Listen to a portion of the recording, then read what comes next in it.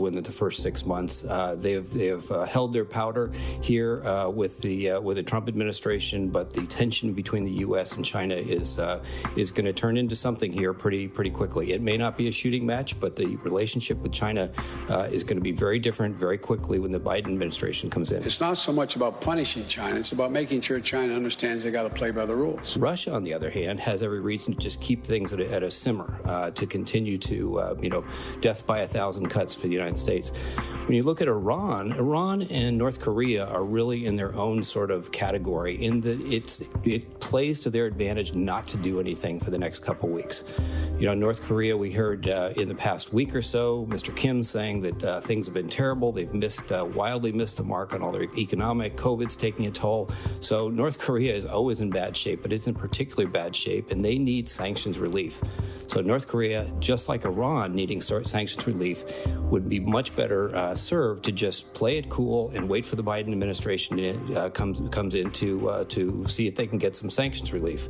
They are in a much weaker position than Russia and China. And in the meantime, we're talking about adversaries. In our allies, you can see just by the way they've been receiving Mike Pompeo over the last week that there might not be the same sort of trust that these allies have been used to in the years to come. Antony Blinken taking over the State Department soon. We'll see what happens there. Stephen Gagnon, thanks so much. Thanks, Brad. And one last thing. The United States has one official national anthem, but for years, unofficially, this has been known as the Black National Anthem. Lift every voice and sing. Lift Every Voice and Sing began as a poem and was set to music in honor of Abraham Lincoln's birthday at the turn of the last century. Since then, it has been sung in churches, schools, community gatherings. Let our rejoicing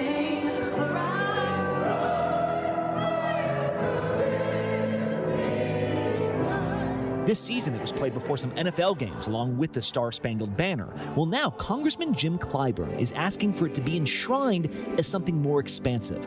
He says he's always been uncomfortable with the idea that different groups would have different anthems, so he's lobbying for Lift Every Voice and Sing to be our new national hymn. Stony the road we tried, bitter the chastening ride. And if you listen to the words, there are clear references to the African American experience. But by definition, that means they reflect on the entire country. Out from the gloomy past, till now we stand at last, where the white gleam of our star is cast. That is the complicated, bittersweet, hopeful America that we all share. Something from 1900s, another century, how it's still applicable to today. Now, scholars and activists alike point out that a song is just a song. Symbolism is not the same as income inequality or criminal justice reform. But Jim Clyburn says the country could afford to be singing in unison right now. Let us march on till victory is won. Hey, and by the way, that Hulu documentary from ABC that premiered earlier this week, you can actually hear a clip from start here in like the first 30 seconds. So, reason enough to stream it right there. You'll see live impeachment coverage today on abcnews.com or the ABC News app. I'm Brad Milkey. See you tomorrow.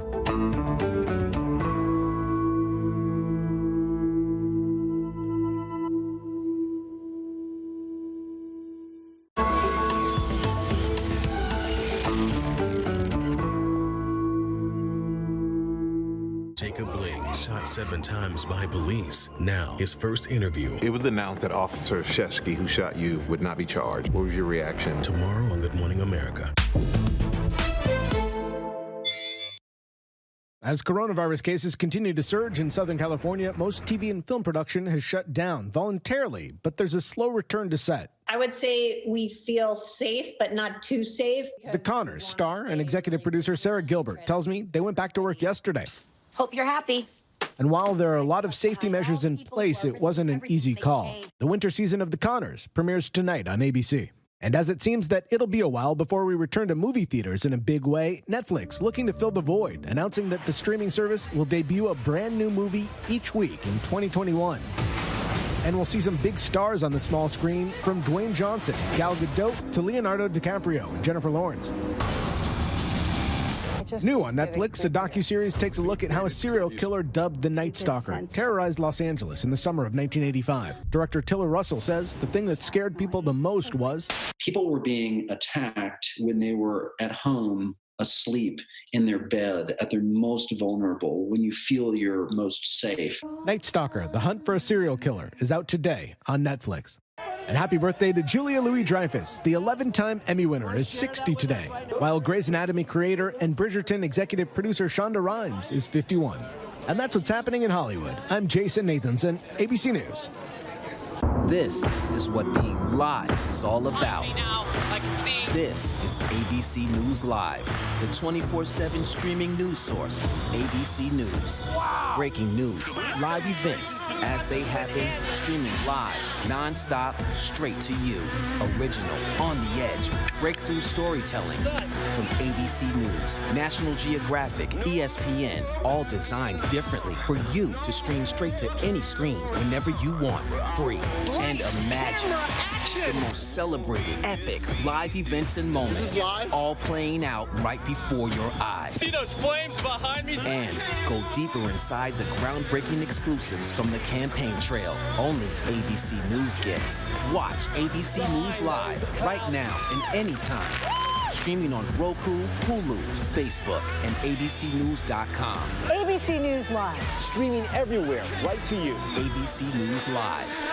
The Americans here on the ground and the Iraqis. 18,000 tons. Patatas. Ismail? David. Over ground zero from Hurricane Michael. You can see just home after home. David, nice to meet you. This was your view. My favorite view. Thank you very much. Thank you. Yes, mornings may look different these days, but where you start your day, Where you spend your mornings, where you get connected to everything that's happening. And face it, there's a whole lot happening in our world these days. where you get all the breaking new information of the day to help you navigate through these times. That's why we're here. Good morning, sunshine. And making sure you start your day off with a smile and some sunshine. Good morning, America. Good morning, America. Good morning, America. Oh, how I love saying that. Wake me up. The world may feel out of your control, but your happiness doesn't have to be. Learn the secrets to happiness. Listen to the 10% Happier podcast, free on Apple Podcasts. ABC News honored winner for the second straight year with the Edward R. Murrow Award for Overall Excellence in Television. ABC News, America's #1 news source. This is GMA3, what you need to know. GMA3. A third hour of Good Morning America in the afternoon. It's all about you. Lunchtime on ABC.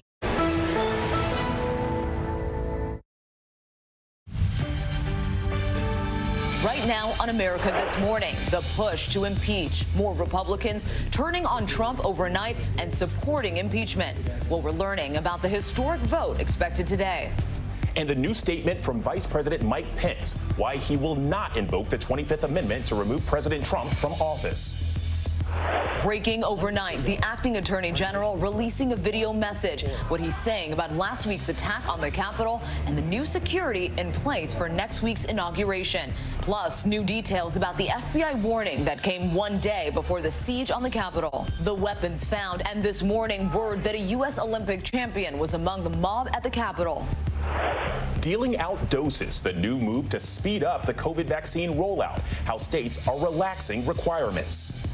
Caught on camera, one snowboarder describing how he survived this avalanche. His brush with death only ending after 1,000 feet. Aaron's new gig, the announcement from Aaron Rodgers. But did the quarterback fumble the reveal? And breaking overnight, the big news about the mega lottery jackpot. From ABC News in New York, this is America This Morning. Good Wednesday morning, everyone. I'm Mona Kosar Abdi. I'm Alex Crochet. Kenneth is on assignment. 1 week ago today, the U.S. Capitol came under attack by a mob of President Trump's supporters. And today, the House chamber targeted by that mob is set to impeach President Trump, making him the first president in U.S. history to be impeached twice. Unlike the first time when they impeached the president, Democrats this time will have support from at least some Republicans.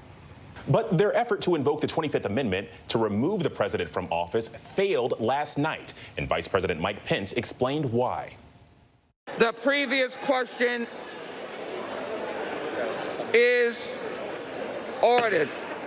Overnight, the House voting in favor of calling on Vice President Mike Pence to strip President Trump of his power after that deadly attack on the Capitol. The facts are very clear.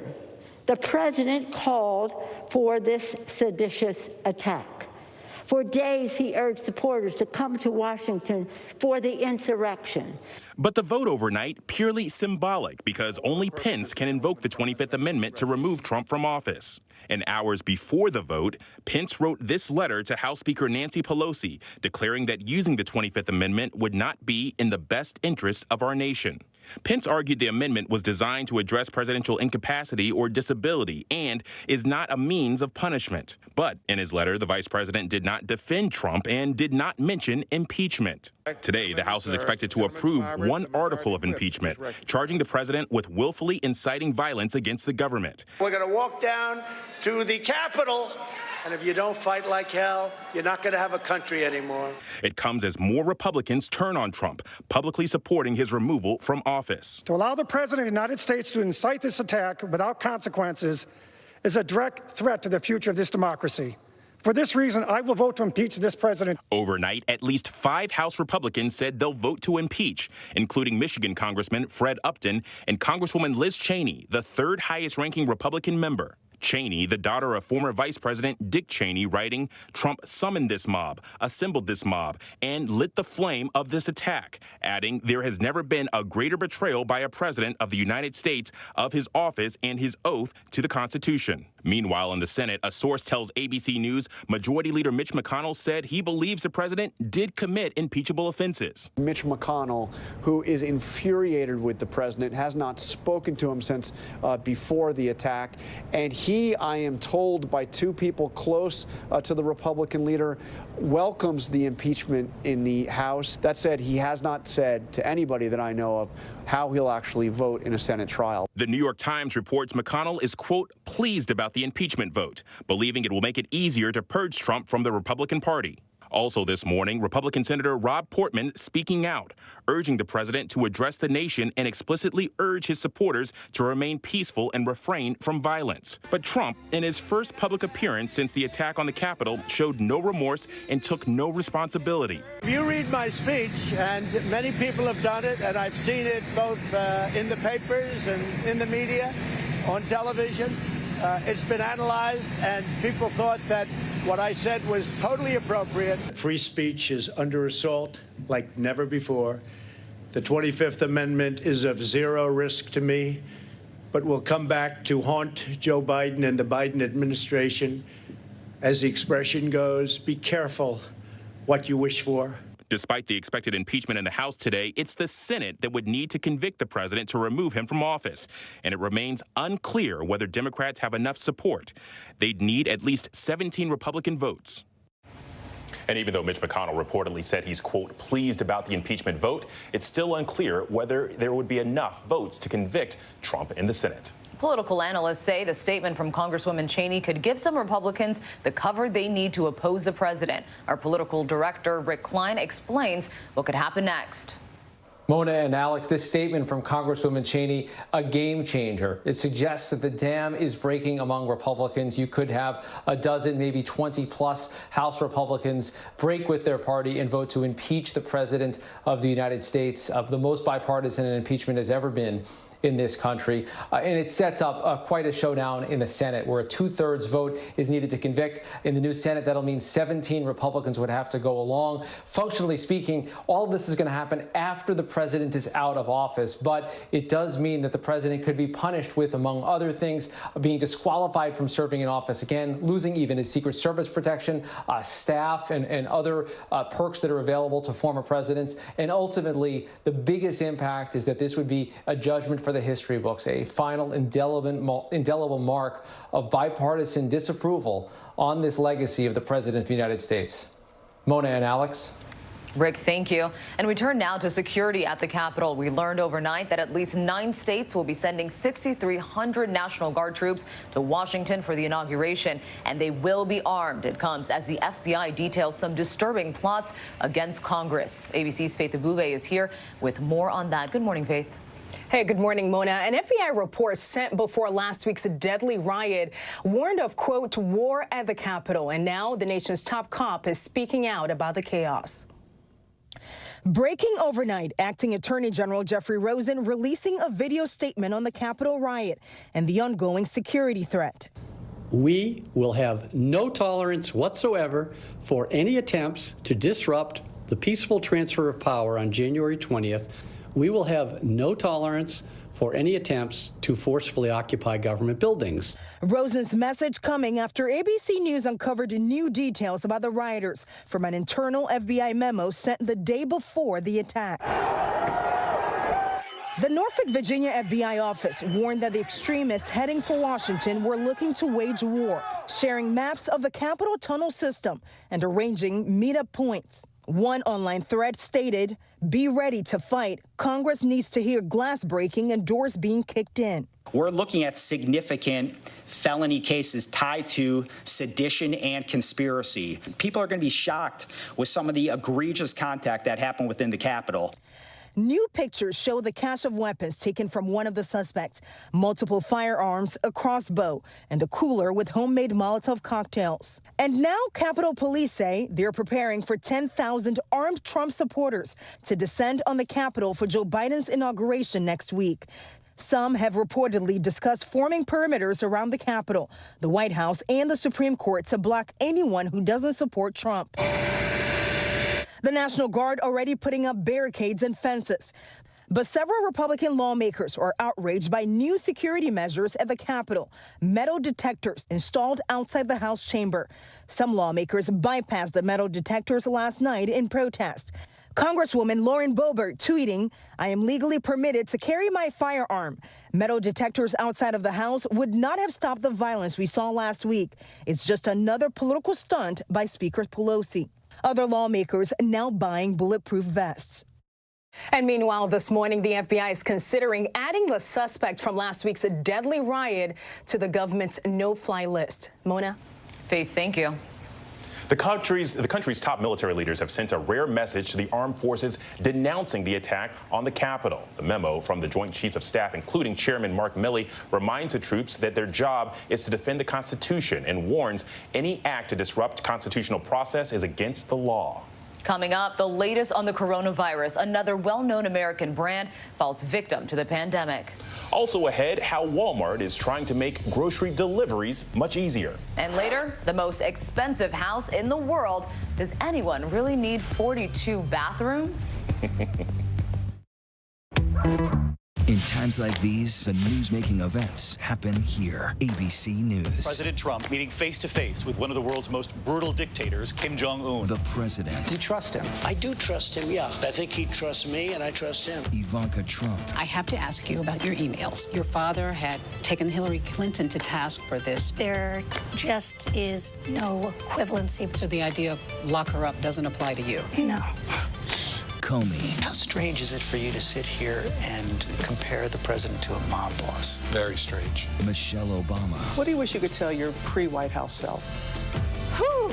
Melania Trump. Do you think there's still people there that he can't trust? Yes. Still working now? Yes. Michael Cohen. So he's still lying? Yes. It's a big statement. And now, in a year with so much on the line, we're right there. Good evening tonight from Washington, a very busy news night. America's #1 news source, ABC News, straightforward. We all need someone who'll pull no punches and give it to us straight. No bull, no spin. Now imagine getting your news like that. Just give it to me straight. ABC News, straightforward. Another week in America, a country facing a new test now. Wuhan Airport, almost no one here. The last flight out of Rome. This is the nursing home just outside Seattle. Dozens of people were just rushed off this cruise ship. This is ground zero. It is shut down. Another ambulance just pulled out. Now they're headed to the hospital. Time is of the essence. You can see the ship behind me. This is the first time tests have been done here. Morning, afternoon, evening, late night, 24/7.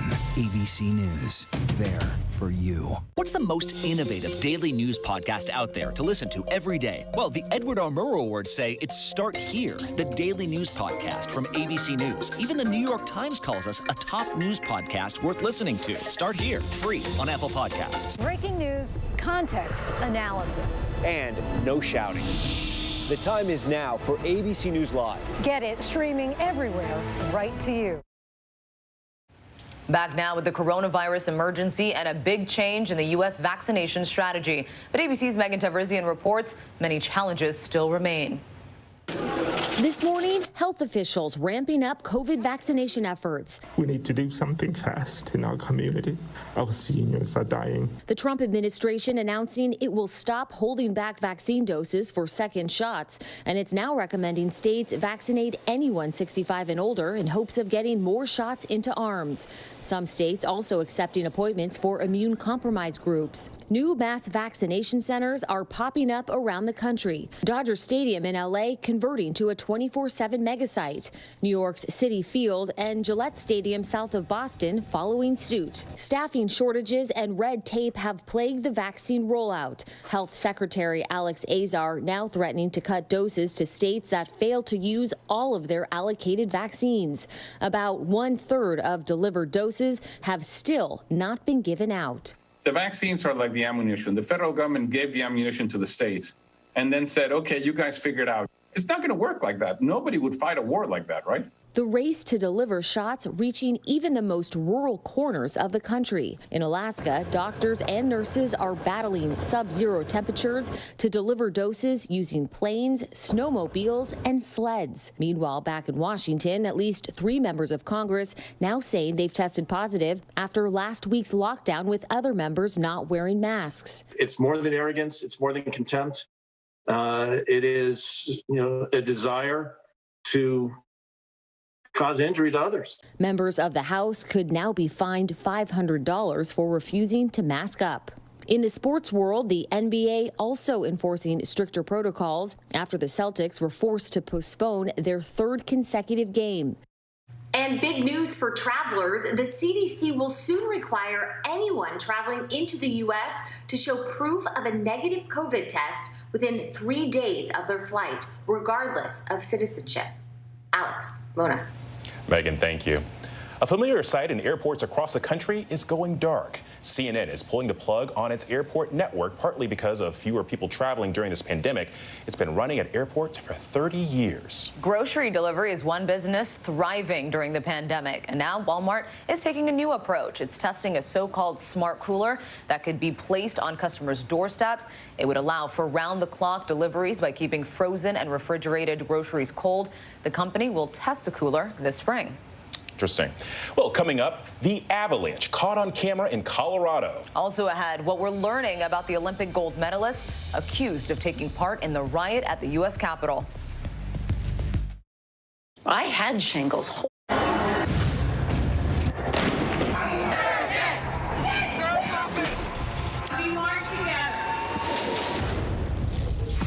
The most powerful stories of our time, anytime. Nightline.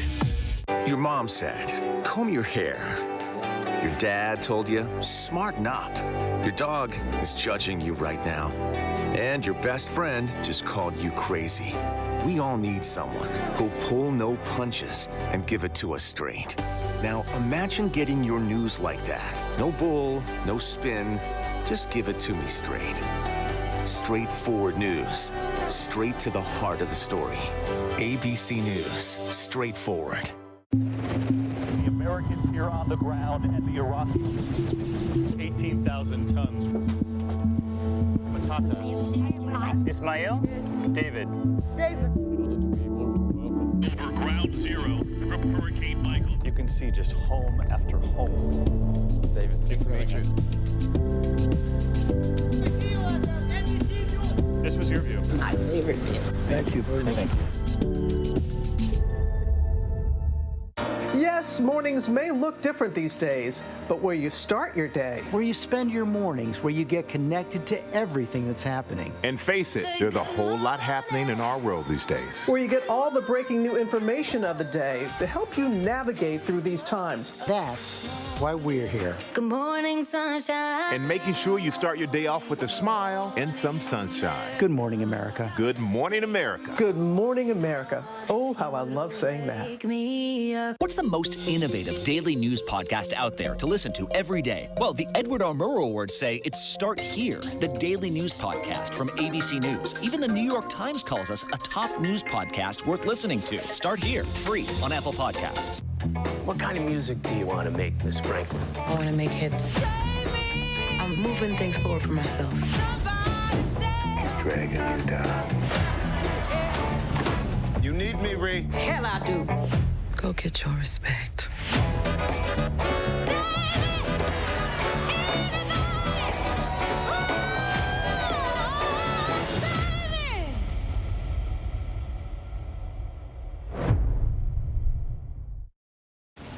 Back now with a snowboarder's brush with death in Colorado.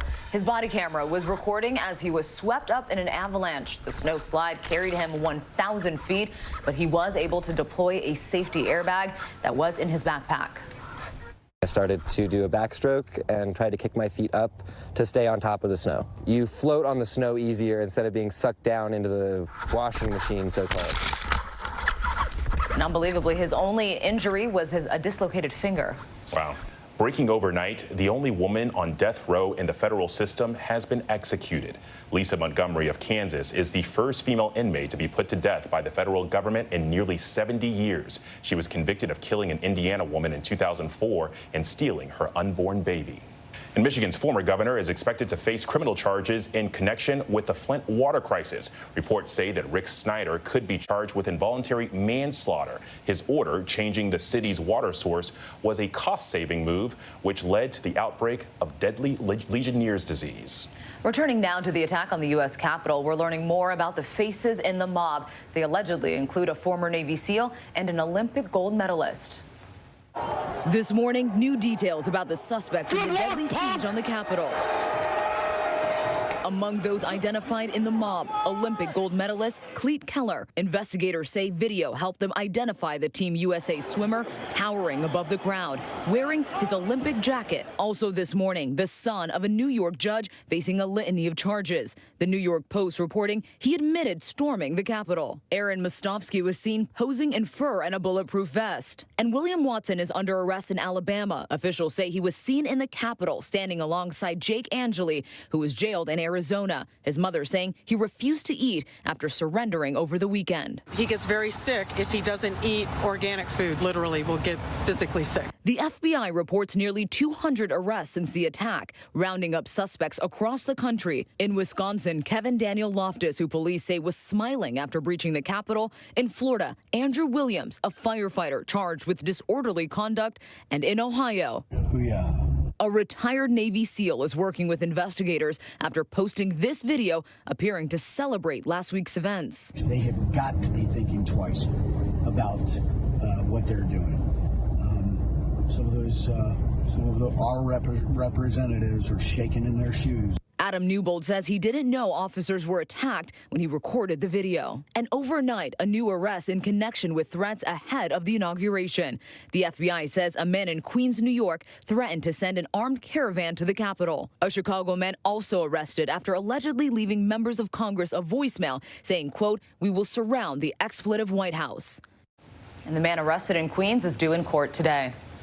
All right, coming up, quarterback Aaron Rodgers' new job opportunity. Also ahead, technology finally allows us to know what dogs are thinking. How it works, that's coming up next. Did you? Yes, mornings may look different these days, but where you start your day, where you spend your mornings, where you get connected to everything that's happening. And face it, there's a whole lot happening in our world these days. Where you get all the breaking new information of the day to help you navigate through these times. That's why we're here. Good morning, sunshine. And making sure you start your day off with a smile and some sunshine. Good morning, America. Good morning, America. Good morning, America. Oh, how I love saying that. Wake me up. up. Tonight, the impeachment vote, with state capitals on high alert for possible protests and violence. How will lawmakers decide which side they're on? With so much at stake, World News Tonight with David Muir is America's #1 most watched newscast. What's the most innovative daily news podcast out there to listen to every day? Well, the Edward R. Murrow Awards say it's Start Here, the daily news podcast from ABC News. Even the New York Times calls us a top news podcast worth listening to. So if you like getting behind the biggest news stories of the day, inside all the details, the backstory, and what will happen next, then listen to Start Here, the daily news podcast from ABC News. It's like no other news podcast out there. Even the critics agree. Listen free on Apple Podcasts.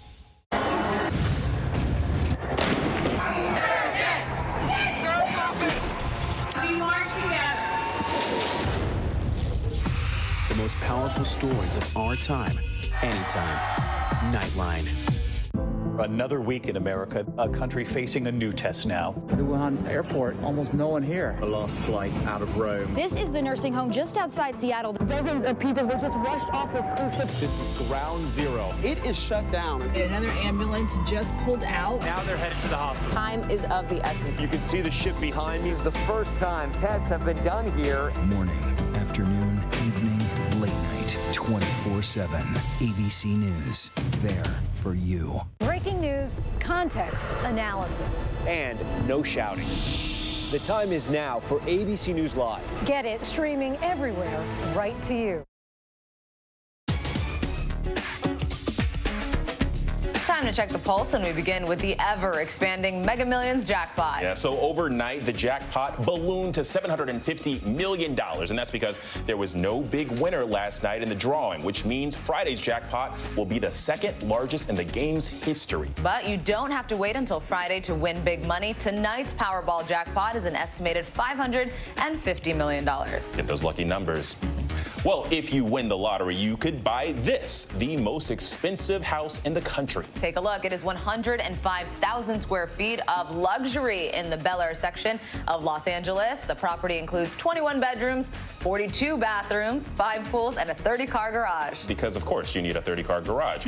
They're looking to sell it for just $350 million. That's all. The Fresh Prince turns into the king of Bel Air. Well, next, Green Bay Packers quarterback Aaron Rodgers is apologizing for being a little too excited about Jeopardy. So Rodgers has some experience on the show. He won an episode of Celebrity Jeopardy back in 2015. But he may have been off sides on Tuesday when he announced on a podcast that he's going to guest host the show.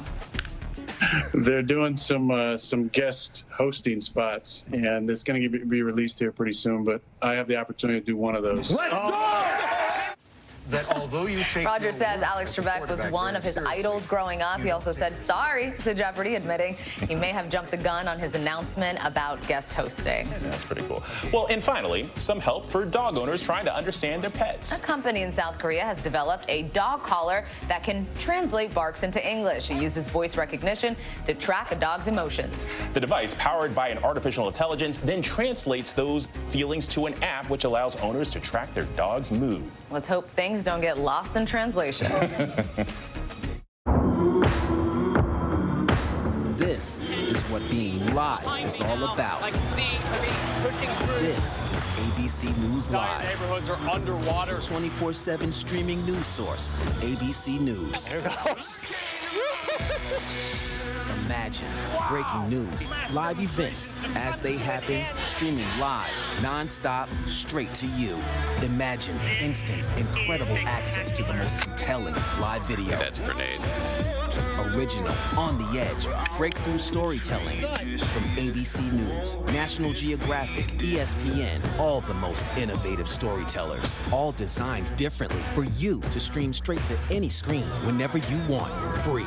And imagine the most celebrated, epic live events and moments, all playing out right before your eyes. See those flames behind me? Go there We're trying now. to put this fire out right With now. ABC News Live. Think of it as your live streaming adrenaline rush. Just look at all of the smoke here. Real, raw, Welcome live. to the Columbus Zoo. No matter where the next step takes us, we're taking it. It's frightening. And go go deeper inside the groundbreaking exclusives from the campaign trail only ABC News gets. Behind the scenes, exclusive access. Take you inside for an extraordinary tour here at ABC News Live. This is it. It's time to go there, be there, experience it, live on the scene. Maybe that's why, in just 1 year, ABC News Live is already America's #1 live streaming news. And imagine this, it's free.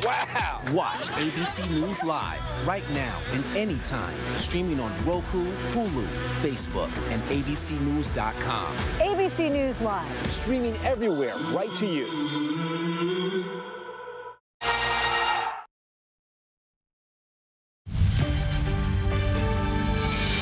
Checking the top stories, President Trump is hours away from becoming the first president to be impeached twice, this time for inciting the insurrection at the Capitol. At least 5 House Republicans say they'll vote to impeach, but it's unclear how much support there is in the Senate. A source says Majority Leader Mitch McConnell has acknowledged that he believes Trump committed impeachable offenses. Acting Attorney General Jeffrey Rosen is speaking out for the first time since the riot. In a video message, he vowed to bring the mob to justice and warned there will be no tolerance for any attempt to disrupt the transfer of power. Up to 15,000 armed National Guard troops will be in D.C. for the inauguration. A dog food recall has been expanded after reports that 70 animals have now died. The FDA says some sport mix products have high levels of a poisonous chemical. Today's weather: showers in the Pacific Northwest, snow in the northern Rockies. Wind there could hit 90 miles an hour. Mostly clear for the rest of the country. And finally, anyone who's ever forgotten their password, you'll enjoy the story. For one man, forgetting his password could cost $200 million. Our Will Gans explains. We've all forgotten a password or two online, but that mistake doesn't usually cost us $200 million. But that's exactly what's happening with Stefan Thomas, a programmer from Germany now living in California. In 2011, Stefan won 7,000 Bitcoin for making this video about how cryptocurrency works. Back then, each Bitcoin was worth about $5. He stashed them away in a digital wallet. Now the contents of that wallet are worth more than $200 million. But Stefan doesn't know the passcode to get in. I used a encrypted USB key. I wrote the password down somewhere. But this is now so long ago, and believe me when I say I've tried every way to recover it. A tall order considering Stefan has since moved halfway around the world in the decade since then. But it gets more dramatic. The security system Stefan used will seize up and encrypt its contents forever after 10 wrong passcode attempts. Stefan has tried 8 different times. When you're using a decentralized system such as Bitcoin, there isn't anyone that you can call. It's up to you to protect your keys. Thankfully, Stefan is in a place where this money isn't make or break for him. The moral of Stefan's story? Test your backups. I thought I had 2 backups, which sounds like pretty safe, right? But they all failed at different times, and I didn't notice because I didn't regularly test my backups. The data firm Chain Analysis says that of the existing 8.5 million Bitcoin, around 20%, currently worth around $140 billion, appears to be in lost or otherwise stranded wallets, you guys. No problem. Well, where did he grow up? What street did he grow up on? What's your mother's maiden name? I'll find it out for you. That's what's making news in America this morning. ABC News, straightforward.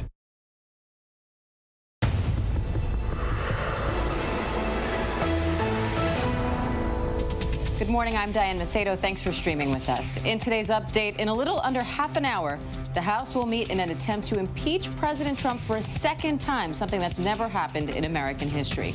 Democrats released a report in the wake of last week's siege of the Capitol, claiming President Trump is a threat to national security and unfit to remain in office. But unlike last time, several top Republicans are supporting impeachment, including the number 3 Republican in the House, Congressman Liz Cheney. What to expect as it all unfolds. Plus, the major security changes coming to Capitol Hill with just a week until Inauguration Day. Thousands of armed National Guard members will be stationed around the Capitol. We have the latest on the security updates and new details about possible demonstrations around the country. And the U.S. is hitting more grim records in the pandemic. Cases, hospitalizations, and deaths are all at record highs. 4,327 Americans died from COVID-19 yesterday alone.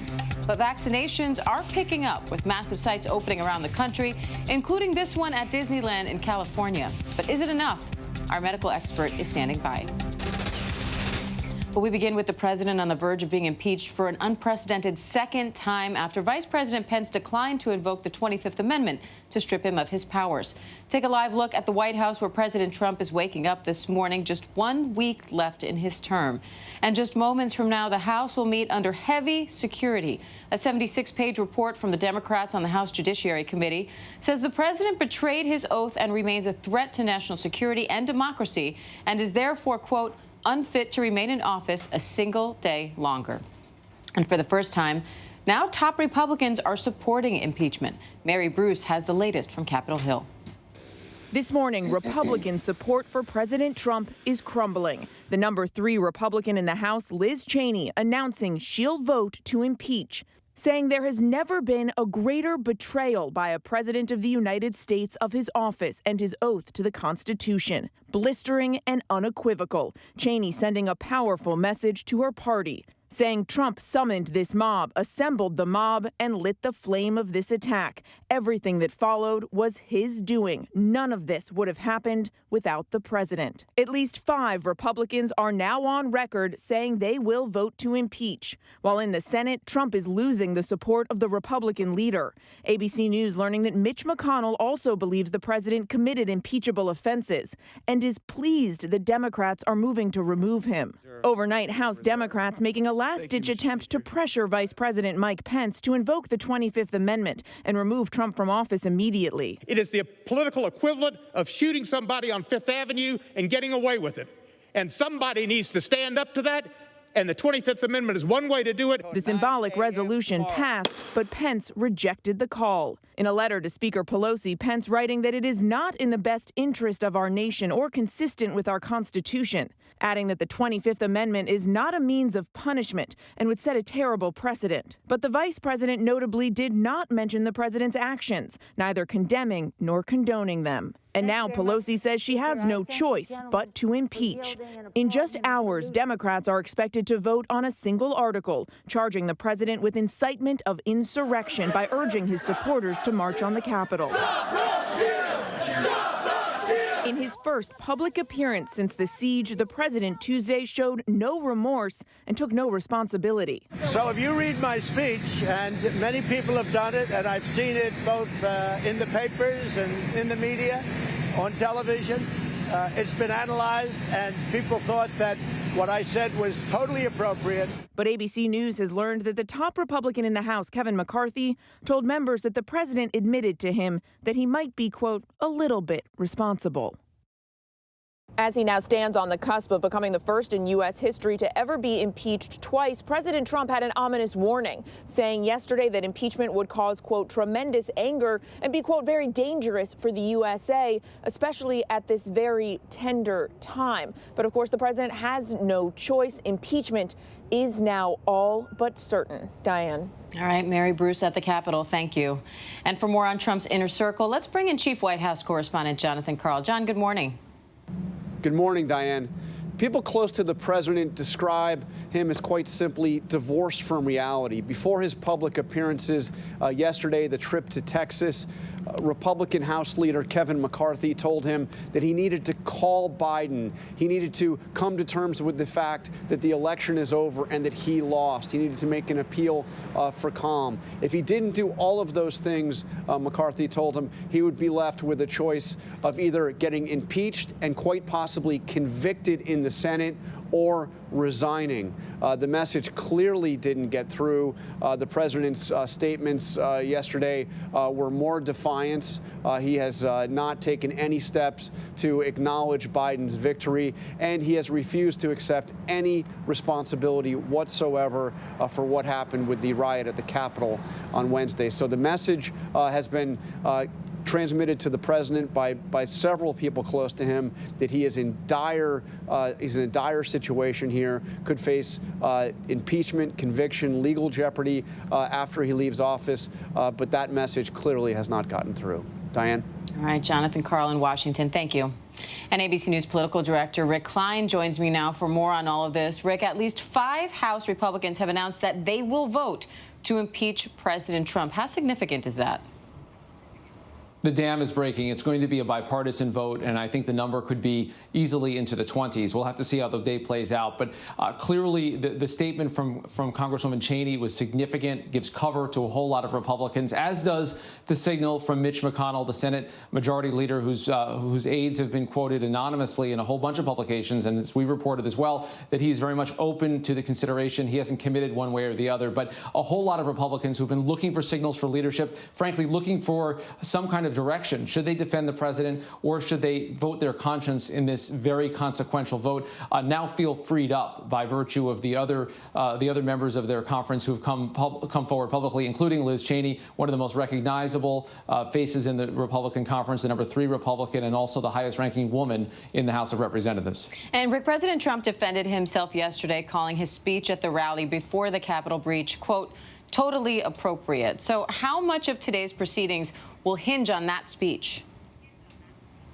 A lot. And look, first of all, it wasn't appropriate. I think you read the text, listen to it, and I think it's easy to draw a through line, as Congresswoman Cheney and many others have done. But I think more relevant even for today's proceedings is that these members of Congress who are voting on impeachment, they witnessed it. They saw it. They may or may not have seen the speech, but they certainly saw what the speech caused. They heard the chants. They heard the knocking at the door. Some of them are recounting harrowing tales of coming within a few inches of losing their lives if a barrier hadn't been broken down, if a quick-thinking colleague or staffer or a Capitol Police officer hadn't stepped in. There could be a lot more in terms of fatalities, including members of Congress. They are shaken by this and, frankly, disturbed that the president would, in this case, try to redefine history.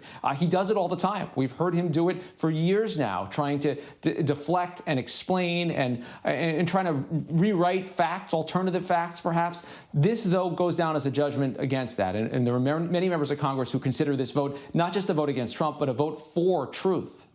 And some Republican House members are now complaining about being asked to go through a new metal detector before entering the House chamber. What does that say about the distrust within Congress right now?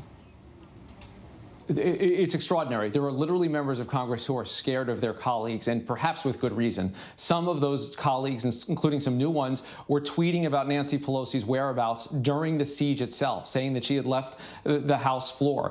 There are accusations out there. We heard a congresswoman from New Jersey say as much, that essentially members of Congress were helping case the joint, or helping some of these people that were involved in the riot with tours and maybe even directions as it was going on. Those are extraordinary accusations. We know there are some members of Congress who've talked about openly carrying weapons onto the House floor. They are scared of each other. And it was an extraordinary scene last night as they assembled for that vote to have many Republican members of Congress defying, pushing right past those barriers and right past those metal detectors. Despite everything that happened last week, they're claiming that it's an improper intrusion on their own liberties to have to be searched before going onto the House floor. Frankly, members of Congress are voting today afraid of their safety during votes on the House floor, which is something that certainly I have never seen, and I don't think we've ever witnessed in the history of the Congress.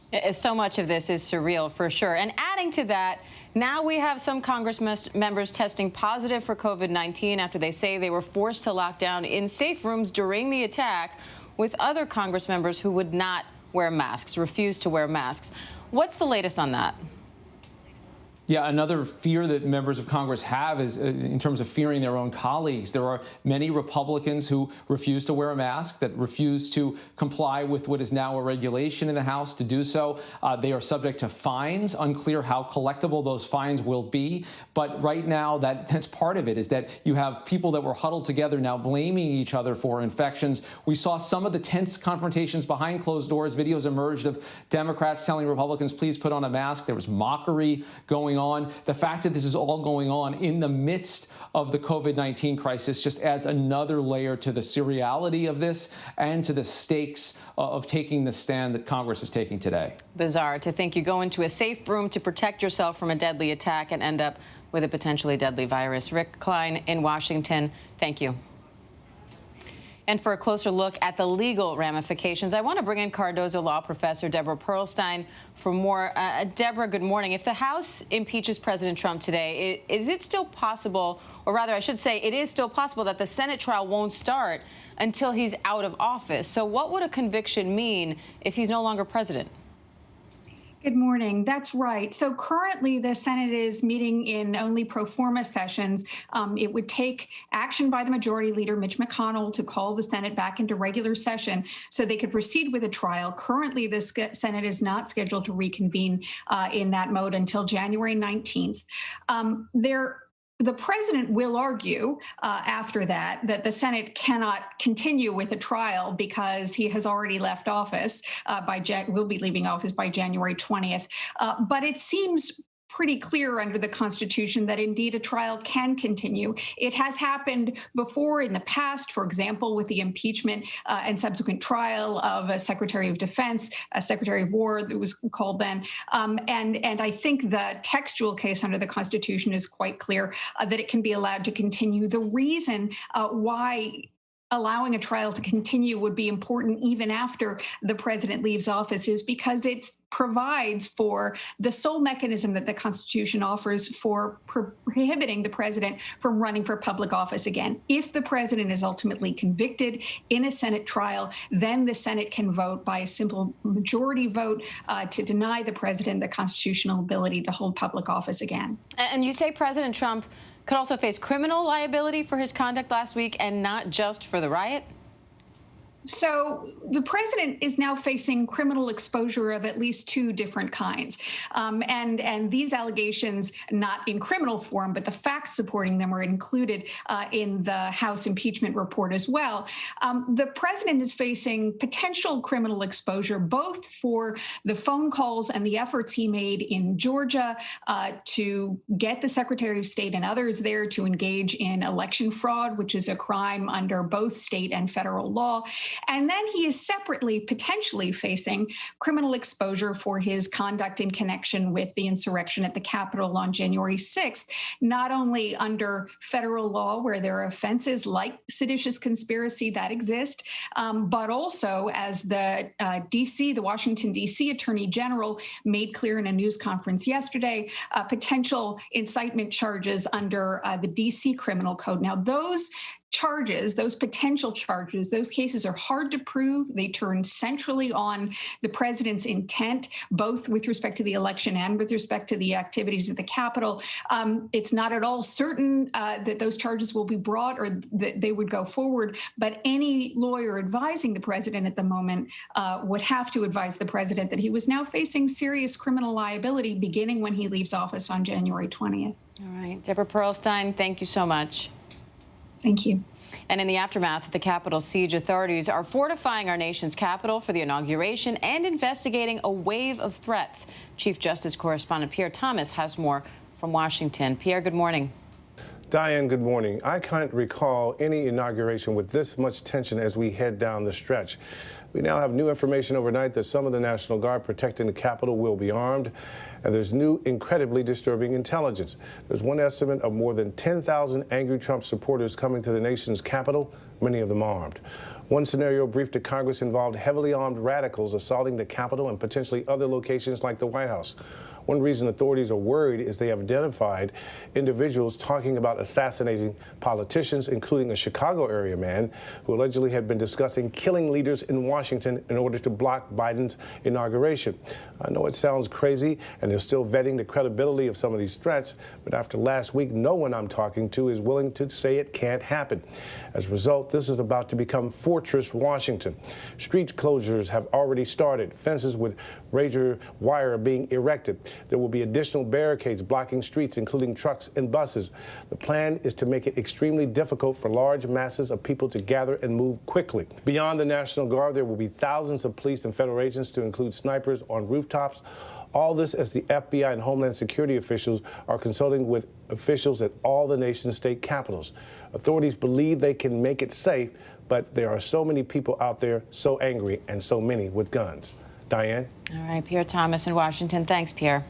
And we're learning more about some new arrests as the FBI continues to search for those involved in the Capitol siege. We're also learning new details about how it happened. Chief Global Affairs correspondent Martha Raddatz has that story. A top FBI official said last week there was no indication that there would be violence at Trump's rally, but that is not true. This morning, we are learning new explicit details from an internal FBI warning sent the day before the riots from the Norfolk, Virginia FBI office, warning that extremists heading for Washington were looking to wage war. We get our president or we die. One online thread cited in the report stating, "Be ready to fight. Congress needs to hear glass breaking, doors being kicked in." The FBI saying the intelligence was raw, did not name specific individuals, but was shared with officials in D.C., where federal prosecutors have submitted chilling and specific new evidence in the case against Lonnie Kaufman, arrested, seizing, they say, from Kaufman's truck, multiple firearms, a crossbow, and a cooler containing particularly lethal homemade Molotov cocktails. Investigators also revealing this handwritten note where they say Kaufman lists federal judge David Hamilton as a bad guy, as well as Congressman Andre Carson, calling him one of two Muslims in the House of Reps. And officials have now arrested 45-year-old Louis Capriotti of Chicago, who allegedly threatened to kill members of Congress at the inauguration, in a December 29th voicemail saying, "We will surround the expletive White House." I think people are going to be shocked with some of the egregious contact that happened within the Capitol. We're looking at significant felony cases tied to sedition and conspiracy. The FBI also tracking hundreds of others who stormed the Capitol, including names that shocked many. U.S. Olympic gold medalist Clete Keller facing possible charges. Keller, who won swimming medals in 3 summer games, including Athens in 2004. Keller of the United States looks like he's going to hold on for the gold, and he does. The New York Times reporting former swimmers and coaches coming forward after spotting Keller's 6'6" frame and a USA team jacket in a video posted on Twitter from Town Hall. Keller resigned from his job Tuesday, and USA Swimming telling ABC News, "We in no way condone the actions taken by those at the Capitol last week." And Josiah Colt, the man seen hanging off the Senate balcony and sitting in Vice President Pence's chair during the Capitol riots, is in custody in Idaho now. Some now even turning in their own family members. 18-year-old Helena Duke recognizing her mom, aunt, and uncle amidst the mob after her cousin sent her a video.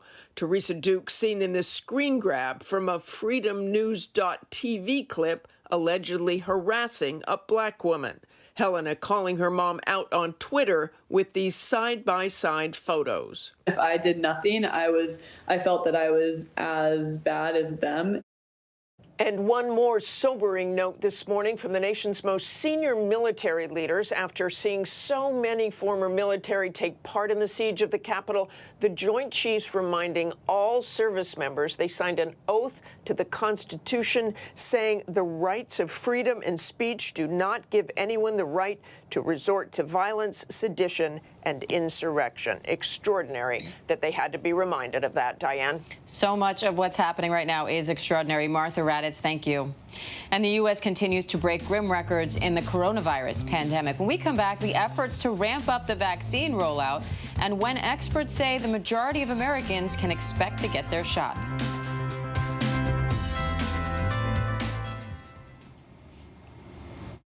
Another week in America, a country facing a new test now. The Wuhan airport, almost no one here. The last flight out of Rome. This is the nursing home just outside Seattle. Dozens of people were just rushed off this cruise ship. This is ground zero. It is shut down. Another ambulance just pulled out. Now they're headed to the hospital. Time is of the essence. You can see the ship behind me. This is the first time tests have been done here. Morning, afternoon, evening, late night, 24/7.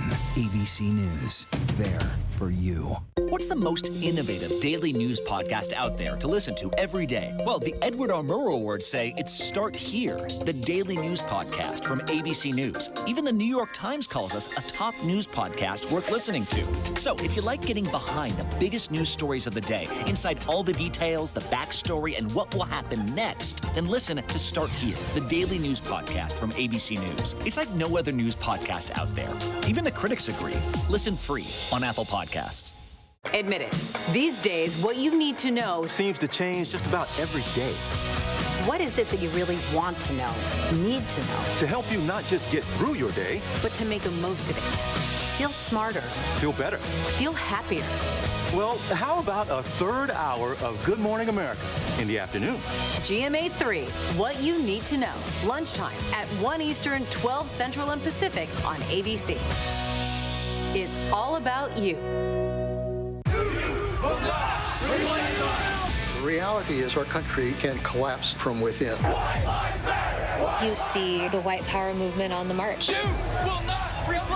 Klansmen and neo-Nazis, skinheads, it's meant to incite war. From the KKK to Oklahoma City to Charlottesville, the new documentary event special. We just need to start talking about race. Homegrown Hate, The War Among Us. This is a real wake-up call. Streaming now on ABC News Live.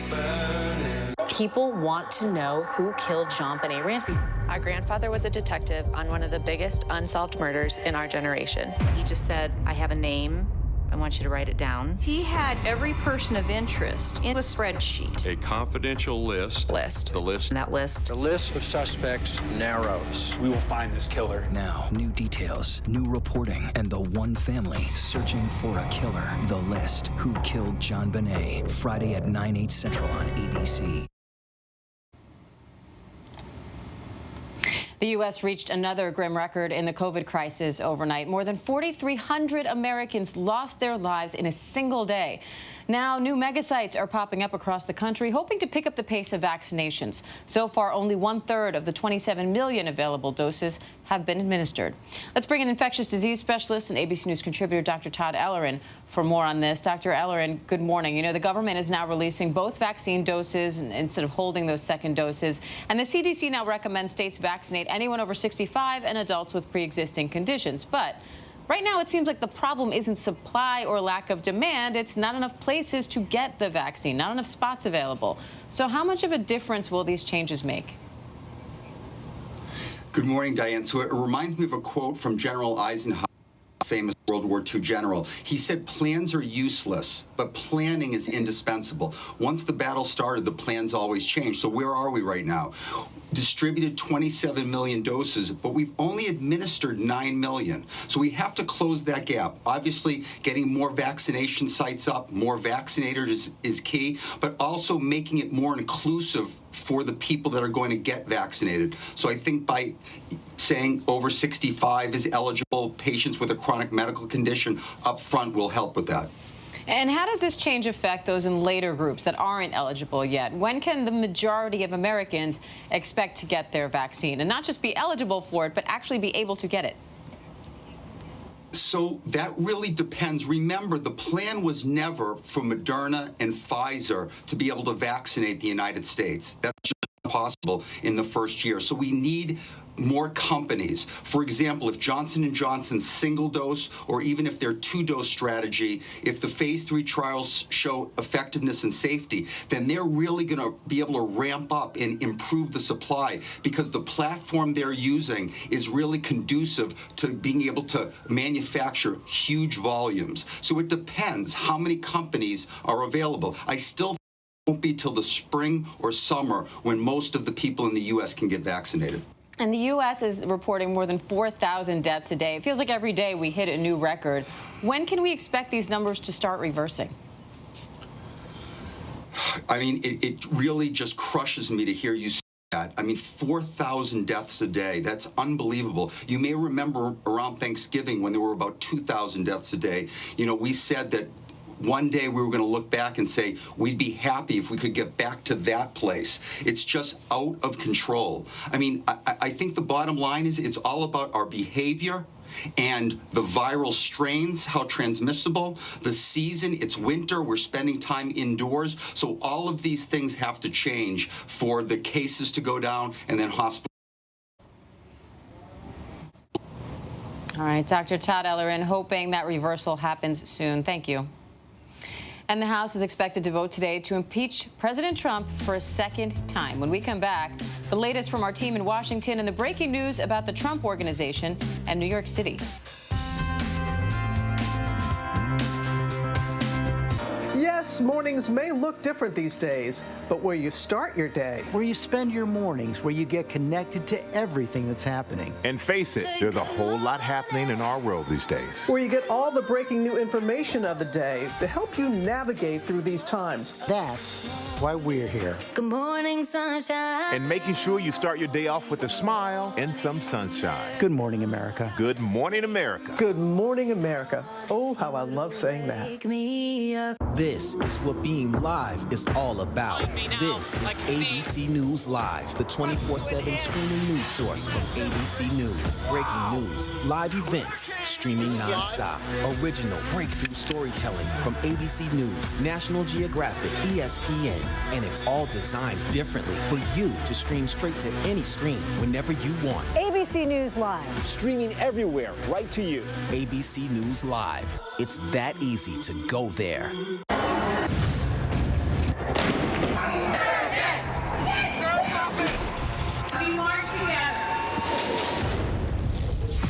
The most powerful stories of our time, anytime. Nightline.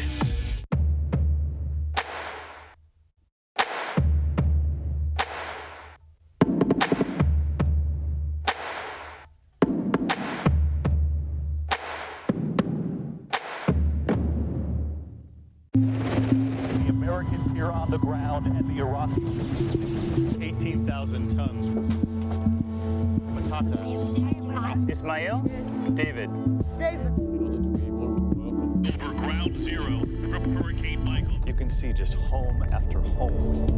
David, nice to meet you. This was your view. My favorite view. Thank you very much. Thank you. Now, when it matters most, the straightforward facts. ABC News is America's #1 news. #1 in the morning, #1 in the evening, with America's most watched newscast. #1 in late night versus the competition. The #1 news magazine on Friday nights. #1 in politics across this historic election versus the competition. The #1 daytime talk show. And #1 in streaming news. ABC News is America's #1 news. Welcome back. We are just moments away now from the House of Representatives gaveling in to vote on impeaching President Trump for a second time. White House and Capitol Hill reporter Catherine Faulders joins us now on the phone. And let's bring back ABC News political director Rick Klein as we await that vote. Catherine, I want to start with you. Before we get to the impeachment hearings, we have that breaking news. New York Mayor Bill de Blasio just announced the city is severing all contracts with the Trump Organization. This, of course, is part of a larger backlash against the president. How's the president's inner circle reacting to this? Yeah, well, we haven't heard from the White House or the Trump Organization yet specifically on this news. But remember, when the PGA severed ties with Trump on Sunday, the Trump Organization said in part, quote, this is a breach of a binding contract that they have no right to terminate the agreement, hinting at some legal action there. So I expect we could hear something similar in response to this news. And Rick, really quick, what can we expect today? Well, it's going to be an extraordinary day. We know that bipartisan disapproval for the president is going to be registered, and I think a lot of the commentary is going to be stuff that is designed for the history books. I think members of Congress who are assembling under these extraordinary circumstances recognize that every word that they utter matters now more than ever. All right, Rick Klein, Catherine Faulders, thank you both. And that does it for this ABC News Live update. I'm Diane Macedo. Thank you all for joining us. We will have continuing coverage throughout the day. And now we're going to go straight to Chief Anchor George Stephanopoulos for special coverage of the second impeachment of President Donald J. Trump.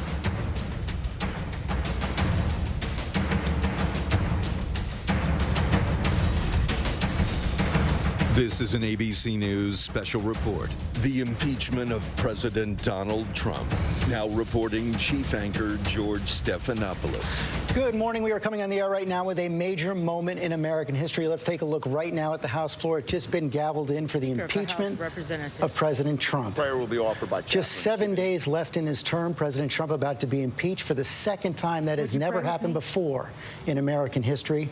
And of course, it's just 7 days since those events of the Capitol, like we've never seen before, the siege of the United States Capitol by a mob of supporters of President Trump who were encouraged by the president himself at a rally before they moved down Constitution Avenue towards the Capitol, breached the barricades, and rampaged through the Capitol for hours last Wednesday, horrifying members of Congress, 5 dead in the wake of that insurrection, and that is why President Trump is being impeached today, a resolution citing him for incitement of insurrection. He's been engaged in high crimes and misdemeanors, and this resolution reaches a powerful conclusion. I want to read the conclusion for you all. It says, in the actions of President Trump, he gravely endangered the security of the United States and its institutions of government. He threatened the integrity of the democratic system, interfered with the peaceful transition of power, and imperiled a co-equal branch of government.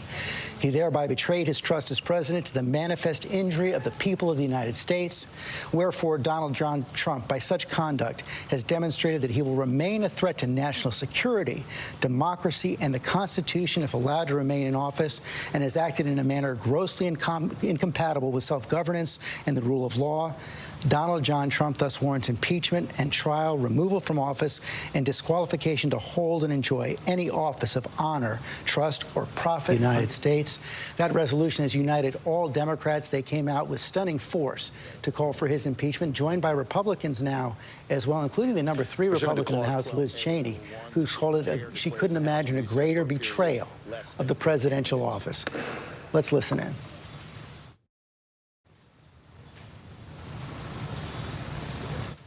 Actually, they took a recess. We thought they were going to be reading the Pledge of Allegiance right there. David Muir, as I said, just 1 week since those events. This has happened with such stunning speed, such stunning force. And we sat here within the last year with this first impeachment. The history that will be made today, this impeachment, the second time only in history, first time that a president would be impeached twice. And you mentioned Liz Cheney a moment ago. I don't think you can overstate the significance of that development overnight, that she said, I will vote to impeach the president. You mentioned that key line. She said there has never been a greater betrayal by a president of the United States of his office, of his oath to the Constitution. She said the president summoned this mob, assembled the mob, lit the flame of the attack. Everything that followed was his doing. None of this would have happened without the president. And another big difference, George, as you know, is that Republicans are breaking ranks. We know at least 5, potentially 6, could vote to impeach today. They have already declared that they will. That is a big difference from what we saw in this first impeachment when we had no Republican votes in the House. The other key difference here is that this played out in front of the American public. This isn't about a hidden phone call behind the scenes with a leader of another country applying pressure, as we were talking about the last go around. This is about what members of Congress witnessed themselves, the fear inside that Capitol, and their interpretation about whether or not he incited this insurrection. And Lindsay Davis, one of the reasons that has moved with this kind of speed is that every single day that has gone by, we've learned more about what was going on inside the Capitol, which is why the pressure is building on President Trump. That's right. And think about it like this. Less than 24 hours ago, the president was calling the impeachment proceedings against him a hoax. And as it's been stated now, some members of his own party are saying that they will vote to impeach him. And while a lot is being made about the historical context and aspect of this with regard to the president potentially being the first ever in American history to be impeached twice, we really have to think about the historical behavior that led and contributed to this. When you talk about the idea of these angry white mobs who have tried or successfully overthrown governments and burned buildings and murdered people and seized state houses. This happened in 1876 in New Orleans. It happened 2 months later in Alabama. It happened in 1898 in Wilmington, North Carolina, and again in 1906 in Atlanta. So while many lawmakers today are deciding if impeachment is the right remedy for this acute situation that played out last week at the Capitol, you know, many Americans are wondering, when are we finally going to tackle and confront the chronic illness that ails this country, which is the original sin of this country, of racism, and shy of that, history will continue to repeat itself. It is being confronted today. There's no question about that. Lindsay, thanks very much. Let's go to Capitol Hill right now. Mary Bruce, our chief congressional correspondent, is there. Mary, you're on the steps of those Capitols where we saw the protesters last week. What a different scene today.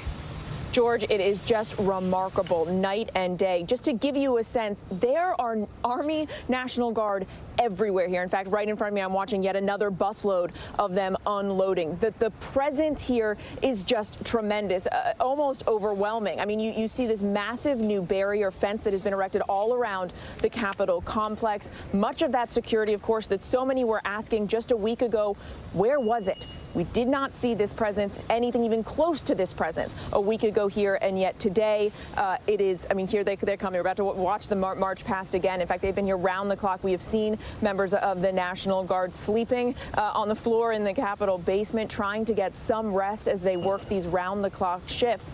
And it is just a remarkable change in the course of a week, just as has been the change here politically, of course. I mean, Republicans today are grappling with a question that a week ago would have seemed unimaginable, whether they should abandon President Trump or continue to enable him politically. It is a huge political calculus for Republicans, in addition to, of course, being just a question of morality. What is right and what is wrong? And we have seen his support from top Republicans crumbling in just the last 24 hours. I mean, just the fact that I can stand here today, George, and say that Mitch McConnell, the Republican leader in the Senate, thinks that the president committed an impeachable offense and is pleased the Democrats are taking steps to try to remove him, that is stunning in and of itself. And it was the first sign yesterday that the floodgates may be beginning to open. Then, of course, you saw Liz Cheney come out, the number 3 House Republican, in a statement that wasn't just damning, but also unequivocal and just stunning in saying that this would not have happened had the president not behaved in the way that he did. Now, we know today that at least 5 Republicans in the House are going to join Democrats. I'm told that number could rise to between 15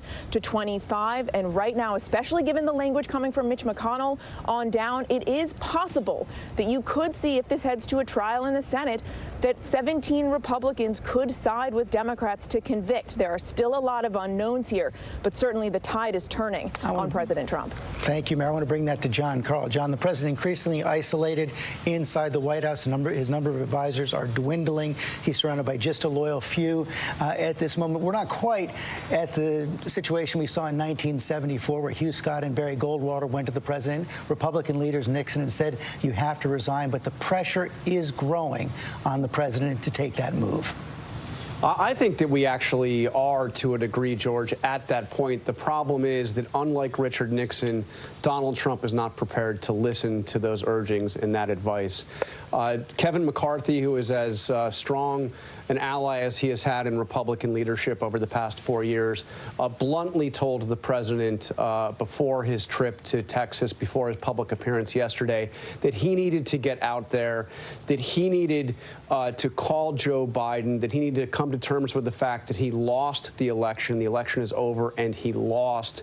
And McCarthy warned him that if he doesn't come out and take these steps and also plea for calm, that he would face a choice of certain impeachment and quite probable conviction in the Senate or resignation.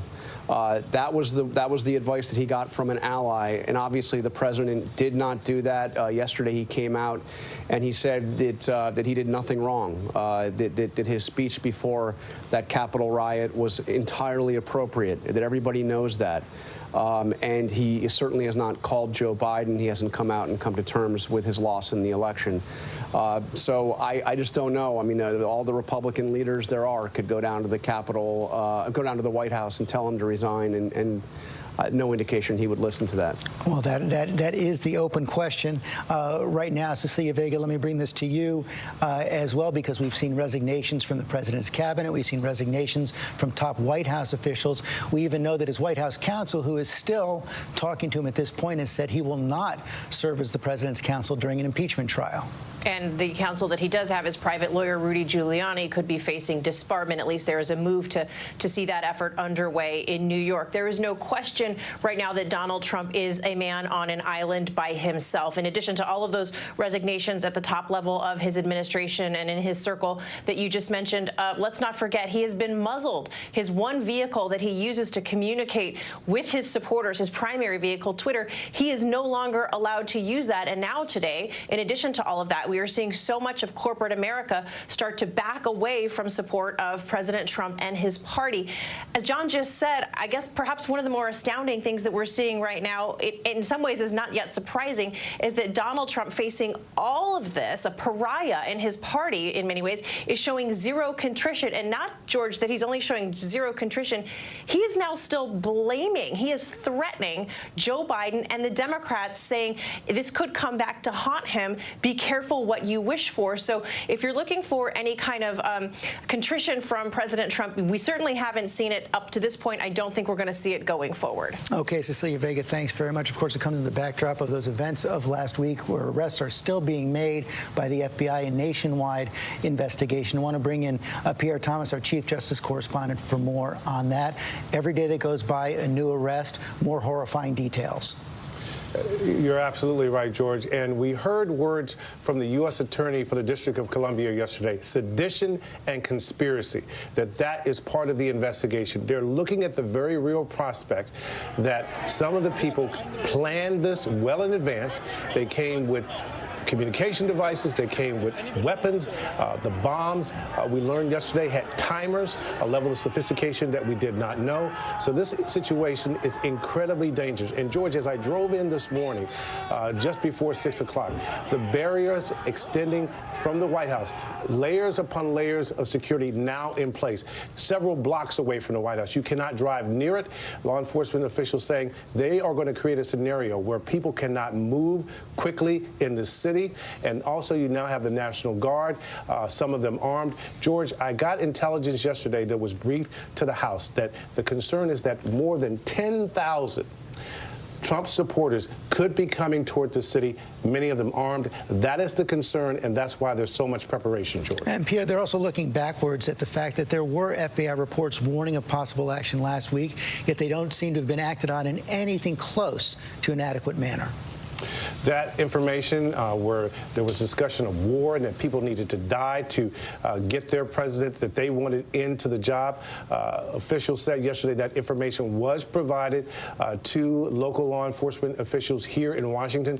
And George, all the information now, according to my sources, is pointing to what did the Capitol Police leadership, and I emphasize the word leadership, what did they do with that information? Why did they not have adequate perimeter defense around that building to give support to their own people? Everyone I'm talking to, they say that inside that building, the Capitol Police fought valiantly. Overwhelmingly, you did have some doing things like taking selfie, but that was very much the minority. The issue is, did those rank and file police officers get the support they needed? And the answer is a resounding no so far. Pierre Thomas, thanks very much. Let's bring in our Chief Global Affairs anchor, Martha Raddatz, as well. Martha, of course, that means the preparations, as Pierre said, for the inauguration next week for these impeachment proceedings right now on the highest of alert at this point. Also, the United States military concerned about possible threats, vulnerabilities to our national security in these final days of President Trump. And as you were reporting this morning on Good Morning America, delivering an extraordinary warning to members of the military. Absolutely, George. The senior military leadership, the Joint Chiefs of Staff, including the chairman, reminding all service members that they took an oath to the Constitution saying the rights of freedom of speech do not give anyone the right to resort to violence, sedition, and insurrection. Really extraordinary that they had to remind them of that. But there is a reason for that, and that is because they saw several former military members in that crowd during the siege. Some have already been arrested. These are officers, enlisted personnel. They want to send out a reminder to the military. And the military in the past and currently, and it's something they've been addressing, has had a problem with white supremacy. The Pentagon will say there's no room for that. They will investigate anyone who took part in that siege. But they are also preparing for the coming days. They know that there may be protests and violence already starting, people planning things, as Pierre said, and those calls to wage war. As you know, the National Guard, couple hundred, 340, I believe was the number last Wednesday when I was standing there, but they weren't at the Capitol till hours later, until the National Guard, all of them were called up. I think people forget also that they're civilians, so they were called from their homes. So it was actually a pretty quick response once they were called in to tamp down the siege. But before that, the mayor of D.C. had called for soft caps. She didn't want them to be dressed in tactical gear. She didn't want them to look like the military as they did during the riots over George Floyd last summer. But what happened is the Guard was not there at the Capitol. The Guard was doing traffic control instead of at the Capitol, as others had suggested they be. Okay, Martha, thank you. I want to bring in Terry Moran as well. So, Terry, we learned that members of the military may have been involved, in part. Individual members of the military may have been involved. Individual police may have been involved. There are allegations that Republican members of Congress may have been escorting some of the protesters, rioters, through the Capitol. And, of course, the encouragement and complicity of the president himself. It is so hard to wrap your head around the idea that this happened here with this kind of participation. George, I think you're exactly right. And I think that's one of the things we're seeing is gradually our political leaders and each of us as citizens coming to terms with something we haven't seen since the Civil War. We've got the prosecutors talking about seditious conspiracy. They wanted to overthrow the government. We're hearing about the generals, the leaders of our military talking about insurrection, because that's what it was. And as the evidence comes out, and there's evidence that there was much more organization in that mob than it looked like. There were commandos, essentially, who were trying to direct it. They may have had schematics of the Capitol. There's a member of Congress who says she believes some of her colleagues were taking tours of some of these people who ended up in the protest as reconnaissance missions. Now, there's no proof of that, but that's kind of where we are. And then there's the president, as you say, who encouraged and incited. And the evidence is yet to come about what nature of involvement he might have had. He certainly did nothing. He did not lift a finger to stop it, perhaps thinking he could benefit from it. And that is where we are. And that is why we're here today for the second impeachment. The House is back in session right now. They're reading the rule which will set the terms of the debate for the day. Let's listen in. Motion or demand for division of the question, except 2 hours of debate equally divided and controlled by the chair and ranking minority member of the Committee on the Judiciary or their respective designees. Section 2. Until completion of proceedings enabled by the first section of this resolution, A, the chair may decline to entertain any intervening motion, resolution, question, or notice, and B, the chair may decline to entertain the question of consideration. 3, upon adoption of this House Resolution 24, A, House Resolution 40 is hereby adopted, and B, no other resolution incidental to impeachment relating to House Resolution 24 shall be privileged during the remainder of the 117th Congress. Section 4, Section 5 of House Resolution 8, agreed to January 4th, 2021, is amended by striking January 28th, each place that it appears, and inserting February 11th. The gentleman from Massachusetts is recognized for 1 hour. Mr. Speaker, for the purposes of debate only, I yield the customary 30 minutes to the distinguished gentleman from Oklahoma. This is the chairman of the House Rules Committee, Jim McGovern from Massachusetts. During consideration of this resolution, all time yielded is for the purposes of debate only. I ask unanimous consent that all members be given 5 legislative days to revise and extend their remarks. Without objection. Mr. Speaker, today the Rules Committee, yesterday the Rules Committee met and reported a closed rule, House Resolution 41, providing for consideration of H.Res. 24, impeaching Donald John Trump, President of the United States, for high crimes and misdemeanors. The rule provides 2 hours of debate equally divided and controlled by the chair and ranking member of the Committee on the Judiciary. The rule also provides that upon adoption of HRes 24, HRes 40 is hereby adopted. Finally, the rule extends recess instructions, suspension authority, and same-day authority through February 11th, 2021. Mr. Speaker, we are debating this historic measure at an actual crime scene, and we wouldn't be here if it weren't for the President of the United States. On Wednesday, January 6th, Congress gathered here to fulfill our constitutional duty, tallying the Electoral College victory of President-elect Biden and Vice President-elect Harris after a free and fair election.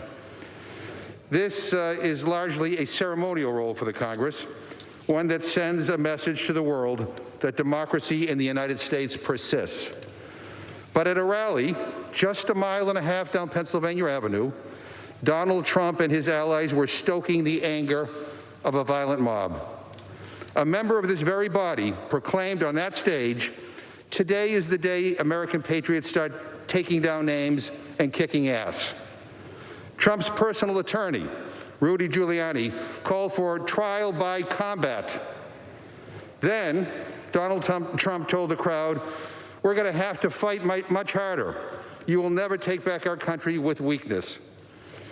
Even though, according to his own administration, that this election was the most secure in our history, Donald Trump repeated his big lie, that this election was an egregious assault on democracy. Vice President Pence, he said, was going to have to come through for us. Trump then told this mob to walk down to the Capitol. The signal was unmistakable. These thugs should stage a coup so Donald Trump can hang on to power. The people's will be damned. This beacon of democracy became the site of a vicious attack. Rioters chanted, "Hang Mike Pence," as a noose and gallows were built a stone's throw from the Capitol steps.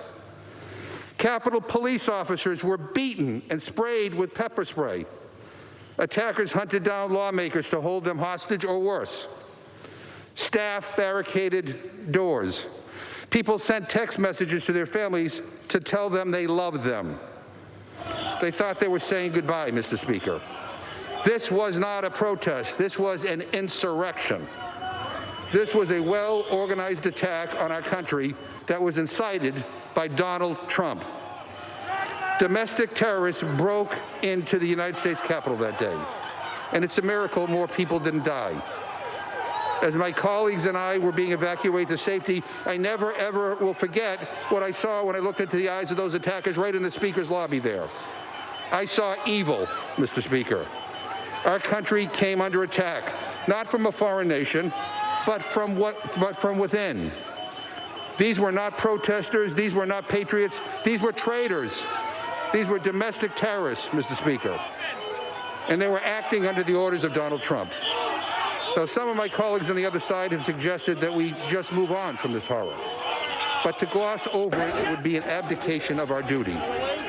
Others on the Republican side have talked about unity. But we can't have unity without truth and without accountability. And I'm not about to be lectured by people who just voted to overturn the results of a free and fair election. America was attacked, and we must respond, even when the cause of this violence resides at 1600 Pennsylvania Avenue. Each of us took an oath last week. It wasn't to a party, and it wasn't to a person. We vowed to defend the Constitution. The actions of Donald Trump have called each of us to fulfill that oath today. I pray that we rise to this responsibility, because every moment Donald Trump is in the White House, our nation, our freedom is in danger. He must be held to account for the attack on our Capitol that he organized and he incited. I solemnly urge my colleagues to support this rule and the underlying article. The damage this building sustained can be repaired, Mr. Speaker. But if we don't hold Donald Trump accountable, the damage done to our nation could be irreversible. I reserve the balance of my time. Gentleman from Massachusetts reserved. Gentleman from Oklahoma is recognized. Thank you, Mr. Speaker. Mr. Speaker, before I begin my formal remarks, I want the ranking Republican in the House Rules blessing and protection on you, for my friend Mr. McGovern, for all who come to this chamber today to speak and to vote, for our wonderful staff that makes this possible, and most especially for the men and women of the Capitol Police and the other affiliated law enforcement agencies that are here to protect everybody and to make sure that this proceeding can go forward. With that, Mr. Speaker, I want to thank the gentleman from Massachusetts, my very good friend, distinguished chairman of the Rules Committee, Mr. McGovern, for yielding me the customary 30 minutes, and I yield myself such time as I may consume. Thank you, Mr. Speaker. Well, Mr. Speaker, today is a sad day for all of us. For me personally, for the Rules Committee, for the entire House of Representatives, and most certainly for the American people. For the second time in 13 months, we're meeting to discuss the impeachment of the President of the United States.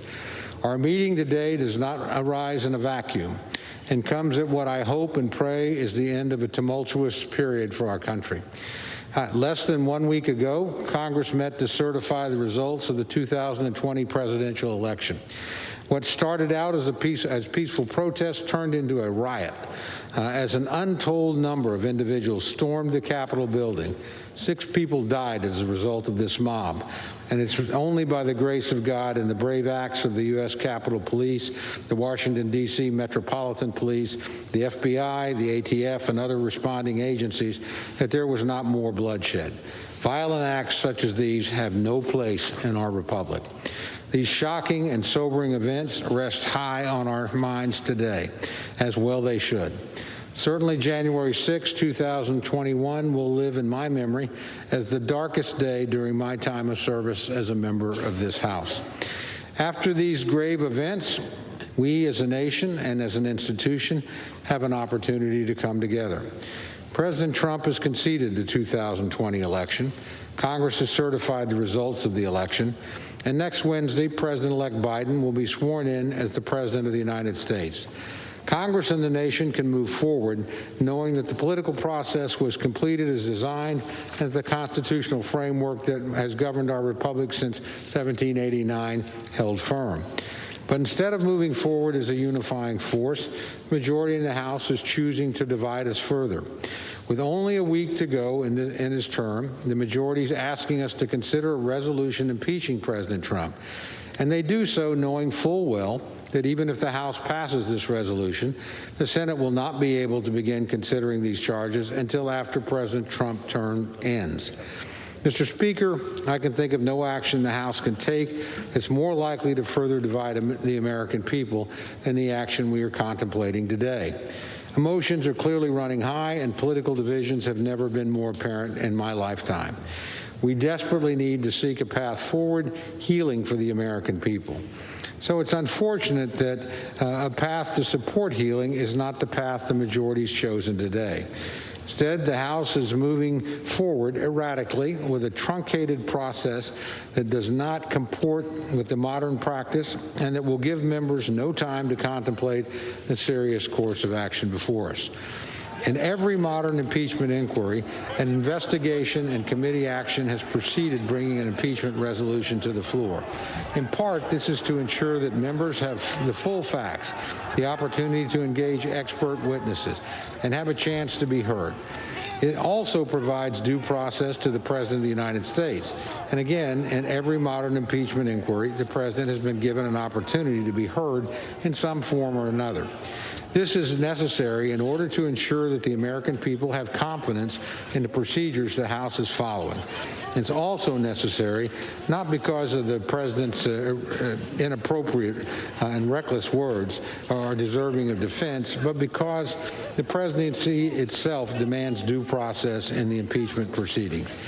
Unfortunately, the majority has chosen to race to the floor with a new article of impeachment, foregoing any investigation, any committee process, or any chance for members to fully contemplate this course of action before proceeding. Professor Jonathan Turley is correct when he called this a, quote, dangerous snap impeachment, an impeachment that effectively would go to a vote without the deliberation or inquiries of the traditional hearing. Professor Turley also noted that, quote, the damage caused by the rioters this week was enormous. However, it will pale in comparison to the damage from a new precedent of a snap impeachment, unquote. If the majority is seeking consensus, this is hardly the way to create it. The majority is failing to provide the House with an opportunity to review all the facts, which are still coming to light, to discuss all the evidence, to listen to scholars, to examine the witnesses, and to consider precedents. This is not the type of robust process we have followed for every modern impeachment, and the failure to do so does a great disservice to this institution and to this country. Mr. Speaker, I can think of nothing that will cause further division more than the path the majority is now taking. Rather than looking ahead to a new administration, the majority is again seeking to settle scores against the old one. Rather than seeking to heal America, they are seeking to divide us more deeply. And rather than following the appropriate processes the House has used in every modern impeachment, the majority is rushing to the floor, tripping all over themselves in their rush to impeach the president a second time. What's worse, though the majority seems to believe that this course of action is self-evident, and that's simply not the case. I have to tell them it's not. Members that have reviewed the same conduct and have come to dramatically different conclusions. Legal scholars like Professor Turley and Professor Alan Dershowitz, both of whom condemned the president's statements, believe that his statements are not impeachable. I know other scholars have different points of view. Given this difference of opinion, shouldn't we have a better process than this? Shouldn't we have a chance to examine witnesses, discuss the matter with legal scholars, and consider this in committee?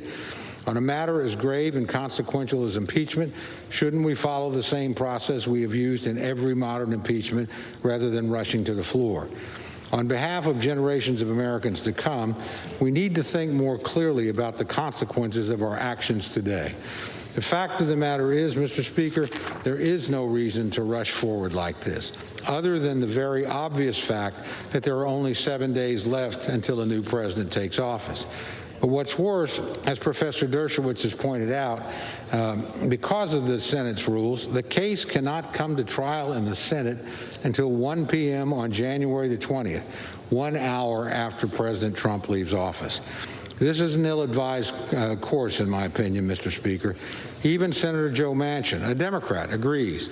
Senator Manchin is quoted this week as having said, quote, I think this is so ill-advised for Joe Biden to be coming in, trying to heal the country, trying to be the president of all the people when we're going to be so divided and fighting again. Let the judicial system do its job, unquote. So what, then, is the point of the rush to impeach? We are coming off a horrific event that resulted in 6 deaths. We have an opportunity to move forward, but we cannot if the majority insists on bringing the country through the trauma of another impeachment. It will carry forward into the next president's term, ensuring that he will struggle to organize his administration. What's worse, it will continue to generate the bitterness so many of us have opposed. Why put us through that when we can't actually resolve this before the end of the president's term? Mr. Speaker, I think my colleagues in the majority need to think about this more soberly. We need to recognize we are following a flawed process. We need to recognize that people of goodwill can differ. We need to recognize that while the House may be done with this matter after today's vote, it will not be done for the country. It will not be done for the Senate, and it will not be done for the incoming Biden administration. The House's action today will only extend the division longer than necessary. Finally, Mr. Speaker, I would note that there are other remedies that can be pursued. The president is expected to face litigation over his role in last Wednesday's events. There will be criminal proceedings against the perpetrators, and I hope all of those who stormed the Capitol will be brought to justice. And some members have proposed an alternative procedure, censoring the president, which could garner significant bipartisan support in the House. I do not think impeachment is a wise course, Mr. Speaker. I would urge my friends in the majority to reconsider. There's still time to choose a different path, one that leads to reconciliation and hope for a better and brighter days. With that, I urge opposition to the rule, and I reserve the balance of my time. Gentleman from Oklahoma reserve. Opening arguments there on the rules to set the terms for this debate today on the impeachment of President Trump. You saw two senior members of the House, Democrat and Republican. The differences are stark right here. You heard the Democrat Jim McGovern say this is a crime scene. We are reporting from a crime scene that was created by the President of the United States, saying that there is no way that the Congress can move forward without moving to impeach President Trump. You heard the argument there from Tom Cole, the senior Republican. No personal defense of the President, calling this a sad day for all of us, even calling last week's events the darkest days of his term in Congress, but saying that the President needs due process. He can't get that with a rush, what he called a snap impeachment. And then a strong political defense right there, saying that if the Democrats move forward, it would divide the country. Dan Abrams, I want to bring in our legal team. Let me start with you right there. It was striking there, no personal defense of the President, almost an entirely a procedural argument there from the House Republicans. Right, and that's very different than what we heard in the first impeachment proceeding, where there was almost this outrage that this was even happening. Questions about pure politics. Here you have a recognition that something bad happened, that there will be accountability, but this isn't the right venue, is basically the argument there. Now, that may end up being a sort of successful argument in the Senate when it comes to conviction. But with regard to the American public, it's nowhere near as persuasive as suggesting that this is all a fraud. This never should have been brought. This never should have happened. There's nothing there. That's not what they're saying here. What they're saying is that this isn't the right way to do it. And that's a very different type of argument. And Kate Shaw, thank you, Dan. There are going to be questions of whether you can actually try the president after he leaves office. That's absolutely right. You know, those questions have been raised in an op-ed this morning by former appeals court judge Mike Luttig, and others have too. You know, there's no clear-cut constitutional answer to the question of whether you can try a president in the Senate after the end of the president's term, because we've never tried to do it.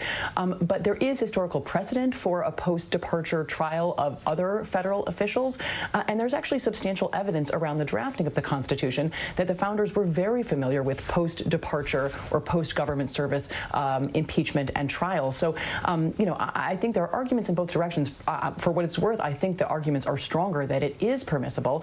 And one additional issue is, would a court ever even decide if President Trump were to face trial after January 20th and seek to challenge that in the Supreme Court? The Supreme Court has said that impeachment really is in the control of Congress. It's not for the court to decide what permissible impeachment procedures look like. So I'm very skeptical that the Supreme Court would even resolve this question at all. So to be honest, if the Senate wants to try him after January 20th, I think it fully has the constitutional power to do that. Kate Shaw, thanks. David Muir, it's pretty clear the Republican argument is to be he's leaving anyway, let's not pile on. Yeah, we heard the dividing line already in this debate about the rules, that this is going to be a dangerous snap impeachment. As you pointed out, Representative Cole said this is only going to divide the country further in these final days of President Trump's time in office. But we heard from the Democrats, and we knew this from the select few who wrote this article of impeachment while still hunkered down in the Capitol. They stayed to President Trump's own words with the hope that this would bring some Republicans into this argument with them. And we heard it this morning from Congressman McGovern saying, you will never be able to take back our country with weakness. Vice President Pence is going to have to do the right thing. They draw the connection to moments later, hearing riders chanting, hang Mike Pence, the text messages to families, those who thought they weren't going to survive this insurrection at the Capitol. He said these were not protesters. These were domestic terrorists acting on the orders of Donald Trump, and that's what we're going to hear this afternoon. And Lindsey Davis, I guess the question will be how many Republicans stay unified behind this argument of due process of dividing the country? Right. I mean, the partisan division was still clear, as evident as it's ever been, really. It seems like you have kind of on one side, this is about healing. On the other, it's about accountability. On one side, this was about a protest. On the other side, this was about insurrection. And while so many of us have those images seared now in our minds of the breaching of the Capitol and the breaking of the glass. You know, it was really a nice moment to hear from the congressman, really personalizing it as far as those text messages of "I love you" to the family members. And at this point, you know, whatever happens, it will be historic, the outcome. And the idea that's especially profound that this is all playing out, that this debate is taking place, as it was stated today, at the scene of the crime. And the possibility that there could be an impeachment trial just an hour after Joe Biden is inaugurated president of the United States next week. I want to go back to Rachel Scott on Capitol Hill. Rachel, give us an idea of how this day is going to go now. They're now debating the rule. Well, that will be followed by the actual debate on the impeachment resolution. Yeah, that's exactly right, George. So you have this initial debate, then you're going to have these procedural votes, and then right around lunchtime, we are going to see them start to debate the actual article of impeachment. We expect that to last for about 2 hours, and then that will be followed by the actual vote. And as we know, if this is successful, President Trump will be impeached for a second time. Big questions here on just how soon that article of impeachment will get over to the Senate. We know Democrats are signaling that they're looking to fast track this. And George, I just have to say, I just walked through the halls of Congress. I saw National Guard taking naps here, right in the halls of Congress. There is a massive law enforcement presence here on the scene, something that we just didn't see a week ago, George. They cannot get caught flat-footed again. Rachel Scott, thanks very much. So our coverage of the Rules Committee proceedings, the Rules hearing, is going to continue on ABC News Live right now. Here on the network, we're going to go back to our regular programming, but we'll be coming back on when they actually begin to debate the impeachment resolution itself. As Rachel said, that is likely to be around lunchtime. We'll be back for that. Have a good morning. This has been a special report. Hi, everyone. I'm Diane Macedo. We are continuing coverage here on ABC News Live as the House moves to impeach President Trump for the second time. If it happens, and it looks like it will, this would be the first time in American history that an American president was impeached twice. I want to bring our Deputy Political Director, Mary Alice Parks, who's been following the developments for us. Mary Alice, we heard the debate beginning this morning.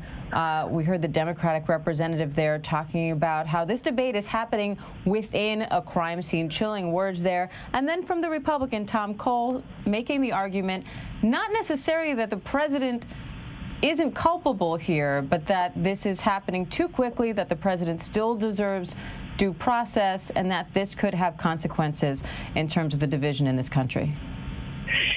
You know, this is one of those stories that seems to get more shocking with every day that passes. And I think that the Democrats are saying, just look at the tape. Every single day, we've seen more and more social media posts that seem to reveal how violent and threatening those rioters were on Capitol Hill. You know, we learned about the fact that folks were building nooses. We learned that people were on the floor of the Capitol with zip ties, suggesting that they were trying to actually contain or maybe even kidnap members of Congress.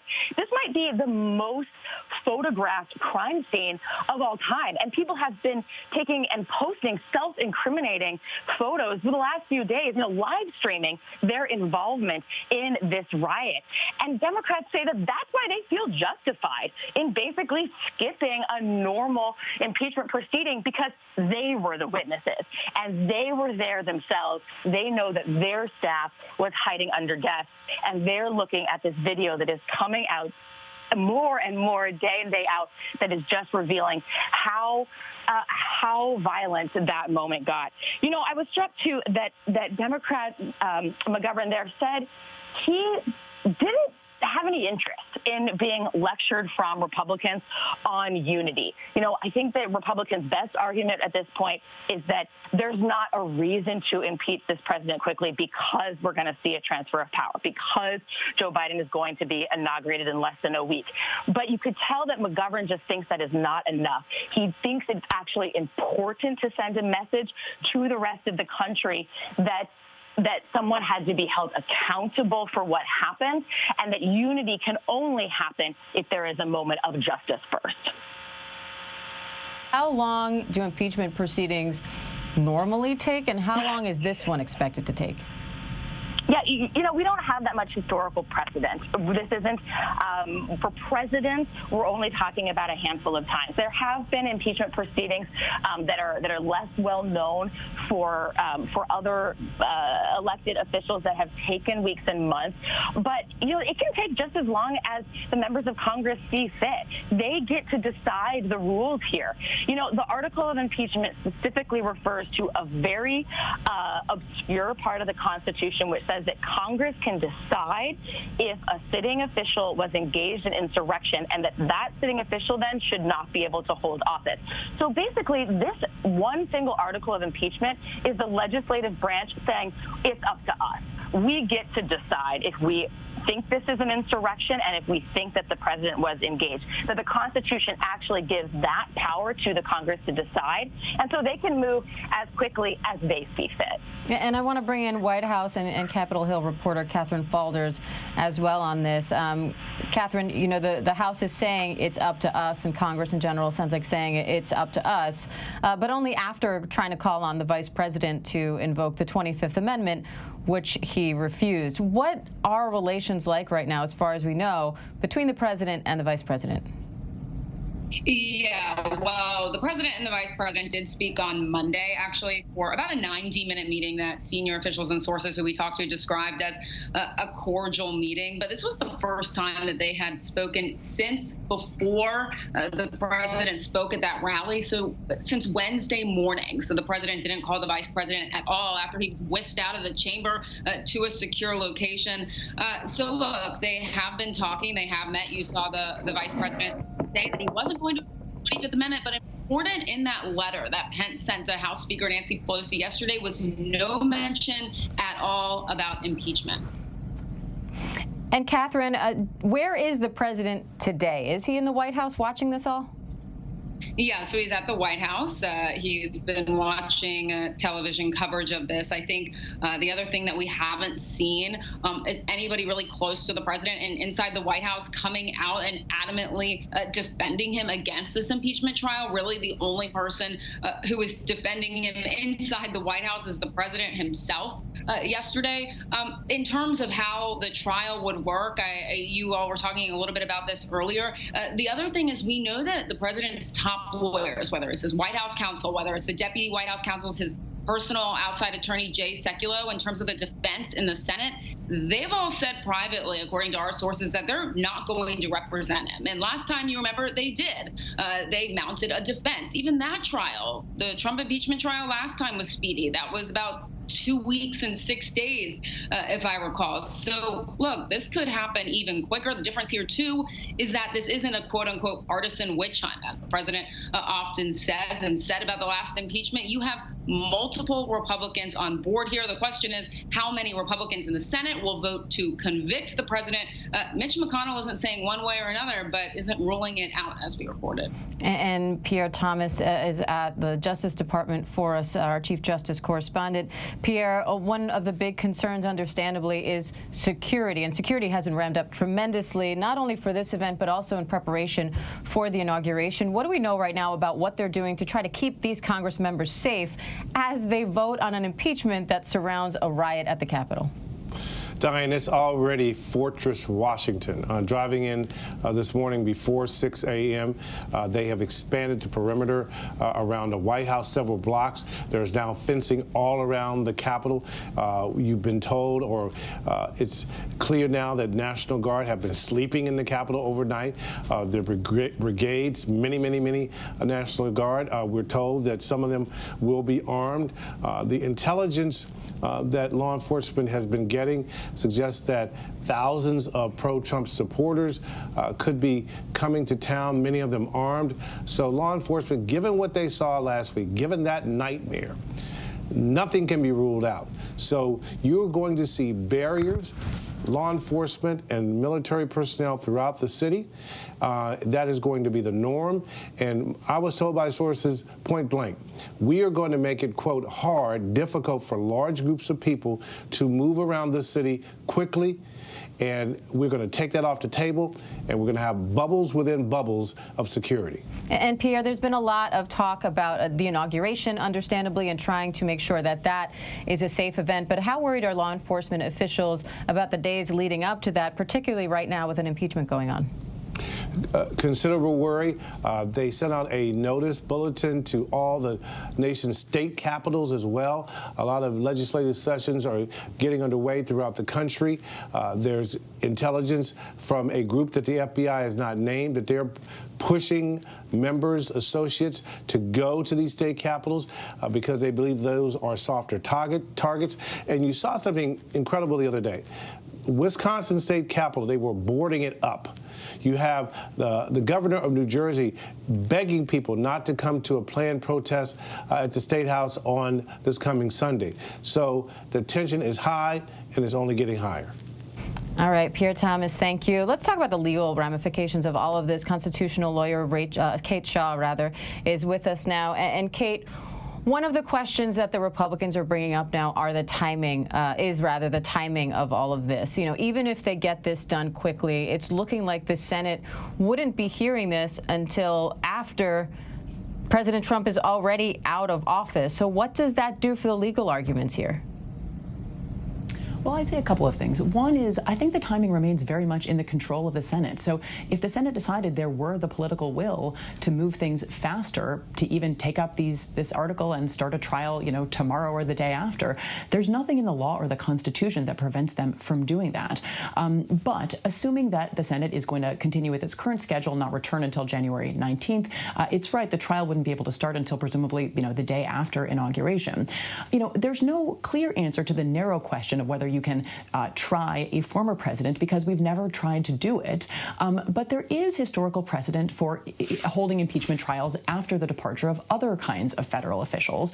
There's also evidence from the drafting of the Constitution that the Constitution's framers were aware of post-departure or post-resignation impeachment trials of officials in England and in the states prior to the adoption of the Constitution. So I actually think the history is pretty strongly in favor of the constitutionality of trying a former president. And, there's a pragmatic argument, which is to say that a former president can't be tried, basically immunizes presidential misconduct if it happens late enough in a term.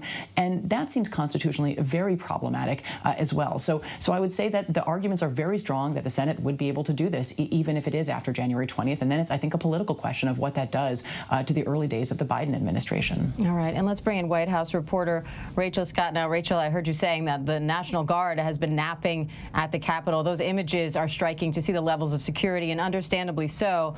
In terms of the goings-on at the White House now, what do we know about the defense that the president is going to try to mount?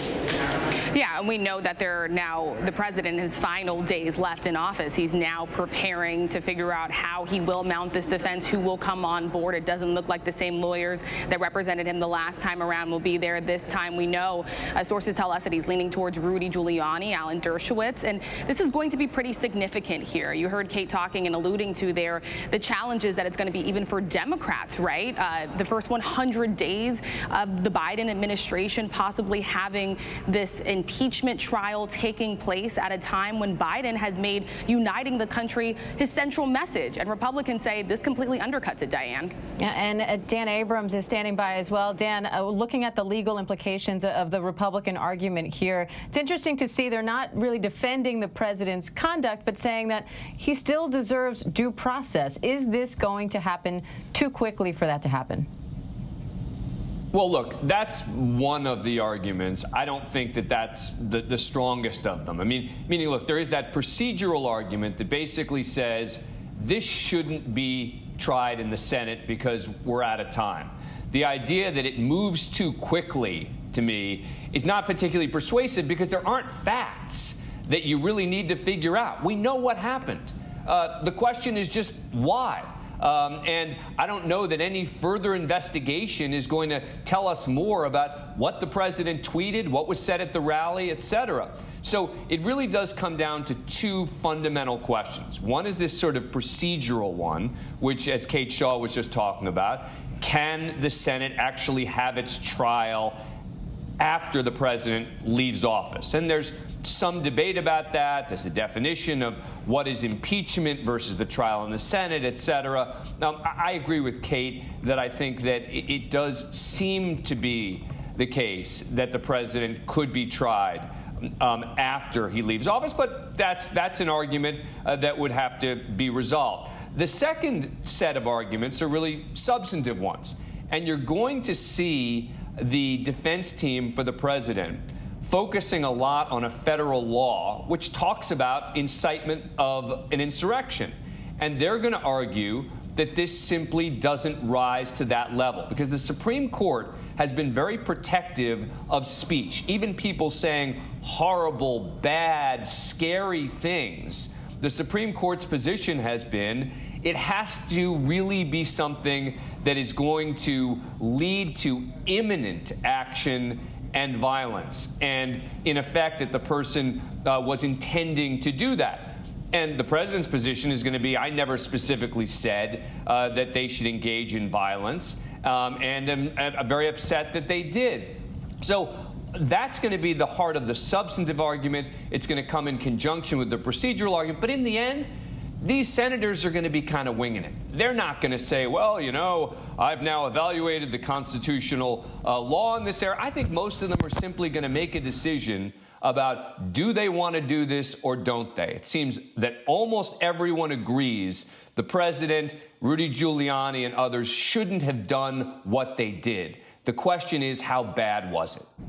And I want to bring in senior national correspondent Terry Moran now to take a look at that question, whether or not some of these members will make that choice to make the vote. Terry, last time around that the president was impeached, the vote was largely along party lines or completely along party lines. But this time around, there are some Republicans who have come out in support of impeachment. How significant is that?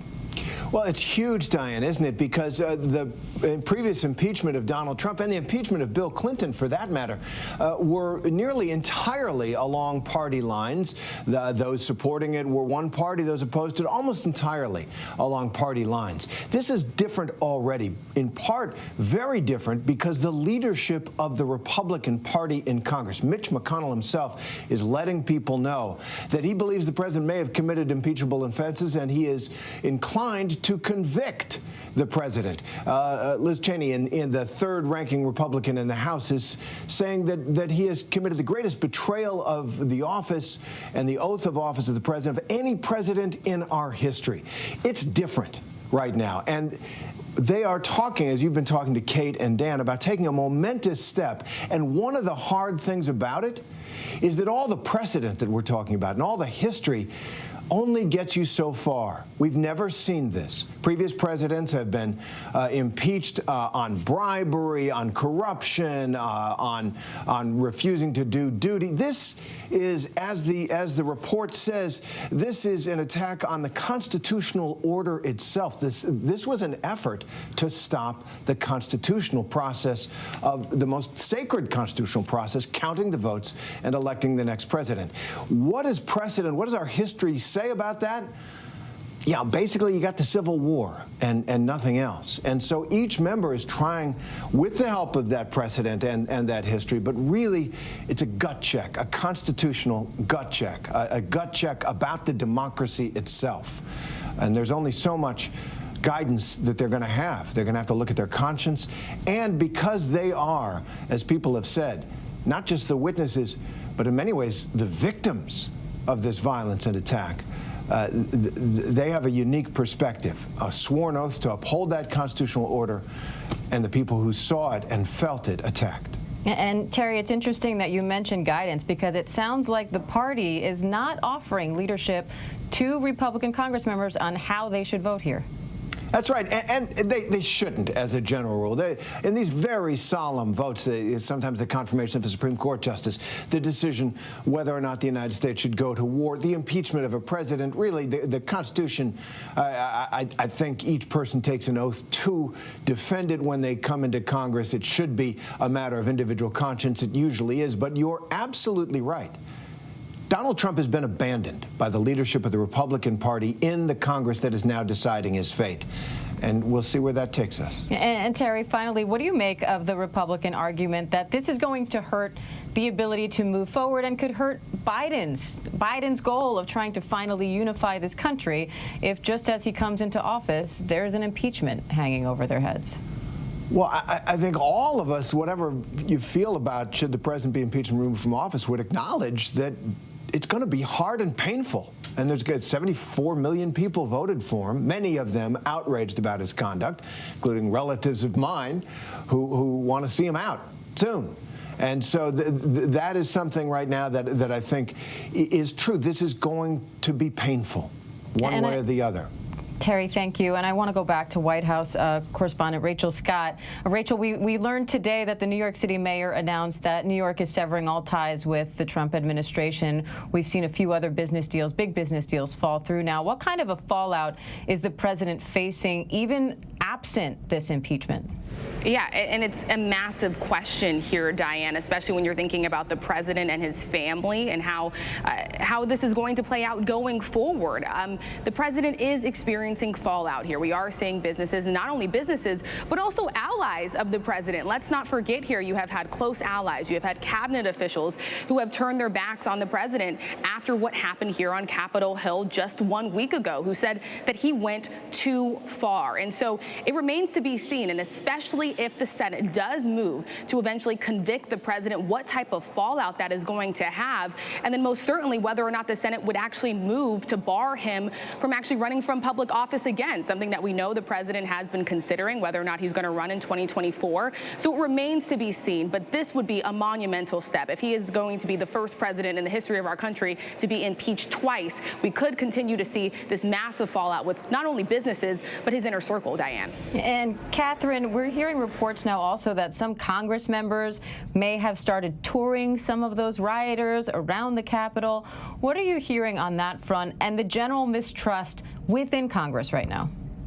Yeah, I mean, I think that's something that we have to watch play out over the coming weeks here. We've seen a few members of Congress, Republican members of Congress, who Democrats have named as being involved in coordinating that rally on the 6th. So I think there's still more to come from that, too. That's all coupled with this big sense of whether it's security or fear, whether it's members even able to trust each other. You saw those security mags that House members had to walk through to get onto the House floor. A lot of Republicans were furious about that, angry about that. So, look, I think there's this sense of distrust. You had one member of Congress even live tweeting out Pelosi's location on that day, on the 6th, saying she's left the chamber. Now they've gone to a secure location. There's questions about whether that Congresswoman was trying to reveal Pelosi's location. So I think we just have to see how involved, whether it's members of Congress, whether it's the Capitol Police Force, whether, as we've reported, police officers in different police departments coming to Washington, members of the military. I think that's a big open question that we'll get answers to soon. Surreal that we're even asking it. And Catherine, adding to those complications is now the fact that we have Congress members reporting they're now positive for COVID-19 after having to be in lockdown in safe rooms with other Congress members who refused to wear masks. We know at least one Congresswoman was calling for fines. What's the latest on that whole situation, and how does that incite this? Yeah, kind of a chilling video that was reported by one of our colleagues at Punchbowl News showed a member of Congress trying to hand out masks to other members that day, to Republican members who were refusing to wear their masks. Obviously, the whole events of that day have created a super spreader event, but you have members of Congress who are sitting with their colleagues, refusing to keep them safe. So that's another big concern. You have to wear masks on the House floor. You've seen some members refuse to do that. Well, they're going to have to leave if that happens. So that's definitely a big concern, something to watch on the Hill, especially going into the inauguration and how they really control that. All right, Catherine Faulders, thank you. And I want to go back to Kate Shaw. You know, when you look at how this all plays out, Kate, it does look like the House does have the vote to impeach the president. So assuming that happens, what is the legal road ahead for him, and what other legal repercussions could he face over this? Well, so, if they take the vote today, I think they could transmit the articles to the Senate as soon as tomorrow. So then it's, again, a question of whether the Senate wants to return to session earlier than planned on January 19th, or simply wait to address those articles, or that article, rather, until they are back in session the day before inauguration. And then, as we've been discussing, we have this, the likelihood of a trial post-January 20th, but both some constitutional and also some political questions about the viability of pursuing that path. But you're right, there are other legal avenues that could be pursued both inside Congress and outside. One potential legal route that's gotten some attention in recent days is a relatively obscure provision of the 14th Amendment, Section 3 of the 14th Amendment, which was drafted basically to disqualify former Confederate officials from serving in public office, but by its terms prohibits from serving in public office anyone who has taken an oath to the Constitution and then engaged in insurrection. And there's certainly an argument that Congress would have to probably pass a statute finding that President Trump engaged in insurrection and thus should be disqualified. But if it did that, it could just pass it through ordinary legislation presumably signed by President Biden. And that could have the effect of disqualifying the president from seeking re-election if that's part of the goal of pursuing impeachment right now, so close to the end of the term. And then, of course, there's a possibility of civil liability and potentially even criminal liability for the participation in or the incitement of the events of January 6th. All right. ABC News legal contributor Kate Shaw, thank you. And I want to bring in our political director, Rick Klein, for more on this. Rick, when you look at the way this plays out, it does look like the president is going to finish out the last week of his term. So what does that week look like now with all this going on?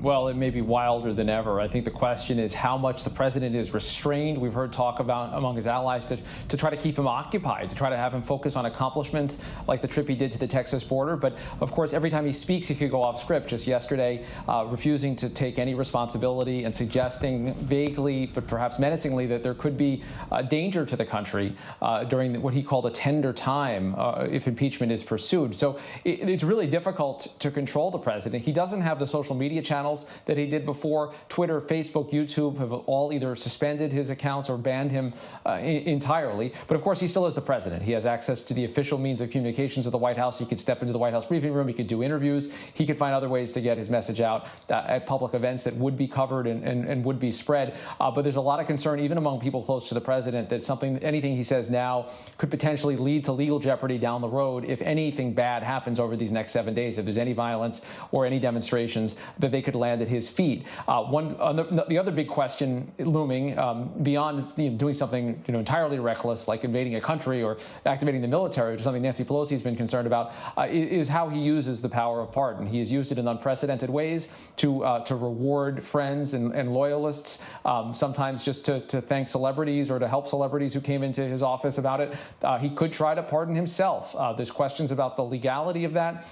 But that's on the table, as well as many people around him, participants in the rally, people on his legal team, bold-faced names like Rudy Giuliani, also people that may not be as known to the regular public, but have some kind of a interaction or connection to this president. And that's one of the things we're hearing play out in the debate on the House floor right now, Diane, is that concern that the president will do things or could do things over the last 7 days in office, that even if he's restrained by other forces, even if he is chastened by everything, that what he does can still last, and there would be lasting and maybe permanent repercussions from anything that a president does, even if that is an impeached and weakened president. And Rick, on the flip side to that, you have President-elect Joe Biden, who's going to be sworn in a week.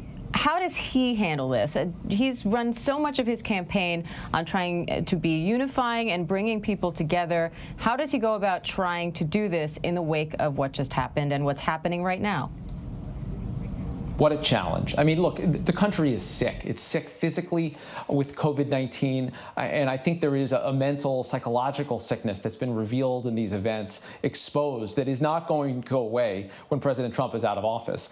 The people who were out there marauding in the streets a week ago today, they're not going to disappear from this country, nor should they. They're Americans. They have every right to be here. They have a right to peaceably demonstrate the movement that they represent, not the people necessarily who showed up, but that movement is still here. And Joe Biden will take office in, I think, unprecedented challenges, certainly in modern history. You'd have to go back at least to Franklin Roosevelt confronting the challenges of World War II and the Great Depression, if not Abraham Lincoln with the looming Civil War, to find any president who takes office with something equal to this. When you think about the public health crisis, the pandemic that is still continuing, and the importance of getting the vaccine out and getting the country back in a place where its economy and health can recover, and to this other kind of sickness, this political sickness that had violence erupt and this assault on the Capitol a week ago. So a week from today, regardless of what happens today, Vice President Biden, President-elect Biden will take the oath of office. And man, what a series of challenges. And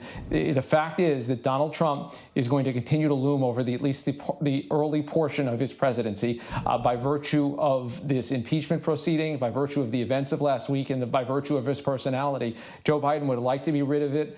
He ran in large part to try to end Trumpism, but it is not going to go quietly, and it is not going to go quickly. And Mary Alice, I can hear you saying that you want to weigh in on this. How do you see the government and we the people moving forward from this?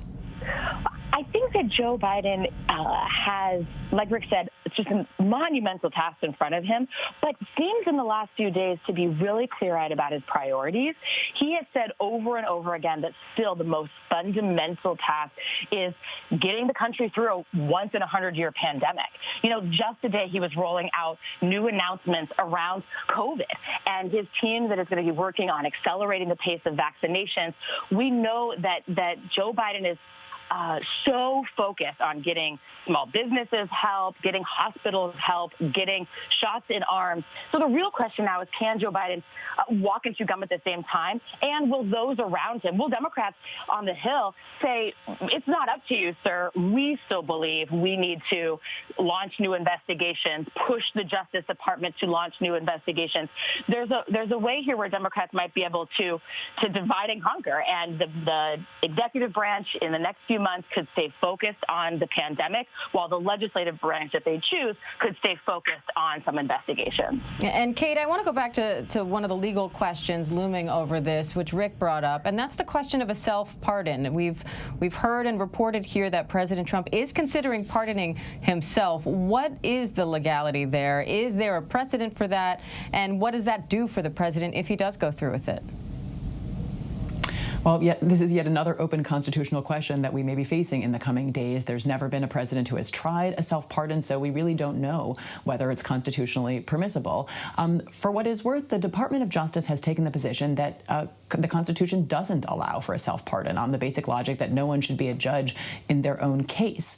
But again, it's never been tested. So basically, the president could try a self-pardon, and I think there's a good chance that he will. But DOJ isn't under any obligation to honor that self-pardon. So it could, in fact, decide that the self-pardon, if anything, strengthens the case for pursuing some criminal charges against then ex-President Trump, basically out of concern that to allow a president to pardon himself and then not to challenge the lawfulness of that act might, incentivize future presidents to engage in misconduct of potentially really egregious varieties, knowing that they can just pardon themselves.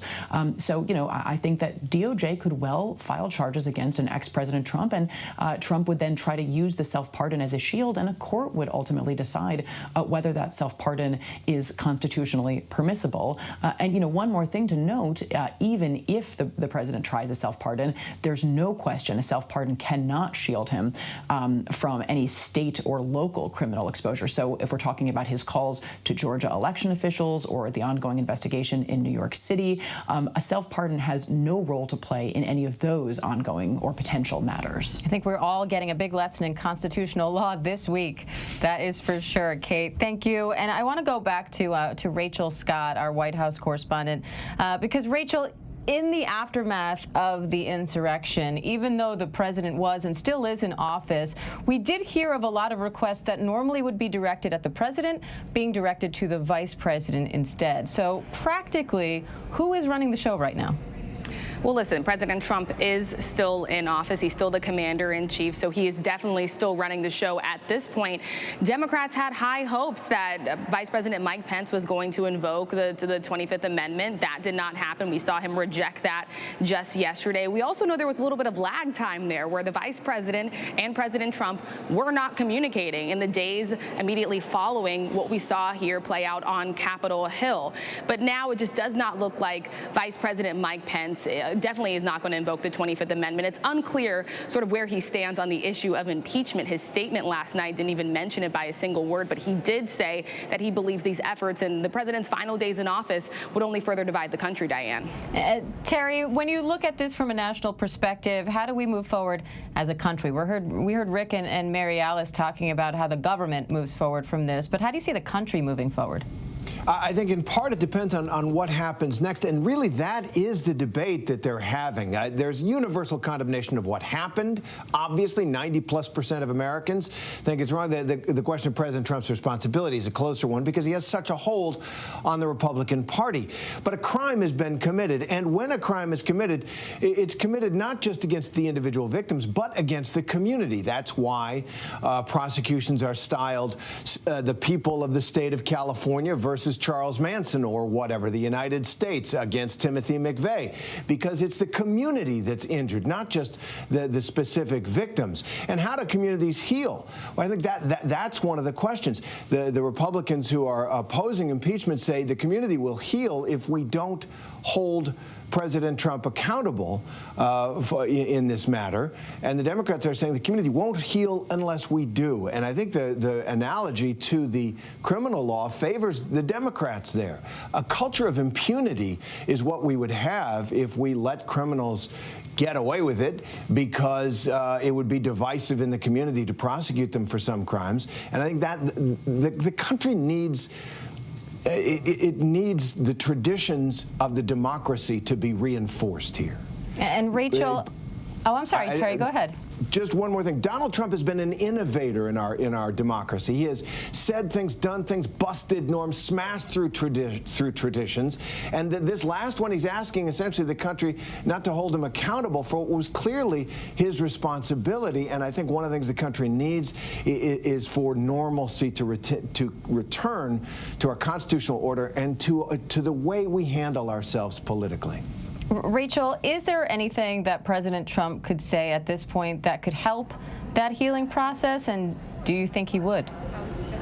Well, I think you certainly have Republicans like Senator Lindsey Graham who say that the president now wants to focus on his final days in office, highlighting the work of his administration, that he's not going to utter the words that we saw him utter there. But I think judging by the president's comments yesterday, you certainly have Democrats who say he doesn't have any remorse for what happened. We know behind the scenes sources at least tell us that the president did express somewhat of a bit of a piece of regret privately, but we have not seen that publicly. So at this point, a lot of the damage has already, frankly, been done. And that is going to be such a big challenge for Joe Biden. And when you think about how many people voted for the president, more than 74 million people who supported him. I was out here just 1 week ago talking to his supporters who stand by every single word that he says. They are looking to him. But right now, how a lot of those supporters get their information is, frankly, through Twitter. The president isn't on that platform.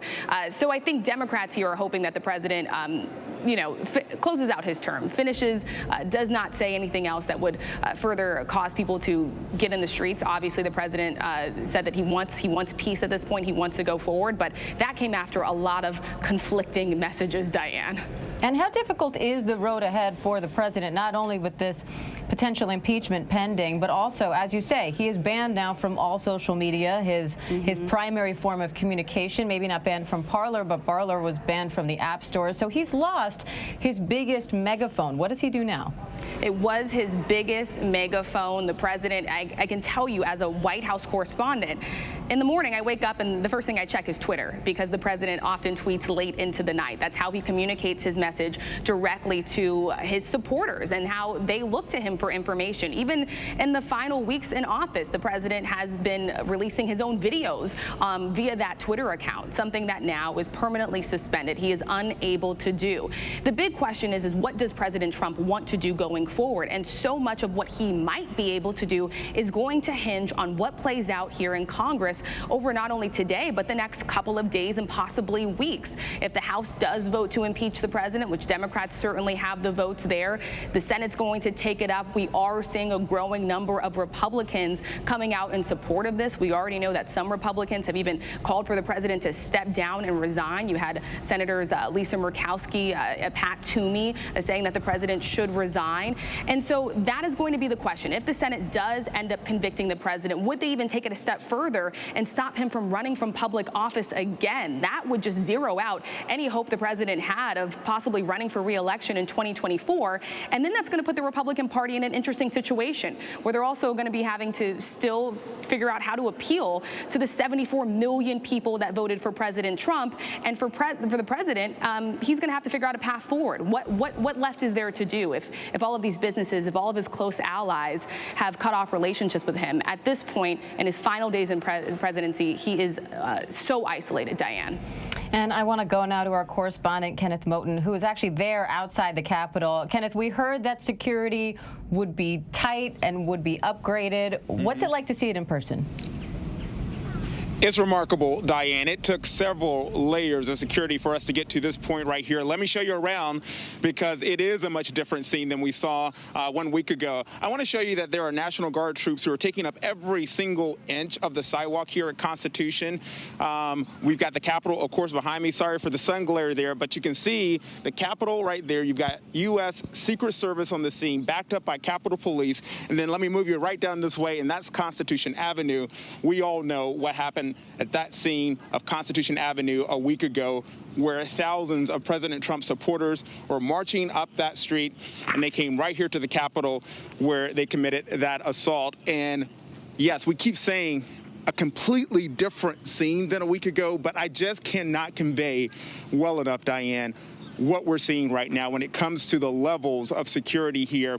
With the National Guard troops, we understand that the states have said they will commit 6,300 National Guard troops, but we're expecting 10 to 15,000 of them here on the scene leading up to the inauguration, during the inauguration.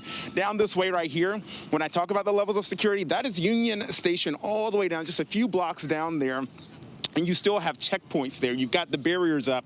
They're not allowing any traffic. To get to this point where I am right now, the traffic was backed up all around this U.S. Capitol complex. Lines and rows of cars because a lot of civilians, obviously a lot of staffers still work on Capitol Hill. There's still the people's business that has to be done here. And so what we saw was not only a row of cars, but to also get into the office buildings here, just a line of staffers around the block to go through security. So people who work here every single day having a really tough time getting through security to this building, to this complex, to their offices because they're checking every badge. They're checking every single person who walks through. They're all going, of course, through metal detectors.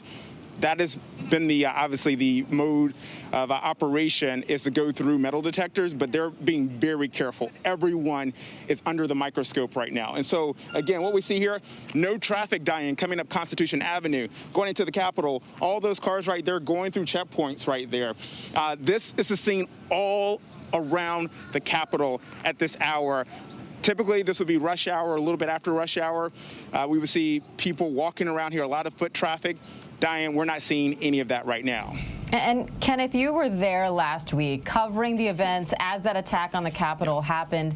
How did you feel in that moment last week, and how do you feel today now standing on what is an empty and seemingly very secure street this time around? Diane, obviously it was a serious situation, but because you know me, can I take a little bit of a light moment to say I'm just thankful that I have a cell phone reception because there were so many people out here. We had a very hard time getting a signal.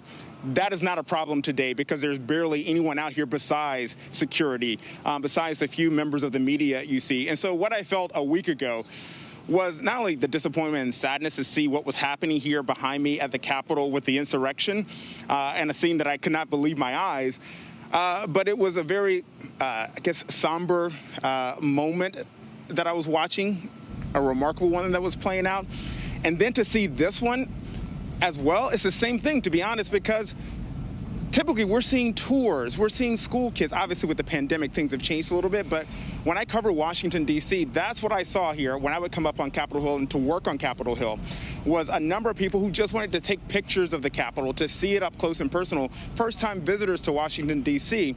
And so now on this day, to see the levels of security like we've never seen them before, and the reasons we have to have this level of security, it is something else, and it is, yes, quite historic. And I want to go back to Rachel Scott with the same question, Rachel, because I know you were also there in the middle of all of it. You actually watched that woman who died being put into an ambulance. What was it like for you to see that all unfold, to watch it develop, to watch it turn into what it did, and then to be there at the Capitol today and see such a different picture?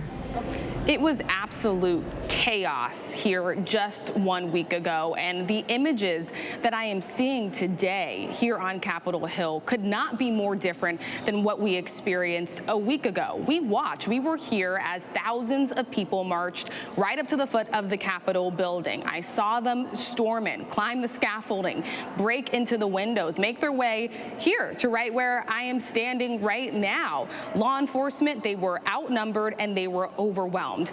Today, I can tell you that I've been asked for my press ID multiple times on different checkpoints. As Kenneth just pointed out, you cannot go a street corner here near the Capitol without seeing National Guard, without seeing a massive law enforcement presence. And I started counting on my way just from the short walk from where the security perimeter is to get in to where I'm standing right now, the number of armed National Guard that I saw. I saw at least 10 that had their guns out, that were ready, that were clearly ready to defend the Capitol should there be anything else, any further escalation here. It is just such a dramatic shift. And also, not only just for the press and the media, but also for the lawmakers, right? They are in the very chamber in which they were fearing for their lives. And I think that some lawmakers, we've heard so many stories, they initially thought that the attack that was happening was a foreign country. They thought the Iranians were potentially making good on their threat to invade the Capitol. What was stark about it, it was not a foreign country.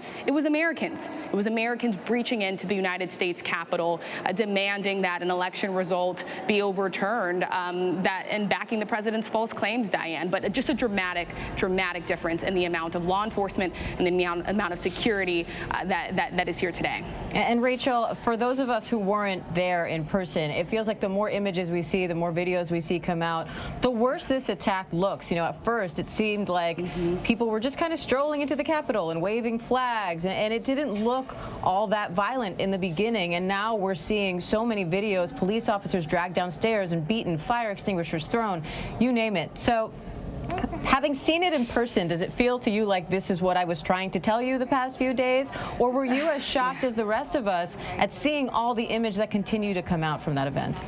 For me, in the last few days, Diane, it really has been contrasting what I was seeing outside versus what lawmakers in here, our own teams in here, were seeing and experiencing with their own eyes. To see that police officer get crushed in between that violent mob yelling for help, to hear the chants of "Hang Mike Pence," the Vice President of the United States.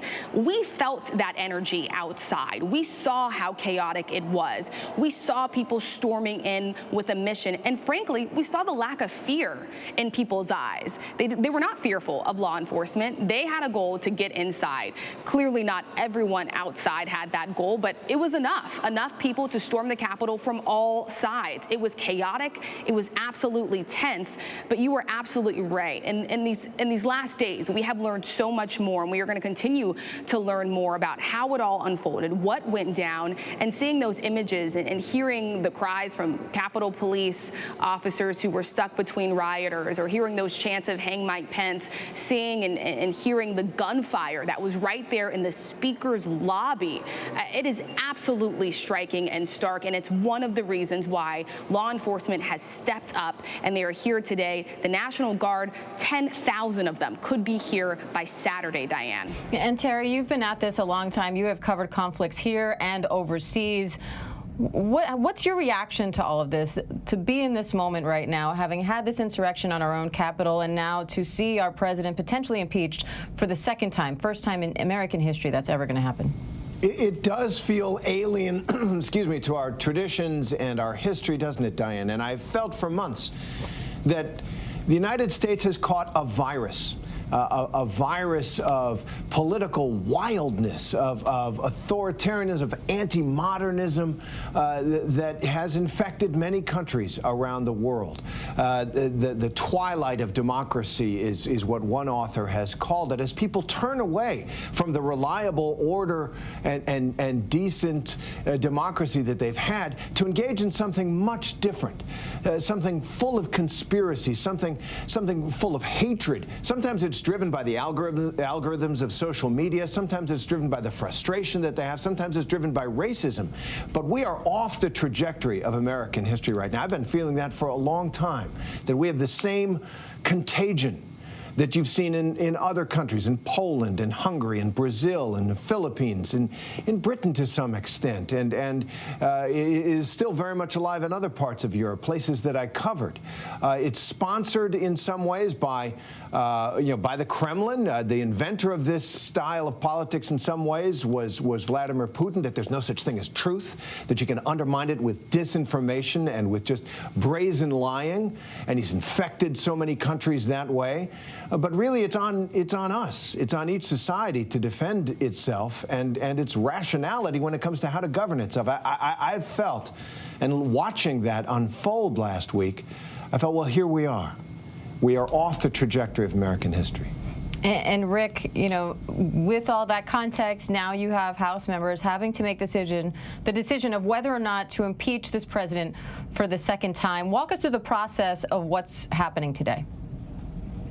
Right now, it's a procedural motion that just governs the structure of the debate. It's called the House Rule, and it just structures how the debate will proceed. We expect that rule to be approved, mainly with Democrats, to launch the actual debate that will take place in the early hours of this afternoon. The final vote could be 5 p.m. today. Record lightning speed when you consider that it was just a week ago, about right now, that mob was forming down at the Capitol base, and President Trump addressing that crowd. And what we saw afterward would take a while to sink in, but frankly, with every passing day, it has looked worse and worse, more and more grim, and more harrowing. And that has had an impact on the debate, on the speed with which these impeachment articles were drafted and are now being considered, and also, I think, with how seriously both Democrats and Republicans are taking this. We have not seen many, if any, attempts to excuse or explain the president's actions. There's a lot more willingness to apply accountability than we've heard from the president himself.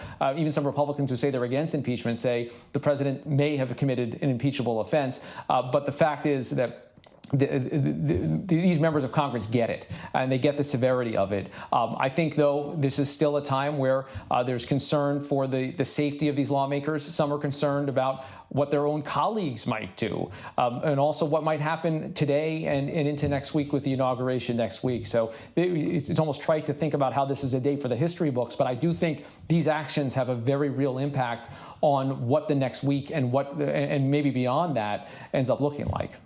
All right, and it sounds like they are starting to wrap up that debate. Let's listen in to the House floor. This is Ranking Republican Tom Cole speaking right now. The House does not rush to judgment on the most consequential action we can take. We deserve better than that, Mr. Speaker, and the American people deserve better than that. Mr. Speaker, I urge my colleagues, as they reflect on this minute and we move into our next stage of debate, to remember that we're all privileged to represent a great and a good people who've gone through a horrifying and tragic time, and that we owe them the opportunity to reflect, and we owe them our best efforts to bring together. I know people on this floor feel very passionately about this subject with different points of view. I honor each one of those points of view, and I honor the people that voice them. And let's remember when we're through this that we're one people, and that we have one purpose, that we're free through the grace of God and millions of brave Americans over centuries of time, and we will remain that way, and we will move forward together once we settle this debate. With that, Mr. Speaker, I urge my colleagues to vote no on the previous question, no on the rule, no on the underlying measure, and I yield back the balance of my time. The gentleman yields back the balance of his time. The gentleman from Massachusetts is recognized. Thank you, Mr. Speaker, and let me thank my friend, the ranking member of the Rules Committee, Mr. Cole, for his friendship and for the way he conducts himself in this chamber. I know he has great respect for this institution. Mr. Speaker, it is impossible for me to fully capture the reverence that I have for the United States Capitol. You know, I worked on these grounds starting back when I was a college intern, working for Senator George McGovern back in 1977. No relation. Great last name. But since that time, I have done everything from working as a staffer for Congressman Joe Moakley of Massachusetts to being elected to the United States House of Representatives myself. But that internship will always be a high point of my life. Coming here for the first time, walking these hallowed halls, and seeing the glory of American democracy up close. The idea that someone would incite an out-of-control mob of homegrown fascists and domestic terrorists to desecrate the People's House fills me with a deep sadness for our country. The contempt that these people had for our democracy and our freedom fills me with horror. And what Donald Trump did, encouraging them, fills me with rage. Rage, not just on behalf of all of those serving here, but all of those who work in these halls. And I'm talking about the reporters, the cafeteria workers, the custodians, the clerks, the parliamentarians. I go on and on and on. And the staff, the Democratic staff, the Republican staff, the nonpartisan support staff, who were terrorized, some hiding under their desks and barricading in their offices. I was in the Speaker's chair the day this unfolded, and many of the people who are sitting up there now were present at that time. What a horrifying thing for anybody to have to experience.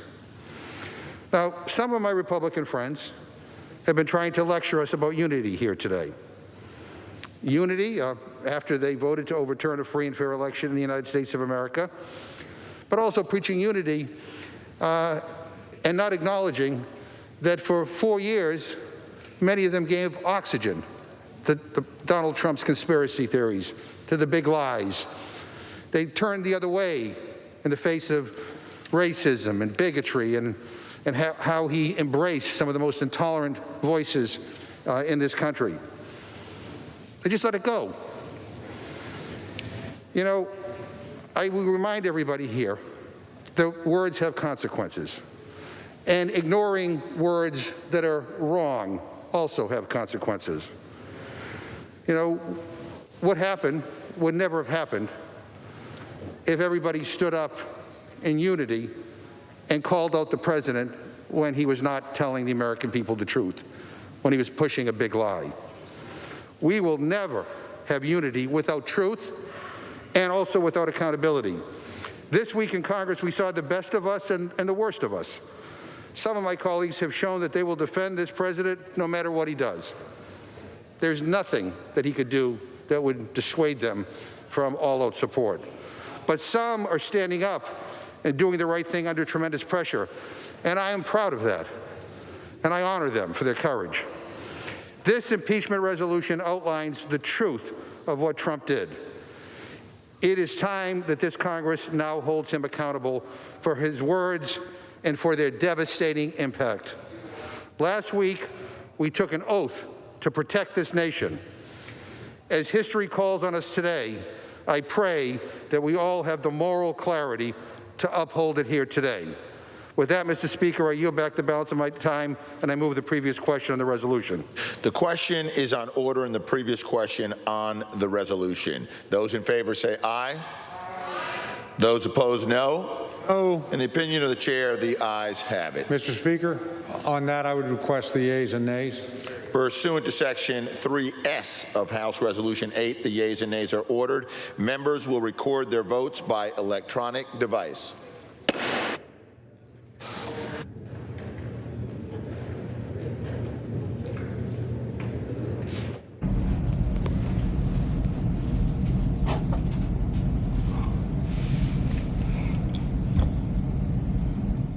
right, voting is underway there in the House right now. I want to go to Terry Moran and Mary Alice Parks. Mary Alice, I'll start with you. Just walk us through what's going on with the House members right now. What are they weighing as they go ahead with this vote?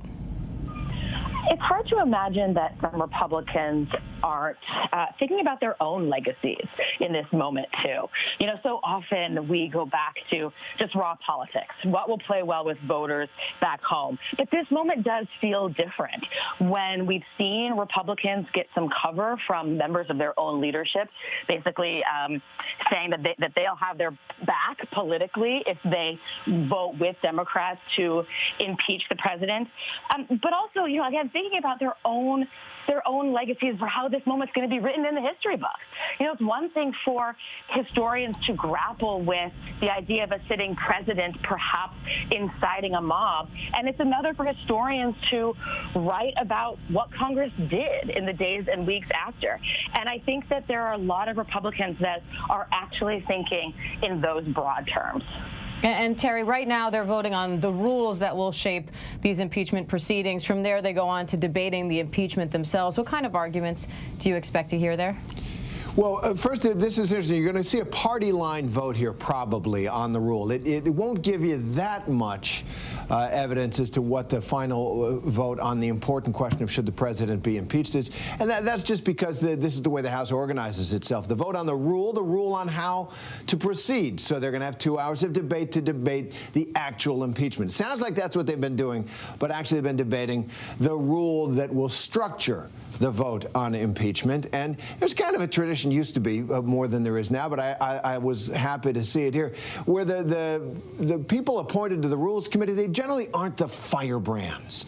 They generally aren't the people who really want to scrap in there, because the House has to have rules. So they find people like we just heard Representative Jim McGovern and the Democrat of Massachusetts, Tom Cole, the Republican of Oklahoma, kind of a little more lower key, and they said nice things about each other, which was nice to see. So they're setting up the rule. The next thing, the debate on the impeachment, and there have been few more momentous ones. It will be a debate on whether the president at this late date in his term is such a danger to us all because of his attack, his incitement of this attack on our democracy itself, our constitutional order, that he needs to be removed from office. So you're going to hear very passionate debates, and I also expect you will hear, almost like a criminal trial, something we haven't seen in previous impeachments, people recounting their own stories of terror, their own stories of fear, the calls they had with their loved ones.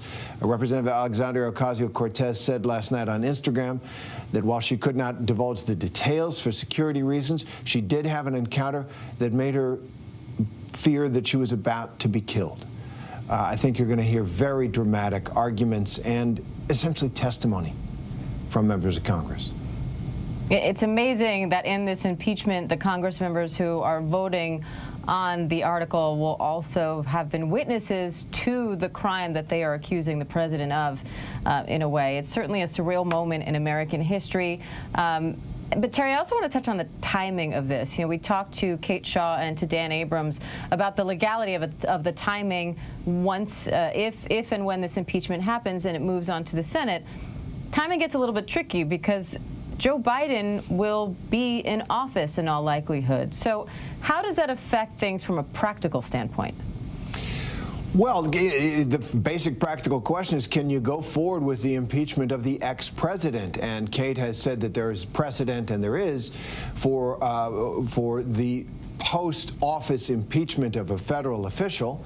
That's been done once in our history. There may be, as Kate told us, indications in the debate at the Constitutional Convention in 1787 itself that a post-office impeachment was considered, was legitimate. But really, it's a new question. So they're going to have to decide that for themselves. There is a danger in it. look, let's talk about both sides. There's a necessity for it from the perspective of many, because we can't have this kind of conduct just go away scot-free with impunity and without any accountability. That just as Senator Romney said, the best way to respect voters who had concerns about the election was not to lie to them, but to tell them the truth. The best way to respect all Americans who are concerned about the stability and the unity of our country is to uphold our constitutional traditions, and that is through trial and conviction of the president. On the other side, it's not hard to imagine that this could become a partisan tool. That once a new party takes control of the White House, they say, you know, that last guy, that last woman was so bad, we're going to impeach him or her after.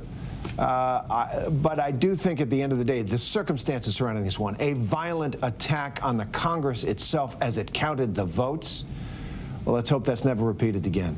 And Mary Alice, I want to bring you into this to talk about this from a procedural standpoint. Joe Biden has an ambitious 100 days in office plan. How does that happen if the Senate is caught up in an impeachment trial? Well, remember that he gets a pretty big boost just a few days after his inauguration. Democrats in the Senate will most likely also get the gavel. I say most likely because we're not exactly sure the timeline yet of when exactly those two Democratic newly elected, soon-to-be senators will be sworn in. That vote has to be finally certified in Georgia. But just remarkable timing that right when sort of Joe Biden's going to need it the most, he's going to get a Democratic Senate to help him out. And I think that could impact not only the timing of moving on his agenda, how quickly Democrats can bring up some of his nominations for a floor vote, but also a timing. It could really impact the timing of impeachment here, because if Democrats decide once they have the gavel that they want to move much faster, they'll get that final say. So it's very interesting that right in this moment we're going to be seeing potentially this article of impeachment in the hands of the Senate, and the Senate debating the rules around a possible trial. It could be overlapping almost exactly when we're seeing a party sort of transfer and the gavel transfer from Republicans to Democrats. And that's really at this point working in Joe Biden's favor. And Kate Shaw, what are the legal arguments at play in the timing of all of this? And also, what arguments do you expect to hear today from lawmakers advocating for or against the impeachment of President Trump? You know, I think the case for impeachment is actually really simple, that this was an attack on our democracy, that the president betrayed his oath of office and the Constitution when he incited and fomented this mob that attacked the Capitol. And, you know, not just at any random time, but at the time when the Congress, members of Congress were in the Capitol, pursuant to the Constitution, which has a process for the counting of electoral votes. So this was really an attack on the electoral system itself, and a final attempt, it seems, to basically overturn the results of an election that he had lost. So I think that is the pretty simple narrative of how the president's words and deeds constituted high crimes and misdemeanors, and I expect we will hear versions of that throughout these proceedings. And Devin Dwyer, our reporter's on the phone right now. Devin, what do we expect to hear from the president today, particularly since he does not have access to social media right now? Well, that's a great question, Diane. I mean, the President of the United States could come out at any time and give remarks. He could give a speech. He could go to the White House briefing room. I've actually been struck by the fact that the President has been so quiet over these past few days. I know he's been grumbling about Twitter. He's made that very clear. His allies, his children have been complaining about that. Just this morning, as you saw, Google and YouTube took down his video, froze his account there. So yet another avenue closed off to the President. You know, but this is the President of the United States. He is not lacking for a number of avenues to speak out. And just yesterday, when he traveled to and from Texas, he did speak a couple times to reporters, but didn't stop and hold court like we're used to seeing him over these past few years, taking questions from reporters, battling with reporters, trying to make his case. So it's sort of an interesting moment here with the President in terms of his own communication strategy. He's someone who has not shied away from the press, not shied away from the microphones, and yet If he wanted to, he could certainly be engaging here in rhetoric, and perhaps it's a sign he's been chastened a bit after the conversations with Republican leaders that we've seen. And as Catherine Faulders and others on our team have reported, he's really a man on an island. I mean, there is not a lot of staff around him right now as this is all going down, this historic moment, and yet the president is really a man that's lonely in the White House. To read Luis's.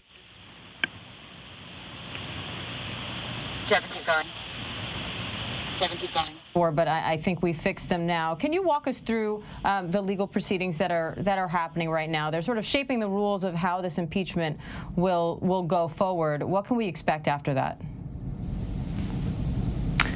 Sorry, I lost you for a sec, but I think that was for me.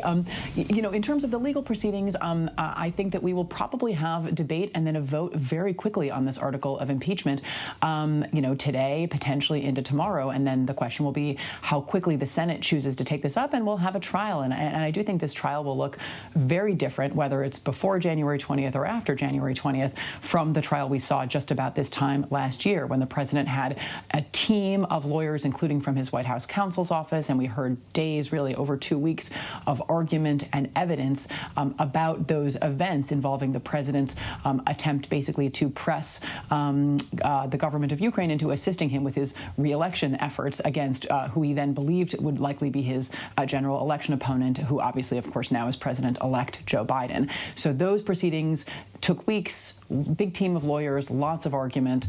This, I think, will be very quick, and it seems will be he will likely be represented by perhaps just one or two lawyers, Rudy Giuliani, potentially law professor Alan Dershowitz, and you know, I do think it'll be a very different kind of Senate impeachment trial than we saw this time last year, and then of course the big question is when it begins and how quickly it will be able to wrap. And I want to go back to White House correspondent Rachel Scott now.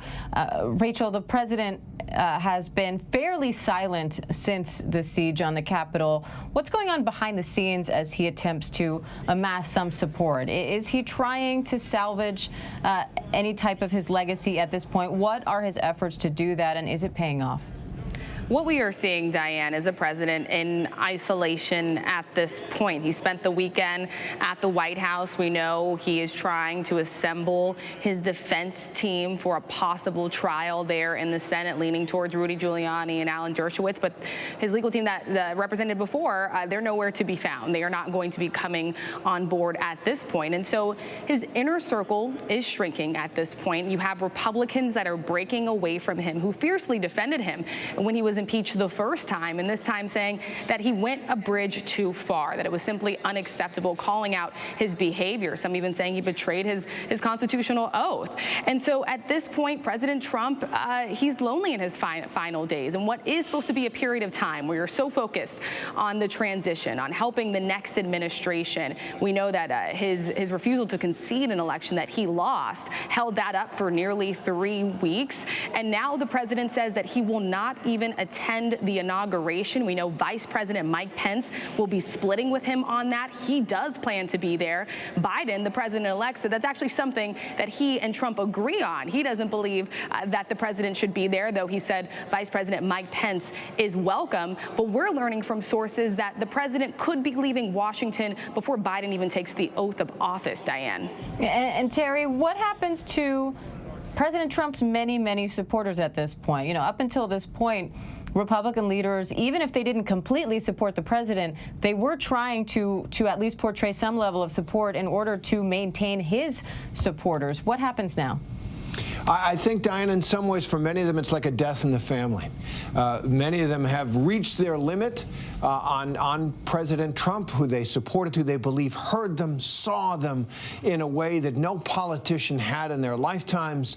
And to see him go out like this is heartbreaking and infuriating for some. There will be, I think, a hardcore of Trump supporters who believe this was an injustice and perhaps act on it in ways that are, once again, contrary to our traditions. They could they're concerned about violence right now. That's why you got National Guard sleeping in the Capitol, because President Trump's supporters are at this point still not willing to accept our democratic processes even after the attack. But I think overall, it's going to be up to the Republican leadership, to the next generation of Republicans, which is probably not going to include people like Ted Cruz and Josh Hawley, who cozied up to this insurrection, who tried to use its energy for their own personal political purposes and cynical matters. I think there's going to be a new way of approaching these voters who still want to be seen and heard, who still believe the culture and the political leadership is against them. They're up for grabs post-Donald Trump. I think it's going to be a hard transition, because the first thing that has to happen is an acceptance and then the grieving process. And I think that's what we're going to see with a lot of Republicans. All right, and I want to go to Kenneth Moton, who's there outside the Capitol. Kenneth, you heard Terry referring to National Guardsmen sleeping inside the Capitol. That's how many are staffed right now. That's how long their shifts are. Walk us through what you're seeing and what is new about the security right now outside the Capitol. Diane, we just got some more information about the National Guard troops, but first I want to walk you over there to show you this unprecedented row of troops who are on the scene here. I'm walking across Constitution Avenue right here at the Capitol, right there. This row here, this sidewalk where you see this fence and the barricades, that is a row of National Guard troops and a show of force like I've never seen before here at the Capitol. Take a look inside there and you see that they go all the way down Constitution here toward the Supreme Court. You just mentioned, Diane, about these National Guard members who were sleeping here at the Capitol. We just got some more information from a defense official who says that they're on breaks. That's the level of security we see here, where they need to be here around the clock. And so they need some breaks. They need some nap time. They need to sleep. But they've got enough here who are complimenting the Capitol Police and Secret Service that they can take these breaks, take this time to get some sleep. Also, we understand there are currently more than 6,000 National Guard troops who are around this Capitol right now. The plan is to have up to 10,000 by this weekend. 15,000 by Inauguration Day. Also, Diane, we've learned that last night the Guardsmen working here at the Capitol received authorization from the Secretary of the Army to be armed. You see those rifles that are on their chest right there. They are armed. Typically, when we see National Guard members here at the Capitol or out, not at war, not overseas, typically when we see them on U.S. soil, they're not armed. They're here to help, obviously help security and other things. But because of this situation, because of the intensity and what we saw 1 week ago, these National Guard members are armed right now. Now, according to a defense official we spoke with, this was at the request of federal and local officials based on potential threats. The authorization for the Guardsmen to be armed is only for the Capitol. And as other Guardsmen arrive and are allocated to assist D.C. police, they will assist with traffic control, and they will not be armed. So it's safe to say that the Guardsmen at the Capitol will be armed all the way up through the inauguration. And when speaking about the Guard overall, we can always, we can really just say that we're seeing men and women here who are doing their duty to protect this Capitol after that scene and remarkable scene we saw 1 week ago. And many are questioning if we had seen this show of force 1 week ago, would we have had the same scene? Many experts are saying most likely not. Also, Diane, we're getting some information about the rules of engagement for the Guard. Our Louis Martinez, who's the producer over at the Pentagon, telling us that the Guardsmen being sent to D.C. are being called up under Title 32, which means they're authorized to do law enforcement, but that means they are supporting law enforcement. They do not have the authority to carry out arrests. That's something only civilian law enforcement can do. If threatened, they can hold someone until civilian law enforcement comes to arrest them. National Guardsmen have the right to self-defense, but officials are not providing more details about their rules of engagement. Also, where are these troops coming from? We're seeing them from the D.C. Guard, Delaware, Maryland, Virginia, New Jersey, New York, Pennsylvania, and other states. Again, 6,600 National Guard members who are surrounding the Capitol right now. 10,000, Diane, expected by this weekend, 15,000 for the inauguration. And then that doesn't even include the numbers and the levels of security for Secret Service, for Capitol Police, for mutual aid agreements that they have here around the DMV, the D.C., Maryland, Virginia area. So you see quite a show of force here, Diane. All right, Kenneth Moton, stay safe, friend. We appreciate it. Quite a scene there outside the nation's Capitol building. And right now, inside the House, we're taking a look. That procedural vote still happening. Looking at the rules that will govern these impeachment proceedings. We saw some debate happening over those rules this morning. As Terry pointed out, it looked like we were seeing, in some cases, debate over the impeachment itself. But right now, they are voting on the rules. After this, debate will begin on the impeachment itself. But so far this morning, we have seen several Republicans trying to toe a line, so to speak. They've been very critical of the president, but they are still voting, are arguing at least, against impeachment on procedural grounds. One of those Republicans is Nancy Mace of South Carolina. She has been very critical of the president since the riot last week. And here is her explanation for why she is both critical of the president but still opposed to impeachment. Let's listen. This is not the reason why I wanted to give my first speech in our chambers, in our hallowed halls. This is not what I wanted to do in my first week in office. But after the violent events of last week, watching and witnessing how heartbreaking this was. Thank God I sent my kids home on Monday morning because I was worried about the rhetoric leading up to the events and to the rally on January 6th, the violence that could transpire. Not only were our lives in danger, but if my kids were here, their lives would have been in danger too, the two most precious people in my life. But what we're doing today, rushing this impeachment in an hour or 2 hour long debate on the floor of this chamber, bypassing judiciary, poses great questions about the constitutionality of this process. I believe we need to hold the president accountable. I hold him accountable for the events that transpired, for the attack on our Capitol last Wednesday.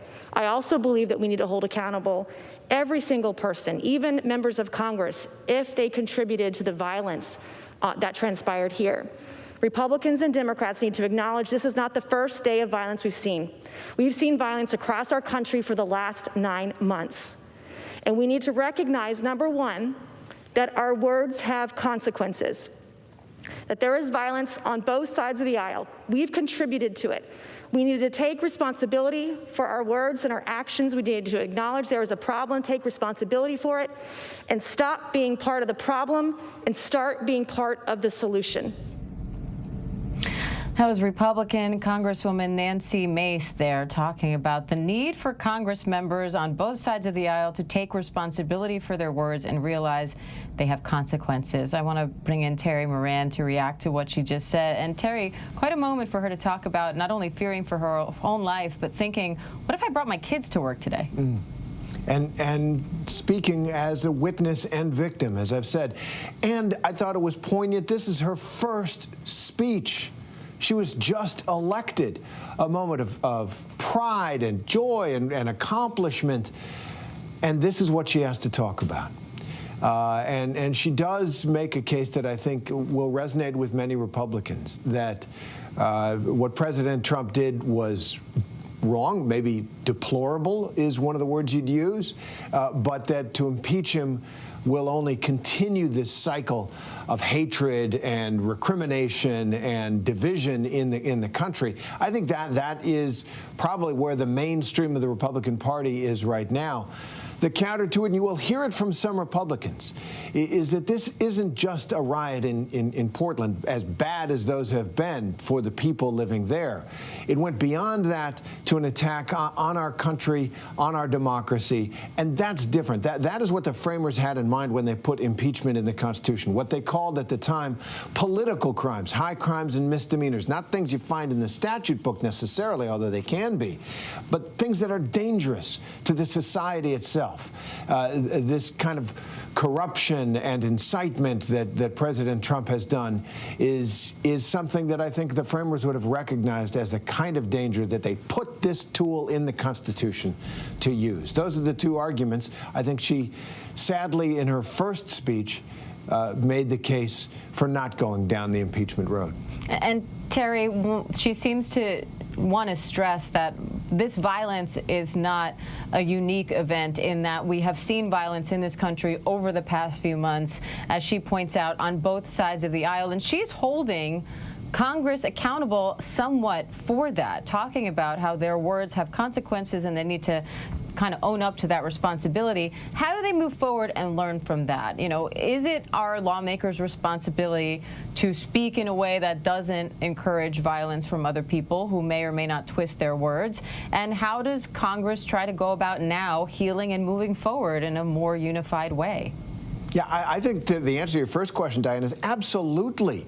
Yeah, they take an oath to defend the Constitution, which is more than just the words on paper, but the order that it represents.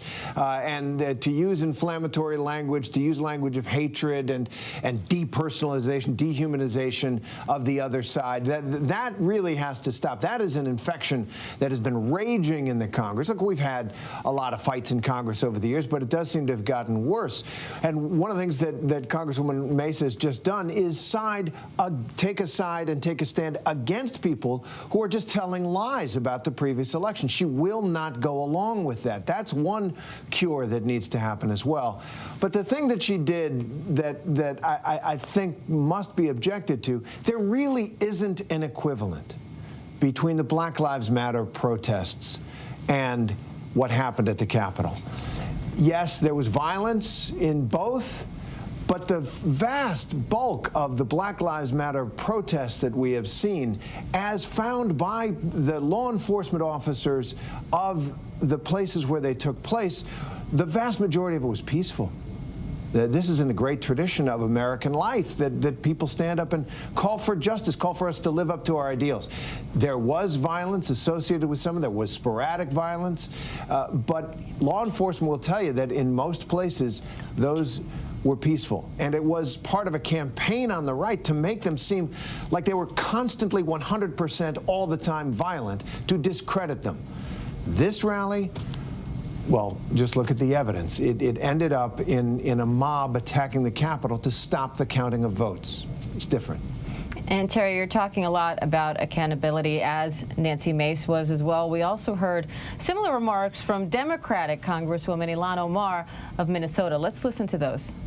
For years, we have been asked to turn a blind eye to the criminality, corruption, and blatant disregard to the rule of law by the tyrant president we have in the White House. We as a nation can no longer look away. The president not only incited an insurrection against our government, but has in word and deed led a rebellion. We cannot simply move past this or turn the page. For us to be able to survive as a functioning democracy, there has to be accountability. We must impeach and remove this president from the office immediately so that he cannot be a threat to our democracy. I stand ready to fulfill my oath of office, and I challenge my colleagues on the other side of the aisle to do the same. And that was Democratic Congresswoman Ilhan Omar talking about accountability there on the floor of the House.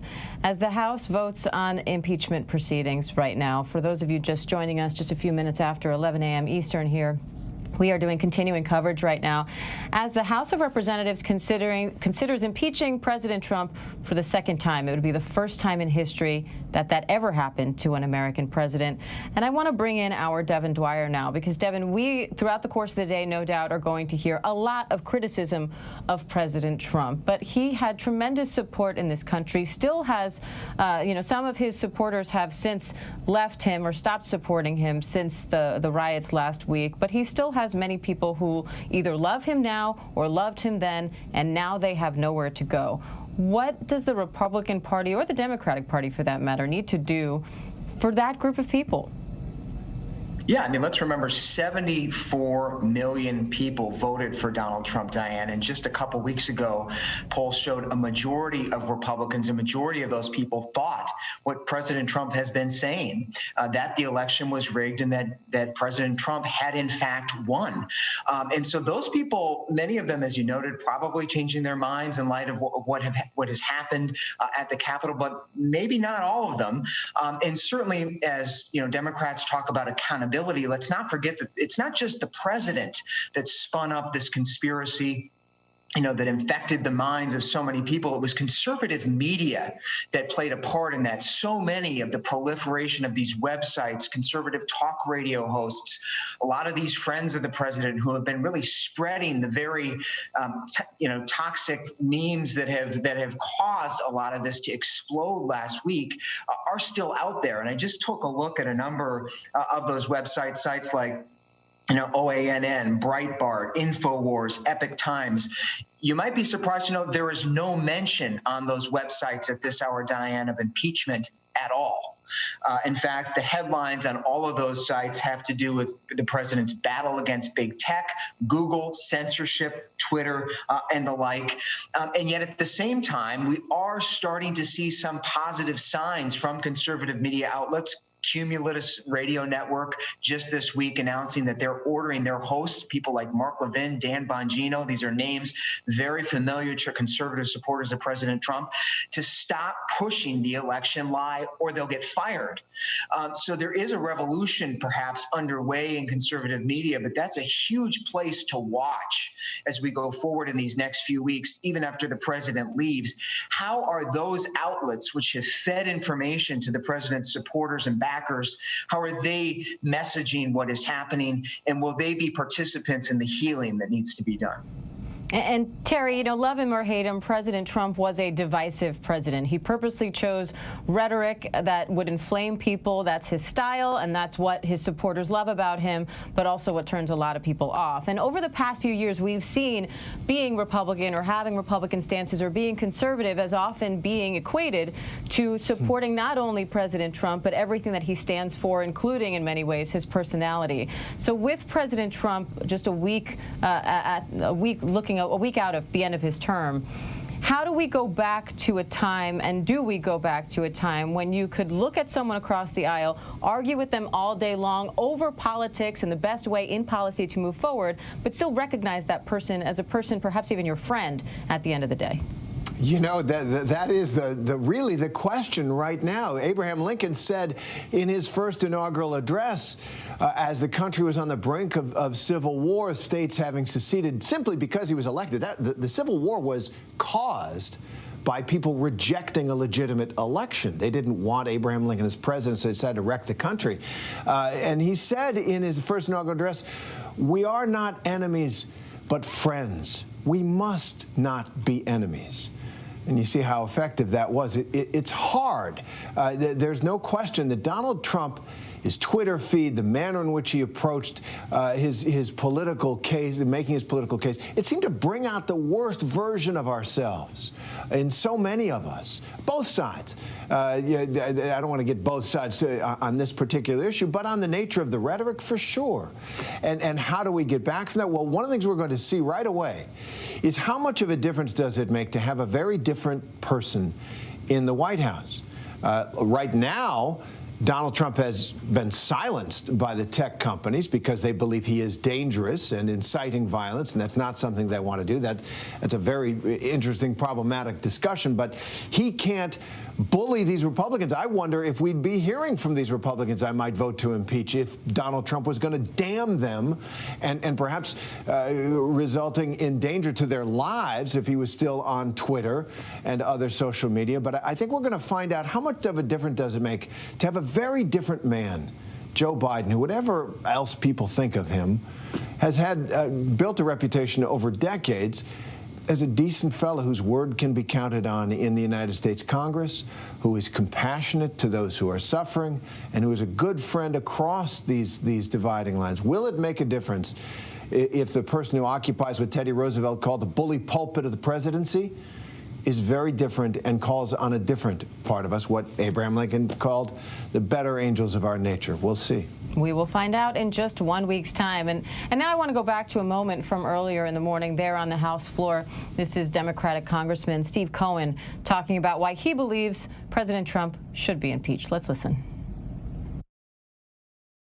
Mr. Speaker, we are debating this historic measure at an actual crime scene, and we wouldn't be here if it weren't for the President of the United States.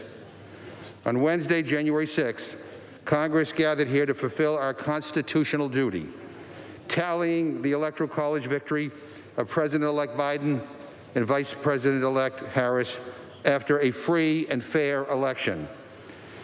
This is largely a ceremonial role for the Congress, one that sends a message to the world that democracy in the United States persists. But at a rally just 1.5 miles down Pennsylvania Avenue, Donald Trump and his allies were stoking the anger of a violent mob.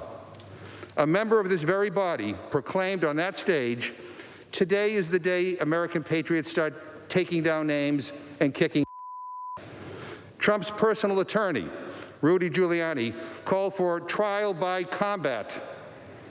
Then Donald Trump told the crowd, "We're going to have to fight much harder.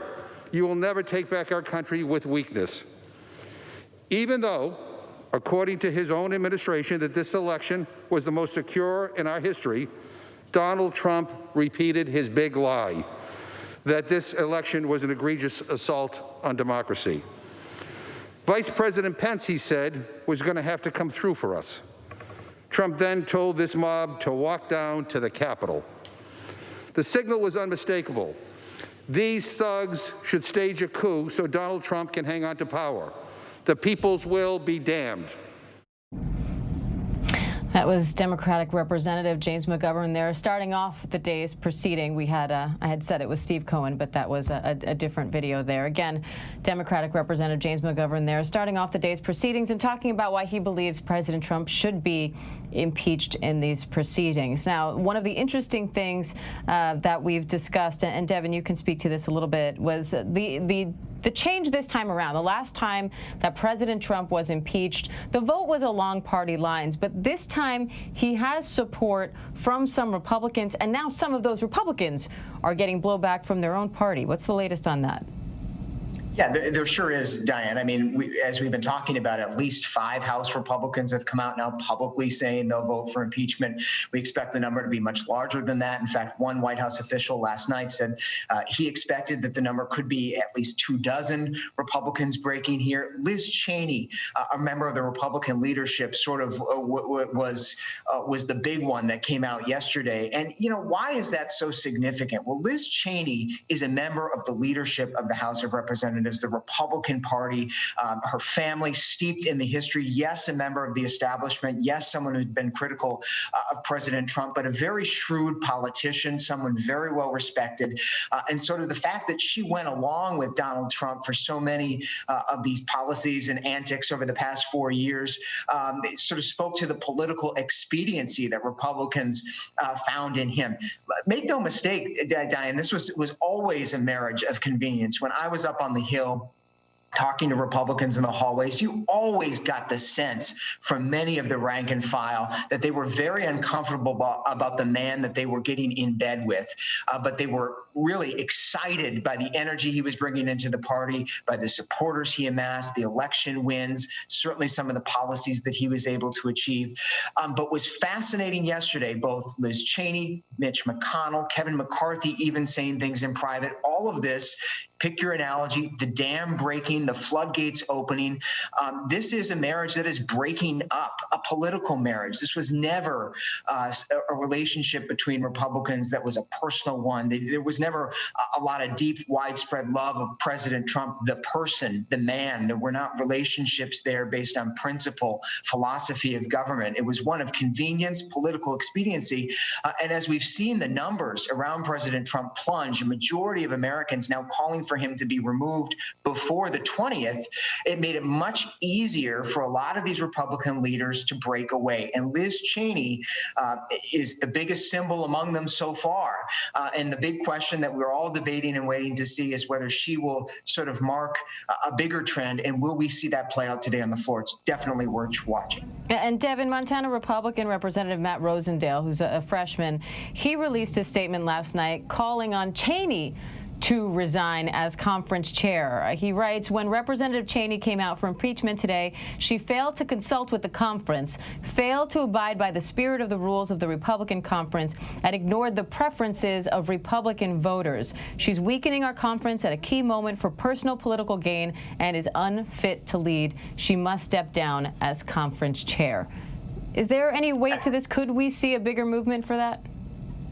Well, there's always been a division in the Republican Party in the House. There have always been this cohort of more conservative members, Trump loyalists, if you will, and they are going to raise their voices. By no means is this over if and when President Trump is impeached later today. I mean, the Republican Party is going to be going through an identity crisis over the coming years. This is something that has been a long time coming, and you talk to some more seasoned members like Tom Cole, the ranking member of the Rules Committee, who we've heard from already today, and he is very nervous about how this is going to play out, how these younger members, more conservative members, are going to challenge the leadership. It's much similar to what we're seeing on the Democratic side with the diehard progressives, Alexandria Ocasio-Cortez, Ilhan Omar challenging Nancy Pelosi, the establishment on that side. So both parties are going to have to undergo this sort of come to Jesus moment as we go forward and sort of find out which direction they're going. In terms of what it could mean for Liz Cheney in her leadership position, certainly she could get challenged. But in terms of the numbers that we've seen so far, the respect she has, I think she personally is probably going to hold on to that post. And Kate, I want to bring you in on this because the Democratic Party in general may be divided on many issues, but they are united on this topic of whether or not the president should be impeached. Republicans, not so much. Now, that matters from a political standpoint, but does it matter from a legal standpoint? In the House, not really. So all you need is a simple majority in the House to actually impeach. And as Devin suggested, that is going to happen, it seems like, today. Certainly all of the Democrats are on board, and a number, though we don't yet know how many, Republicans in the House as well. And we should say that in and of itself is striking. Actually, so last year when President Trump was impeached the first time, Justin Amash, who's an independent, did vote for impeachment in the House, but not a single Republican did. And in the Senate, it was extraordinary. Mitt Romney was the first member of the president's party, of any president's own party, to vote to convict and remove. So that was, a year ago. Fast forward to now, and we are definitely going to see more support among Republicans, I think, both in the House and certainly in the Senate, although, again, the numbers seem very much to be in flux. And I think the whole, there's a real dynamism to this situation right now. I think, we're a week out. With every passing day from the siege of the Capitol, I think the story gets worse for the president. So, I think that there's an imperative for speed, obviously, because January 20th is looming, but it's also the case that, if anything, I think the impeachment case grows stronger as we learn more about exactly how harrowing the scene inside the Capitol was, how much planning and organization preceded the actual storming of the Capitol. So I'm not sure if the number of Republicans on board right now is the same as it will be at the end of the day and tomorrow and in a week, because I think the situation just feels so fluid right now. All right, Kate Shaw, thank you. And I want to bring in Mary Alice Parks, because, Mary Alice, we know that the Senate could have the power, assuming the House does vote to impeach, to ban President Trump from future political office. But there is also a lesser-known avenue for Congress to get to that same result. And not many people know a whole lot about it, but I know you do. So talk us through this section in the 14th Amendment. Sure. Well, Kate Shaw helped teach me a lot about it. She knows that I have been so fascinated with this more obscure part of the Constitution. Section 3 of the 14th Amendment was put in place right after the Civil War. Members of Congress were shocked that after such a bloody and deadly war, states in the South went right back to electing and appointing former Confederate leaders and sending them back to Washington to be sat in the Senate. And members of Congress said, that's just a bridge too far. We just fought a war. The war had only wrapped about 6 months earlier.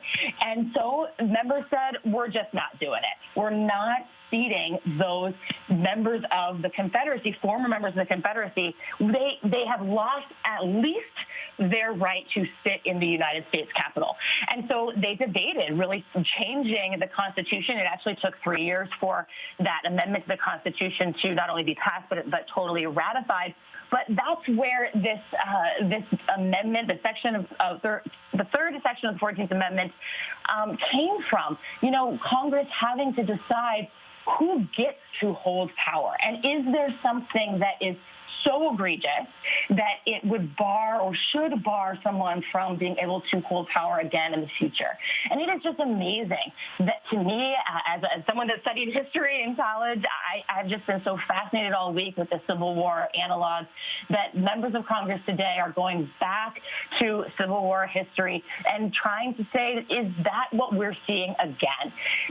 Was the involvement of the president in summoning that crowd, it was his language that moment before they marched on the Capitol and led to sort of such a violent attack on the Capitol, does that constitute the kind of insurrection that is analogous with the Civil War? That's what members are debating. It's remarkable. You know, the experts that I talked to, Kate Shaw included, but also some other legal professors and historians this week, are really torn. You know, some say absolutely, like you've been talking about with Terry and others. Some say absolutely. They think that what happened the case could be made, that it's on the same level. Others have said absolutely not. That one day, as violent as it was and as scary as it was for sitting members of Congress, is nowhere near the same as a years-long war. I mean, in the Civil War, we're talking about 700,000 Americans who died. We didn't see a war last week. And so I think that these historical comparisons are so interesting because they're so rare, and because as Americans, we just don't have many moments in history to go back and point to and use as legal guidance going forward. I mean, in a way, it's a good thing that we don't have all that much precedent for this situation, but it is kind of sad that we're having to look at policy from the Civil War to try to figure out if that relates to what we're seeing in our own country in the year 2021, Mary Alice. I think a lot of us are wishing we held on to our history notes, but very glad that we have people like you to break this all down for us. And it sounds like you wanted to add something? Well, I was going to say, one of the interesting questions, too, is whether right now the debate so quickly, the emergent sort of with a tone of emergency, we've had a debate about what to do with the president, Democrats saying something should be done to remove the president immediately. But actually, this part of the Constitution that they're citing could very much be used to apply to sitting members of Congress. In fact, like I said, that's how it was designed. And so the question is, regardless of whether Congress impeaches the president, uses the impeachment process to convict the president, there's still a question about whether down the road they could return to this authority under Section 3 of the 14th Amendment to move to expel sitting members of Congress. Obviously, Congress already has rules around expelling members of Congress, but they could be sort of hearkening back to these same Reconstruction era amendments to solidify what they see as their own authority to expel their own colleagues. I just think that is possible, and I think that senators like Senator Ted Cruz and Josh Hawley are very aware this week that there are some Democrats considering and speaking to experts about whether that could be a possibility in the coming weeks and months. Yeah, and I want to bring in constitutional law scholar Leah Wright-Rigueur on that very point, Mary Alice. You know, Leah, right now we're talking about what kind of ramifications the president will face because of his conduct on the day of that insurrection on the Capitol, and also maybe in throughout the course of his tenure here. But what is the likelihood, you think, that other Congress members could also face consequences for their roles? So I think there are a couple of things. One, the focus right now is on Donald Trump. It has to be on Donald Trump because right now we're really facing somebody who has essentially unlimited access to incredible power, whether it be national security secrets, whether it be classified information, whether it be, the ability to incite and to, pour gasoline on the fire of thousands, if not millions of people across the country. So that's the first thing. But I think what we've also seen is that a number of Congress people have called for these kinds of impeachment proceedings to be held against their fellow Congress men and women. That anyone who aided and abetted in the insurrection and the Capitol riots in the last last week, that they be held accountable too. I think you'll find far more contention over that kind of conversation, and in fact, it'll probably take a back burner. Although we've seen some people call for this kind of resolution. But I do think we're going to see forceful calls, particularly after the Donald Trump thing is dealt with. At least on the side of the House of Representatives, because again, there has to be some way of holding people accountable who not only helped incite this and rev up the crowd, but also who perhaps aided and abetted, whether it be providing information, providing location, and there has to be some kind of accountability. And we've seen that Congress people have already expressed interest in using the tools of Congress to hold people within their own body accountable, because what other way are you going to hold these people accountable? And Leah, when you looking at the focusing back on the president, when you look at his speech before the rally, I expect his legal team is going to try to emphasize the part where he said to go to the Capitol peacefully and lawfully, and that the goal was to just cheer on the senators that were going to vote against certifying the election, as opposed to mentioning violence. I wonder, though, how much his comments after the riot started, when he came out on video and said, we love you, you're very special, but go home. Is this going to focus specifically on his speech before the rally, or do you think some of his other actions and behaviors are going to come into play? I think everything comes into play, particularly when it comes to somebody like Donald Trump. The actions and the words before the Capitol riots were astounding. They were for lack of a better word, incredible, in that they were so clear-cut about the expectation of the crowd in the way that the crowd interpreted them. So surely those will be used as we talk about accountability. But then what we see is that the tweets that go out after the riots, or while the riots are in progress, and the kind of videotape message that the president sends out do nothing to actually quell the violence. If anything, the violence has raged so out of control by this point, they do nothing. And in fact, it provides a level of encouragement, particularly because the president is so kind of soft and comforting, right? Special people, we love you, that kind of thing. So what we do see is that a lot of people on the ground interpret that as further encouragement. So I don't think that there will be any space to really defend the president's actions and his rhetoric in that day. One of the things I think they'll also point to too is the lack of action or the inaction of the president in the face of crisis. And we've seen that this is a president who has been quick to act on other occasions, particularly with the protests that we saw over the summer stemming from the murder of George Floyd. And so in this case, when there was an assault on the Capitol, when there was assault on Congress, when there was a quite literal assault on democracy, and the fact that the president didn't act at all, that is going to come up as part of this case to hold the president accountable with regard to impeachment. And then, Leah, another part of the report mentions that recorded phone call between the president and the Secretary of State of Georgia, where he's encouraging the Secretary of State to, quote, find the votes to essentially overturn the results in that state. How vulnerable does that phone conversation now leave the president? It leaves the president incredibly vulnerable. We have him on tape saying, find votes to overturn the election. And it doesn't matter that the president believes, whether or not he actually believes that he won the election. The facts show, the evidence show he did not win the election. So the moment that he starts digging around and saying, fine, create some way, right? Essentially cheat democracy, cheat the will of the people in order so that I may get the results that I like, that's when it becomes criminal. That's when it becomes ethical, and certainly that's when it becomes immoral. I think we have to ask ourselves a really hard question that actually shouldn't be so hard. But if impeachment and the tool of impeachment is not for something like this, something so egregious like this, then what is it for? What is its use? Expect we will be hearing that argument made on the House floor today quite a few times. And right now we have some breaking news. Our Justice Department reporter Alex Mallon is standing by with news of a new arrest in this case. Alex, what do we know? Yeah, authorities this morning arrested Robert Keith Packer in Newport News, Virginia. Now, he's the man, authorities say, that was pictured wearing that horrendous hoodie that featured the words Camp Auschwitz on it during the siege of the Capitol last week. He's been charged and will appear in federal court later this afternoon.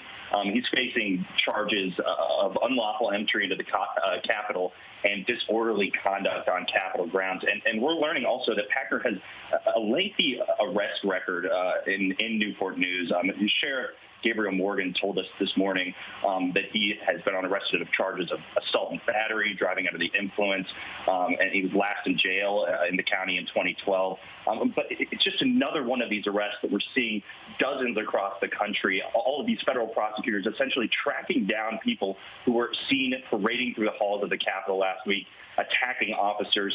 And some of the details that we're learning about some of these individuals truly are shocking. I mean, you have another person this morning who's going to be seen in D.C. federal court, Cleveland Meredith, who was arrested last week, and he had over 2,500 rounds of ammunition in his possession. And he was arrested based on these texts that he was sending, threatening to shoot Nancy Pelosi in the head, to shoot D.C. Mayor Muriel Bowser. And some of the weapons that they found on this person are just, I mean, it's stunning. And prosecutors are basically just pleading with courts, saying we need to keep these people in custody for the remainder of their investigations, because releasing them into the public could be a serious danger, especially leading up to the inauguration next week.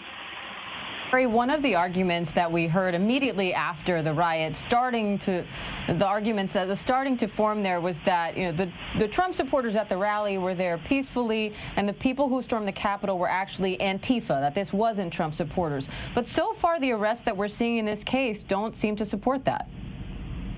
They really don't, do they? I mean, they've now arrested upwards of 100 people. Every single one of them has social media and regalia and the rest of it that indicates they're hardcore Trump supporters. And there is zero evidence of anyone else being there. So, that's the Bigfoot ate my homework excuse. The same kind of thing that was tried with, there are all kinds of votes that were switched, by Hugo Chavez, who died 11 years ago or whatever. It just doesn't hold water at all. I think the more important question is, yes, these were hardcore Trump supporters. Did they spontaneously riot, seeing an opportunity, just getting riled up, incited by the president, or was this planned and organized, and who was involved? That evidence is coming out as we speak, and I think that the investigation will go to see how much was planned and organized and by whom. Were there people on the inside, whether it was Capitol Police Force or members of Congress or the White House, the president himself? These are all open questions to see if this attack was spontaneous in nature or whether there was a driving kind of commando-like group that was essentially there to storm the Capitol and brought along people who got caught up in it. And it sounds like it may have been a combination of both, but of course that's one of those questions that law enforcement will be answering in the weeks and months to come. But I want to go back to Kenneth Moton, if we still have him right now. No, we don't have Kenneth. So let's go to Mary Alice. Mary Alice, walk us through a little bit. I know we don't have Mary Alice, excuse me. Devin Dwyer. We've got Devin. All right. Devin, walk us through a little bit. The first procedural vote just ended. How is the rest of the morning expected to play out? Yeah, we expect another procedural vote, Diane, to happen very shortly, and then they'll get on formally to debate the article of impeachment. And just to remind everybody, there's one article of impeachment on the table. Nancy Pelosi and Democrats drafted it relatively quickly after the events of last week, and that one article is incitement of insurrection. That will be put on the floor. And then, as we've been talking about, members will each take turns on both sides of the aisle, really to put their words into the history books, to give short speeches for and against this article of impeachment, the removal of Donald Trump, the indictment of Donald Trump. That will take about 2 hours this afternoon. We expect before dinner time tonight, Eastern time, that the House will then formally vote on the article of impeachment. And so that process itself will take a while. Remember, we're doing all of this in a pandemic, so they have to clean the House chamber in between members, groups of members coming in to cast their votes. They're not allowed all to be in there at the same time. So that in itself is just really something to put your mind around as this plays out. And really, then it sets the stage for this Senate trial. That's the second part of an impeachment. Remember, it's a two-part process. An impeachment in the House is something of an indictment of a president for wrongdoing, and then it's up to those senators on the other side to come up with a conviction or not, and the penalty for that. And as we've been talking about, we're in uncharted waters here, as that Senate trial would very likely happen after President Trump leaves office. But still, make no mistake, a historic moment for sure. Again, that final vote by mid to late afternoon, Diane. And again, last time that the president was impeached, we saw that vote along party lines. This time, a few Republicans now have come out saying they will vote to support impeachment. One of them in particular, Liz Cheney, is a top-ranking Republican. And earlier we heard Democratic Congressman Steny Hoyer talking about his surprise at hearing that statement from Cheney. Let's listen. But I want to reference the remarks of the chair of the Republican Conference, which is the analog to the Democratic caucus. It is all the Republicans elected to the Congress of the United States in the House of Representatives. And they elected Liz Cheney, the daughter of the Vice President of the United States, the former whip of this House, Dick Cheney, with whom I served in the 80s. Representative Cheney from Wyoming, a conservative Republican, said this: "The President of the United States summoned the mob, assembled the mob, and lit the flame of this attack." That is not some irresponsible new member of the Congress of the United States. This is the daughter of the former Republican whip and former Vice President of the United States of America. She knows of what she speaks. And she said this as well: "There has never been a greater betrayal by a President of the United States of his office and his oath of Constitution, to the Constitution." This is not, as Liz Cheney says, just some action. She characterizes it as the biggest betrayal of any president of the United States in our history. I want to bring in Terry Moran on this. Terry, we talked to Devin. Devin and I touched on this a little bit before, but how significant is it, as you hear from Hoyer there, to hear a top-ranking Republican like Liz Cheney, who has such a long history there in Washington and reputation, to say those words against the president in her own party? It's very significant. It's a major moment in this national trauma. Liz Cheney, with her family history and also her accomplishments, rising to the level of the number 3 ranking Republican in the House of Representatives, saying things so starkly that no president has ever betrayed his oath of office as much as this president did in inciting that mob. And her word will matter, but what it also reflects is this struggle within the Republican Party. You know, when Donald Trump was elected, the night he was elected, I was on ABC News and I said, he's not a Republican, he's not a Democrat, he's something new. He's a nationalist. The Make America Great Again slogan is a nationalist slogan, and for a lot of Republicans, it's been very uncomfortable to be in a party that used to be the party of the Chamber of Commerce and Dick Cheney, and became the party of Donald Trump and the mob that stormed the Capitol. And I think she represents the faction of the party that would like to see some some kind of return. They know they can't go back all the way, but some kind of different Republican Party emerging out of the ashes of this riot. And that first procedural vote is done this morning. That one broke down along party lines. 221 to 205. We're now hearing Democrats voting to go ahead and advance those proceedings. 7 members did not vote, and the House is now voting on the rule, which is expected to take roughly the same amount of time. And then the chamber will go ahead and start to debate the actual impeachment article. So, Leah, I want to go back to you to just walk us through what this first vote means and how the day will proceed now to the second vote. Sure. So I think the important thing to keep in mind here is that members of Congress are going to continue to have this debate about why impeachment is important. And I think, one of the things that will be really important to keep in mind, or at least really significant to keep in mind here, is that, they're essentially laying out their arguments that are going to come later on. So once we get to the point where it's really about impeachment and we have reached the impeachment stage, because again, all of this is essentially symbolic because procedurally Democrats have the edge here. And so I think what you should be looking for and what we should all be looking for really is the laying out of the arguments. What are the, what essentially are the charges, for lack of a better word, what are the charges that Democrats are going to be bringing against the president of the United States? And then, of course, thinking about what that means once it gets to the Senate, because I think that's where things really get essentially spicy, because it's going to be about what Democrats, what kind of arguments Democrats bring forward, but then what kind of, Republicans end up doing, because they're the ones who essentially hold the power to either convict or acquit the president. And Devin, you might be able to speak to this, but it's interesting to see some members are actually speaking during the voting process, and they're actually voting by proxy for other members, which is a provision that was put in place because of the pandemic.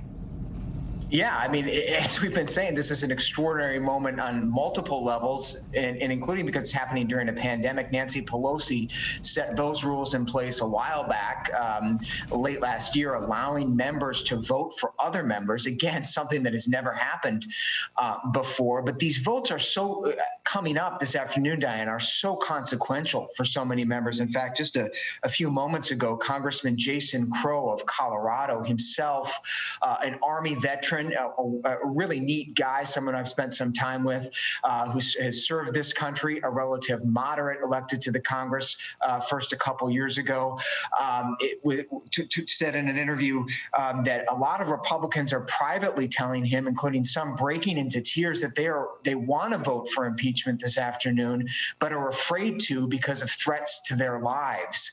And so that's something really to put your mind around, that a lot of members this afternoon are confronting a fear factor.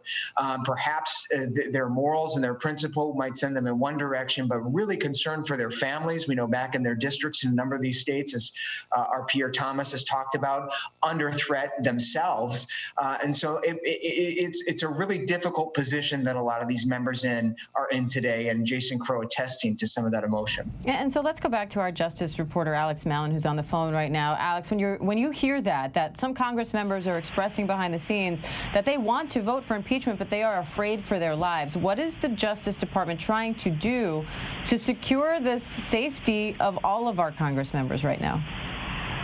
Well, I mean, many of the people that they are arresting in these criminal affidavits that we're seeing, there are, these people were talking about direct threats against members of Congress, talking about shooting Nancy Pelosi. So they understand that there was a real risk for many of these individuals that entered the Capitol.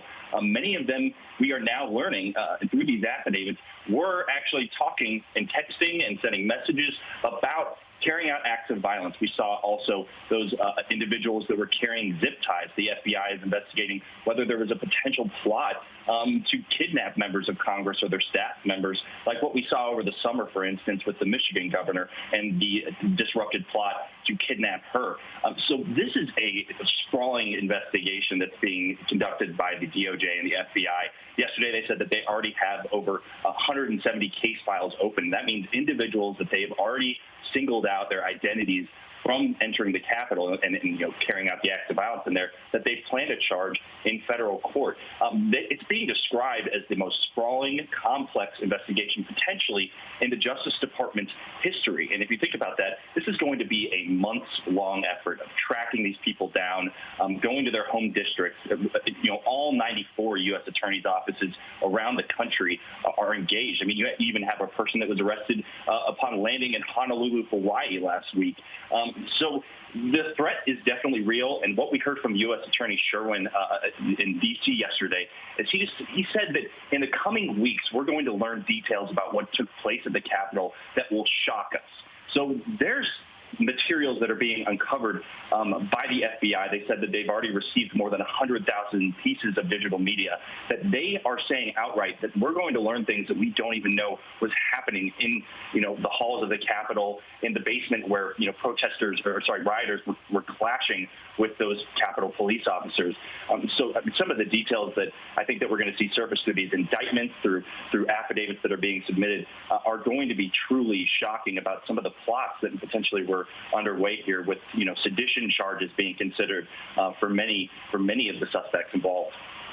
Yeah, we heard the FBI official in yesterday's briefing saying something to the effect of the FBI's focus is broad and their memory is long. So they are certainly covering this manhunt nationwide, and they expect to continue to make arrests for quite some time in this case. But Terry, I want to go to you. You've covered so many conflicts overseas, and so many of the events that we saw unfold last week and the allegations that are also coming out now is the kind of thing that so many of us thought could never happen here in the United States of America, and yet here we are. Could never happen again, because we had a big fight about race, about power, about the nature of our democracy, obviously in the Civil War, and by putting it to rest, we thought we'd put that problem behind us. That Capitol Dome itself, really, to me and to so many others, the most beautiful building in America, has become a symbol around the world of stability and order and decency in democracy, in self-government. And here it was the target. Maybe that's why it was the target in some ways of these rioters. And you see that in other countries where they target the heart of not just power, but of this social organization, of the decency, in order to disrupt it and seize power. That's what we were seeing. As Alex says, we're going to see more evidence of how much sedition was going on in that mob, how much actual treason, the effort to overturn the government, stop the vote, give the presidency to Donald Trump, who didn't win it in what would have been a dictatorial assumption of power. That's where we are. The evidence is still coming in. And that's why this Congress, the Democrats and some Republicans in it, feels it is so urgent to take this step of impeaching and removing Donald Trump from the presidency. I should say that in the impeachment of Bill Clinton, there were 5 Democrats who joined Republicans in the House of Representatives. I believe we have more than that number of Republicans now saying they'll join the impeachment of Donald Trump. So if the impeachment of Bill Clinton is any indication, that this has more bipartisan support right now because of the horror of it, the physical horror of it, the desecration of the Capitol, the death, and the fear that was struck into the hearts of everyone there, including members of Congress, and the civic horror of it, what it represented. And Leah, the focus right now is on President Trump, and when it comes to the actual other people involved in the mob that stormed the Capitol that day, the focus is on just finding them and arresting them. But what happens when the process then moves to trying to prosecute all those people? Well, I think the Justice Department has indicated that it is well equipped to prosecute these individuals. The real question is not going to be about, how do we charge this? How do we organize this? It's about which districts are going to take jurisdiction. And from my understanding, the District of Columbia has said that they will be the ones doing the prosecuting.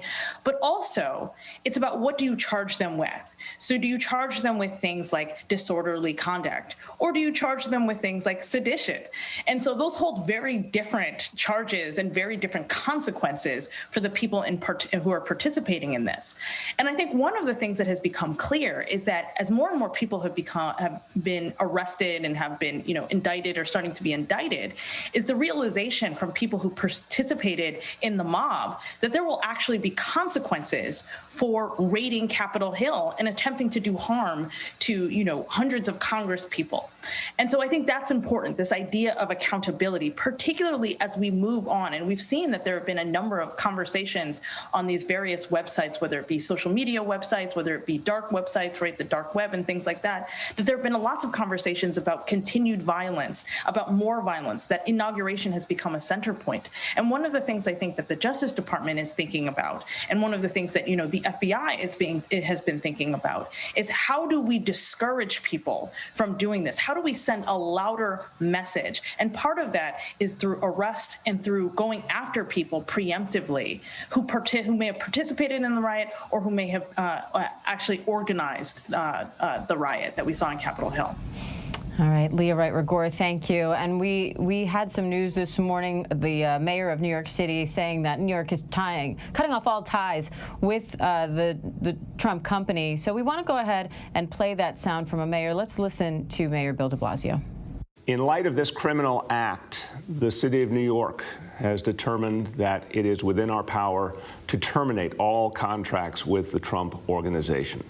So we will no longer be doing any business at all. By the contract language, we have the right to terminate contracts, obviously, if a criminal act has been committed, and a criminal act has been committed. So goodbye to the Trump organization. We're working immediately to find new vendors to take over these facilities so we can continue to provide service to their customers.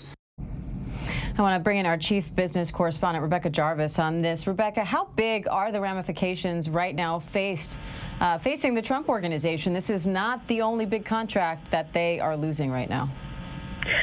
Certainly, Diane. Well, there are potentially going to be a lot of lawsuits in the wake of these decisions, and the decisions will be costly in the near term for the Trump organization if they hold. And there's very likely going to be major costs to the Trump organization as a result. I mean, you also have to think about the brand and what the brand means when the president is no longer that. And in the wake of all of the issues that have occurred in this presidency, in the last remaining days of this presidency, that brand was very central to people buying into it. And this is an important characteristic of all brands. People have to believe in a brand in order to buy into it. And this could certainly change that in the long run. It already has obviously changed it in terms of contracts as well.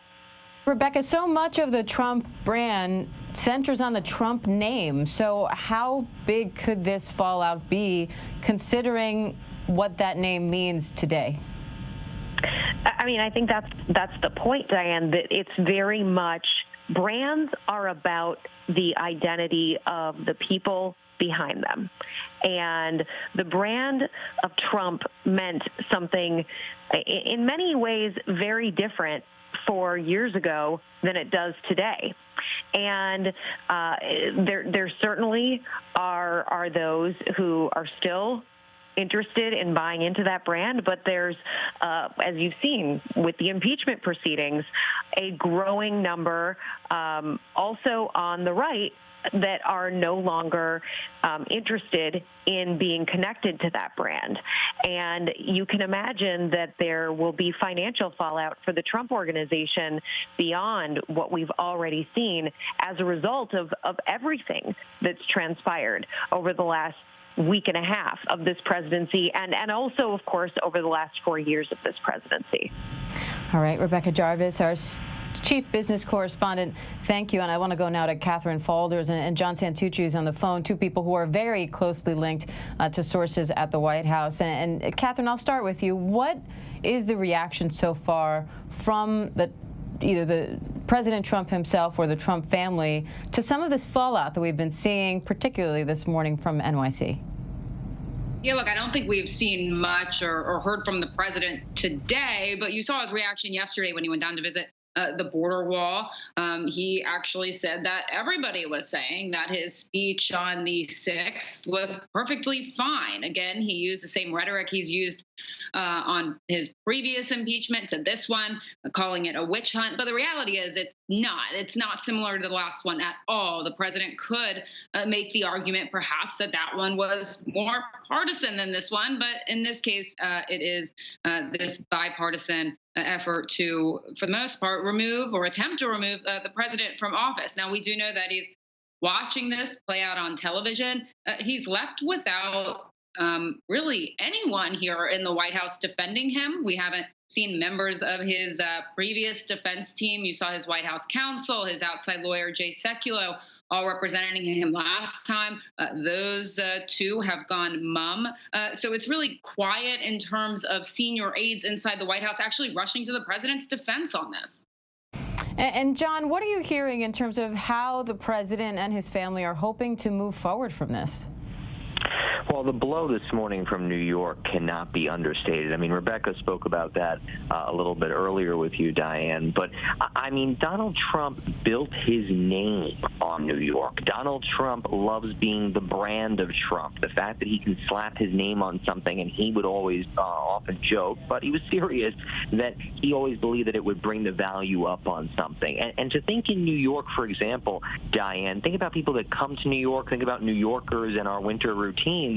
For those of us that have grown up there, you know, Woolman Rink in Central Park, let's just focus on that for a second. Looking out to the Plaza Hotel, which Donald Trump once owned, has the Trump name burned into the borders of the ice rink. You think about going over one of the bridges to enter New York City. It has the Trump links etched into the dirt as you're climbing over the bridge.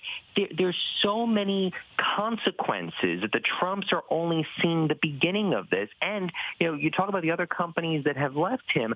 Donald Trump, for decades, wanted to have a PGA championship at one of his golf courses. When he was awarded it in 2014 by the men's PGA, he was ecstatic, couldn't believe it, finally had achieved one of the things on the Trump bucket list. To hear that it was stripped away from him over the weekend, we learned that late Sunday night, I'm told the president was gutted by the decision of the PGA, couldn't believe it, and we've now seen the consequences of where that's going. You have to remember, too, that among the Trump children, besides their father, who obviously has now transitioned to politics, the 3 adult children have done that as well. Donald Trump Jr. was a vigorous campaign force throughout this past cycle, absolutely as well during the 2018 midterms. Ivanka Trump had basically made no secret of the fact, the way that she was carrying herself over the last several months, that she herself thought of maybe a possibility at someday running for higher office. And we know that Eric Trump's wife, Laura, had already put in feelers at exploring an open Senate seat in North Carolina. This derails every plan that the Trumps had, and it's going to be most curious to me, as someone who has followed this president for so many years now. You know, Donald Trump has always had a pivot. He has had a lot of missteps and failures throughout his career. Many people that know the legacy and the history here can think of the failures he has had in Atlantic City, can think about the personal struggles that he has had, 2 marriages that went south, but he has always come back. Many people that I'm talking to close to this president that have been around him since prior to his presidential run 5 years ago, they just don't know what next act Donald Trump has. And Devin, on that note, what else is at stake for the president if he does get impeached, besides just, you know, a tarnished legacy, the historical stain of it all, and the potential that people won't want to do as much business with the Trump organization? Yeah, that's a big one for him personally, but there's a viral post going around, Diane, on social media. You may have seen it, saying that President Trump, if convicted in the Senate, even after he leaves office, could lose his $200,000 a year pension, could use $1 million a year travel allowance as a former president, could lose Secret Service protection, in addition to being told he cannot run again in 2024. There's actually a bit misleading. Those aren't exactly the facts here. Certainly, if the Senate does vote to convict President Trump after he leaves office, they can take a second vote to bar him from running again. But in terms of pension, in terms of travel allowance, in terms of Secret Service protection, those are all things written into federal law. So it's not true that he would lose those things simply by virtue of being impeached after he leaves office. Now, Congress could choose to write a new law and strip them of those things. I think that's a bit far-fetched and probably a tall order for this Congress and given the other priorities. But certainly within the realm of possibility, and you got to imagine President Trump is thinking about that today, too. And Devin, what about the vice president? He's been fairly quiet since certifying the election results, other than to say and issue that statement that he would not be trying to invoke the 25th Amendment to remove the president from power. Where is the vice president today? Yeah, where is Mike Pence in all of this? He's here in Washington, Diane. He's at the vice president's residence last we checked this morning. And even as he had that 90-minute conversation with President Donald Trump that sources told us was a friendly sort of coming together to talk about their agenda, to talk about their legacy, it's very striking that Mike Pence has not condemned the push to impeachment and hasn't condemned the effort to chastise President Trump. We saw a letter from him last night to House Speaker Nancy Pelosi disapproving of that effort to force him to invoke the 25th Amendment, something that he is not going to do. He's not going to remove President Trump from power on his own. But Mike Pence didn't say anything about the impeachment effort, hasn't said anything publicly, hasn't tweeted, put out a statement, and then this letter to Nancy Pelosi didn't say anything about it other than that he was saddened and shocked by what he saw at the Capitol last week. And we know that Mike Pence has been livid over the president's targeting of him in the lead up to all of this and the explosion last Wednesday in this town. Remember, the president had accused Mike Pence of standing in the way of an electoral victory. That's not lost on Pence. And so as this goes into the history books, he's someone that we know wants to be on the right side of things. And his silence is deafening on this issue of an impeachment.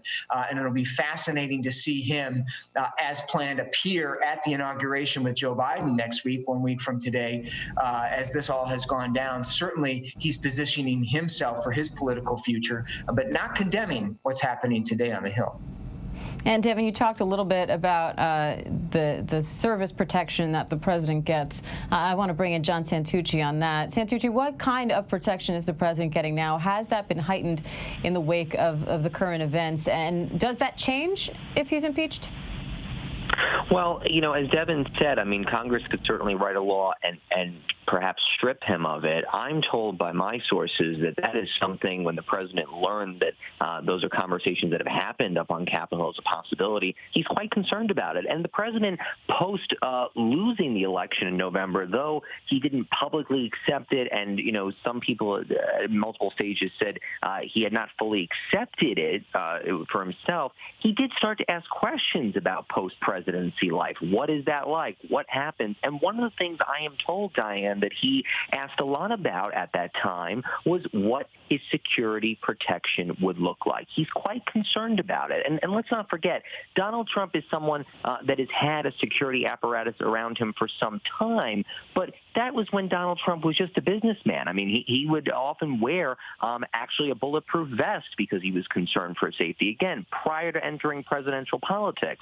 But now he knows that there's a target on his back. He knows that people have death threats against him. They've certainly had it for the last 4 years that he has served in the White House. And to think that would potentially be stripped away from him, he's quite concerned for it, and so is the First Family. And they are already looking, as far as the transition is concerned, the Secret Service has looked at what ramifications they would need to be prepared for because of the events of last week. They're already been down at Mar-a-Lago, where the president is expected to head after the 20th. They're already looking at changing certain certain security procedures there. Remember, this is a private club, but it does have members that come in from the public. It's not like it's a secure fortress, if you will, that's just the Trumps. There are other people that do come and go and enter the grounds, which has often been a problem for the Secret Service over the last 4 years. But it is definitely something weighing on the president in the final days of his administration. Understandably so. And I want to go to our chief global affairs correspondent, Martha Raddatz, now, who's been keeping track of this investigation in general. Martha, we heard from Alex Malin just a little while ago that there was a new arrest of someone who's suspected of having been a part of that mob that stormed the Capitol. What's the latest on the investigation and the efforts to not only secure the Capitol, but the country? Well, the latest arrest was of a man who appeared in a hoodie and a sweatshirt that said Camp Auschwitz. He has been arrested in Newport News, Virginia. They are fanning out all across the country in truly every state because, as we know, people came from all across the country. And we've now learned, a defense official has told us that there will be as many as 20,000 National Guard deployed to Washington, D.C. by this weekend because they believe that the trouble is going to start again even before the inauguration. There were several petitions for protests. Those have been denied because we are in a national emergency in Washington, D.C., but they are already, as you can see, filling the streets and certainly around the Capitol. I think a real question is the so-called rules of engagement. What can they do? We saw one of the rioters in Capitol shot and killed trying to breach a door, break through a door, and climb over others, and there were members on the other side of that door. Now, the only thing the Guard will tell us is what's obvious. They can shoot someone in self-defense, but many of those guards, certainly the ones at the Capitol, will be armed. They were not armed on Wednesday. They were merely doing traffic control with law enforcement.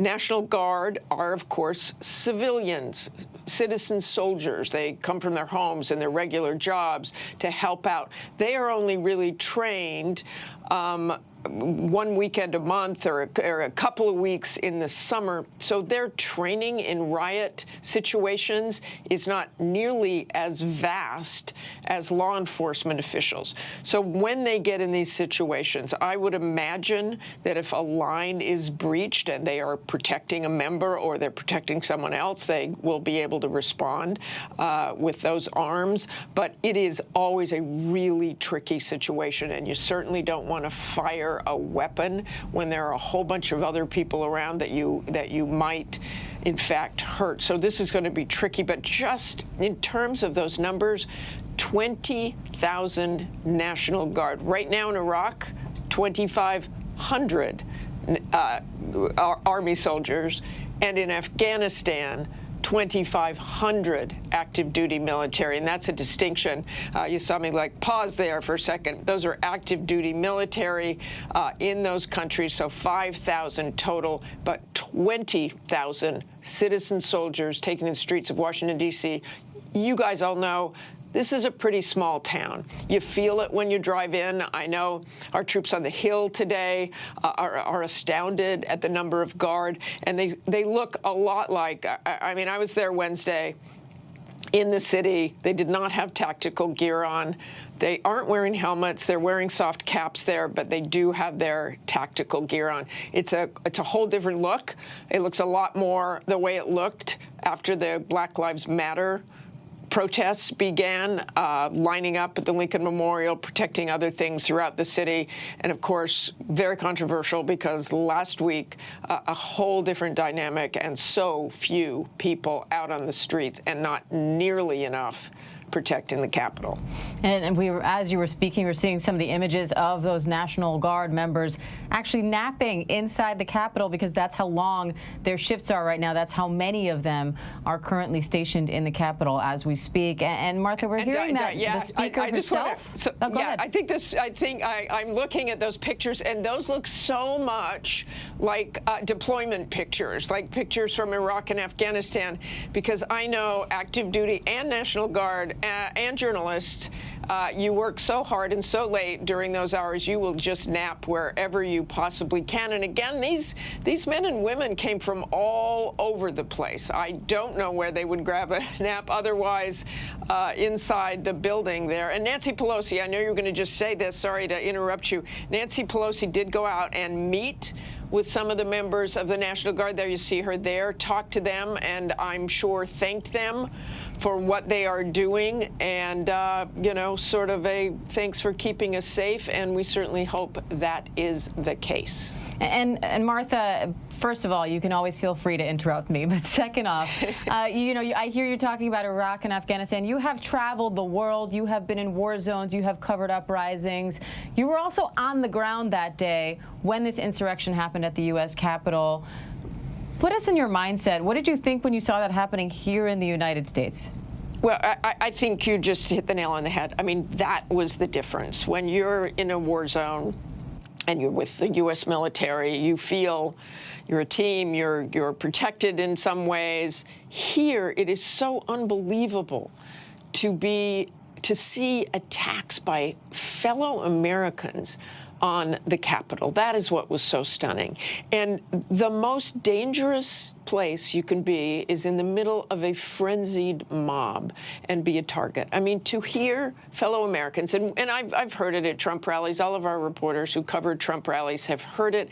To me, it was more theater at those Trump rallies before. This was not theater. These were real attacks. They were really attacking the Capitol. They were attacking journalists. And both of those things are what President Trump has talked about ceaselessly since he became president, that we are the enemy of the people. And go to the Capitol. That's what this is all about. That's what this impeachment hearing is all about right now. And I rarely like to talk about, I rarely bring up the attacks on journalists and what he's been saying for 4 years, because we don't really like to make it about us. But there was a palpable difference that day on the Hill. You truly felt like people were targeting you as well. And of course, I know there were some very brave photographers, New York Times photographer, for example, inside the building who was attacked and thrown down and cameras smashed. That all happened on American soil. And that is what's so disturbing. But you do not want to be by a frenzied mob like that. My instincts definitely kicked in that day to try to be careful and to try to back up. And I'm glad to hear it, Martha, because this is something we haven't heard a ton about as far as the events last week. But we did hear in the security briefing yesterday from the FBI and the acting AG in D.C. that there were attacks on the media that happened that day. Oh, there definitely were. And, you know, by name, it's very personal. I would certainly tell my colleagues to be very careful in a situation like that and just turn and walk away. That is not where you should try to be particularly brave. A frenzied mob where they're after you, turn around and walk away or do whatever you can. And I know we had some terrific security people with us who were helpful as well in those situations. But it is a frightening and dangerous situation, and we all continue to be very careful. And Martha, I know you're also watching the day's proceedings unfold. What's it like for you, having been there, to listen to these Congress members on both sides of the aisle having to vote in an impeachment where they're also, in a way, acting as witnesses to the crime that they are alleging against the president?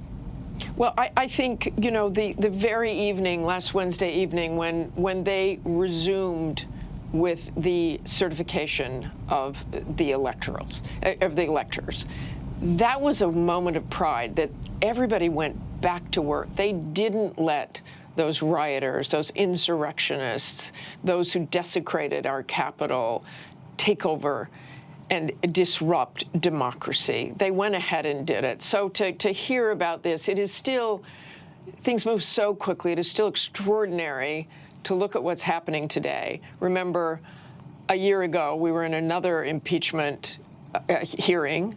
I was in New York at the time watching the impeachment then.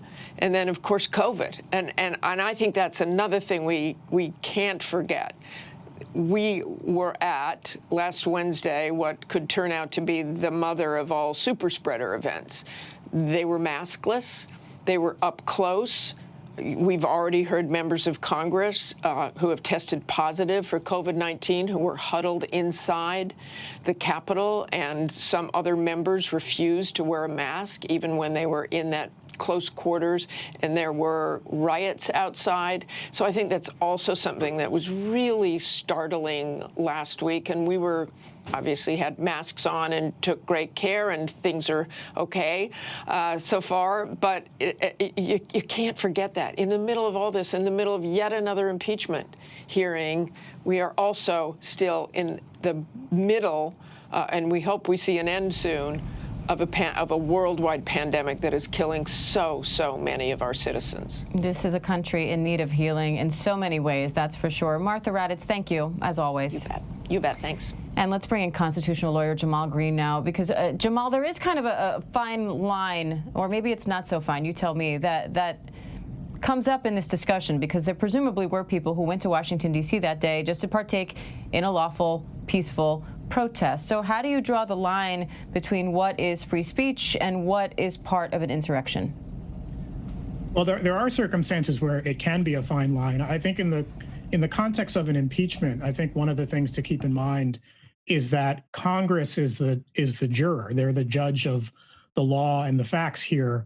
And so the Supreme Court has said a number of things about where the line is between just protected freedom of speech on the one hand and criminal incitement on the other hand, but Congress can make its own judgment about that. At the court, if this were a court proceeding and we're not talking about someone being impeached and someone's being criminally prosecuted for incitement, then the question is, did you intend the outcome, the whatever unlawful outcome there was it imminent? Was it likely to happen? Those are really the important elements.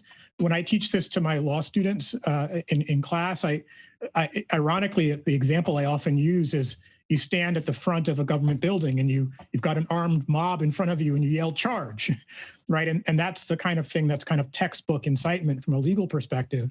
The question for the jurors here, which is Congress, is this the equivalent of that? Are the words being used and the whole course of conduct leading up to it the equivalent of riling up a mob and telling them to engage in violence? And then, Jamal, what about the timing of all of this? Because one of the big questions surrounding this is what happens if, and this is what is looking likely, it looks like he will be impeached by the House, but that this won't come up in the Senate until after he's already out of office. So legally, what's the point? Well, there's a few points. So one is, throughout these days, we've been talking a lot about history and a lot about precedent. And every act that Congress does in this context ends up counting as a precedent, right? So you're sending a message about what kind of behavior is appropriate and what kind of behavior is inappropriate. But even apart from that, if the Senate is not able to hold a trial until after the president leaves office, there is some precedent for doing that. There have been historical examples of doing that in cases of impeachment.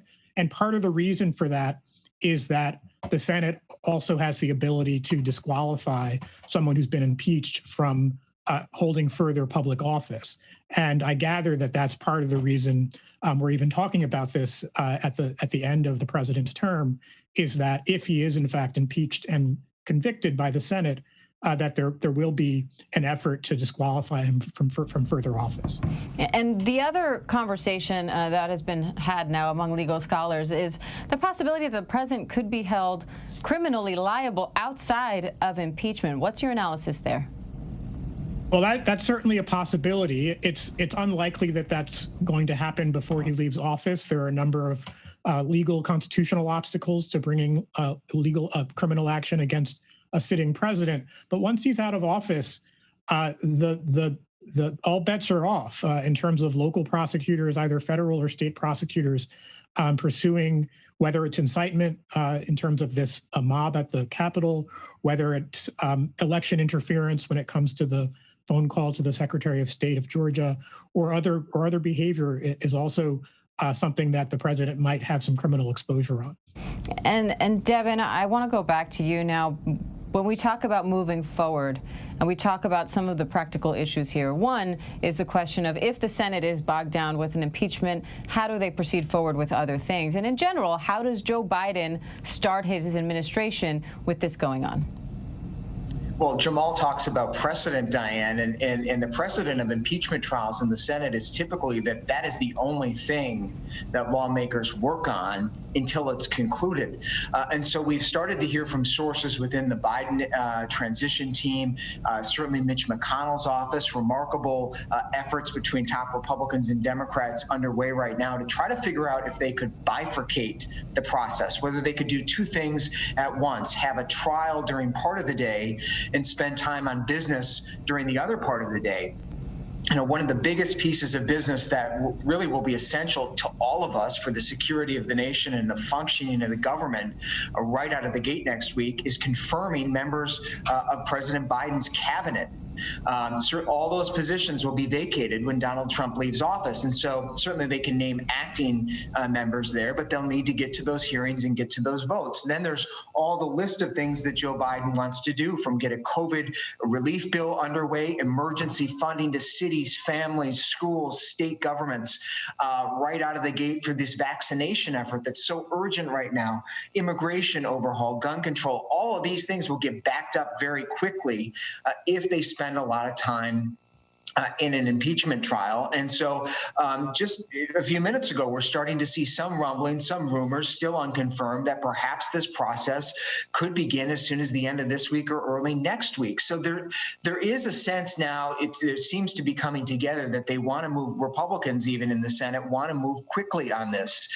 And Jim Clyburn, top Democrat in the House, member of Joe Biden's inaugural committee, Diane, just said a few moments ago that he's confident that this will go quickly, that it won't overshadow Joe Biden's agenda, but certainly it's a big concern, not only for the optics and the symbolism of starting a new presidency with an impeachment, but also with just some of these practical considerations of getting our government up and running again. And it looks like that second procedural vote is going straight along party lines. Catherine, is this any kind of a foreshadowing of what we can expect later today? We do know that some Republicans have said they will support impeachment. How do we expect the rest of the day to play out? Yeah, I mean, I expected these two procedural votes to be along party lines, obviously. We do have Republicans on board to vote for impeachment. I think the open question, though, is how many Republicans actually join that effort. I was speaking to a source just a little bit ago who said they expect maybe 10 to 20 House Republicans to get on board. So, look, we'll see. That's still the big question. But right now, at least, we have that procedural vote closing. And then what happens is there's that 2 hours of debate on impeachment. And then, of course, that proceeds to the actual impeachment vote. So we're just about to head into that 2 hours here. And then, of course, the question that Devin brought up is when will that trial start? And does Mitch McConnell, he obviously has signaled privately that he's pleased with the impeachment in the House, but then how many Republicans are on board to actually vote to convict the president should this go to trial? It is a big question that is pending now for the Senate, but for now the focus is on the House. The House is just moments away. It seems it's currently 12:20 Eastern time, and the House is just moments away from starting those debate proceedings to debate whether or not to impeach President Trump for the second time. Devin, for those who are watching at home, what moments should they be looking out for as these proceedings unfold? Look, Diane, at the Republican Party this afternoon. That's what I'm going to be watching most. We've talked so much today about the significance of Liz Cheney, a member of the leadership, breaking ranks, not only saying she'll vote for impeachment, but saying that what President Trump did is one of the most egregious things any president could do ever. Does that break the dam? Is this the beginning of an attempt by the Republican establishment that's been uncomfortable with Trump over 4 years to purge him from the party politically, not just on principle for what he did, to punish him for his role in last week's tragic incident at the Capitol? But is this really a move to purge him from the party? And Mitch McConnell certainly will play a part in that. He's signaling he's ready to do it, but there's a lot of politics at play. That's a big thing I'm watching today in the midst of this historic moment, these historic words that we'll hear from members of both sides of the aisle. What will Republicans do? Will they step up, and are they ready to take their party in a new direction? And Jamal, what kind of legal arguments do you expect to hear from both those who are planning to vote against the president and those who are planning to support the president today? So I think the legal arguments are going to focus on on incitement, and the incitement to insurrection is the resolution of impeachment, and that kind of has a legal meaning. And I think there'll be some debate around that. I think it'll also be really interesting to see whether the opponents of impeachment actually contest whether the president has done something impeachable or not, or whether they instead focus on these themes of unity and moving forward and it's not enough time and those sorts of arguments. I think that will give some sense of where the party is in respect to the behavior of this president. And, you know, impeachment is often equated to kind of a grand jury trial where you're indicting someone. But in this case, we have the lawmakers are not only the judge and jury here, but they are also witnesses in many cases. Just walk us through the differences and how that impacts things, because we are hearing many lawmakers already coming out and saying how they're going to vote in these proceedings. It's not something you hear from a grand jury before an indictment. So how does this process differ from what we see in the criminal justice system? Well, certainly in an ordinary criminal trial, if someone were a witness to the crime, that would make them a very bad candidate to be a juror. But the thing about impeachment is that it's a political process. It's intended to be a political process. The framers intended it to be that. And lawmakers are supposed to rely on their judgments. Now, one thing that's interesting in the history of the jury is that the jury started as a device that was based on the fact that local people would have some personal knowledge of the facts. So in some ways, we're coming full circle to the original purpose of a jury, is that the witnesses actually are people who are well suited to be jurors. But again, this is going to be a political process. So the legal standards, what counts as sort of due process in that context, are going to be very different. All right, Jamal Greene, constitutional lawyer, thank you. And the House just gavelled back in. They're probably about 5 minutes away now from proceeding with debates. They have accepted those two resolutions that they voted on this morning, and we're going to go ahead to George Stephanopoulos with our network coverage. This is an ABC News special report. The impeachment of President Donald Trump. Now reporting chief anchor George Stephanopoulos. Good afternoon. We are back on the air because the impeachment debate has now begun. Chairman of the House Judiciary Committee, Gerald Nadler, has just introduced the resolution. Let's listen in. Senate. Article of impeachment exhibited by the House of Representatives of the United States of America in the name of itself and of the people of the United States of America against Donald John Trump, President of the United States of America, in maintenance and support of its impeachment against him for high crimes and misdemeanors. Article 1, incitement of insurrection. The Constitution provides that the House of Representatives shall have the sole power of impeachment, and that the President shall be removed from office on impeachment for and conviction of treason, bribery, or other crimes and misdemeanors. Further, Section 3 of the 14th Amendment to the Constitution prohibits any person who has engaged in insurrection or rebellion against the United States from holding any office under the United States in his conduct while President of the United States, and in violation of his constitutional oath faithfully to execute the office of the President of the United States and to the best of his ability preserve, protect, and defend the Constitution of the United States, and in violation of his constitutional duty to take care that the laws be faithfully executed, Donald John Trump engaged in high crimes and misdemeanors by inciting violence against the government of the United States, and that on January 6, 2021, pursuant to the 12th Amendment to the Constitution of the United States, the Vice President of the United States, the House of Representatives, and the Senate met at the United States Capitol for a joint session of Congress to count the votes of the Electoral College.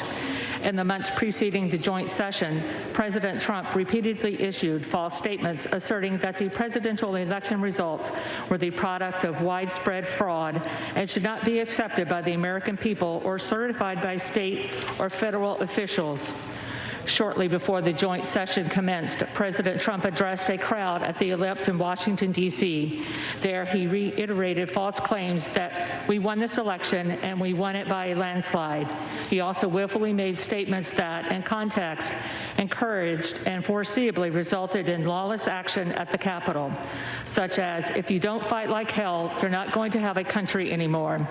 thus incited by President Trump, members of the crowd he had addressed, in an attempt to, among other objectives, interfere with the joint session's solemn constitutional duty to certify the results of the 2020 presidential election, unlawfully breached and vandalized the Capitol, injured and killed law enforcement personnel, menaced members of Congress, the Vice President, and congressional personnel, and engaged in other violent, deadly, destructive, and seditious acts. President Trump's conduct on January 6, 2021 followed his prior efforts to subvert and obstruct the certification of the results of the 2020 presidential election.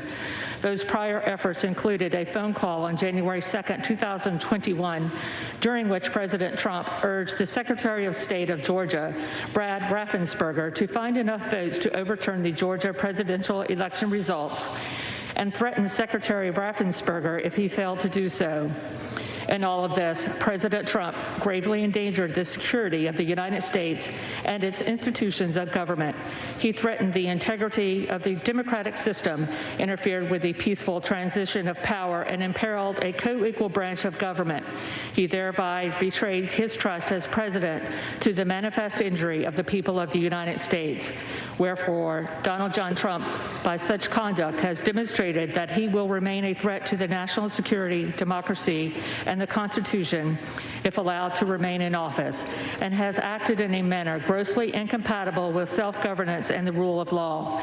Donald John Trump thus warrants impeachment and trial, removal from office, and disqualification to hold and enjoy any office of honor, trust, or profit under the United States. The resolution shall be debatable for 2 hours, equally divided and controlled by the chair and the ranking minority member of the Committee on the Judiciary. The gentleman from New York, Mr. Nadler, and the gentleman from Ohio, Mr. Jordan, will each control 1 hour. The chair recognizes the gentleman from New York, Mr. Nadler. Madam Speaker, I ask unanimous consent that all members may have 5 legislative days in which to revise and extend their remarks and insert extraneous material on HRES 224. Without objection. Madam Speaker, I yield 1 minute to the distinguished Speaker of the House, the gentlelady from California, Ms. Pelosi. The gentlewoman from California is yielded 1 minute. Thank you, Madam Speaker. I thank the gentleman for yielding and for his leadership. Madam Speaker, in his annual address to our predecessors in Congress in 1862, President Abraham Lincoln spoke of the duty of the patriot in an hour of decisive crisis for the American people. Fellow citizens, he said, we cannot escape history. We will be remembered in spite of ourselves. No personal significance or insignificance can spare one or another of us. The fiery trial through which we pass will light us down in honor or dishonor to the latest generation. Even we here, he said, hold the power and bear the responsibility. In the Bible, St. Paul wrote, think on these things. We must think on what Lincoln told us.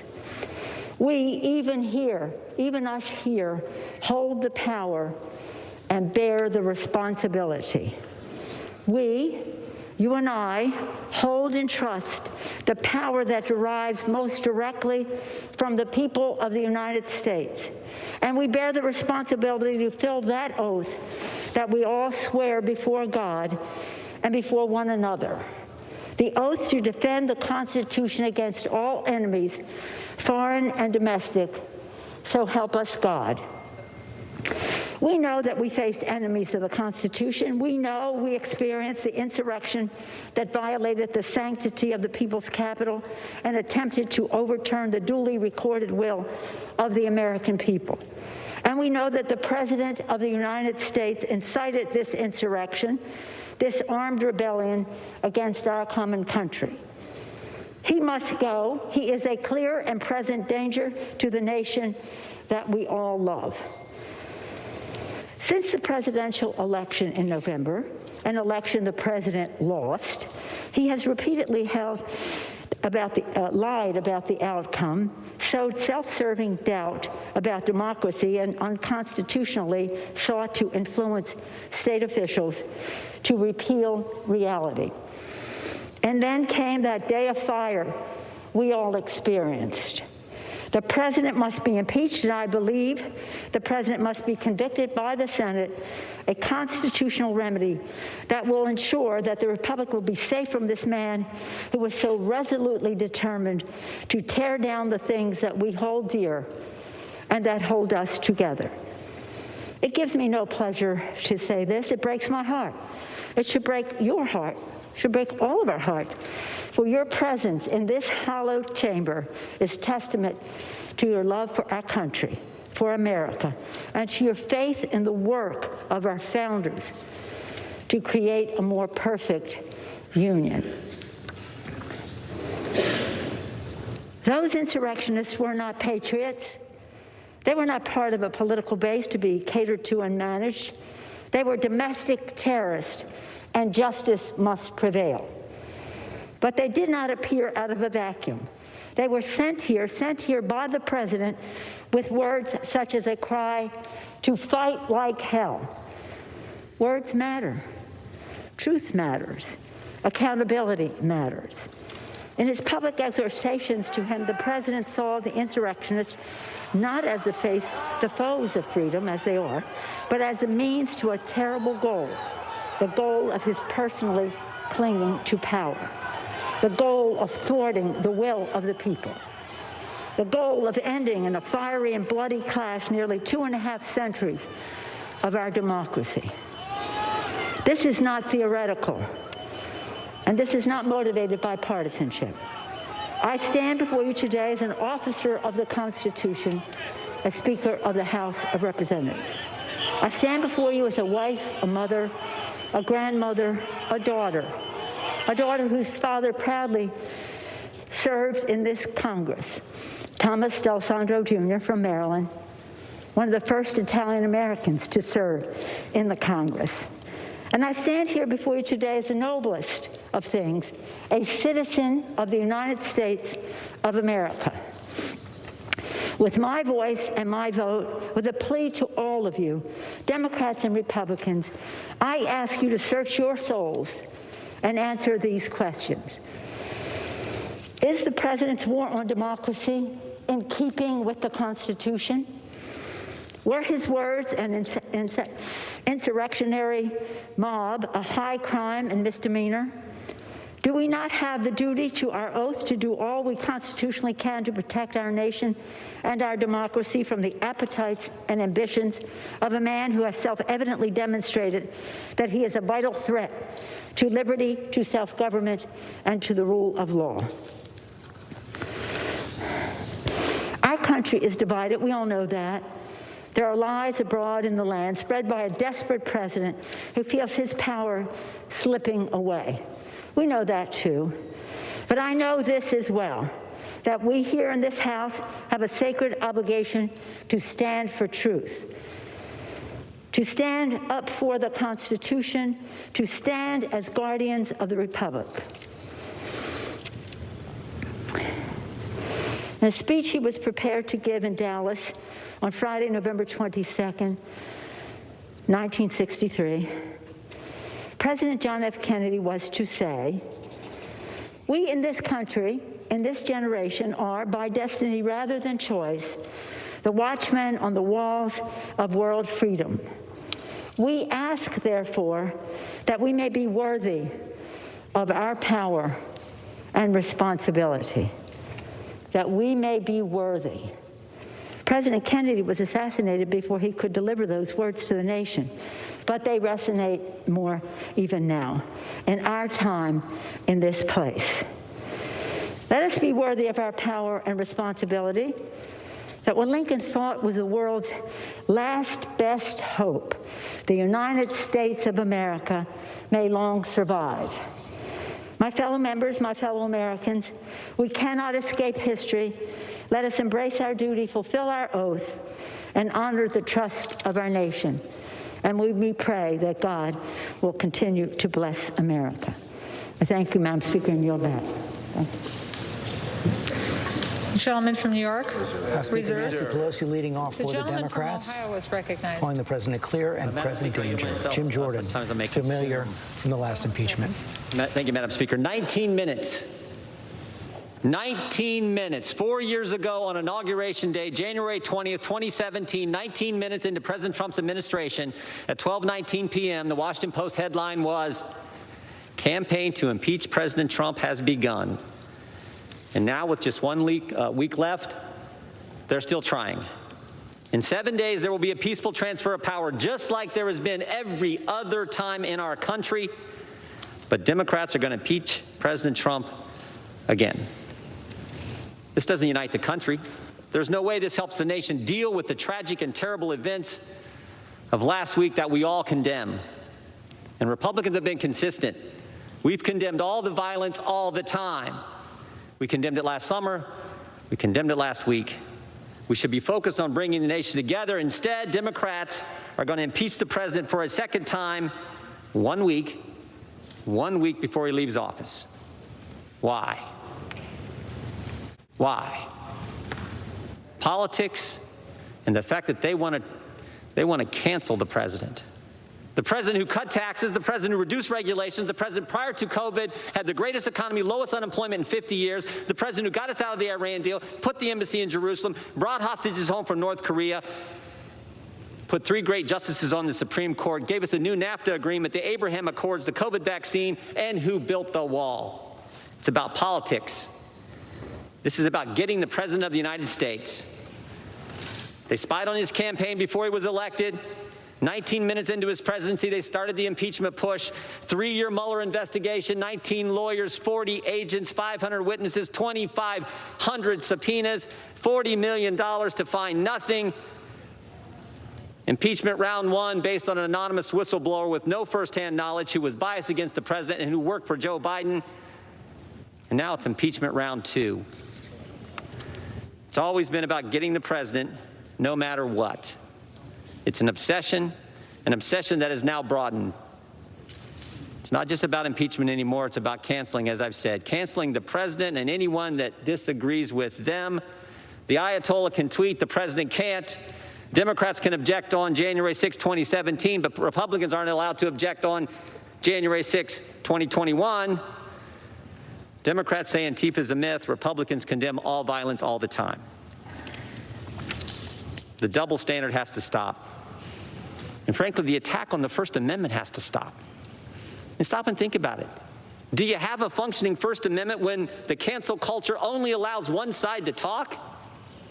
When you can't even have a debate in this country, this great country, the greatest country ever?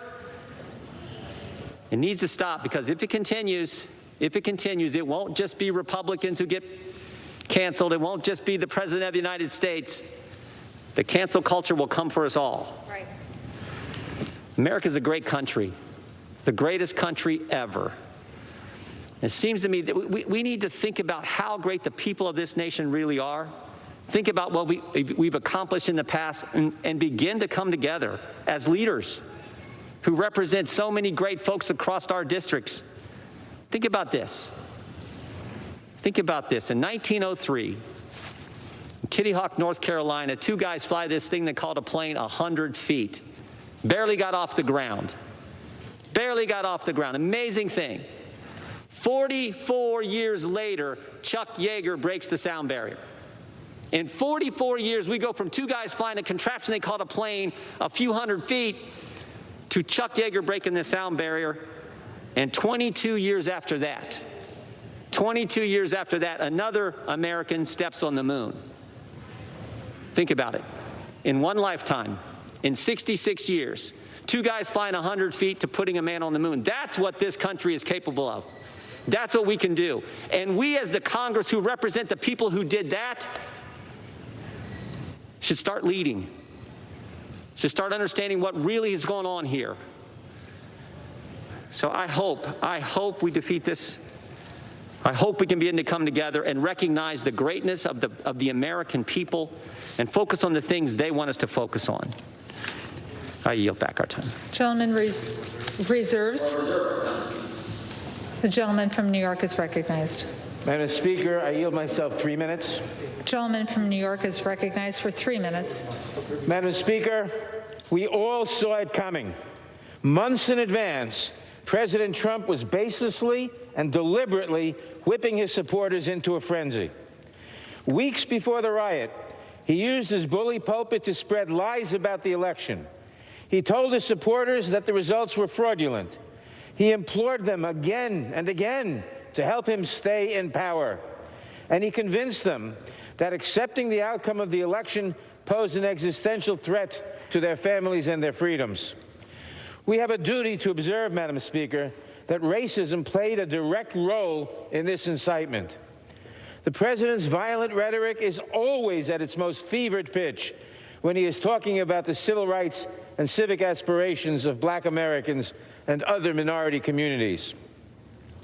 On January 6th, at a rally that was large, angry, and widely reported to be armed, the president's lies and violent rhetoric reached their crescendo. At that rally, the president took the stage. After reiterating the falsehood that we won this election, and we won it by a landslide, he told the crowd that if you don't fight like hell, you're not going to have a country anymore. And then he urged the mob to walk down Pennsylvania Avenue to prevent the Congress from confirming the election of an illegitimate president.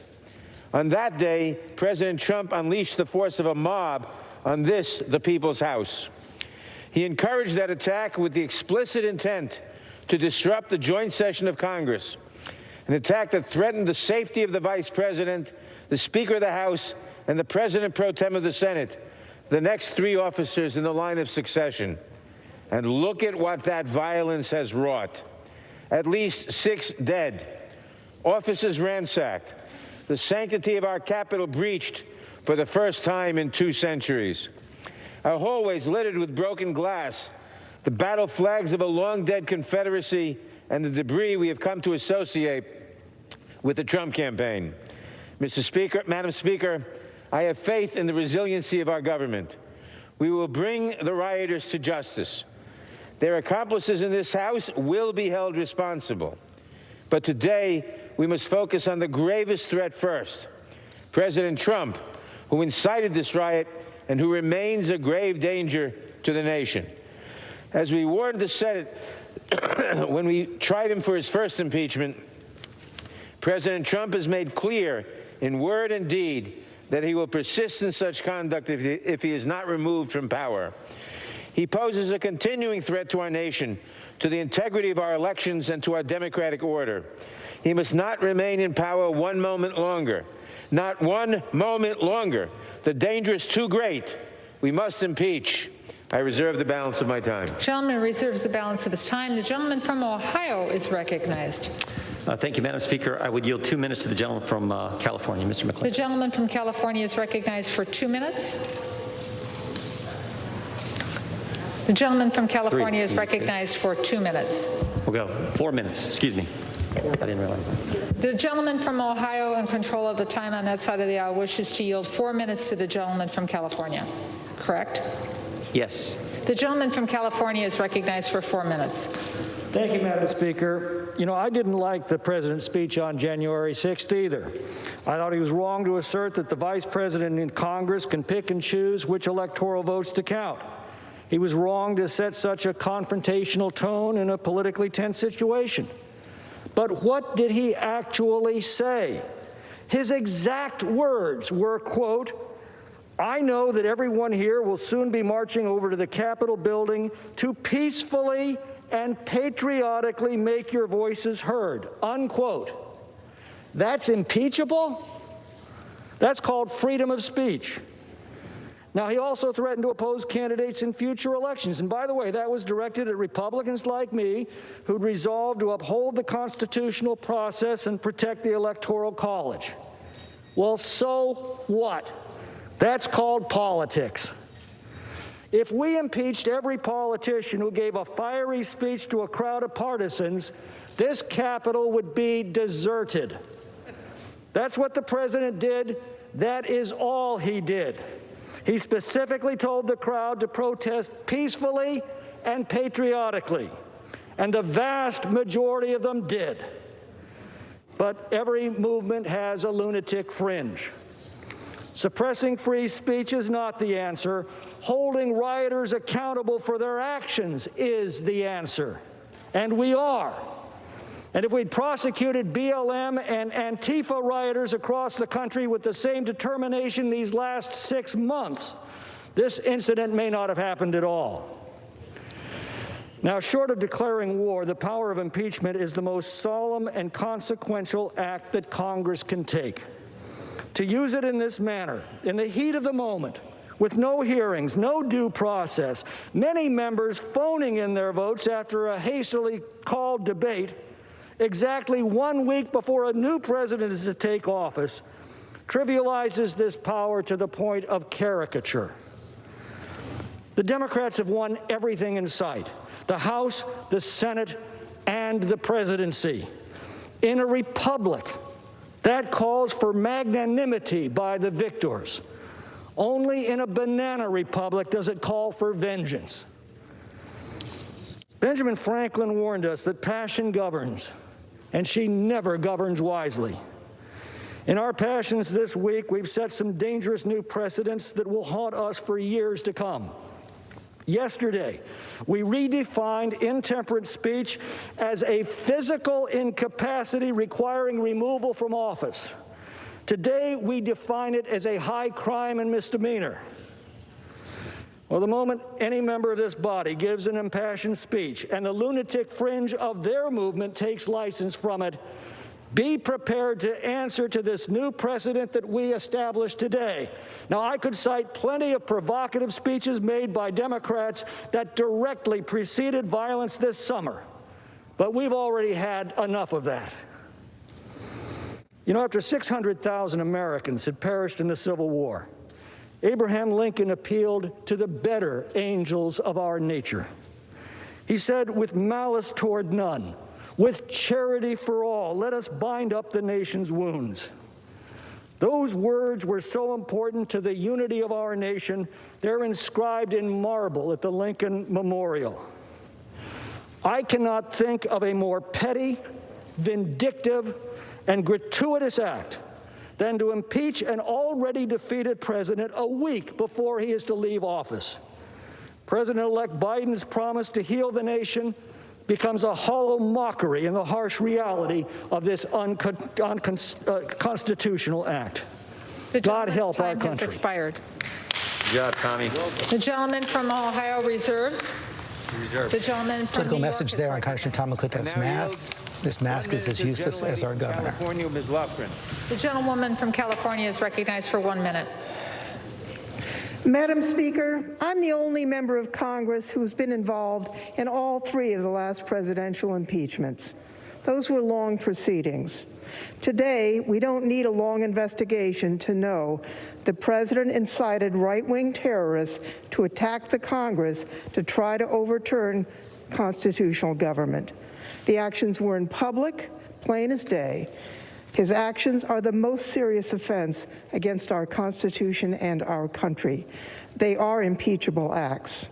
The founders devised the impeachment clause to protect against a president who would threaten constitutional order. If we don't act now, the impeachment clause would essentially be meaningless. Faced with these facts, if we don't impeach to protect our country, we will fail our own oath to protect and defend the Constitution of the United States against all enemies, foreign and, yes, domestic. We have no choice. We must impeach. Time has expired. God bless America. Gentleman from New York reserves. I reserve. The gentleman from Ohio is recognized. Thank you, Madam Speaker. I yield 2 minutes to the gentleman from Arizona, Mr. Biggs. The gentleman from Arizona is recognized for 2 minutes. It is with wariness and a certain unhealthy, morbid curiosity that I watch the beast attempt to devour President Donald J. Trump again. The craving to crush President Trump has never been satisfied, not through investigations, not through false allegations, and not even through an impeachment that was wholly without merit. And the timing of this impeachment makes little sense. Your candidate will take office in a few hours, and President Trump will relinquish the levers of power to President-elect Biden. But your craving was never a Biden victory, nor was it even a Trump defeat. You believe that your hunger will be finally satiated by impeaching this president without completion of his full term of office. You don't merely seek victory, but you seek obliteration of your nemesis. The thirst for Trump's destruction will not be slaked, however, even if you're successful today and were the Senate to convict President Trump. Yours will be a Pyrrhic victory, for instead of stopping the Trump train, his movement will grow stronger, for you will have made him a martyr. Surely you are aware of this, and that is why your allies in the media seek to censor conservative voices. Your chums that sit on the boards of corporate America, yes, the same companies that the left vilifies, promise to starve Republicans from receiving their PAC donations. But I bet that the groundswell of support for President Trump and his policies will not go away. You see, the movement he started is based on building an incredibly robust economy on a foundation of lower taxes and fewer regulations that has the wonderful effect of putting more people to work than ever. It is built upon a strong military that is extricated from endless wars. It provides border security, America First trade agreements, Mideast peace and stability. Those are the things the American people want. Your four-year appetite will be temporarily assuaged, while you will no doubt continue to chase after leaders of this movement. But your appetite will be unfulfilled. I urge you, please, do not, and I'm mixing metaphors here, attempt to douse the remaining burning embers of this movement with gasoline. No one wants that. I urge you, please, to reconsider the reckless action in which you engaged today. The gentleman's time has expired. The gentleman from Ohio reserves. The gentleman from New York is recognized. Madam Speaker, I now yield 1 minute to the gentleman from California, Mr. Schiff. The gentleman from California is recognized for 1 minute. 1 week ago, the president incited an insurrection against Congress to prevent the peaceful transition of power. It was the most dangerous moment for our democracy in a century. Today, we invoke the remedy the founders provided for just such a lawless president, impeachment. More important, today we begin the long road to restoration. America has been through a civil war, world wars, a Great Depression, pandemics, McCarthyism, and now a Trumpist and white nationalist insurrection. And yet our democracy endures. It endures because at every juncture, every pivotal moment, when evil threatened to overtake good, patriotic Americans step forward to say enough. This is one of those moments. To preserve this sacred place, this citadel of democracy for ourselves and for posterity, let us say enough. Enough. I yield back. Congressman Schiff, of course, the lead impeachment manager 1 year ago. The gentleman from Ohio is recognized. Thank you, Madam Speaker. I yield 2 minutes to the gentleman from Texas, Mr. Gohmert. The gentleman from Texas is recognized for 2 minutes. Here's a quote. I just don't even know why there aren't more uprisings all over the country, and maybe there will be. Or, sadly, the domestic enemies of our voting system and honoring our Constitution are right at 1600 Pennsylvania Avenue with their allies in Congress of the United States. We were called enemies of the state. Those are all quotes from our speaker. Now, on our side, we didn't take those to be impeachable because we didn't believe she surely meant that. But by the Democrats taking this action, you're telling me, no, when we say those, we actually mean to incite violence. That's what this action is saying. Look, I just looked on the History Channel. It says these words: if the Judiciary Committee, talking about impeachment, finds sufficient grounds, its members write and pass articles of impeachment, which then go to the full House for a vote. Half of all the impeachments ever conducted, ever voted for, occurred under this speaker. You're setting a precedent that says very clearly, because this impeachment isn't going to work, but it is setting the precedent. Unlike a year ago when we said, look, it shouldn't go through Intel, it should go through Judiciary Committee. Forget that. Now the message is, if you have a whim and you want to just go after a president, just go straight to the floor. No investigation, no Judiciary Committee. Go straight to the floor. Use it as a political weapon as you wish. This is so dangerous, what you're doing. forgetting all the precedents? Yes, we can argue back and forth, but you're using this as a weapon, and you're destroying this little experiment in self-government in a year's time. The gentleman's time has expired. It needs to stop. I yield back. The gentleman from Ohio reserves. The gentleman from New York is recognized. Madam Speaker, I now yield 1 minute to the distinguished gentlelady from Massachusetts, Ms. Clark. The gentlewoman from Massachusetts is recognized for 1 minute.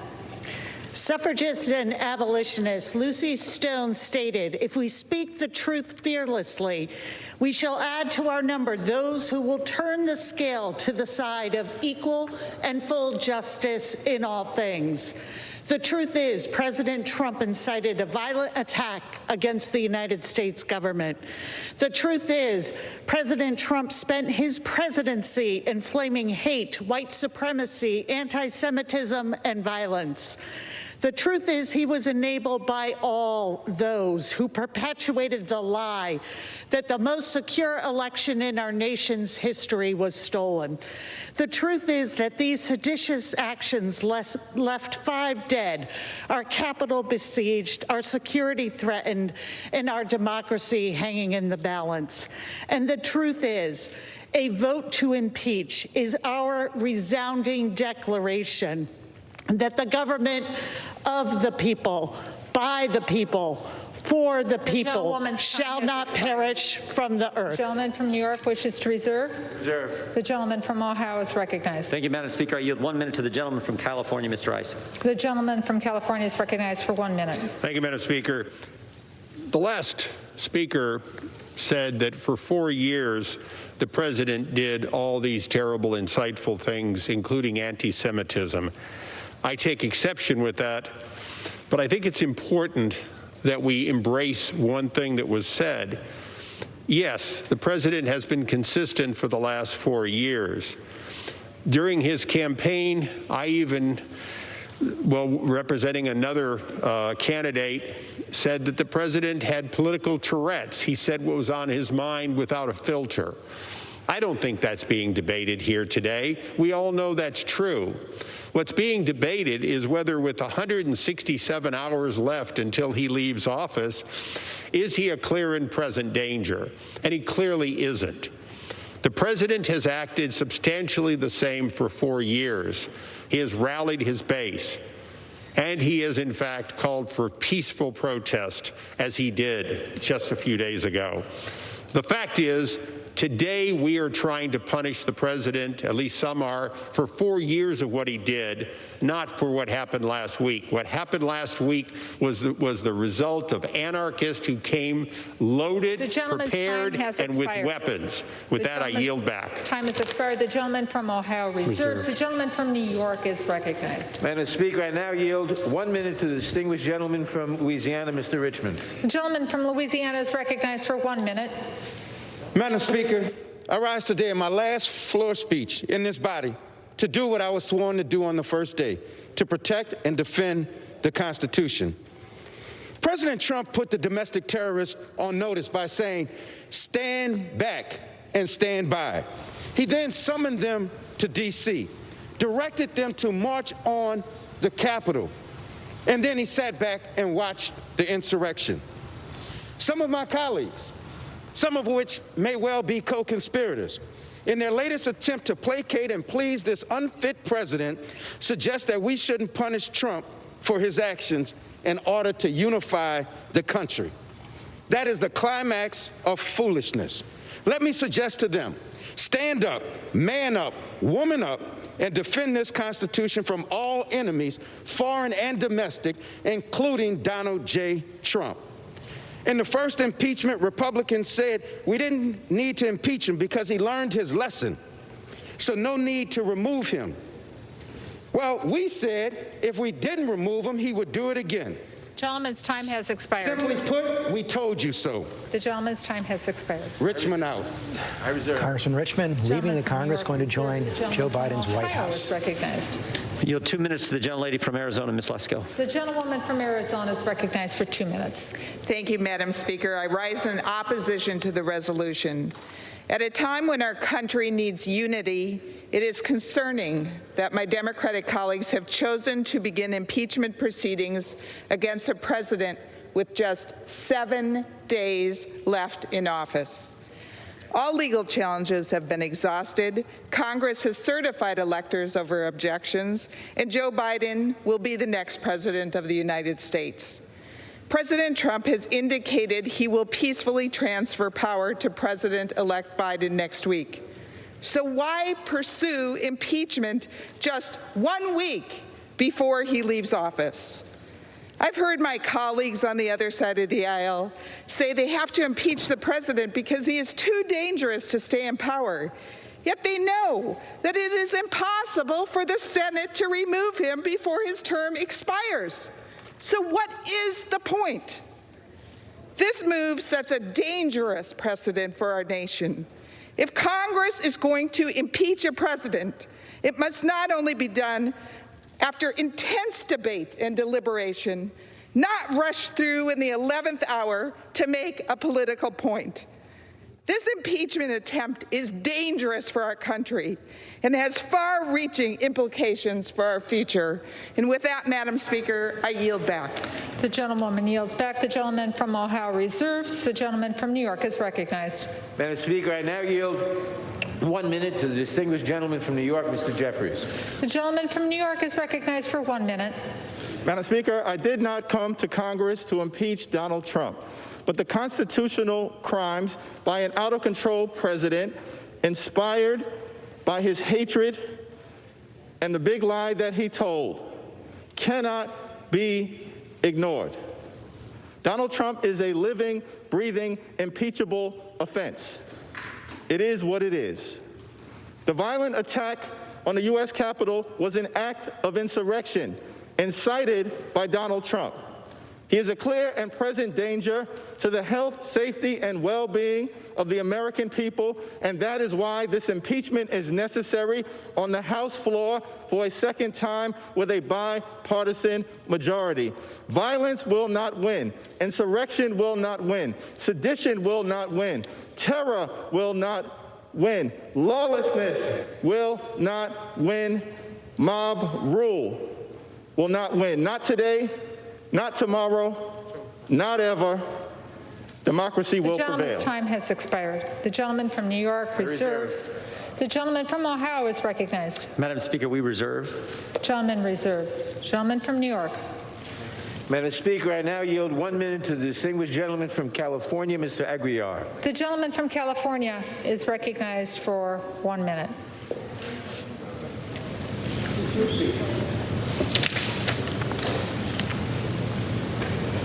Thank you, Madam Speaker.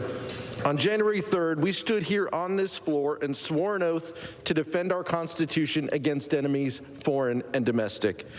3 days later, that oath was put to the test when a violent mob tried to break down those doors to stop us from performing our constitutional duty.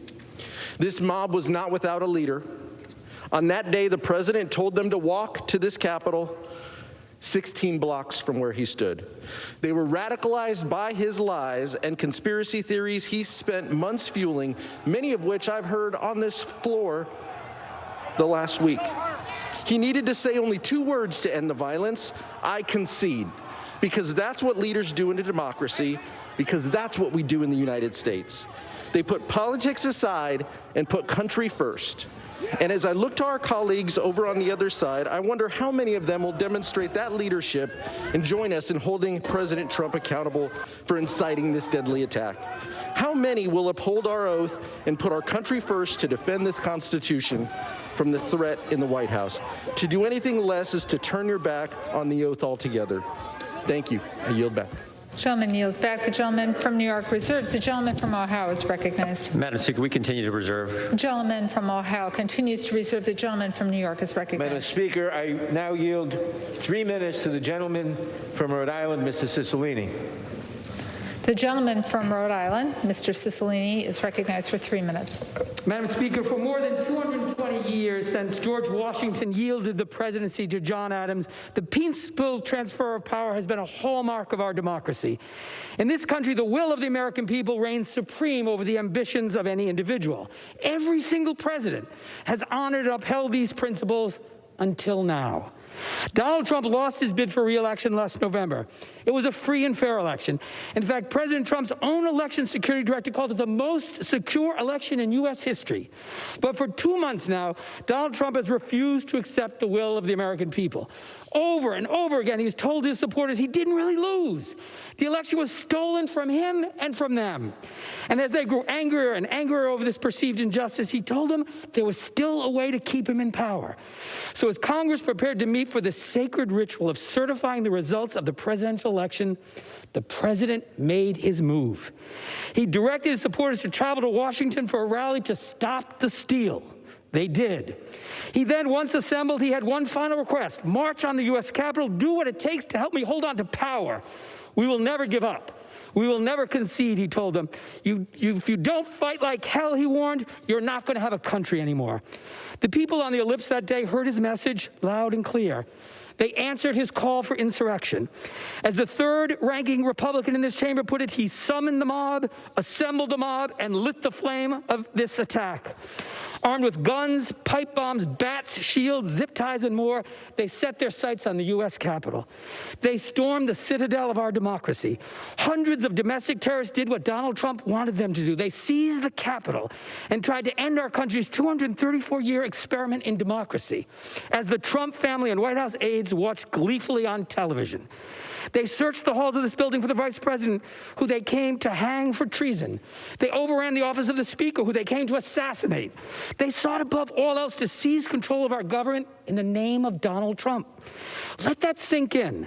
The terrorists who stormed this building planned to hang the vice president, kill the speaker, and topple our government. They took down the American flag and replaced it with a Trump flag. I ask my colleagues on the other side of the aisle who are not planning to vote for this article, is this the kind of country you want to live in? What are you going to tell your children and grandchildren when they ask what you did in this moment? Did you stand for the republic or for this president? Heed the words of Abraham Lincoln, the first Republican president who told our country that a house divided against itself cannot stand. This great house in which he served cannot and will not endure if we do not stand together now. The president and the terrorists who stormed these halls last Wednesday did not succeed in toppling our republic. We must ensure they never do. I implore you to join us in supporting this article, and I yield back. Gentleman yields back. The gentleman from New York reserves his time. The gentleman from Ohio is recognized. Thank you, Madam Speaker. I would yield 1 minute to the gentleman from New Jersey, Mr. Van Drew.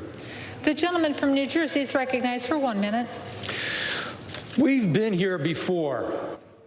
We've done this before. This has failed before. We've fractured our nation using the same process before. Congress must be the glue that starts unifying everyone. By the time this process would conclude, the man they want out of office will no longer even be the president.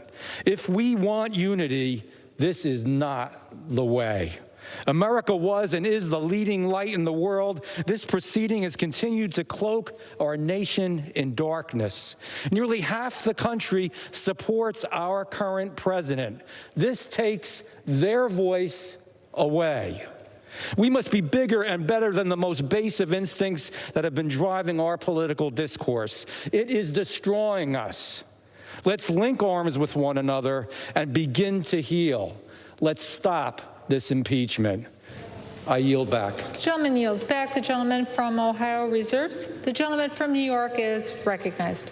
Madam Speaker, I now yield 1 minute to the distinguished gentleman from Colorado, Mr. Neguse. The gentleman from Colorado is recognized for 1 minute. Thank you, Madam Speaker. Thank you to the chairman. President Trump's actions, encouraging, inciting a mob that stormed the United States Capitol for the sole purpose of stopping the constitutionally mandated counting of electoral votes, cannot go unanswered by this body. He must be impeached. If Congress does not act, if we shrink from our constitutional responsibilities to defend our republic, it will undoubtedly undermine the vision of America as the last best hope of earth, as Abraham Lincoln so eloquently said so many years ago. So to the millions of Americans watching today, I hope you understand that we are proceeding on this path out of love for our country. I will honor my oath today. I will vote for impeachment. And I pray that my colleagues will muster the courage to do the same. And with that, I yield back. The gentleman yields back. The gentleman from New York reserves. The gentleman from Ohio is recognized. Madam Speaker, we reserve. Gentleman from Ohio reserves. Gentleman from New York. Madam Speaker, I now yield 2 minutes to the distinguished gentleman from South Carolina, Mr. Clyburn. The gentleman from South Carolina is recognized for 2 minutes. Thank you, Madam Speaker, and I thank the gentleman for yielding me the time. Madam Speaker, I rise in support of the article of impeachment. Last Wednesday, we gathered to follow the Constitution's simple instruction to count the electoral votes that have been tallied by the states and submitted to us. This president refused to accept those results. Instead, he sought to overturn them by inciting a violent insurrection. But we were not deterred from doing our constitutional duty. Today, we must do our constitutional duty once again. While the president failed in his attempt to upend our democracy last Wednesday's events make clear that if we do not hold him accountable and remove him from power, a future attempt could very well be successful. The survival of our democracy depends on defeated candidates accepting their defeats, as has been the case in every presidential election since 1864. Our January 6th joint session is a vital part of the transfer of power, not the contest for power. Vice President Gore understood this, accepting and certifying the 2000 election result in which he was defeated. Vice President Biden understood this, accepted and certifying this president's victory in the 2016 election. This president's refusal to participate in the peaceful transfer of power and his role in the inciting of the last week's violence pose an existential threat to our constitutional democracy. This threat must be extinguished immediately. This president must be impeached and convicted, and he must be prevented from ever attempting to seize power again. With that, I'll yield back. Gentleman yields back. The gentleman from New York reserves. The gentleman from Ohio is recognized. Thank you, Madam Speaker. I yield 2 minutes to the gentleman from Colorado, Mr. Buck. The gentleman from Colorado is recognized for 2 minutes. I thank the gentleman for yielding time. Madam Speaker, I've heard that President Trump radicalized the group the rioters who stormed this Capitol, and I would say that we need to look no further than ourselves to find out what happened and to look at history. Americans were frustrated when they learned that the FBI was investigating the Trump campaign. They were frustrated to learn that the Obama administration and the DNC had created this false campaign against the Trump administration. They were frustrated, Madam Speaker, when the inauguration of the president was boycotted by over 40 Democrat members of this House. They were frustrated to read in the Washington Post the day after the inauguration, "Let the impeachment begin." They were frustrated when members of this House spoke over and over about impeaching the president days into his administration. And then the socialists in Hollywood joined their allies in Congress. Robert De Niro said that he wanted to punch the president in the face. Madonna thought about blowing up the White House. Kathy Lee Griffin held up a likeness of the president's beheaded head, and nothing was said by my colleagues at that point in time. In fact, one Democrat colleague said that Trump supporters should be harassed wherever they are, in restaurants, on the street, in supermarkets. During this time, the president was under investigation by a special counsel who found no collusion, no conspiracy with Russia. The president's supporters were harassed. Ajit Pai, the head of the FCC, was called a dirty, sneaky Indian. His children were harassed in school. The press secretary, Kirsten Nelson, the press secretary, Sarah Sanders, was kicked out of a restaurant for being a Trump employee. The DHS secretary, Kirsten Nelson, harassed at her home. Trump donors were publicly... Gentleman's time has expired. I'm sorry you couldn't hear me. The mic wasn't on. The gentleman from Ohio reserves. Good job, Ken. I didn't know. The gentleman from Ohio reserves. The gentleman from New York is recognized. Madam Speaker, I now yield 2 minutes to the distinguished gentleman from Maryland, Mr. Raskin. The gentleman from Maryland is recognized for 2 minutes. Smashing windows and beating police officers over the head with fire extinguishers, a bloodthirsty mob attacked the Capitol and invaded this Congress last Wednesday. They erected a gallows and repeatedly chanted, "Hang Mike Pence." They stormed Speaker Pelosi's office yelling, "Where's Nancy?" They brandished the Confederate battle flag and occupied the Senate chamber. They wounded dozens of people, hospitalizing dozens of people, killed 5 of our people. For 6 hours, they shut down the counting of electoral college votes, our sacred process under the Constitution for peaceful transfer of power in the United States. They may have been hunting for Pence and Pelosi to stage their coup, but every one of us in this room right now could have died. As Senator Lindsey Graham said, the mob could have blown the building up. They could have killed us all.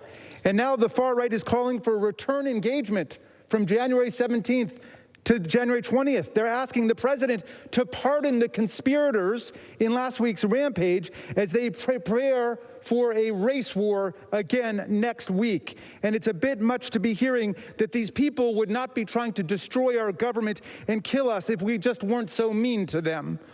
Well, despite the floor leader's desperate effort to polarize this body and this nation along party lines, it is the chair of the Republican conference who best articulated what happened in a statement yesterday, and I recommend every American read this. Liz Cheney of Wyoming, the elected chair of the Republican conference, wrote, "The president summoned this mob, assembled this mob, and lit the flame of this attack. Everything that followed was his doing. None of this would have happened without the president. The president could have immediately and forcefully intervened to stop the violence. He did not. There has never been a greater betrayal by a president of the United States of his office." Request 10 seconds. Gentleman from New York. I yield an additional 10 seconds. An additional 10 seconds to the gentleman from Maryland. Cheney says there's never been a greater betrayal by a president of the United States of his office and his oath to the Constitution. Read Ms. Cheney's statement. Let's come together and impeach the president for this high crime against the republic. We don't have a minute to spare. He is a clear and present danger to the people. The gentleman from New York reserves. The gentleman from Ohio is recognized.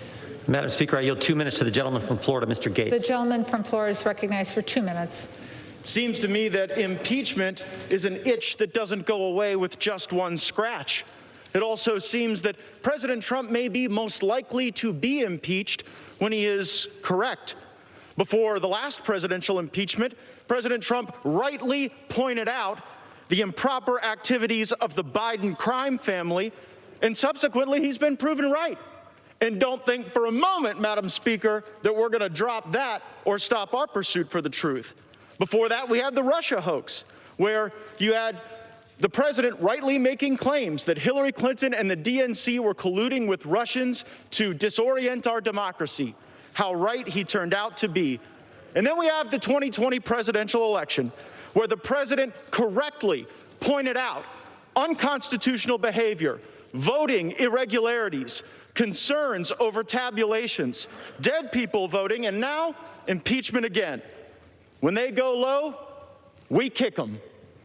Eric Holder, former Attorney General under Barack Obama, breaching the Capitol was as low can be. We all denounce it. But who is it that they're kicking? The president, who created soaring highs for our economy, rising wages before the pandemic, 400 miles of wall to stop the caravans, who drew down troops in the Middle East and showed empathy for the forgotten men and women of our country. It's why so many people love him so much, and it's why they're kicking all of us. This president has faced unprecedented hatred and resistance from big media, big tech, and big egos, from congressional leaders on both sides of the aisle. Before the rioters tore through that glass, Speaker Pelosi stood at that rostrum and tore through the president's State of the Union speech, inciting anger, resentment, division. Some believe that truly these true colors are being shown now through this divisive partisan impeachment. The Speaker of the House, I would request an additional 40 seconds. Go through the speaker, please. The gentleman from Ohio. Madam Speaker, I yield the gentleman additional 40 seconds. 4 seconds or 40 seconds? Yep, 40 seconds. 45 seconds. I thank the gentleman. The Speaker said to us just moments ago, words matter. But apparently those words don't matter when they're uttered by Democrats. When the gentlelady from Massachusetts calls for unrest in the streets. When the gentlelady from California brazenly brags that she called for people to get in the faces of those who serve and support the president. I denounced political violence from all ends of the spectrum, but make no mistake, the left in America has incited far more political violence than the right. For months, our cities burned, police stations burned, our businesses were shattered, and they said nothing. Or they cheerled for it, and they fundraised for it, and they allowed it to happen in the greatest country in the world. Now, some have cited the metaphor that the president lit the flame. Well, they lit actual flames, actual fires, and we put them out. Expired. There will be order in the House. I yield back. The gentleman from Ohio, do you wish to reserve your time? The gentleman from New York is recognized. Madam Speaker, I now yield 1 minute to the distinguished gentleman from California, Mr. Swalwell.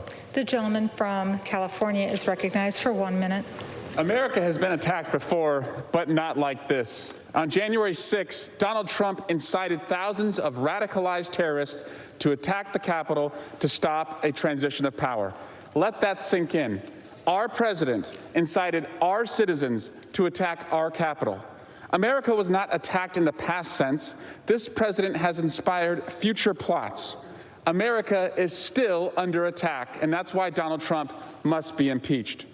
I've read many of my GOP colleagues know what the president did was wrong, but are afraid for their lives if they cross the president. I'm sorry that you're living in fear, but now is a time to summon your courage to guide you. We have all seen the images of the courageous officers who have risked their lives so that you could flee this floor and see your families.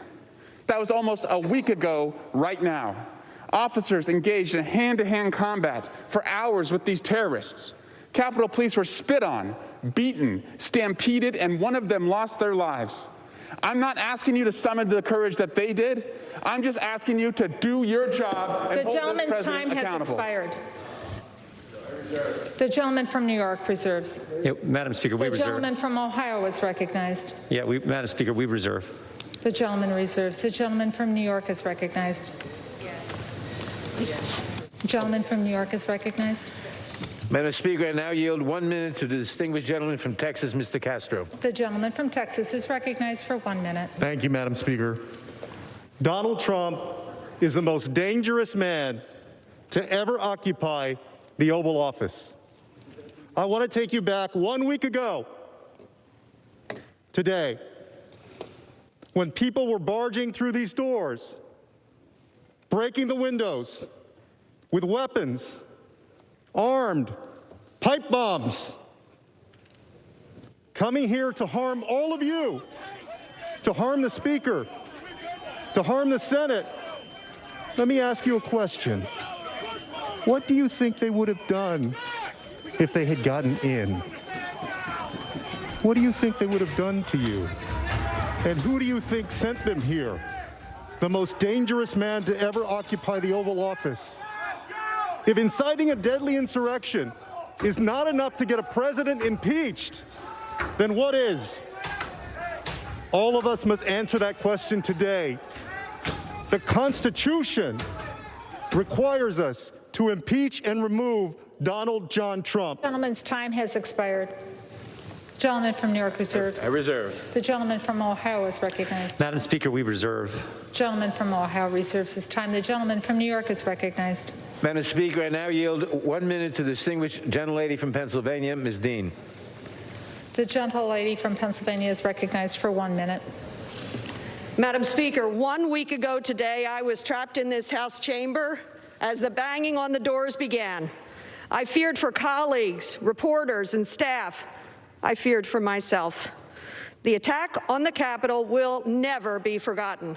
The President and many in this chamber have shamelessly peddled dangerous untruths about the election, despite the warnings of where those lies would lead. And last Wednesday, those lies and dangers found themselves inside this Capitol. This hateful rhetoric is another deadly virus. It is time to remove it from its host. To heal, we need accountability and truth. That begins by acknowledging the President's dangerous lies and their deadly consequences. Removing Donald Trump is the beginning of restoring decency and democracy. What happened last week will not be forgotten, and what we do this week will long be remembered. Vote yes on impeachment, and I yield back.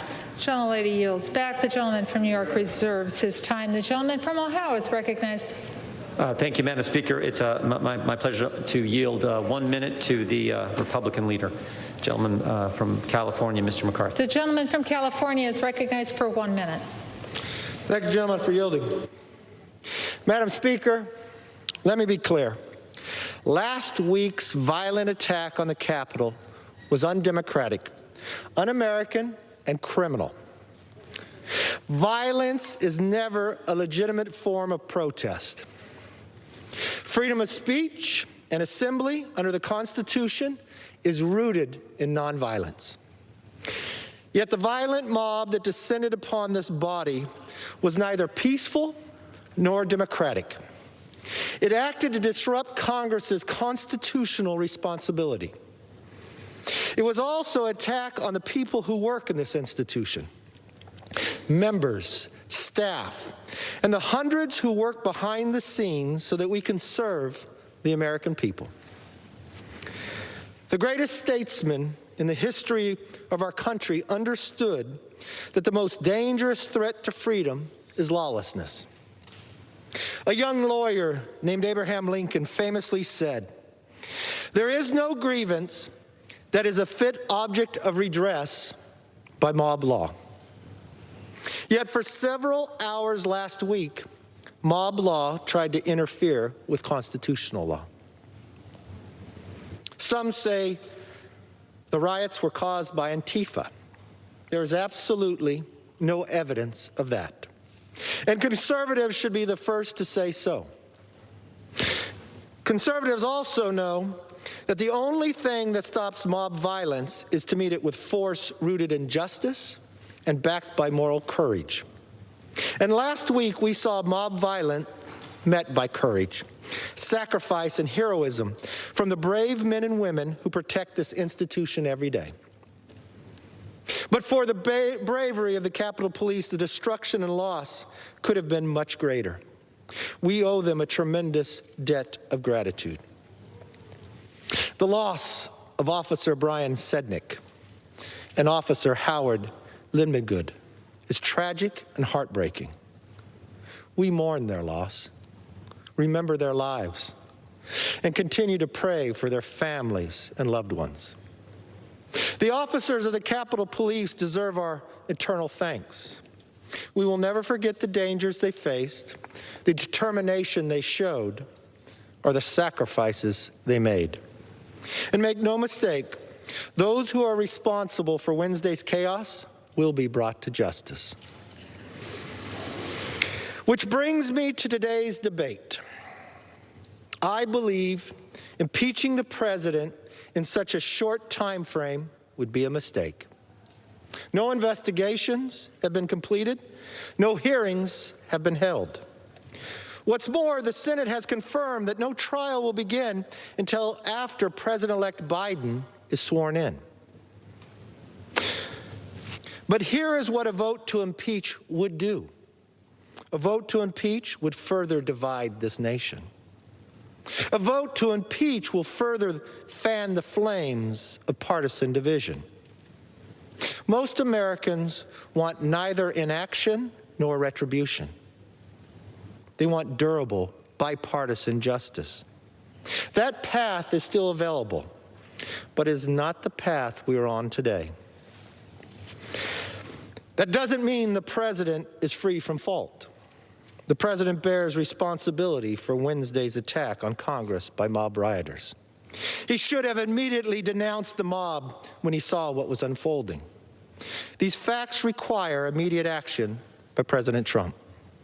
Accept his share of responsibility, quell the brewing unrest, and ensure President-elect Biden is able to successfully begin his term. And the president's immediate action also deserves congressional action, which is why I think a fact-finding commission and a censure resolution would be prudent. Unfortunately, that is not where we are today. Truly, this past week was one of the most difficult for Congress and our nation. Of all the days here, last Wednesday was the worst day I've ever seen in Congress. Our country is deeply hurt. So where do we go from here? After all the violence and chaos of the last week, is it important to remember that we're still here to deliver a better future for all Americans. It does not matter if you are liberal, moderate, or conservative. All of us must resist the temptation of further polarization. Instead, we must unite once again as Americans. I understand for some, this call for unity may ring hollow. But times like these are when we must remember who we are as Americans and what we as a nation stand for. And as history shows, unity is not an option, it's a necessity. It is as necessary today as it was at the start of our country. I want us all to think back to how John Adams and the Federalist Party handed power over to Thomas Jefferson and his party after the election of 1800. That election, and indeed that era, was one of the most divisive ever. Partisans used every dirty trick in the book. They demonized each other, dismissed reasonable dissent, and described their opponents as seditious. Sound familiar? The election of 1800 could have destroyed our young nation. But instead of breaking us, it helped us bring us together, thereby preserving the world's last best hope of freedom. After a hard-fought battle over the Electoral College in Congress, Adams conceded. And a peaceful transfer of power, the first in American history, took place. Jefferson, for his part, put aside the division of the era and preached forgiveness, yes, unity. In his first inaugural address, he famously said, "Every difference of opinion is not a difference of principle." Jefferson and Adams did not end every difference of opinion that existed in America, nor did they try. In a free country as big and diverse as ours, that would be impossible. What they did was more important. They recognized a deeper unity, a unity rooted in the famous proposition both men helped to write. At a critical moment in history, our founders chose peace, liberty, partnership over tension, division, and partisanship. For the sake of our country, we must make the exact same choice. We have already begun. Last week, despite the lingering shock and amid the windows still broken, we did what all healthy democracies do. We debated and we voted.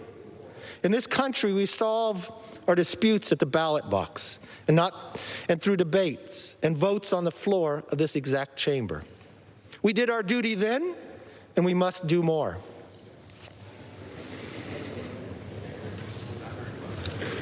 The eyes of the nation and the world are upon us. We must seize this opportunity and heal and grow stronger. As leaders, our place in history depends on whether we call on our better angels and refocus our efforts to work directly for the American people. United, we can deliver peace, strength, and prosperity our country desperately needs. Divided, we will fail. What we saw last week was not the American way. Neither is the continued rhetoric that Joe Biden is not the legitimate president. Let's be clear. Joe Biden will be sworn in as President of the United States in 1 week because he won the election. And the presidency and this Congress will face immediate challenges that must be addressed. I stand ready to assist in that effort with good faith, goodwill, and an open hand. The United States remains exceptional. We remain extraordinary. In the coming weeks and months, we must work together, all of us, to recharge the light of our shining city on the hill. History has shown us a way. History has given us a path. Just as Adams and Jefferson has shown, now is the moment that we should do the exact same. In these trying times, may God continue to bless America. And let's chart a course that history will repeat, but not what's happening today. I yield back. The gentleman Republican yields Leader of the back. House, Kevin McCarthy, right there. Strongest words yet from the president's own party, condemning what the president did. Recognized. Madam Speaker, I now yield 1 minute to the distinguished gentlelady from Colorado, Ms. DeGette. The gentlewoman from Colorado is recognized for 1 minute. Thank you, Madam Speaker. Madam Speaker, just over a year ago, I stood right there where you're standing today as we took the solemn step of impeaching the President of the United States for pressuring a foreign leader to take unlawful actions to help him in his reelection. And now, just 1 week ago, almost to the hour, I laid right there on the floor of the gallery above us. I heard gunshots in the Speaker's lobby. I heard the mob pounding on the door. And what they were trying to do, they were all an angry mob incited by the president, trying to stop certification of a legitimate election. It's clear the president learned nothing in the last year. Yesterday, the president said again he did nothing wrong. This man is dangerous. He has defied the Constitution. He's incited sedition, and he must be removed. We all took a pledge on January 3rd to uphold the Constitution. We must honor that oath. We must vote yes on this article of impeachment. I yield back. Expired. The gentlewoman yields back. The gentleman from New York reserves. The gentleman from Ohio is recognized. Thank you, Madam Speaker. I would yield 1 minute to the gentlelady from Colorado. The gentlewoman from Colorado is recognized for 1 minute. Glory to God. Madam Speaker, I rise today to oppose this impeachment and denounce the recent violence on the Capitol, just as I oppose the previous impeachment and the violence we've all witnessed all summer long across our great country. Make no mistake here, the hypocrisy of the left is on full display. Quote, go to the Hill, get in the face of some Congress people. We've got to fight in Congress, fight in the courts, fight in the streets. Take him behind the gym and beat the hell out of him. Go and take Trump out tonight. Sound familiar? What about the gentlewoman from New York who defended the looting by saying looters just wanted loaves of bread? Well, the last I checked, Best Buy and Teslas and stores of the like do not produce baked goods. Where's the accountability for the left after encouraging and normalizing violence? Rather than actually helping American people in this time, we start impeachments that further divide our country. I call bullcrap when I hear the Democrats demanding unity. Sadly, they are only unified in hate. Expired. Thank you. I yield.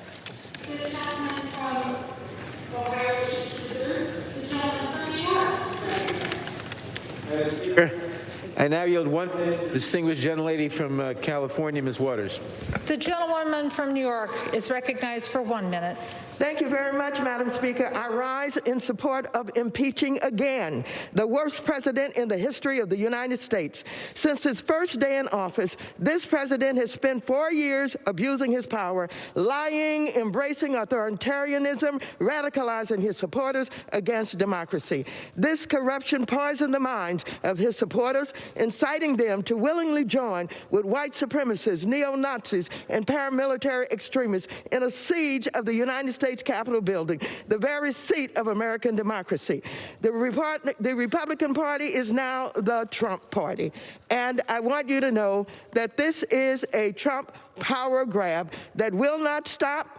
It will not stop with attacking the Capitol and our state legislatures. This president intends to exercise power long after he is out of office. It is reported that the President of the United States watched the invasion from the Oval Office of our Capitol and seemingly enjoyed it. I want you to know we should be concerned that the Republicans will not defend him, and he is capable of starting a civil war. He must be impeached. He must be stopped now. The gentleman from New York reserves. The gentleman from Ohio is recognized. Thank you, Madam Speaker. I would yield 1 minute to the gentleman from Washington, Mr. Newhouse. Thank you, Mr. Jordan. The gentleman from Washington is recognized for a minute. Thank you, Mr. Jordan. Madam Speaker, this is a sad day in our republic, but not as sad or disheartening as the violence we witnessed in the Capitol last Wednesday. We are all responsible. My colleagues are responsible for not condemning rioters this past year, like those who barricaded the doors of the Seattle Police Department and attempted to murder the officers inside. Others, including myself, are responsible for not speaking out sooner, before the president misinformed and inflamed a violent mob who tore down the American flag and brutally beat Capitol Police officers. Madam Speaker, we must all do better.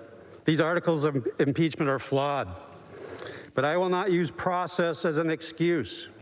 There is no excuse for President Trump's actions. The president took an oath to defend the Constitution against all enemies, foreign and domestic. Last week, there was a domestic threat at the door of the Capitol, and he did nothing to stop it. That is why, with a heavy heart and clear resolve, I will vote yes on these articles of impeachment. The gentleman from Ohio wishes to reserve. The gentleman from Ohio wishes to reserve. Madam Speaker, could I ask how much time each side has? The gentleman from Ohio has 36 1/4 minute remaining. And the gentleman from New York has 36 3/4 minutes remaining. We reserve. The gentleman from Ohio wishes to reserve. The gentleman from New York is recognized. Madam Speaker, I now yield 30 seconds to the gentleman from Massachusetts, Mr. Auchincloss. The gentleman from Massachusetts is recognized for 30 seconds. Madam Chair, a mob desecrated our Capitol, killed a police officer, and attempted to overthrow our government on the orders of the President of the United States. Immediate impeachment is our duty under a Constitution that compels us to defend against enemies, foreign and domestic. As a Marine officer, I defended our democracy from foreign enemies. As a member of Congress, I am solemnly resolved to defend it from domestic ones. With this vote, we strike a blow for moral leadership. I yield back. Yields back. The gentleman from New York wishes to reserve. The gentleman from Ohio is recognized. Madam Speaker, I yield 2 minutes to the gentleman from Ohio, Mr. The gentleman from Ohio is recognized for 2 minutes. Madam Speaker, America is at a crossroads. As the violent riots at the Capitol last week so painfully and shockingly reminded us, the unhinged partisan rhetoric that too often consumes the political dialogue in this country has become toxic and is tearing us apart. If we continue down this path, there's no telling how much damage to our union there may be. Sadly, that's what's happening here today. The majority is rushing through yet a second impeachment of President Trump, who has but 7 days remaining in office. As prominent constitutional law professor Jonathan Turley has cautioned, today a dangerous precedent is being set that could lead to the normalization of snap impeachments without any hearings or any meaningful discussion or debate. The majority is ramming through this House the most potent tool at our disposal without a single hearing, turning a process that usually takes months into a few short hours. We haven't heard a testimony from a single witness. We haven't heard from any experts on the nature of these charges, nor the damage this effort could inflict on our republic. We didn't even know how this debate would unfold until 9 o'clock this morning. This is truly an unprecedented situation, and one which could cause irrevocable harm to our nation. But, Madam Speaker, it doesn't have to be this way. We don't have to continue down this misguided path. We could instead follow the wisdom provided by none other than Abraham Lincoln during another divisive time in our nation's history and listen to the better angels of our nature. We could choose a more positive, constructive path and vote down this ill-conceived effort. We should tone down the political rhetoric. We should work together to solve the problems that face our nation. We should put aside our differences and find common ground. And we should bring Americans back together, because there's no crisis we can't overcome if we stand united. And I yield back. Gentleman from Ohio yields back. The gentleman from Ohio wishes to reserve. The gentleman from New York is recognized. Speaker, I now yield 1 minute to the distinguished gentlelady from Washington, Ms. Herrera Butler. The gentlewoman from Washington is recognized for 1 minute. My fellow Americans, I rise today to stand against our enemy and to clarify our enemy isn't the president or the president-elect. Fear is our enemy. Fear tells us what we want to hear. It incites anger and violence and fire. But it also haunts us into silence and inaction. What are you afraid of? I'm afraid of what people will say or think. I'm afraid of being devalued. I'm not afraid of losing my job, but I am afraid that my country will fail. I'm afraid patriots of this country have died in vain. I'm afraid my children won't grow up in a free country. I'm afraid injustice will prevail. But truth sets us free from fear. Truth doesn't guarantee bad things won't happen, but it does promise to always prevail in the end. It has no shadows where darkness can hide. With truth comes love, and we could use that right now. My vote to impeach our sitting president is not a fear-based decision. I am not choosing a side, I'm choosing truth. It's the only way to defeat fear. The gentlewoman yields back. The gentleman from New York wishes to reserve his time. The gentleman from Ohio is recognized. Thank you, Madam Speaker. I would yield 1 minute to the gentlelady from Texas, Ms. Van Dyne. The gentlewoman from Texas is yielded 1 minute. Thank you very much. Today, I should be in my district working for my constituents. Instead, I'm back here in Washington because the majority could not resist another made-for-TV impeachment. American workers are losing their jobs and struggling to feed their families. Small businesses are being forced to lay off workers and close their doors. Families are tragically losing loved ones to the coronavirus.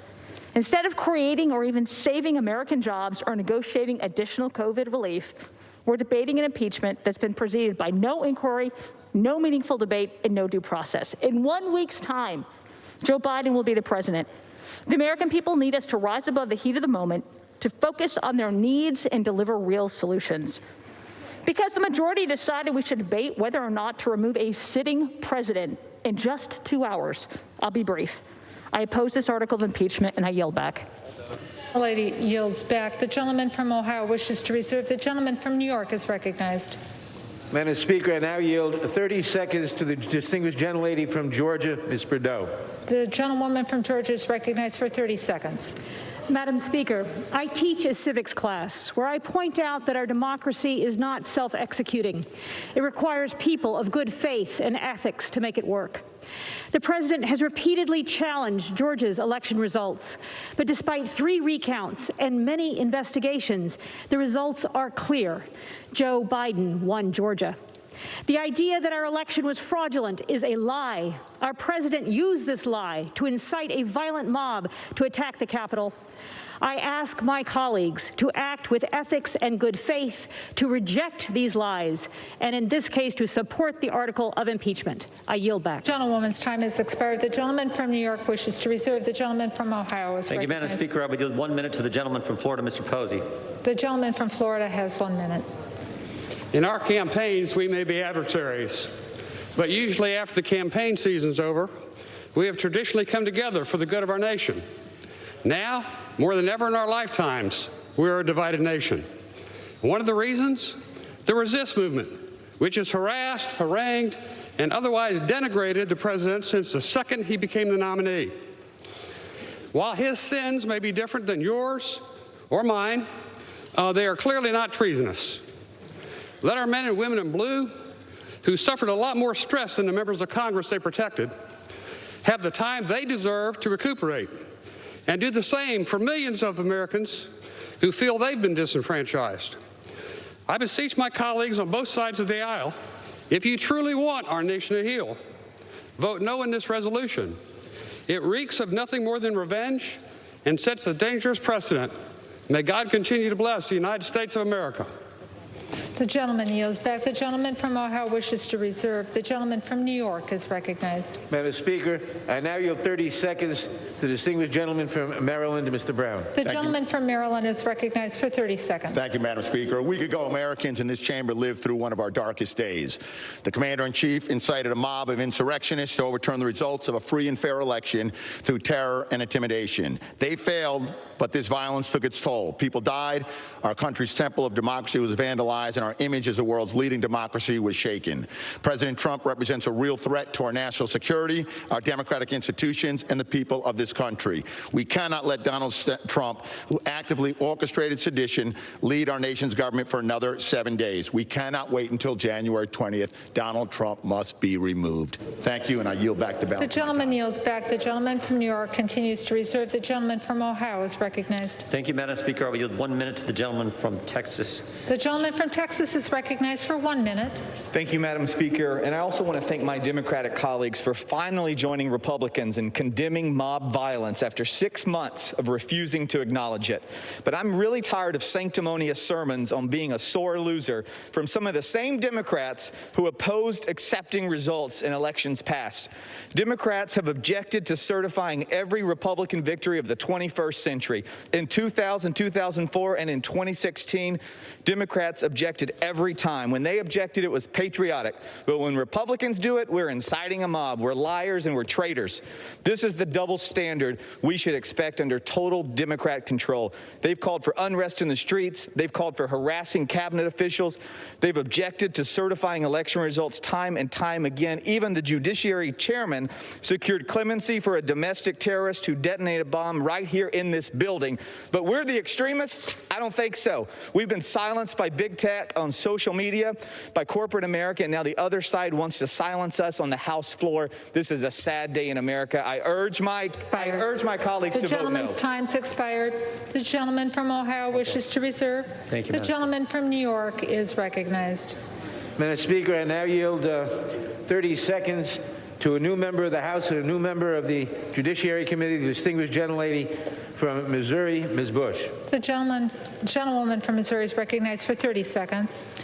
Madam Speaker, St. Louis and I rise in support of the article of impeachment against Donald J. Trump.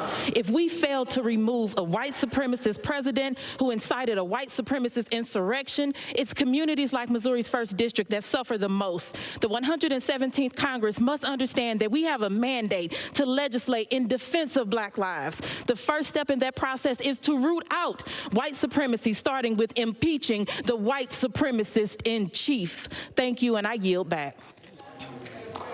And from New York wishes to reserve. The gentleman from Ohio seeks recognition.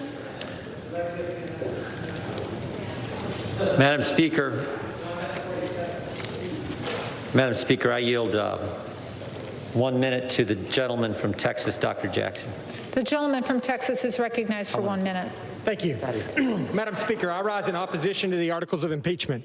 Let me be clear. What happened last Wednesday was a stain on our nation, and the criminals and the rioters responsible should be prosecuted to the fullest extent of the law.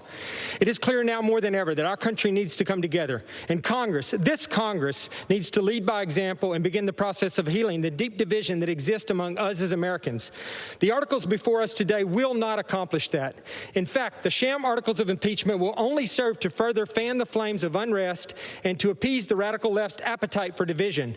We should be focusing on restoring communities devastated by lockdowns, working on America's vaccine rollout, aiding a bipartisan investigation into these attacks, and ensuring election integrity, not impeaching a president who has promised a peaceful transition and who has less than 7 days left in office. It is time to focus on the unprecedented challenges we face, and it's time to focus on unity. For these reasons, I urge my colleagues to oppose these articles of impeachment, and I yield back my time. Thank you. The gentleman yields back his time. The gentleman from Ohio wishes to reserve. The gentleman from New York is recognized. Madam Speaker, I now yield 30 seconds to the distinguished gentlelady from New York, Ms. Clark. The gentlewoman from New York is recognized for 30 seconds. Madam Speaker, today I rise to support H.R.S. 24, the article of impeachment against Donald Trump for high crimes and misdemeanors for a second time. Let us be very clear. What took place on January 6, 2021 was an act of domestic terrorism by right-wing, sycophantic white supremacists promoted, instigated, and advanced by the man in the White House, Donald Trump. Reverend Dr. Martin Luther King Jr. once said, the ultimate weakness of violence is that it is a descending spiral, begetting the very thing it sets to destroy. Instead of diminishing evil, it multiplies it. Time has expired. The gentleman from New York wishes to reserve. The gentleman from Ohio is recognized. Thank you, Madam Speaker. I will yield 2 minutes to the gentleman from Wisconsin, Mr. Tiffany. The gentleman from Wisconsin is recognized for 2 minutes. Thank you, Madam Speaker. My father once said to me, just because you can do something doesn't mean you should. In the short time I've served in this body, one thing is clear. This is not a serious place. Last year, we watched as the other side delayed COVID relief for months to inflict maximum pain and sway the outcome of the election. The Speaker said as much. And yet these last 2 days, we have seen just how fast they can move when they want to exact political retribution on their opponents. My friends on the other side now have complete control of both houses of Congress, and in a few days, they will control the entire executive branch as well. Madam Speaker, Joe Biden has talked about unity and healing. Is that what this is today? Is accusing Republican lawmakers of sedition and calling for their expulsion the plan for healing? Is working with Silicon Valley to digitally disappear those with whom they disagree with the plan for reconciliation? I was among the first to condemn the riots in Madison months ago, and I condemn what happened last week. But where were the swift accusations of incitement and insurrection from the other side last year? Is today's political theater a preview of what the American people can expect from single-party rule? 2 years of double standards and punishing those who voted for someone else? Madam Speaker, I hope Mr. Biden is watching today, and he will rise to the moment and call off this effort to rub salt in the wounds of millions of Americans. It is now time for all of us, Democrats and Republicans alike, to turn down the temperature. Thank you. The gentleman yields back. The gentleman from Ohio wishes to reserve. The gentleman from New York is recognized. Madam Speaker, I now yield 30 seconds to the distinguished gentleman from Missouri, Mr. Cleaver. The gentleman from Missouri is recognized for 30 seconds. Madam Speaker, it would be an error to suppose that men and women can be courageous every day.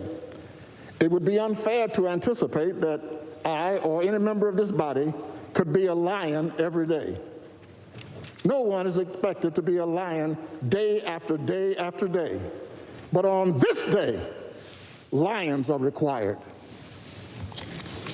The gentleman yields back his time. The gentleman from New York reserves. The gentleman from Ohio is recognized. We reserve. The gentleman from Ohio wishes to reserve. The gentleman from New York is recognized. Madam Speaker, I now yield 30 seconds to the distinguished gentleman from Tennessee, Mr. Cohen. The gentleman from Tennessee is recognized for 30 seconds.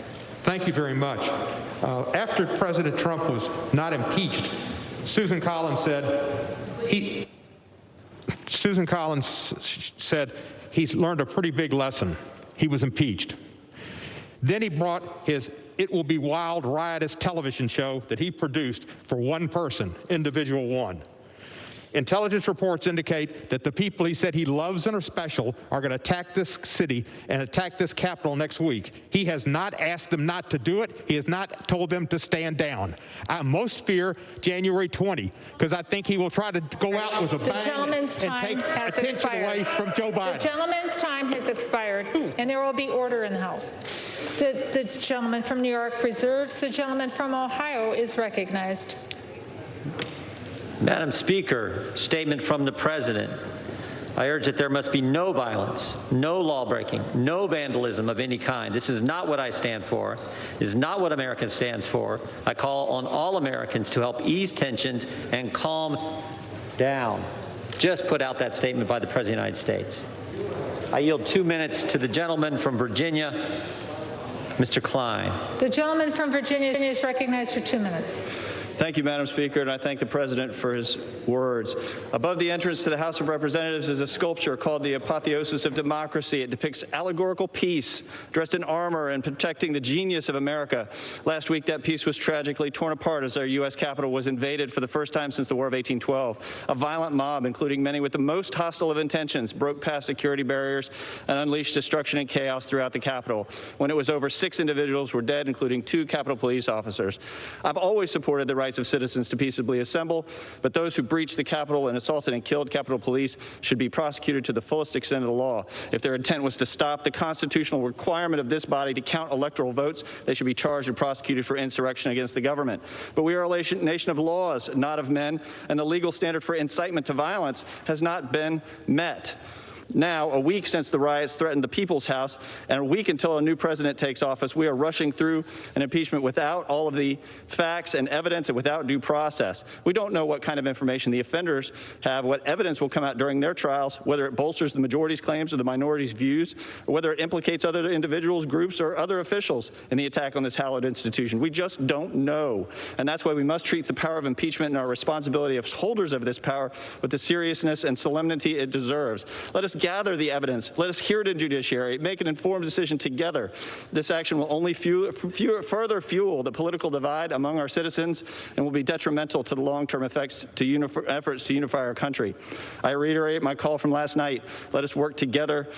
Both President Trump and President-elect Biden have called for a peaceful transition of power. I humbly beseech my colleagues to work toward this end to unify our country and not go down this dangerous path. I yield back. The gentleman yields back. This time the gentleman from Ohio wishes to reserve. The gentleman from New York is recognized. Madam Speaker, I now yield 30 seconds to the distinguished gentleman from Rhode Island, Mr. Langevin. The gentleman from Rhode Island is recognized for 30 seconds. Madam Speaker, January 6th was a horrific day for our country, for our democracy. The Capitol was breached, the blood of a defender spilled, all because of a lie that the elections were stolen, a lie that has infected this nation as perniciously as the pandemic. President Trump is the source of that lie. He has perverted and betrayed his oath to defend the Constitution, attacking the foundation of our democracy by inciting his supporters to violence. He is not fit to serve and is a danger to our country while he does. I, too, pledge to support and defend the Constitution against all enemies, foreign and domestic. I will uphold that office. I will vote to impeach President Trump. I urge my colleagues to do the same. The gentleman from New York wishes to reserve. The gentleman from Ohio is recognized. Thank you, Madam Speaker. I yield 1 minute to the gentleman from Pennsylvania, Mr. Perry. The gentleman from Pennsylvania is recognized for 1 minute. What did the Speaker know, and what did other legislative leaders know, and when did they know it? Maybe that's a rush to impeach the president, because so we'll never know what legislative leaders here knew. The FBI knew about a number of individuals that were planning a war on the Capitol, including killing police officers, and they shared the information, but nothing happened. The chief federal prosecutor in Washington stated he is pursuing conspiracy charges. The fact that IEDs were constructed in place informs me that there was pre-planning for portions of the tragic events last week. How does the president incite an attack that was pre-planned and already underway before his speech concluded? Now, I know my colleagues on the left want America to believe that the president incited a spontaneous riot that they'd like to call an insurrection, but the facts are stubborn things even if you choose to ignore them. The truth is the multiple lawless and violent events last summer, including months-long siege of a federal courthouse, burning, looting, physical violence in so-called sanctuary cities, more closely fits the definition of insurrection The gentleman's than time has anything the expired. president said last week. The gentleman's time has expired. The gentleman from Ohio wishes to reserve. The gentleman from New York is recognized. Madam Speaker, I yield 30 seconds to the distinguished gentleman from Virginia, Mr. Connolly. The gentleman from Virginia is recognized for 30 seconds. My friend. The American people are asking, is there any depravity too low? Is there any outrage too far? Is there any blood and violence too much to turn hearts and minds in this body? Instead of the usual justification, rationalization, and enabling and false equivalence we have to hear. This is a moment of truth, my friends. Are you on the side of chaos and the mob, or on the side of constitutional democracy and our freedom? It's that simple. That's what this vote for impeachment represents. I yield back. The gentleman's time has expired. The gentleman from New York reserves. The gentleman from Ohio is recognized. Madam Speaker, could I inquire how much time each side has? Yes, you may. The gentleman from Ohio has 25 minutes remaining. 21? The gentleman has 25 minutes thank remaining. you. The gentleman from New York has 31 and one quarter remaining. The gentleman from Ohio. We would reserve. The gentleman from Ohio wishes to reserve. The gentleman from New York is recognized. Madam Speaker, I yield 30 seconds to the gentleman from Colorado, Mr. Crow. The gentleman from Colorado is recognized for 30 seconds. Madam Speaker, last week I stood in that gallery to defend this chamber against a violent mob called here by Donald Trump. I have dedicated my life to the defense of our nation, and Donald Trump is a risk to all that I love. Some of my Republican colleagues are afraid of the consequences of an impeachment vote, but this Congress sends our young men and women to war every day. I'm not asking you to storm the beaches of Normandy, but only show a fraction of the courage we ask of our troops every day. Leadership is hard. It's time to impeach. The gentleman's time has expired. The gentleman from New York continues to reserve. The gentleman from Ohio. We would reserve. Ohio reserves. The gentleman from New York. Madam Speaker, I yield 30 seconds to the distinguished gentleman from Illinois, Mr. Davis. The gentleman from Illinois is recognized for 30 seconds. Thank you, Madam Speaker. I heard a few minutes ago that there had been no hearings. Well, I have heard from the people of the 7th District of Illinois. They have told me what to do. They have said, impeach this president. Impeach this president and do it now. I will follow their instructions and vote yes to impeach this president. And I yield back. The gentleman yields back. The gentleman from New York reserves. The gentleman from Ohio is recognized. Yeah, we continue to reserve. The gentleman from Ohio continues to reserve. The gentleman from New York is recognized. Madam Speaker, I now yield 30 seconds to the distinguished gentlelady from Texas, Ms. Escobar. The gentlewoman from Texas is recognized for 30 seconds. Thank you, Madam Speaker. On January 6th, terrorists attacked the United States of America. It was an attempted coup and an insurrection, but what I hope Americans understand is that it was a terrorist attack against our country. Those who came and participated must be found and prosecuted. Those who aided and abetted must be found and prosecuted. And the man who incited it, President Donald J. Trump, our greatest national security threat, must be impeached, held accountable, and never be allowed to hold office again. I yield back.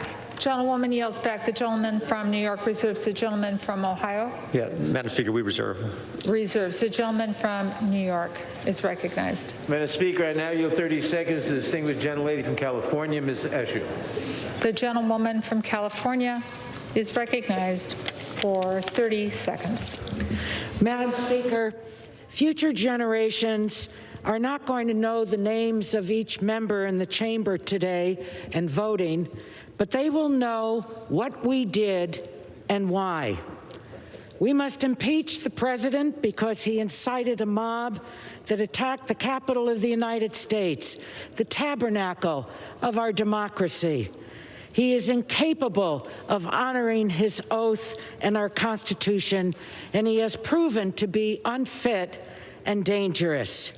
I will vote to impeach this traitor to our country. The gentlewoman yields back. The gentleman from New York reserves. The gentleman from Ohio reserves his time. The gentleman from New York is recognized. Madam Speaker, I now yield 30 seconds to the distinguished gentleman from New York, Mr. Espaillat. The gentleman from New York is recognized for 30 seconds. Madam Speaker, today I cast my vote for the second time to impeach Donald J. Trump. He is unfit to hold office. He summons and dispatches mob to kidnap and hurt many of us. He is unfit to hold office. He summons and dispatches mob to assassinate Vice President Pence, to assassinate Speaker Pelosi. He is unfit to hold office. He summons and dispatches a mob that waved the racist Confederate flag and assaulted this Capitol, resulting in the death of 5 Americans, including 2 Capitol police officers. He is unfit The gentleman's to hold time has office. expired. We must The impeach gentleman's time now. has expired. The gentleman from New York reserves the balance of his time. The gentleman from Ohio is recognized. The gentleman from Ohio continues to reserve. The gentleman from New York. Oh. Madam Speaker, I now yield 30 seconds to the distinguished gentleman from Illinois, Mr. Garcia. The gentleman from Illinois is recognized for 30 seconds. Madam Speaker, I rise today in the strongest possible support for the impeachment of Donald J. Trump. When Trump made a last desperate attempt to steal the presidency, to reject the will of the people by encouraging insurrection, he became the first president to incite an attempted overthrow of the institutions he is sworn to protect. That is a horrifying first, and his actions necessitate another. He should be the first president impeached and removed from office in the history of our country. I voted to impeach him once, and I'm ready to do it again. I yield back. The gentleman's time has expired. The gentleman from New York reserves. The gentleman from Ohio. One more, and then we'll go to you. Reserve.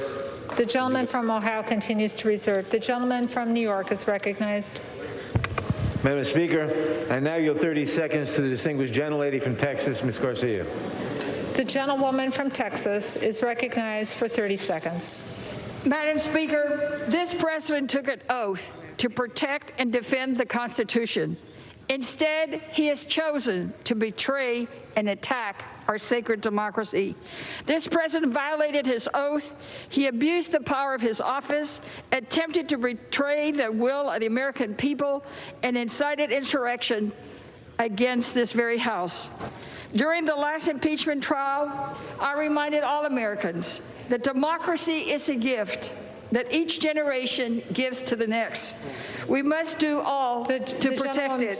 For our children and our future, we must impeach him. Thank you. The gentleman from New York reserves. The gentleman from Ohio is recognized. Thank you, Madam Speaker. I yield 2 minutes to the gentleman from Florida, Mr. Stubbe. The gentleman's yielding 2 minutes. Is that correct? 2 minutes. 2 minutes to the gentleman from Florida. Thank you, Madam Speaker. For 3 years, Democratic members of this body and the mainstream media lied to the American people that the Trump campaign colluded and conspired with Russia. For years, after an exhaustive investigation, it was found that there was no evidence that the Trump campaign colluded with Russia. Should Democratic members of this body resign for lying to the American people repeatedly and sowing division and dissension all across America? And it was all a lie. You have brought one article of impeachment to the floor, and your one allegation alleges, and I quote, Donald John Trump engaged in high crimes and misdemeanors by inciting violence against the government of the United States. In D.C., it's a crime to, quote, intentionally or recklessly act in such a manner to cause another person to be in reasonable fear and to incite or provoke violence when there's a likelihood that such violence will ensue. There was no language in the president's speech that incited or provoked violence. In fact, at around the 18-minute mark, he stated, and quote, peacefully and patriotically make your voices heard. You may think that he's inciting violence because he believes there was election fraud. That's his opinion, and he's entitled to that opinion, just like all of you were entitled to your false and fraudulent opinion that the Trump campaign colluded with Russia. The legal elements of incitement are based on the Supreme Court case Brandenburg v. Ohio, in which the Supreme Court set the standard for speech that could be prosecuted without violating the First Amendment. Brandenburg's speech called for violence against groups of Americans, and the court found that that Brandenburg's comments were not directed to inciting or producing imminent lawless action. The court found that it was protected speech, and he was calling for violence. That's the current law of the land. The president didn't even mention violence last Wednesday, much less provoke or incite it. There was no crime committed, and therefore no basis for impeachment, as you need a high crime or misdemeanor for a basis. You have created a mockery out of the impeachment process, and I urge all my colleagues to stand against it and fight the latest fraud being perpetrated against the American people by the radical left. The gentleman yields Nice job. back. The gentleman from Ohio wishes to reserve. Yes. The gentleman from New York is recognized. Madam Speaker, I now yield 30 seconds to the distinguished gentleman from Nevada, Mr. Hertzford. The gentleman from Nevada is recognized for 30 seconds. Madam Speaker, I rise in support of the article of impeachment. Last Wednesday's events were not just a breach of a building, but a breach of our democracy, a threat to our republic and to who we are as Americans. Donald Trump incited insurrection against America and attempted to overturn the will of the people. We must send a clear message that committing sedition disqualifies a president from serving another day in office. I urge this body to vote for impeachment. I will, and I yield back. The gentleman yields back his time. The gentleman from New York reserves. The gentleman from Ohio is recognized. Madam Speaker, we reserve. The gentleman from Ohio continues to reserve. Madam Speaker, I now yield 30 seconds to distinguished gentlelady from Pennsylvania, Ms. Houlihan. The gentlewoman from Pennsylvania is recognized for 30 seconds. Madam Speaker, last evening an 11-year-old girl joined our telephone town hall. Her question shook me to my core. She was worried about the future of this great nation, and I am too. That is why I must move forward with impeachment of this president. He has endangered this nation. He has betrayed his oath. I do this now for all of us, for our Constitution and for this republic. I do this to tell the world that this great democracy will stand and no one is above the law. And I do this for our future generations. I urge us all to unite and to vote yes on impeachment. I yield back. The gentlewoman yields back. The gentleman from New York reserves. The gentleman from Ohio is recognized. Madam Speaker, we reserve. The gentleman from Ohio reserves. The gentleman from New York is recognized. Madam Speaker, I now yield 30 seconds to the distinguished gentleman from California, Mr. Huffman. The gentleman from California is recognized for 30 seconds. Madam Speaker, history is watching and saving the receipts. Today, my colleagues across the aisle must choose which side of a very bright line they want to be recorded on for all time. On one side, lies, sedition, inciting and supporting insurrection, and domestic terrorism. The other side, your oath of office, the Constitution, democracy, decency. There is no middle ground. Today, we make history forever. So choose well. A vote to impeach Donald Trump means years from now you can look your grandchildren in the eye and say, I did the right thing. The gentleman's time has expired. The gentleman from New York continues to reserve. The gentleman from Ohio is recognized. We reserve, Madam Speaker. The gentleman continues to reserve. The gentleman from New York is recognized. Madam Speaker, I now yield 30 seconds to the distinguished gentlelady from California, Ms. Jacobs. The gentlewoman from California is recognized for 30 seconds. Madam Speaker, the response to political violence must always be accountability. Without accountability, more violence will follow. I learned that working at the United Nations and the State Department in conflict settings around the world, and the United States Congress is now a conflict setting. A violent mob threatened our lives in this chamber and almost succeeded, incited by the president who broadcasted lies about the outcome of our election. We must hold this president accountable. It's the only way to protect our democracy. I yield back. Gentlewoman yields back. The gentleman from New York continues to reserve. The gentleman from Ohio is recognized. Madam Speaker, we reserve. The gentleman from Ohio reserves. The gentleman from New York is recognized. Madam Speaker, I now yield 30 seconds to the distinguished gentleman from Georgia, Mr. Johnson. The gentleman from Georgia is recognized for 30 seconds. Thank you, Madam Speaker. I'm certain that every member of Congress would say that if they had been in Congress when John Lewis walked across that Edmund Pettus Bridge and the Civil Rights Act was passed, that they would have stood on the right side of history. Well, Madam Speaker, today we're going to see exactly what side of history you all are going to be on.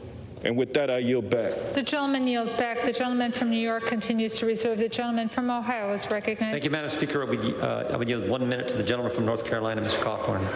The gentleman from North Carolina is recognized for 1 minute. Madam Speaker, today represents a unique opportunity in our nation's history. An opportunity to put America first, to put her people first. Today is a moment for members of Congress to put aside partisan politicking and place people over power. I urge my colleagues to vote against this divisive impeachment and realize that dividing America will not save this republic. I urge my colleagues to not simply vote for what feels good. Of course, it feels good for the Democrats to have a united constituency for a few more days. But I was elected to come here and vote for things that actually do good, to bring much needed help to the American people. I am willing to take the first step and extend my hand across the aisle to say, vote against impeachment. Vote in favor of a unified nation, and I will forsake partisanship and work with you, no matter who you are or what party you come from. Madam Speaker, I urge that we all vote to finally put America first. And with that, I yield back. The gentleman yields back. The gentleman from Ohio wishes to reserve. The gentleman from New York is recognized. Madam Speaker, I now yield 30 seconds to a new member of the House and a new member of the Judiciary Committee. The gentleman from New York, Mr. Jones. The gentleman from New York is recognized for 30 seconds. Madam Speaker, I rise in support of the impeachment of Donald J. Trump, the disgraced, defeated President of the United States. There must be consequences for last week's treason and sedition. Hundreds, if not thousands, of Donald Trumps in today's Republican Party aim to run for higher office, and we must send a message that no one in the United States of America is above the law. The world is watching, Madam Speaker. I yield back. The gentleman yields back. The gentleman from New York wishes to reserve. The gentleman from Ohio is recognized. Gentleman from Ohio reserves. The gentleman from New York. Madam Speaker, I now yield 30 seconds to the distinguished gentleman from Michigan, Mr. Kildee. The gentleman from Michigan is recognized for 30 seconds. Madam Speaker, 1 week ago, the President of the United States incited a deadly attack on the United States Capitol while a couple of dozen members of this House and I covered ourselves in that gallery away from the Trump mob. 5 dead, including Capitol Police. If inciting an insurrection does not warrant impeachment, nothing does. I took an oath to uphold the Constitution against all enemies, foreign and domestic. Today, I vote to uphold my oath. The gentleman from New York wishes to reserve his time. The gentleman from Ohio is recognized. Excuse me, Madam Speaker, I yield 1 minute to the gentleman from Wisconsin. The gentleman from Wisconsin is recognized for 1 minute. I rise today to strongly object to the articles of impeachment proposed against President Trump, which make the preposterous claim that President Trump wanted or expected the riots that took place last week. He clearly said he wanted peaceful and patriotic demonstration. He did say he wanted people to fight like hell or we're not going to have a country anymore, but that's obviously standard hyperbole and was not meant to aim at physical fights. But what is offensive is what you are saying and inflammatory about the tens of thousands of peaceful protesters who were there last week, as well as the tens of millions of people they represent. You don't understand why they were here. They're scared to death we're going to go back to the days without Donald Trump of hundreds of thousands of people crossing this border every month. They're scared to death nobody's going to keep our manufacturing here. They're scared to death that nobody else will fight the cancel culture as we head towards an era when some things can't be said. They're scared to death that a majority party got here by teaming up with Black Lives Matter, a bunch of founded by Marxists and that dislike the family. The gentleman's time's expired. The gentleman from Ohio wishes to reserve. Reserve. The gentleman from New York is recognized. Madam Speaker, I now yield 30 seconds to the gentleman from California, Mr. Garamendi. The gentleman from California is recognized for 30 seconds. Madam Speaker, I rise today determined to fulfill our sacred oath to protect and defend the Constitution from all enemies, foreign and domestic. Last week's violent insurrection on the Capitol is a stain on our democracy. A riotous mob, incited by the president, stormed these very halls, beat and murdered police officers, planted pipe bombs, and left our nation shocked and in mourning. The president's rhetoric, actions, and refusal to accept responsibilities are an imminent threat to our nation. I vote to impeach the president. I urge my colleagues to do the gentleman's same. time has expired. The gentleman from New York reserves. The gentleman from Ohio is recognized. Thank you, Madam Speaker. We reserve. Gentleman from Ohio reserves. The gentleman from New York is recognized. Madam Speaker, I now yield 30 seconds to the gentleman from Illinois, Mr. Krishnamurthy. The gentleman from Illinois is recognized for 30 seconds. Madam Speaker, my parents brought me as an infant to America because they knew it's the land of democracy. It's the beacon of hope for all the world. We called it the American dream. When Donald Trump told rioters to go to the Capitol and, quote unquote, fight like hell, he incited an attack on the Capitol and the ideals comprising the American dream. I'm voting for impeachment because I know we're still the country my parents believed in, and I will fight like hell for it. I yield back. The gentleman yields back. The gentleman from New York reserves. The gentleman from Ohio is recognized. Reserve. The gentleman from Ohio reserves. The gentleman from New York. Madam Speaker, I now yield 30 seconds to the gentlelady from Michigan, Ms. Lawrence. The gentlewoman from Michigan is recognized for 30 seconds. Madam Chair, on Wednesday the 6th, Democrats and Republicans hid on the floor, put on gas masks, and was ushered out of this room. We in this country cannot begin healing in unity without accountability and justice. The President of the United States incited a violent insurrection against Congress, you, me, and the Vice President of the United States. This cannot be ignored. Impeach now. Thank you, Madam Chair. The gentlewoman yields back. The gentleman from New York continues to reserve. The gentleman from Ohio is recognized. Reserve. The gentleman from Ohio wishes to reserve. The gentleman from New York is recognized. Madam Speaker, I now yield 30 seconds to the distinguished gentlelady from California, Ms. Lee. The gentlewoman from California is recognized for 30 seconds. Madam Speaker, on January 6, Donald Trump incited his white nationalist supporters to initiate an attempted coup against the heart of our democracy, the United States Capitol. This heinous act of domestic terrorism demands that Congress act to remove this president. Donald Trump has been and remains a threat to our national security and our democracy, and wholly unfit to serve as president. He and his supporters must be held accountable for inciting violence against the government of the United States. Congress must act immediately to remove this clear and present danger to our country. It's time to impeach Donald Trump again. The gentleman's time has expired. The gentleman from New York reserves. The gentleman from Ohio is recognized. Thank you, Madam Speaker. I would yield 1 minute to the gentlelady from Georgia, Ms. Taylor Greene. The gentlewoman is recognized for 1 minute. Thank you. Madam Speaker, I am against the impeachment effort by the Democrats. President Trump has held over 600 rallies in the last 4 years. None of them included assaulting police, destroying businesses, or burning down cities. Democrats have spent all this time endorsing and enabling violent riots that left billions in property damage and 47 dead across the United States. Democrats are on record supporting violence when it serves their cause. In their own words, on social media, on interviews, and on fundraising platforms, Act Blue. Democrats support defunding the police when it's someone else's city, someone else's home, and someone else's business.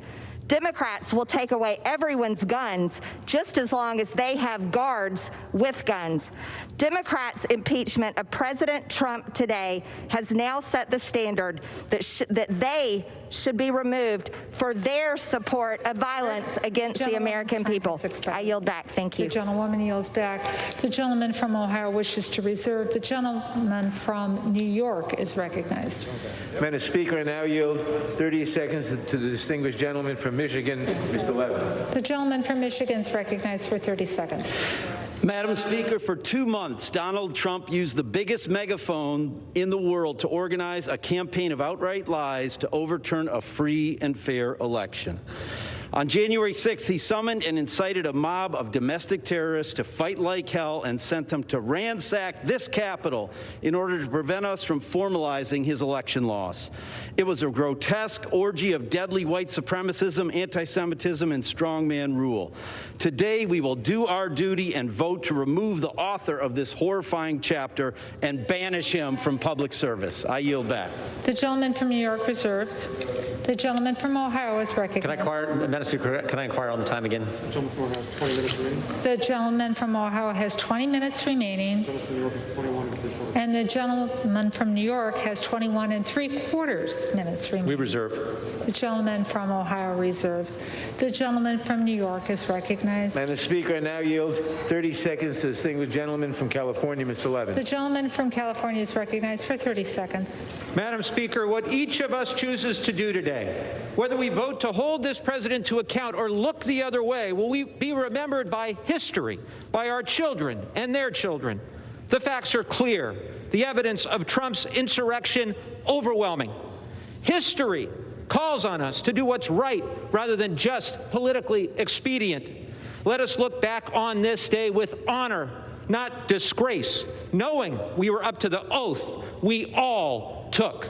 Thank you, and I yield back. The gentleman yields back. The gentleman from New York reserves. The gentleman from Ohio is recognized. Madam Speaker, we reserve. The gentleman from Ohio wishes to reserve. The gentleman from New York is recognized. Madam Speaker, I now yield 30 seconds to the gentlelady from Virginia, Ms. Luria. The gentlewoman from Virginia is recognized for 30 seconds.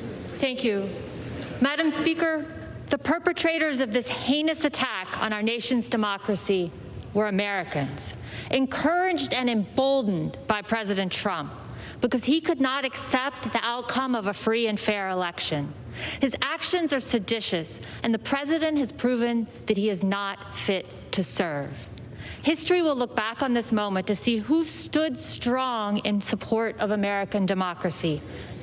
As my colleagues have said, we must come together, but our nation cannot begin to heal until there is accountability. The gentlewoman's time has expired. For the atrocity. The gentlewoman's time has expired.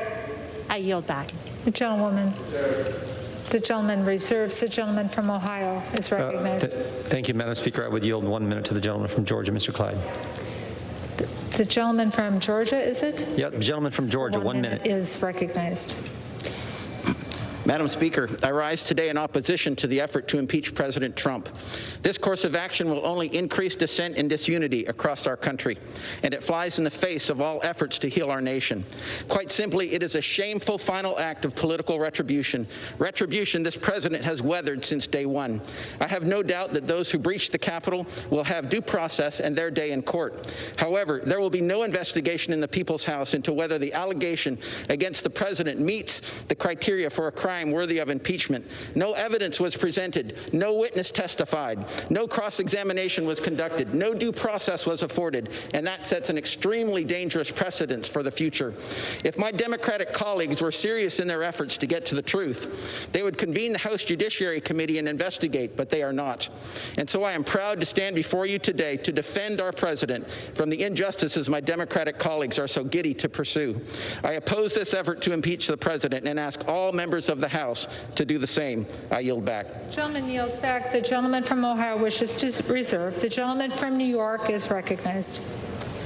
Madam Speaker, I yield 30 seconds to the distinguished gentlelady from Georgia, Ms. McBath. The gentlewoman from Georgia is recognized for 30 seconds. Thank you, Madam Speaker. I rise with a heavy heart for what our nation has endured. All those who've incited an attack on these halls of freedom must never forget that in every generation, Americans of all colors and creeds have laid down their lives in the struggles against tyranny, the fight against fascism, and the defense against those who would betray the values upon which this nation was founded. It is our duty to shoulder that defense of our democracy here today. The president's actions have laid bare his contempt for our Constitution, and he must be removed. Gentlewoman's time has expired. The gentleman from New York reserves. The gentleman from Ohio.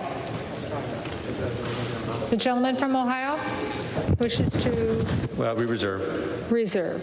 The gentleman from New York is recognized. Madam Speaker, I now yield 30 seconds to the distinguished gentleman from New York, Mr. Meeks. The gentleman from New York is recognized for 30 seconds. The armed insurrectionists that stormed the Capitol did not emerge out of a vacuum. They were lied to by Republican senators and Republican congressmen and women. But they were incited to violence by one man above all else, Donald J. Trump, who tried to be the ultimate ruler of our democracy. The world is watching. Our allies are watching, and our adversaries are watching. And we must show them that no one will rule this country and be above the law. The cameras of history are rolling. We must act. We must impeach Donald J. Trump to show the world that we will stand for right. The gentleman from New York reserves. The gentleman from Ohio is recognized. Thank you, Madam Speaker. I would yield 1 minute to the gentleman from Utah. The gentleman from Utah is recognized for 1 minute. Thank you, Madam Speaker. Last Wednesday, on my third day, I realized that I can make hard and seemingly unpopular decisions. Voting to strip Electoral College votes from states is a dangerous precedent set by Democrats many years ago, perpetuated by my party as well. I heard nothing in those debates that justified such a high bar. A rushed impeachment will set a similar precedent. Without a single hearing or investigation, I simply cannot reach the high bar of impeachment. To my district, I commit to constantly being objective in all of my decision-making. And as I abandon the remainder of my remarks, as I listen to this debate, it's no wonder our nation is divided. We are on an absolute race to the bottom. And I was hoping that last week we could have hit rock bottom. I commit to doing better, and I hope that we all can dig in and find a way. Thank you. The gentleman yields back his time. The gentleman from Ohio reserves. The gentleman from New York is recognized. Madam Speaker, I now yield 30 seconds to the gentlelady from Ohio, Ms. Beatty. The gentlewoman from New York is recognized for 30 seconds. Thank you. Domestic terrorists attacked our democracy, urged on by a sitting president. These insurrectionists believe Donald Trump's lies about the stolen election. They obeyed his call to attack. They literally carried his banner while storming the Capitol. Last week's insurrection was shocking and tragic. It was a culmination of 4 years of assaults on our democracy. We must impeach this president, and the Congressional Black Caucus stands ready to join in a bipartisan message to the likes of Donald Trump. The gentleman from New York reserves. The gentleman from Ohio is recognized. Madam Speaker, we reserve. The gentleman from Ohio reserves. The gentleman from New York. Madam Speaker, I now yield 30 seconds to the gentlelady from Wisconsin, Ms. Moore. The gentlewoman from Wisconsin is recognized for 30 seconds.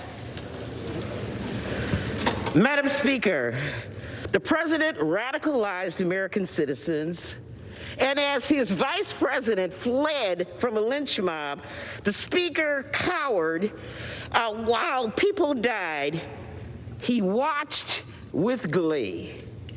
That is why, even though it's only 7 days before the end of his term, we have the fierce urgency of now. 7 days is too long for him to be in power. He could declassify state secrets. He could monetize national secrets to foreign adversaries, and he could even pardon. Time has expired. The person. The gentlewoman's time has expired. The gentleman from New York reserves. The gentleman from Ohio is recognized. Thank you, Madam Speaker. I would yield 1 minute to the. I would yield 1 minute to the gentleman from Texas, Mr. Arrington. The gentleman from Texas is recognized for 1 minute. Madam Speaker, I rise with great sorrow to oppose this second attempt at a baseless impeachment from my Democrat colleagues. This week's attack on the U.S. Capitol was completely unacceptable, and the people involved should be met with swift accountability. The president didn't incite a riot. The president didn't lead an insurrection, and there are no high crimes and misdemeanors requisite of an impeachment. I'm not saying the president didn't exercise poor judgment, but to criminalize political speech by blaming lawless acts on the president's rhetoric is wrong, Madam Speaker, and a very dangerous precedent. The criminals who stormed the Capitol that day acted on their own volition. They are responsible for their actions. This is an important moment, Madam Speaker, for our nation. We have the opportunity to come together and do what's right for our country. The votes are certified. President Trump has conceded. Let's focus on the future and get back to the people's business. I yield back. Gentleman yields back. The gentleman from Ohio reserves. The gentleman from New York is recognized. Madam Speaker, I now yield 30 seconds to the distinguished gentlelady from Illinois, Ms. Newman. The gentlewoman from Illinois is recognized for 30 seconds.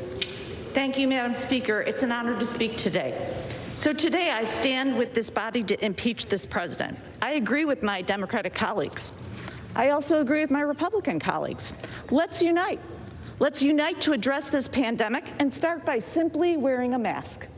Let's unite to bring back the economy and start by putting $2,000 checks in people's pockets. And let's unite to hold these domestic terrorists accountable and impeach this president.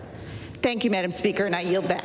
The gentlewoman yields back. The gentleman from New York reserves. The gentleman from Ohio is recognized. The gentleman from Ohio reserves. The gentleman from New York is recognized. Madam Speaker, could you, how much time do I have, please? The gentleman from New York has 18 and 1/4 minute, and the gentleman from Ohio, 17 minutes remaining. Thank you very much. I now yield 30 seconds to the distinguished gentleman from New Jersey, Mr. Norcross. The gentleman from New Jersey is recognized for 30 seconds. Thank you, Madam Speaker. I rise today at a time of historical concern. Last week on this very House floor, an attack on democracy, that symbol. But it was an attack from within this very floor. Let's be clear. Cause and effect. Rally at the White House, march down Pennsylvania Avenue, a parade in reverse, and an attack to this chamber. A police officer was killed. And what I hear is time to heal. He's not even buried yet. It's clear and present danger. No one is above the law, not the president if he has 4 years or 4 days. We must do the right thing for all Americans because he must be held accountable. I yield back. The gentleman yields back. The gentleman from New York reserves. The gentleman from Ohio Thank is you, Madam recognized. Speaker. I would yield 1 minute to the gentlelady from Indiana, Ms. Sparks. The gentlewoman from Indiana is recognized for 1 minute. Madam Speaker, I appreciate a variety of opinions, but any accusations must go through the proper due process, whether it's election fraud or an impeachable offense. And someone who did not support the objection to certification last week, I will not support this political charade today. The rule of law and due process is vital to what our constitutional republic stands for.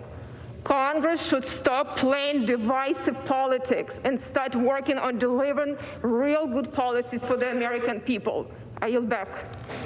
The gentlewoman yields back. The gentleman from Ohio reserves his time. The gentleman from New York is recognized. Madam Speaker, I now yield 30 seconds to the distinguished gentleman from California, Mr. The gentleman Panetta. from California is recognized for 30 seconds. A week ago was the culmination of carnage caused to our country by this president. 4 years ago, he said he would stop such devastation. Instead, the president has continued to debase our democracy with assaults on our elections and incitement at the ellipse and the battery at our Capitol. American exceptionalism is not guaranteed. We must always work to grow it, and that includes our work today to hold President Trump accountable. American carnage started with this president. A vote for impeachment will stop it for our posterity.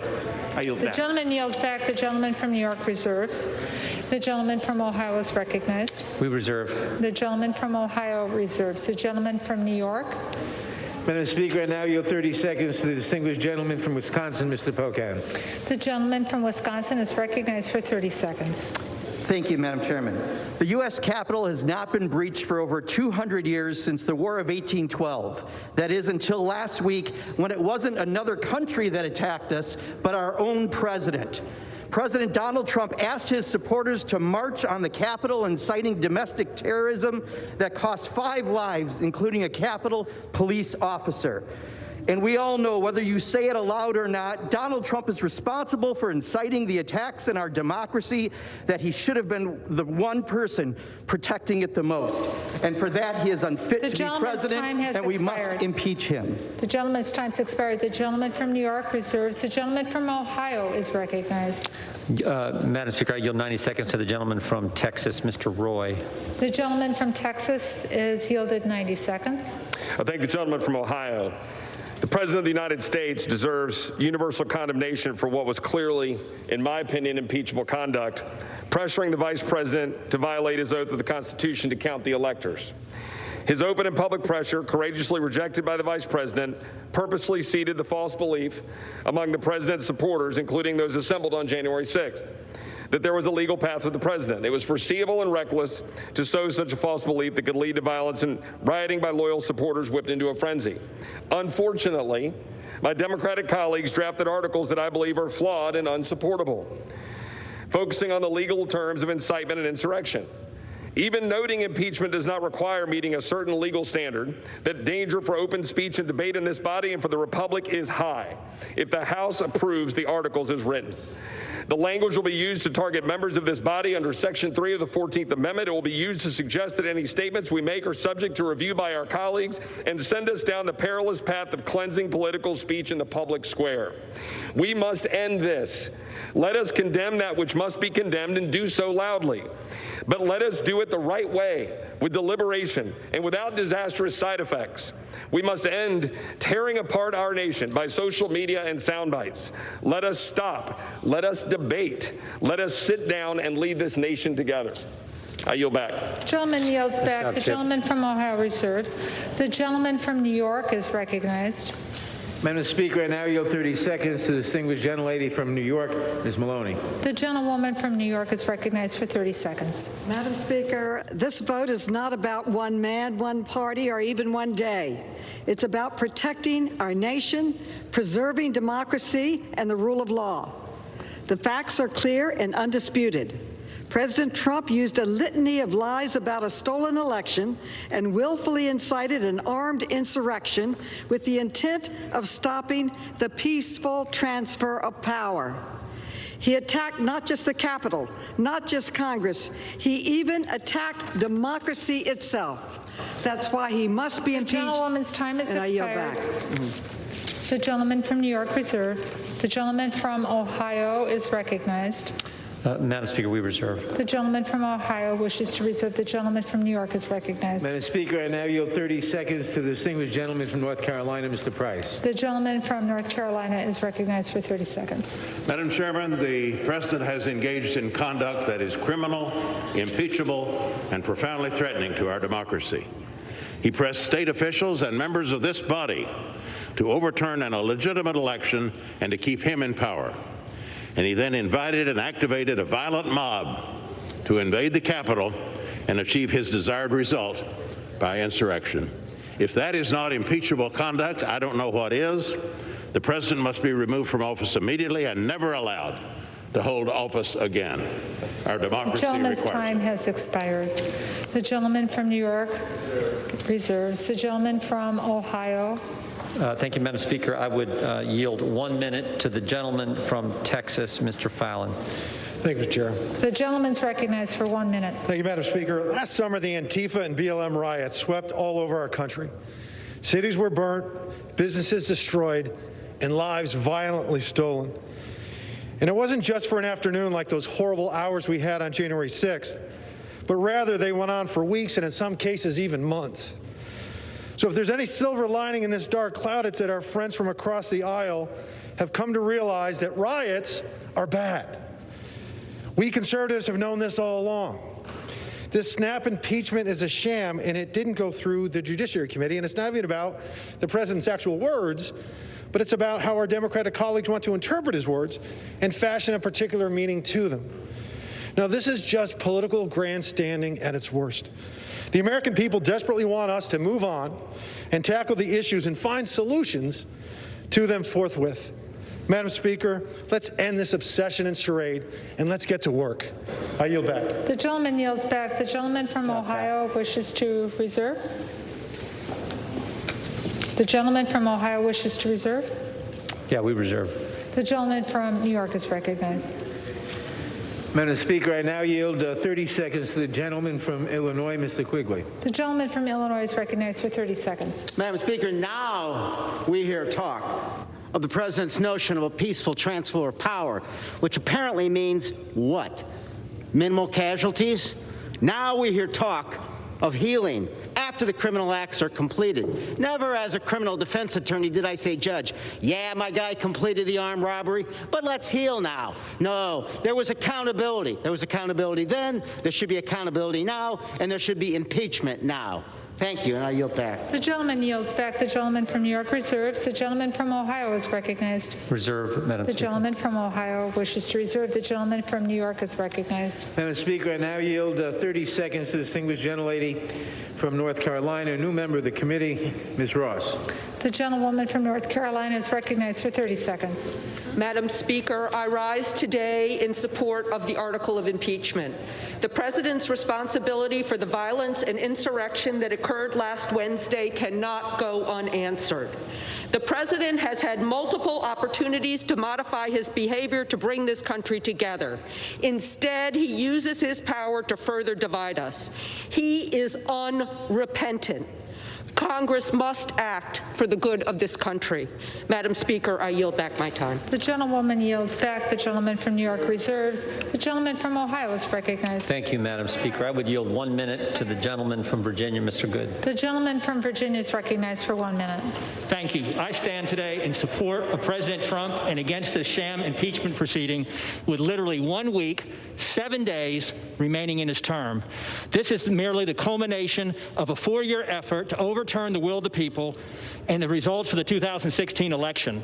This is simply a political action intended to tarnish the legacy of a highly successful president who led us to an incredible economy, energy independence, reduction of taxes for millions, regulatory relief for businesses, renewed peace in the Middle East, and stronger border security.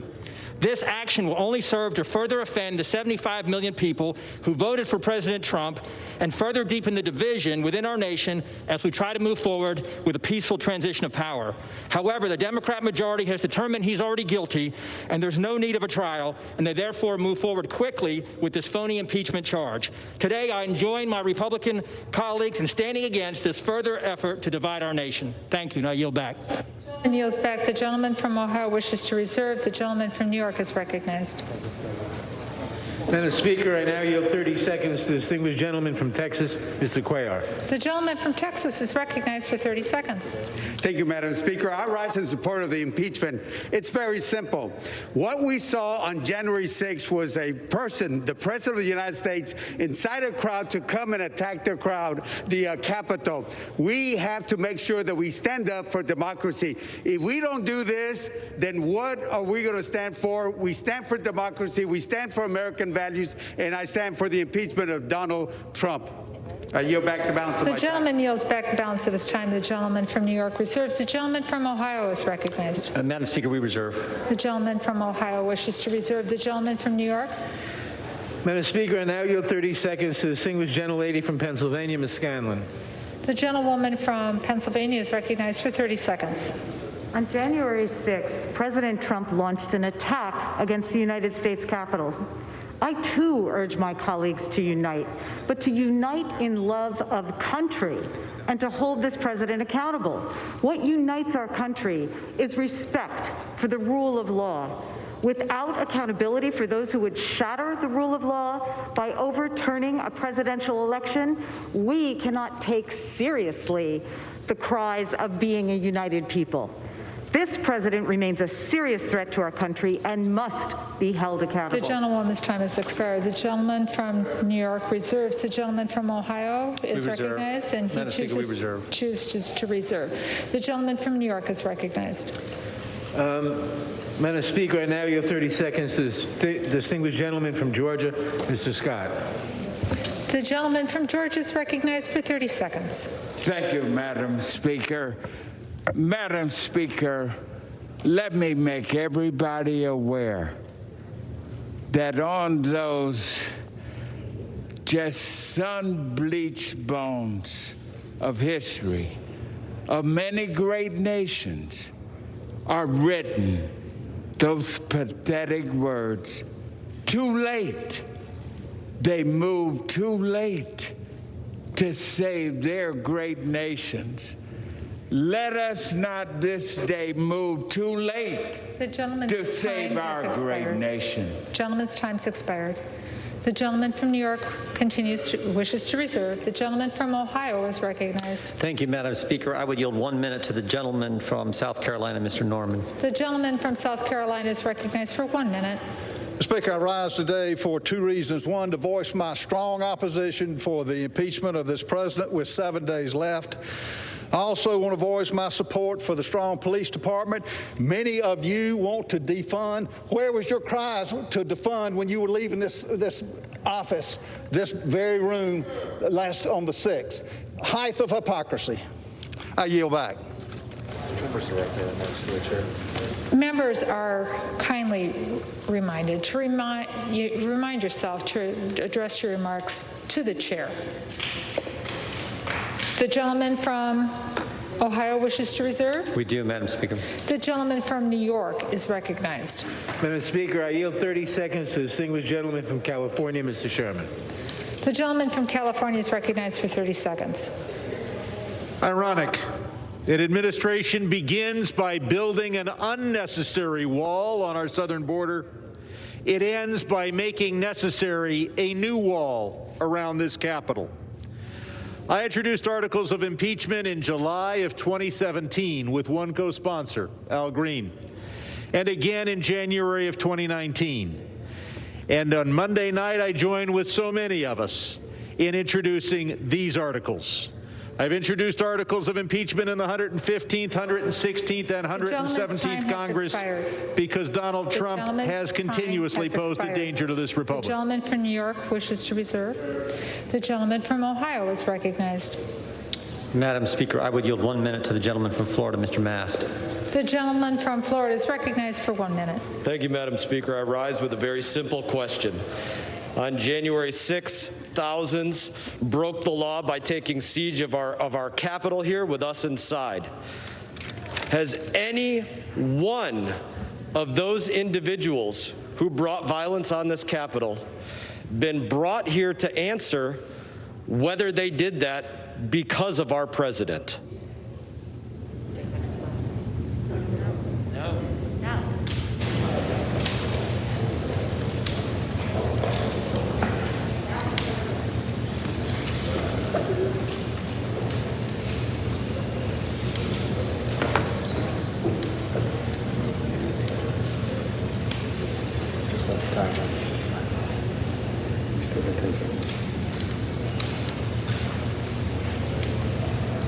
It appears I will receive no answer.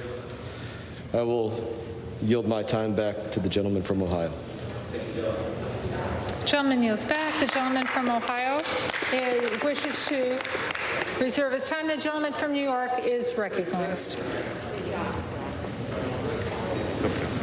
I now yield 30 seconds to the distinguished gentleman from Arizona, Mr. Stanton.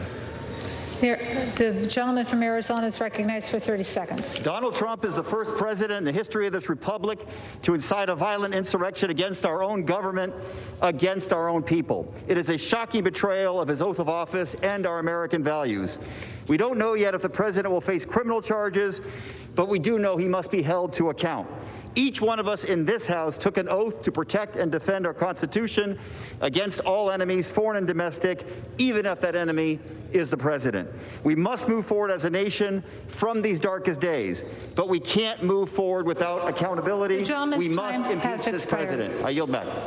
The gentleman from New York reserves, and the gentleman from Ohio is recognized. Madam Chair, we reserve.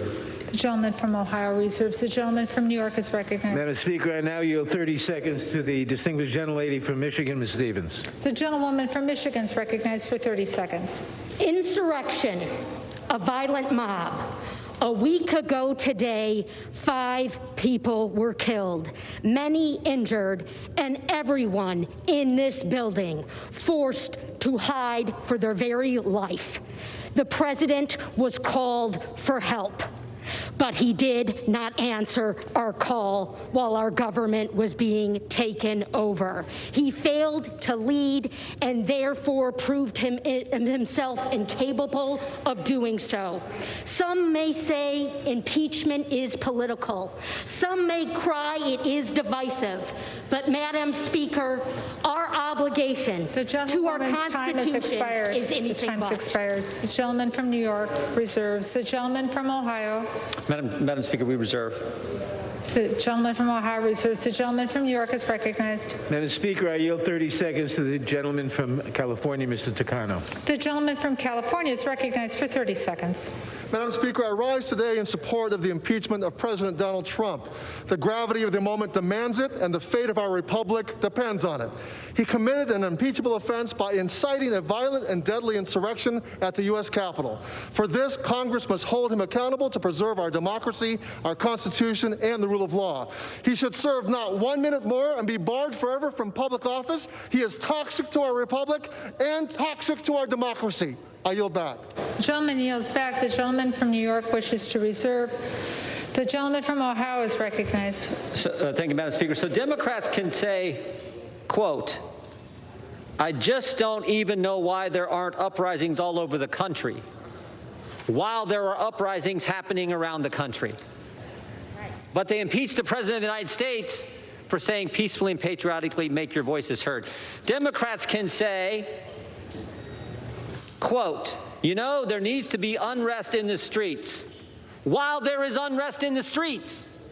But they're going to impeach the president for saying peacefully and patriotically, make your voices heard. Let's be consistent, all of us. All of us need to be consistent and condemn the violence all the time. And with that, I yield 1 minute to the gentlelady from New Mexico. The gentlewoman from New Mexico is recognized for 1 minute. Thank you, Madam Speaker. I rise in opposition to these articles of impeachment.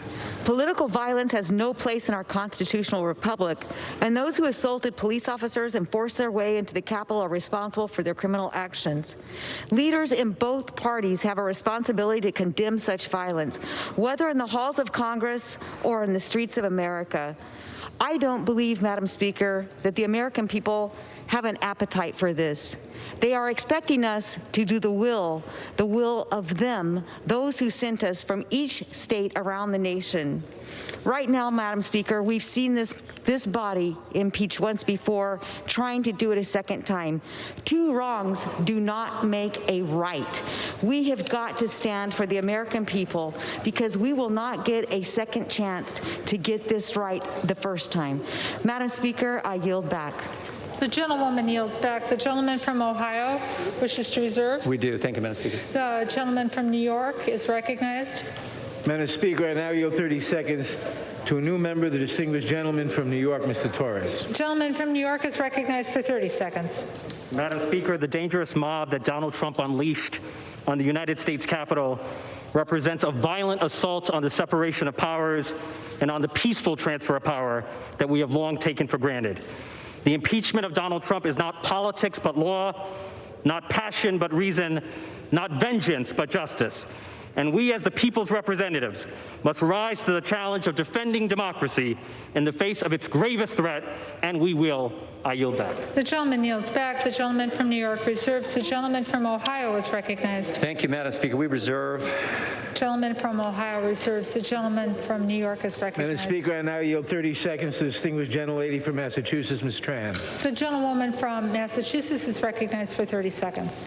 Madam Speaker, I stand before you today in disbelief that after the president incited a violent mob to commit an act of insurrection and remained silent as police officers were assaulted, the Capitol was ransacked, and members of this body fled for their lives, that there are still members of his party who refuse to hold him accountable. It's because of that inaction that there is only one path forward to put an end to this presidency. Donald Trump must be impeached, removed from office, and barred from ever holding the office of the presidency again. Thank you, Madam Speaker. I yield back. The gentlewoman yields back. The gentleman from New York reserves his time. The gentleman from Ohio is recognized. Thank you, Madam Speaker. We reserve. The gentleman from Ohio reserves his time. The gentleman from New York is recognized. Madam Speaker, I now yield 30 seconds to the distinguished gentlelady from New York, Ms. Velasquez. The gentlewoman from New York is recognized for 30 seconds. Madam Speaker, I rise in support of this resolution because in America, we hold power to account. In America, we do not succumb to violent insurrections incited by a head of state. In America, we do not turn a blind eye to high crimes and misdemeanors. No, that is not who we are. So today, as a sworn defender of this nation's Constitution, I will vote in favor of impeaching Donald J. Trump. I yield back. The gentleman from New York reserves. The gentleman from Ohio is recognized. Thank you, Madam Speaker. Could I again inquire the time remaining for each side? The gentleman has 10 minutes remaining, and the gentleman for New York has 9 3/4 minutes remaining. The gentleman from Ohio is recognized. I thank you, Madam Speaker. I would yield 1 minute to the gentleman from California, Mr. Malala. The gentleman from California is recognized for 1 minute. Ladies and gentlemen, welcome to the second annual impeachment show extravaganza brought to you by the censors and left-wing media, the fact-checked ministers of shutdown and big tech, and the Democrat Party. Today, the second annual impeachment of President Trump isn't really about actual words spoken out of rally. No. This is all about, Madam Speaker, the unbridled hatred of this president. You use any extreme language in any process to oppose the core of what he has really fought for. You hate him because he is pro-life, strongest ever. You hate him for fighting for the freedom of our religion to not be persecuted by unfair mandates and limitations on speech. You hate him for not subscribing and shackling us with the religion of climate change and one-sided Paris Accords. You hate him for Israel. You hate him for defending our borders. You hate him for letting families and small businesses keep what they earn, for trying to keep the agents of government off their back. You hate him for putting America first, which is what I thought we do when we swear the oath. No, this shabby show isn't about a threat to our republic. This is the impeachment and muting of at least half of the American people. This is shameful and abuse of a process. The gentleman's time has expired. The gentleman from New I yield York. the gentleman additional 20 seconds. The gentleman from Ohio yields you another 20 seconds. 30. I pray people of all stripes wake up to this spectacle and exercise their rights to put a stop to it through free speech and through fair elections. I yield back. The gentleman yields back his time. The gentleman from Ohio wishes to reserve. The gentleman from New York is recognized. Madam Speaker, I now yield 30 seconds to the gentlelady from Florida, Ms. Wasserman Schultz. The gentleman from Florida is recognized for 30 seconds. Thank you, Madam Speaker. I rise to support the impeachment of President Donald J. Trump for seditious acts against America. To overturn the 2020 presidential election, Trump incited a violent assault on Congress, a treasonous betrayal of our nation. This criminal incitement left us with 5 dead, including a police officer, a desecrated Capitol, and a second constitutional crisis. His acts show contempt for the rule of law, the Constitution, and the foundation of any democracy, a peaceful transition of power. President Trump is a clear and present danger to American lives and democracy, and he leaves us no choice but to immediately remove him from office. Thank you. I yield back. The gentlewoman yields back. The gentleman from New York reserves. The gentleman from Ohio Thank you, Madam is Speaker. recognized. Yeah, thank you, Madam Speaker. I would yield 90 seconds to the gentlelady from Tennessee, Ms. Hirschberger. The gentlewoman from Tennessee is yielded 90 seconds. Thank you, Madam Speaker. I urge my colleagues to vote against impeachment of our sitting President, Donald J. Trump. You can tell the American people that this is a vote to impeach upon the grounds of inciting violence and insurrection, but the American people see a double standard. They see a standard implied to those on the left who commit violence, and they see a standard to those applied to the right who commit violence. The American people see this, and they understand it. I've been here all of 1 week, and what I see, instead of lawmakers who are truth seekers, I see lawmakers who are power seekers. And that's never good, never good. What a shame, what a shame. The American people are watching to see how their elected officials respond at this moment in history. Will you vote to mend, or will you vote to further divide this country? I'm urging you to use this opportunity to be the leaders the American people are seeking for such a time as this. God help us as a nation, and I pray that God will keep his hand upon the greatest nation that the world has ever seen. I yield back. The gentlewoman yields back. The gentleman from Ohio wishes to reserve his time. We do, The gentleman from New York is recognized. Madam Speaker, how much time do we have, please? The gentleman from New York has 9 1/4 minutes. And Ohio has 8 minutes. The gentleman from Ohio, 8 minutes. Thank you. Gentleman from New York. Thank you. Madam Speaker, I now yield 30 seconds to the distinguished gentleman from North Carolina, Mr. Butterfield. The gentleman from North Carolina is recognized for 30 seconds. Madam Speaker, President Trump's incitement to violently overturn the results of a free and fair election is an attack on our rule of law. Any president, any member of Congress who obstructs the Electoral College or attacks judges and the court system where there's no evidence to support their contentions undermines the public's trust and confidence in the judicial process. How do my Republican colleagues expect ordinary citizens to respect and trust the courts in civil and criminal matters all across this country? Think about that as you make this decision. Vote yes. The gentleman's time has expired. The gentleman from New York wishes to reserve. The gentleman from Ohio is recognized. Madam Speaker, we reserve. The gentleman from Ohio reserves. The gentleman from New York Madam is Speaker, I yield recognized. 30 seconds to the distinguished gentlelady from California, Ms. Roybal Allard. The gentlewoman from California is recognized for 30 seconds. Madam Speaker, I take no joy in voting to impeach President Trump. But this president has blood on his hands in the wake of this attempted coup. The fact remains no president of the United States is above the law, and this president has sadly violated his oath to support and defend the Constitution of the United States against all enemies, foreign and domestic. As members of Congress who have taken that same pledge, it is our duty to take this action and impeach this unfit and dangerous president. I yield back. Gentlewoman's time has expired. The gentleman from New York wishes to reserve. The gentleman from Ohio is recognized. Madam Speaker, we reserve. The gentleman from Ohio wishes to reserve. The gentleman from New York is recognized. Madam Speaker, I now yield 30 seconds to the gentleman from California, Mr. Cano. The gentleman from California is recognized for 30 seconds. I'm voting to impeach because, as Lincoln said, no grievance is a fit object of redress by mob law. But we must recognize that our hard work begins to address the real grievances and despair in left-behind communities, to be worthy of this capital that we hold sacred, to fix our broken windows and broken communities. Let's finally commit to investing trillions in creating good jobs in healthcare, in education, and infrastructure for communities and places that are hurting. The gentleman yields back. The gentleman from New York reserves. The gentleman from Ohio is recognized. Thank you, Madam Speaker. We reserve. The gentleman from Ohio wishes to reserve. The gentleman from New York is recognized. Madam Speaker, I now yield 30 seconds to the distinguished gentlelady from Alabama, Ms. Sewell. The gentlewoman, Ms. Sewell, is recognized for 30 seconds. Madam Speaker, I rise today to support impeachment. I do so with a heavy heart and a lasting and searing memory of being in this gallery, the People's House, right up there, fearing for my life. And why? Because the President of the United States incited others to be violent, a mob of insurgencies in this House. It's unacceptable. It led to the killing of 5 Americans. Blood is on this House.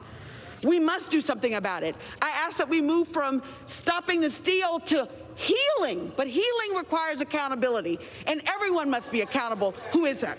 Gentlewoman's time has expired. The gentleman from New York wishes to reserve. To vote for impeachment. The gentleman from New York wishes to reserve. Reserve. The gentleman from Ohio is recognized. Madam Speaker, I would yield 1 minute to the gentleman from Alabama, Mr. Moore. The gentleman from Alabama is recognized for 1 minute. Madam Speaker, I'm fairly new here. Actually, this is my first floor speech. But I rise to oppose this impeachment. You know, I asked my staff this morning, I said, how many times in our nation's history have we impeached a president? Well, they said up until this president, only 2 times in our nation's history. So here we are, 7 days left in his first term, and we're going to impeach a president for what reasons? For what reasons?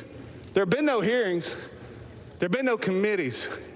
We must defend the right and protect the process of impeachment. If we pursue this, from now on, from this day forward, impeachment will always be a political process. I ask my friends across the aisle, they always talk about healing. Healing. How do we come together as a nation? Since 2016, there has been hashtags going around in our nation that said, not our president. Resist, resist. Members across the aisle have said things in public to have supporters of this president attacked and demeaned. Thank you, Madam Speaker. And from Ohio wishes to reserve? Yes. The gentleman from New York is recognized. Madam Speaker, I now yield 30 seconds to the distinguished gentlelady from Illinois, Ms. Schakowsky. The gentlewoman from Illinois is recognized for 30 seconds. Last Friday, I sent a letter to my constituents telling the story about the violent attack on our Capitol building, which is really like the temple of our democracy.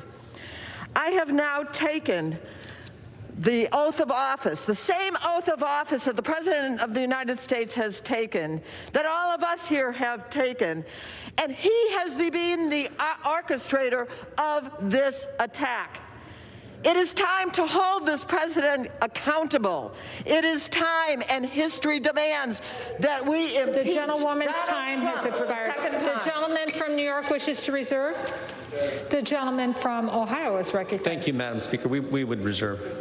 The gentleman from Ohio reserves. The gentleman from New York is recognized. Madam Speaker, I yield 30 seconds to the gentleman from Connecticut, Mr. Himes. The gentleman from Connecticut is recognized for 30 seconds. The words have almost all been said. Search your soul, consider your oath. And I add 4 more words. Reflect on your legacy. My friends, which way is history flowing right now? Will Donald Trump join the pantheon of Washington, Lincoln, Roosevelt, and Reagan? Or will his 33% approval ratings and the condemnation of principled Republicans consign him to the heap of reviled demagogues with Joseph McCarthy and Andrew Johnson? Where he goes in history, you go in history. Unless today you make a stand. I yield back. Yields back. I would like to remind members to please direct their remarks to the chair. The gentleman from New York reserves. The gentleman from Ohio is recognized. Thank you, Madam Speaker. We reserve. The gentleman reserves. The gentleman from New York is recognized. Madam Speaker, I now yield 30 seconds to the distinguished gentleman from Hawaii, Mr. Cowan. The gentleman from Hawaii is recognized for 30 seconds. Madam Speaker, as a member of our armed forces, now a member of Congress, I have taken and given the oath of office many times. I will support and defend the Constitution against all enemies, foreign and domestic. On January 6th, the President violated this oath, inciting violent and deadly insurrection. Our sacred oaths are hollow without accountability. We must hold this President accountable, remove him from office, ensure he can never hold public office again. I urge my colleagues to do the same. This oath has to matter. Mahalo, and I yield back. New York. Recognized. The gentleman from Ohio reserves. The gentleman from New York is recognized. The gentleman from Maryland, Mr. Sarbanes. The gentleman from Maryland is recognized for 30 seconds. Madam Speaker, this beautiful Capitol dome is a symbol of freedom and democracy, not just for Americans, but for people the world over. The action we take today, this impeachment, is a declaration to the world that when there is an attack on our democracy, whether it comes from without or whether, tragically, in this instance, it comes from within, we will respond to that threat and attack, and we will do what's necessary to strengthen our democracy. I yield back. The gentleman yields back. The gentleman from New York wishes to reserve. The gentleman from Ohio is recognized. Thank you, Madam Speaker. I yield 2.5 minutes to the distinguished gentleman from New York, Mr. Zeldin. The gentleman from New York is recognized for 2.5 minutes. Thank you, Madam Speaker. I am sickened and angered by what we all had to witness last Wednesday and call for the investigation and prosecution to the fullest extent of the law. Every single person who participated in the violence and loss of life in this Capitol building last Wednesday. I, as a member, sit here listening to the entire debate, desperately need to better understand the 2 standards that are at play in this House. Why is it okay if a House Democrat calls for violence in the streets, but not if you're a Republican? Why can a House Democrat be rewarded with a gavel and a chairmanship if they're calling for physical confrontation of a Trump administration official, but they will be punished if they're a Republican? The double standards that we have seen time and time again, I need to better understand what the rules are of this House. Why is it that a committee chairman can lie to the American public about having more than circumstantial evidence that the president colluded with the Russians in order to win the 2016 election, but of course the Republicans can't and wouldn't lie to the American public about something like that?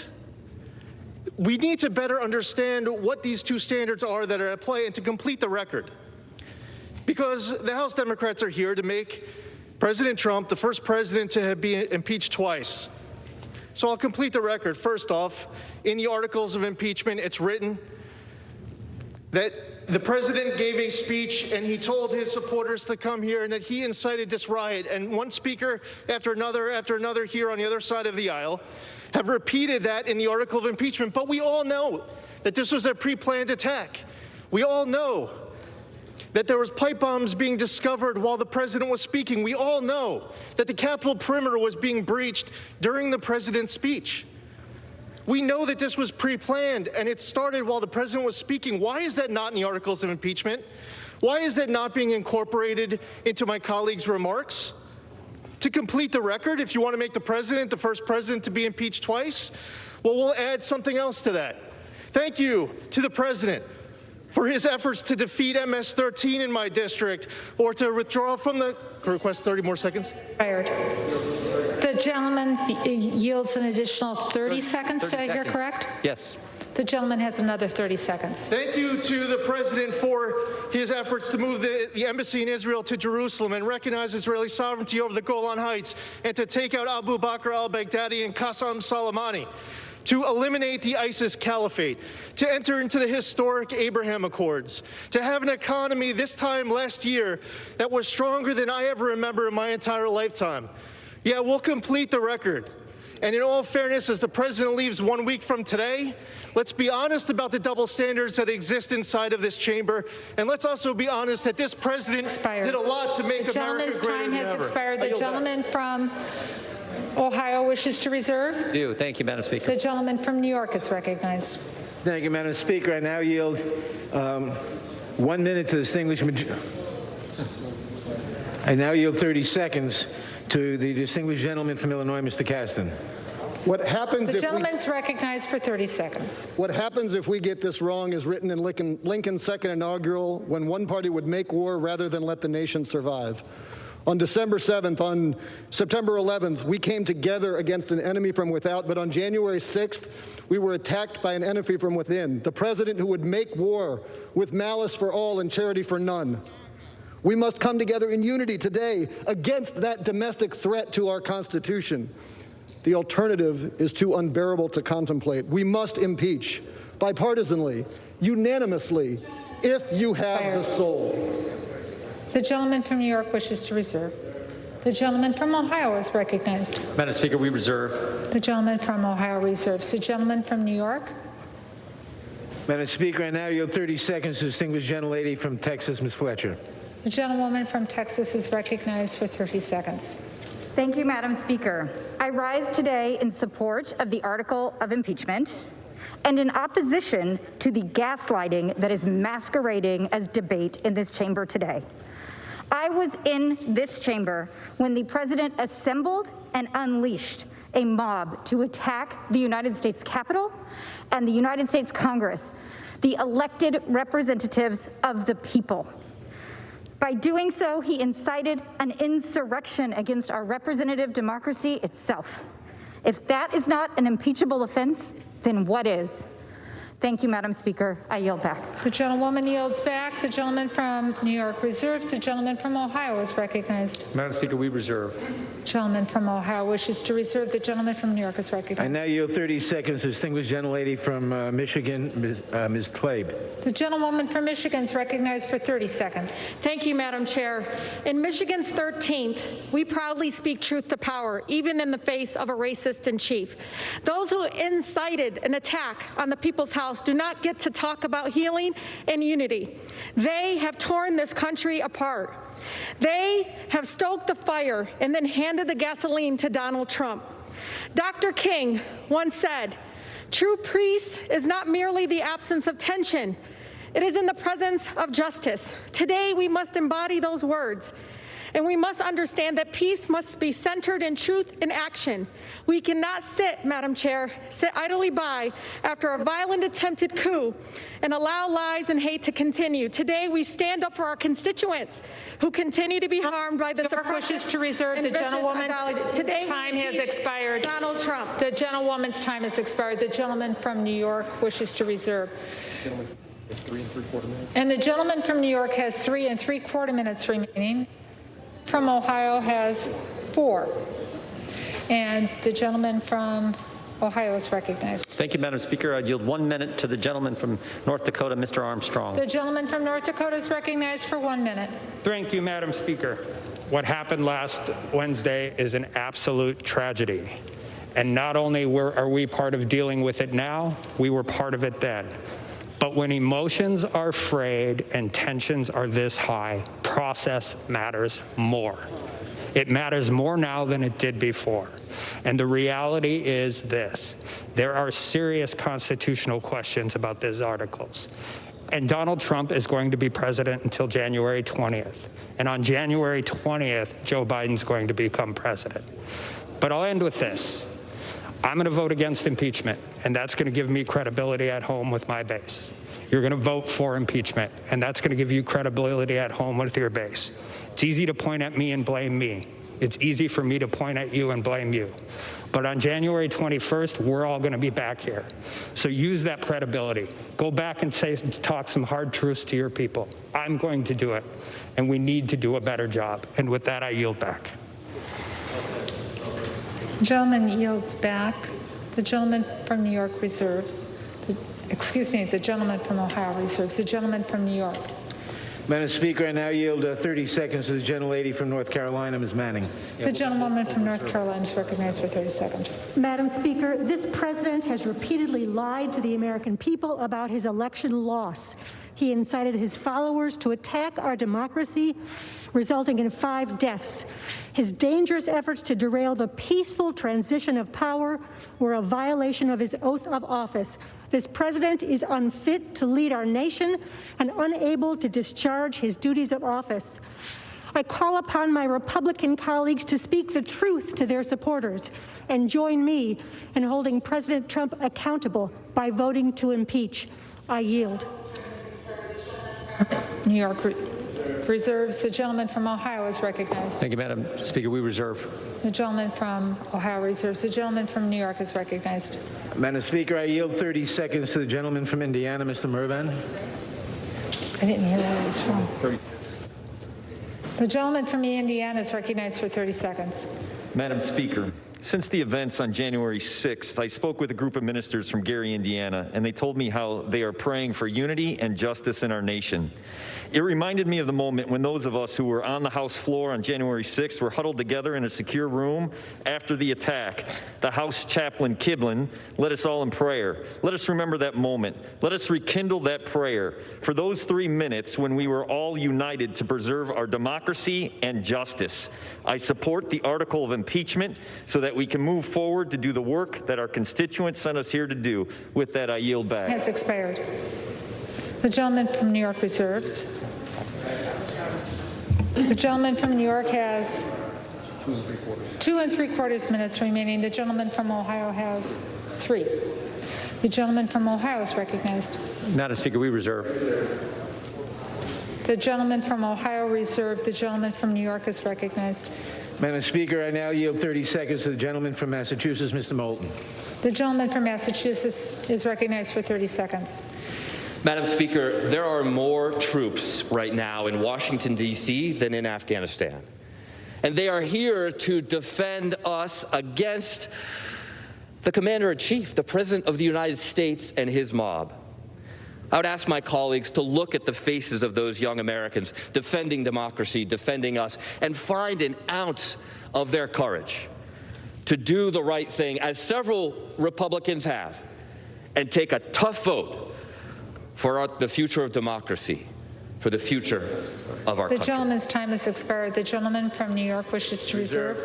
The gentleman from Ohio is recognized. Madam Speaker, we reserve. The gentleman from Ohio wishes to reserve. The gentleman from New York is recognized.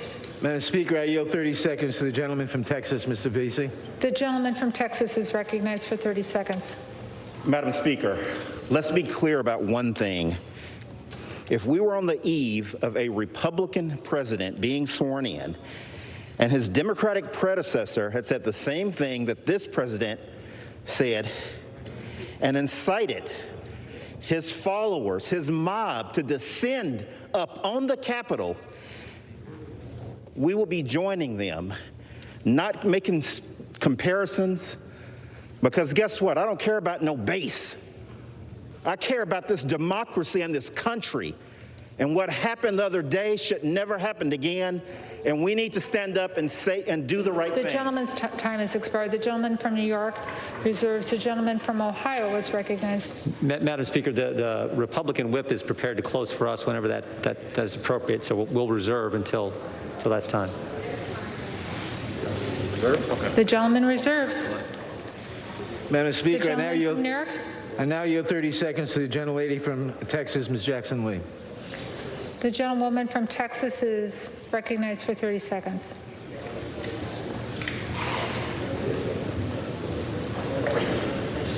I was on that floor just 1 week ago, and so today the insurrectionist in chief will be impeached for insurrection.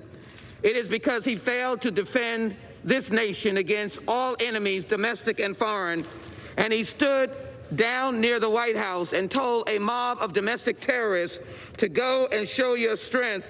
Be strong. You can't gain anything because of weakness. We must hold him accountable. We can heal this nation, but he must be impeached today. We must impeach Donald J. Trump. Gentlewoman's time has expired. The gentleman from New York reserves. The gentleman from Ohio is recognized. Yeah, thank you, Madam Speaker. We reserve. The gentleman from Ohio continues to reserve. The gentleman from New York. Ask if they're prepared to close. Is the other side prepared to close? Yes. Then. Thank you, Madam Speaker. Madam Speaker. Yes. I yield the 3 gentleman minutes. from Ohio. Thank you, Madam Speaker. I yield 3 minutes to the Republican whip, the gentleman from Louisiana, Mr. Scalise. The gentleman from Louisiana is recognized for 3 minutes. Thank you, Madam Speaker, and thank the gentleman from Ohio for yielding. Madam Speaker, our nation still mourns the unacceptable violence and anarchy that took place in this Capitol last week. As we speak, arrests are still being made, and the anarchists who stormed our Capitol are being brought to justice, as should be the case. Emotions are still high, but in this moment, we need to be focused on toning down the rhetoric and helping heal this nation as we move towards a peaceful transition of power to President-elect Joe Biden next week. My prayers, Madam Speaker, are still with Capitol Police Officer Sieknick and Liebengood, who we lost, as well as all of the Capitol Police officers who risked their lives to keep us safe. They are true heroes, and they deserve all of our applause today.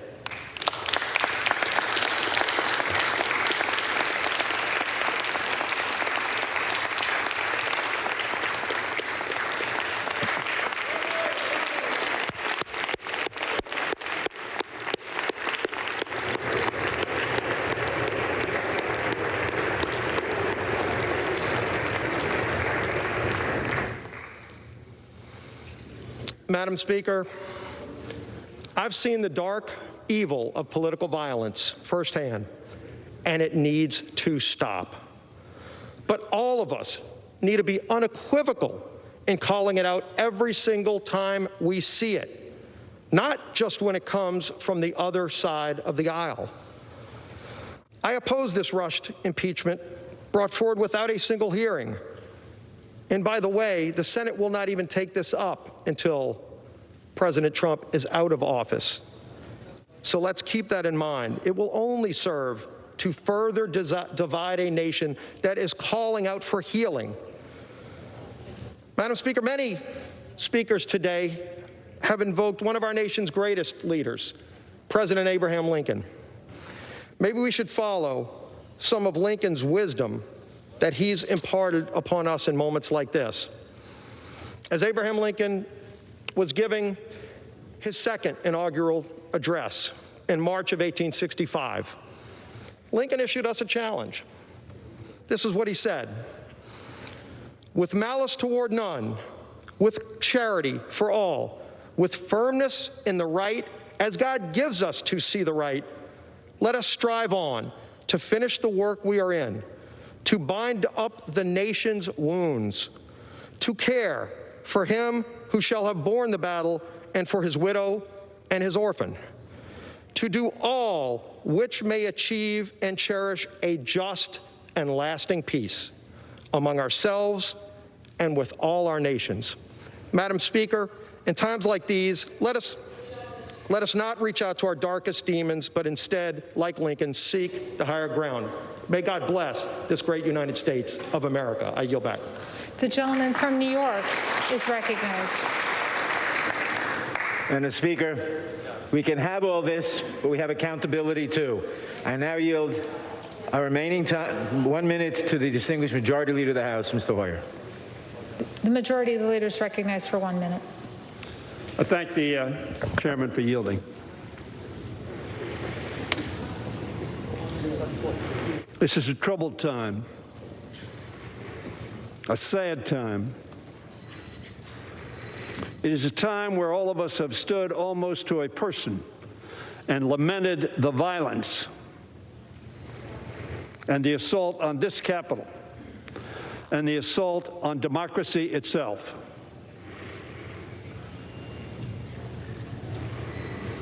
It was right to do that.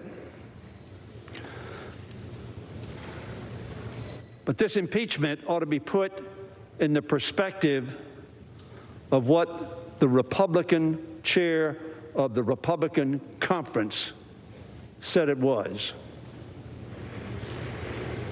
She said the President of the United States summoned the mob, assembled the mob, and lit the flame of that attack. There has never been, she said, a greater betrayal by a President of the United States of this office, of his office, and his oath to the Constitution. That is why we are here today. That is why we are here today, just a week before that president, at the request of the American people, will leave office.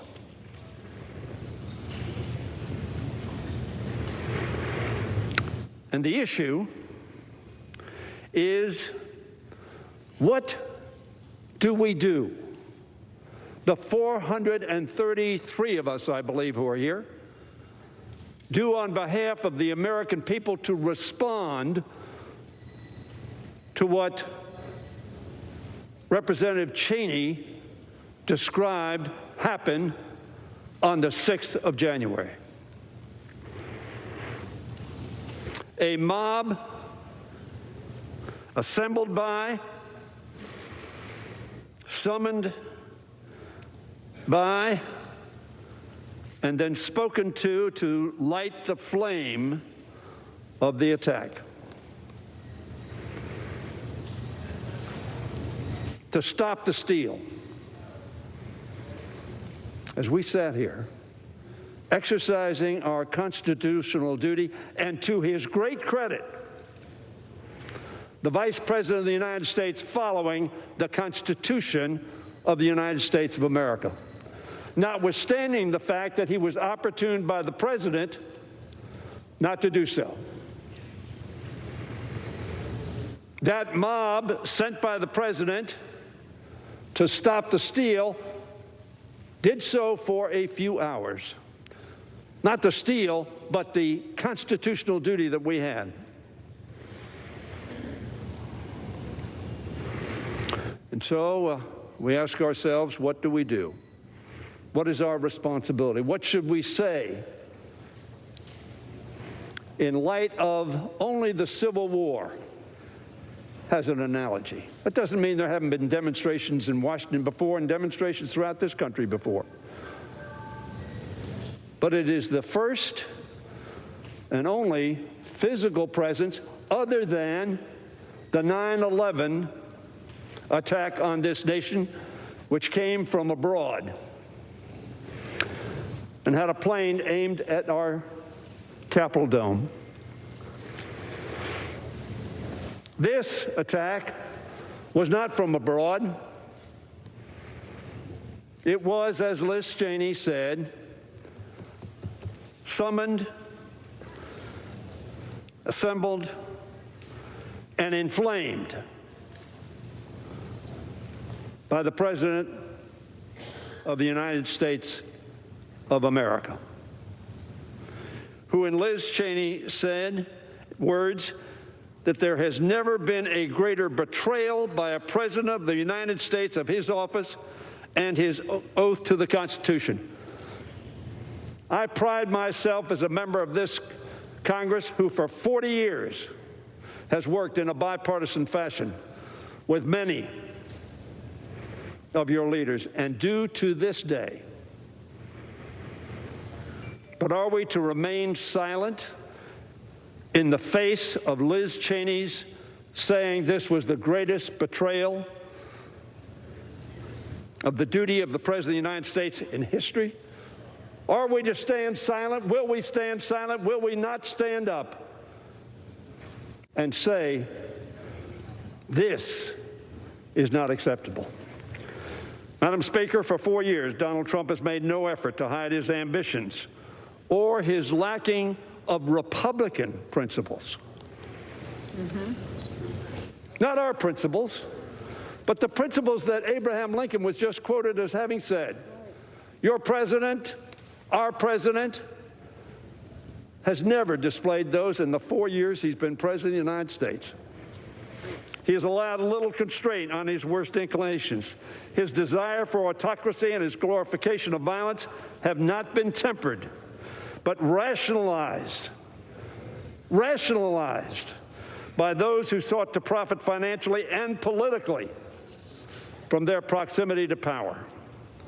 Upon the foundations of virtue, reason, and patient wisdom laid down by George Washington as our first president, Donald Trump has constructed a glass palace of lies, fear-mongering, and sedition. Last Wednesday, on January 6th, the nation and the world watched it shatter to pieces. There can be no mistaking any longer the kind of man sitting in the Oval Office or his intentions and capabilities. The curtain has been pulled back. The office to which he was elected could not temper or reform him. Washington's legacy was passed down to us not as written decrees. Mr. Speaker, the House is not in order. The gentleman's correct. The House will be in order. Washington's legacy was passed down to us not as written decrees, but understood norms, how we ought to act, how we ought to conduct ourselves. Term after term, each occupant has observed those norms out of a recognition that our Constitution's articles are not the only preservative of our democracy. For more than 2 centuries, Madam Speaker, whenever those norms were tested and strained, good and virtuous citizens on both sides of the aisle found common purpose in reaffirming those norms. But memory fades, and from time to time it must be refreshed. Madam Speaker, as the framers emerged from the Constitution Convention, Benjamin Franklin was asked whether they had made America a monarchy or a republic. Probably all of us know this response. A republic, he answered,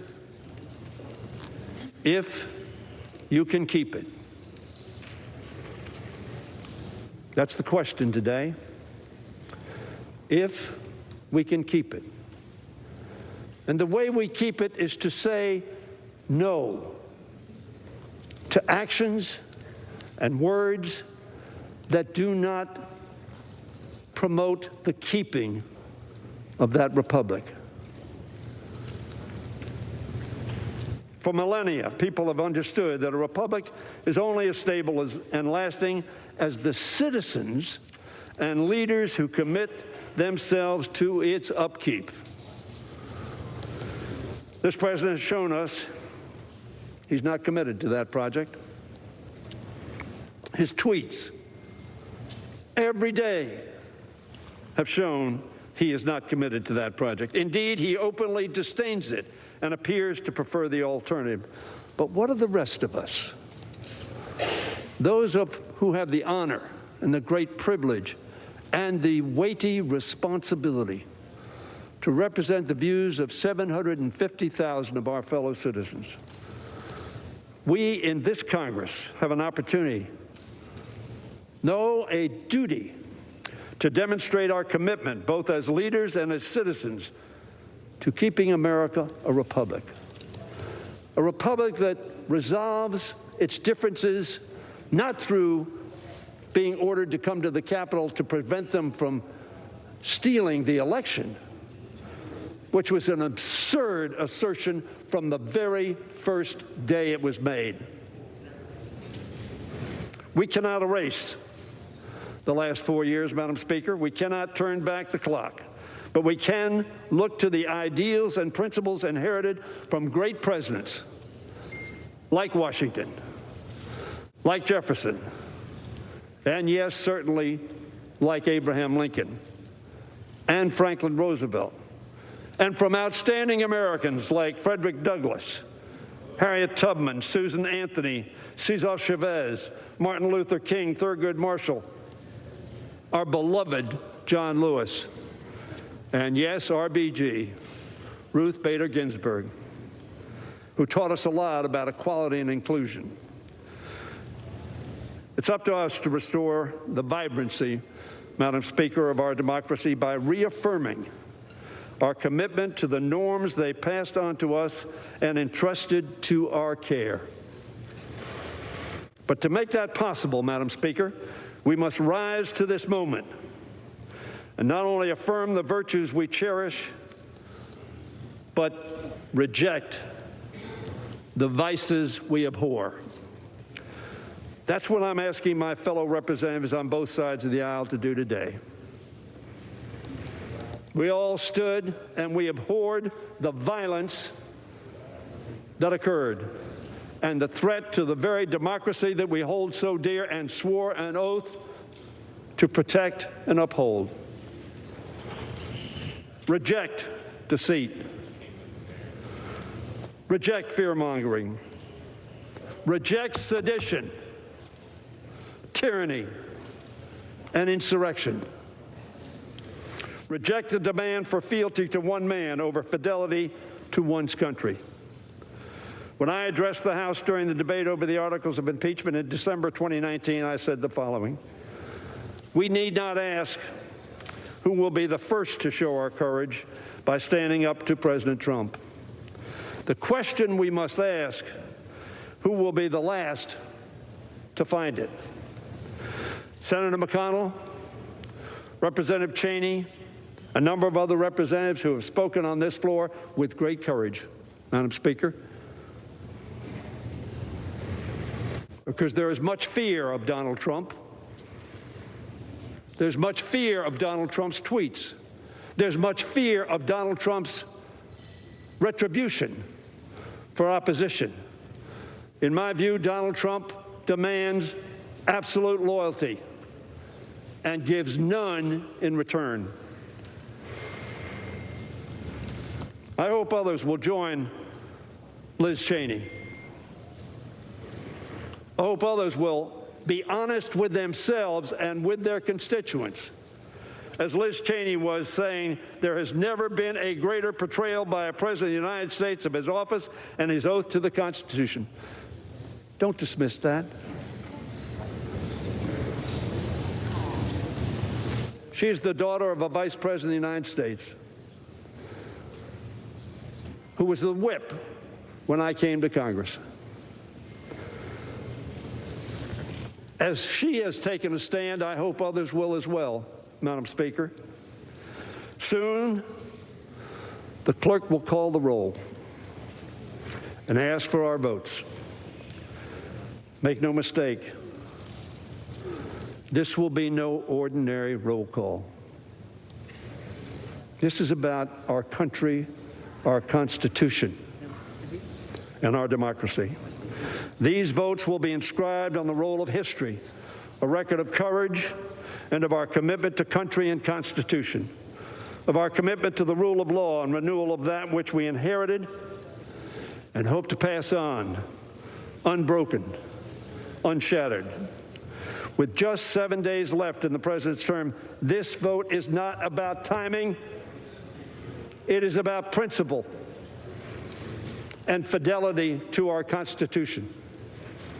It concerns the clear and present danger facing our country, not only in these final days of the Trump administration, but in the weeks, months, and years that will follow. It is about the necessity to demonstrate to this generation and to future generations the duty we share to protect our democracy every single day. Do not pretend, my friends, that it was simply those who came into the Capitol, encouraged by our president to stop the steal at any cost. And by the way, if the vice president doesn't do my bidding and follows the Constitution, sweep him away. We know that this president would never emulate George Washington and give up his power for the good of our republic, even after losing an election. Somebody talked about a peaceful transition. There has not been a peaceful transition. I don't know what you're talking about. You're not living in the same country I am. It was just days ago that the president, after committing this terrible act, thought he had to admit that Joe Biden might, yes, be president of the United States. We know that this president neither recognizes norms nor reflects the rule of law. We know that this president is not a patriot. So I ask this House, who among us, Madam Speaker, will be recorded on the roll of history for their courage, their commitment, the Constitution, and their country? We do this today not for politics. We don't need this for politics. Georgia showed that. There was no mistake in this election. We do this today to preserve and protect this great democracy. We do it for the America we love, our America the beautiful, whose founders' sacrifices we praise in song. Oh, beautiful for heroes proved in liberating strife, who more than self their country loved, and mercy more than life.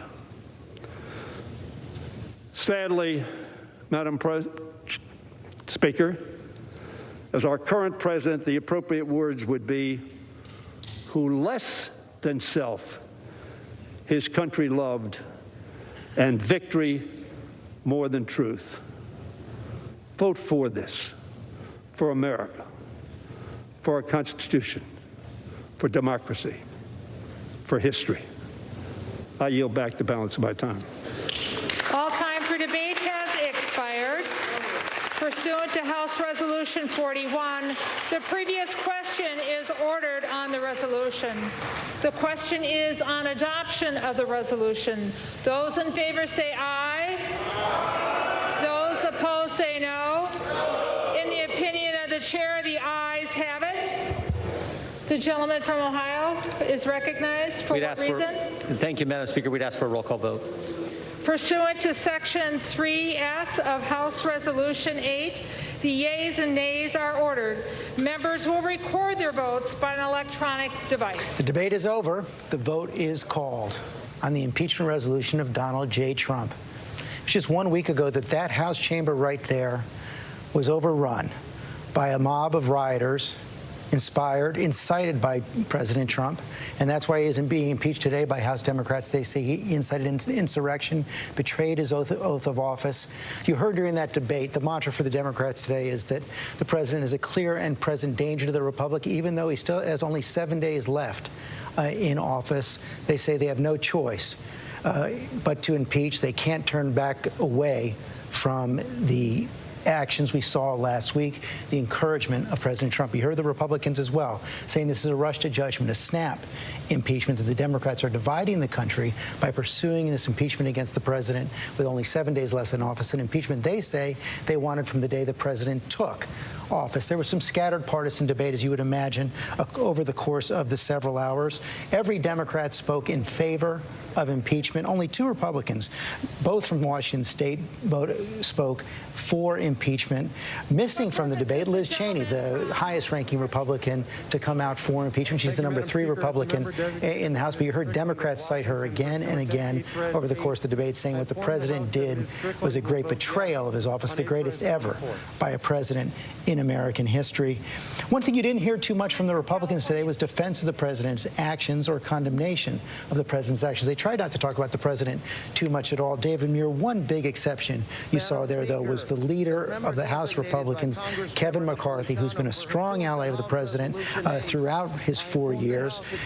He's not for impeachment, but he was very tough on the president. Yeah, this was extremely notable, George. Leader McCarthy saying the president bears responsibility, and as you point out, we knew he was against impeachment. We also know that he hasn't been lobbying his Republican counterparts to defend the president behind the scenes, allowing this to play out as it may. But he went forward today saying last week's violent attack on the Capitol was undemocratic, un-American, and criminal.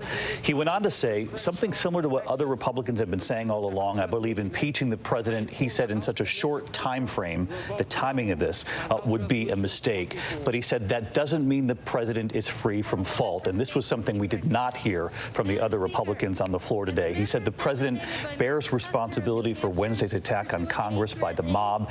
He should have immediately denounced the mob when he saw what was unfolding. He said it requires immediate action by President Trump, accept his share of responsibility. And George, we saw in the last 24 hours in that first opportunity to do so in front of the cameras, he said that people have looked at my words. They are, quote, totally appropriate. And I'm struck, George, that as we sat here a week ago, Congress and the country was united in its anger, its sadness, its disappointment, its fear over what it watched unfold in the nation's capital. But today, Congress deeply divided about whether to hold the president accountable, and if so, how. So far, if you look at that tally, you have 3 Republicans who have voted for the impeachment. Of course, that is more than voted. There were no Republicans who voted for the president's impeachment a year ago. 2 Democrats voted against. We are on the phone now with one of the Republicans who said he will vote to impeach the president, Adam Kinzinger of Illinois. Have you voted yet, Congressman? I have not. I'll vote after we talk here. And what's your impression of the debate and where this is headed? Well, you know, the debate, obviously, everybody wanted to speak rapid fire, but I think the bottom line is, the president used his words, and not just at the speech, but over 4 years and building to where we are today to incite an attack on the Article 1 branch of the Constitution. And as I've said, if this is not impeachable, I don't know what is. How do you and I think it passes significantly today. It looks like it will pass. We'll see how many Republicans vote for it in the end. But we heard the tenor of the debate, opposition to impeachment. One Democrat, Jason Crow of Colorado, has said he's talked privately to many Republicans who say, listen, they know this is an impeachable offense, but they're afraid to vote for impeachment.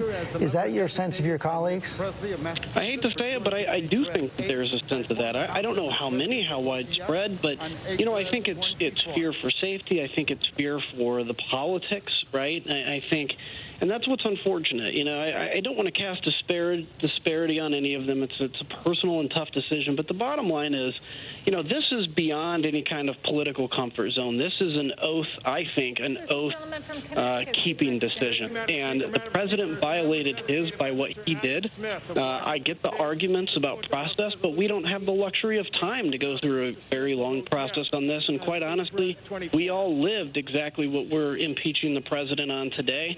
And, I hope a lot of people, more than we think, have the ability to get that done. But ultimately, this will go to the Senate. Congressman Kinzinger, thanks for your time today. You bet. Thank you. Let me bring in Lindsay Davis right now. Lindsay, one of the other things that was striking about the debate is that at the beginning of the debate, there was something of a racial subtext to the debate. It became very pronounced as the hours went on. Sure. Interestingly, it was Jerry Nadler who brought up race. I think he was among one of the first to bring up the race, chair of the Judiciary Committee. And he talked about the roots and the racist rhetoric that incited the mob, that led to ultimately the Confederate flag being waved inside the Capitol. But yes, certainly you saw a number, in particular, black and brown congressmen and congresswomen who were making this, at least in part, about race. You heard from Congressman Cori Bush, who called him the white supremacist president. Maxine Waters talked about white supremacy. Congresswoman Rashida Tlaib called him the racist in chief. And you heard also from Hank Johnson, who equated it with being on the right side of history and made this a vote yes for impeachment. He said that was synonymous with being yes, a vote for the Civil Rights Act. Also, we heard from Congressman Cedric Richmond, who said, look, this is harkens back to what we heard from President Trump at that first presidential debate, when he said essentially to white supremacists, stand back and stand by.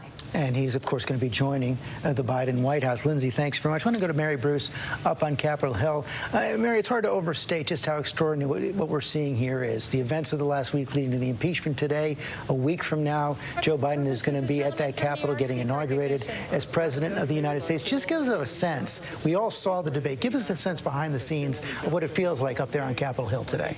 Well, George, just the pace of this. I mean, to say that this has moved at a warp speed is just a complete understatement. And to see the shift in the Republican Party in the last week and even in the last hours. I mean, just the fact that we now expect 7 members of the president's own party to break and vote to impeach him is just astounding. Something that I think no one up here would have thought was possible a week ago.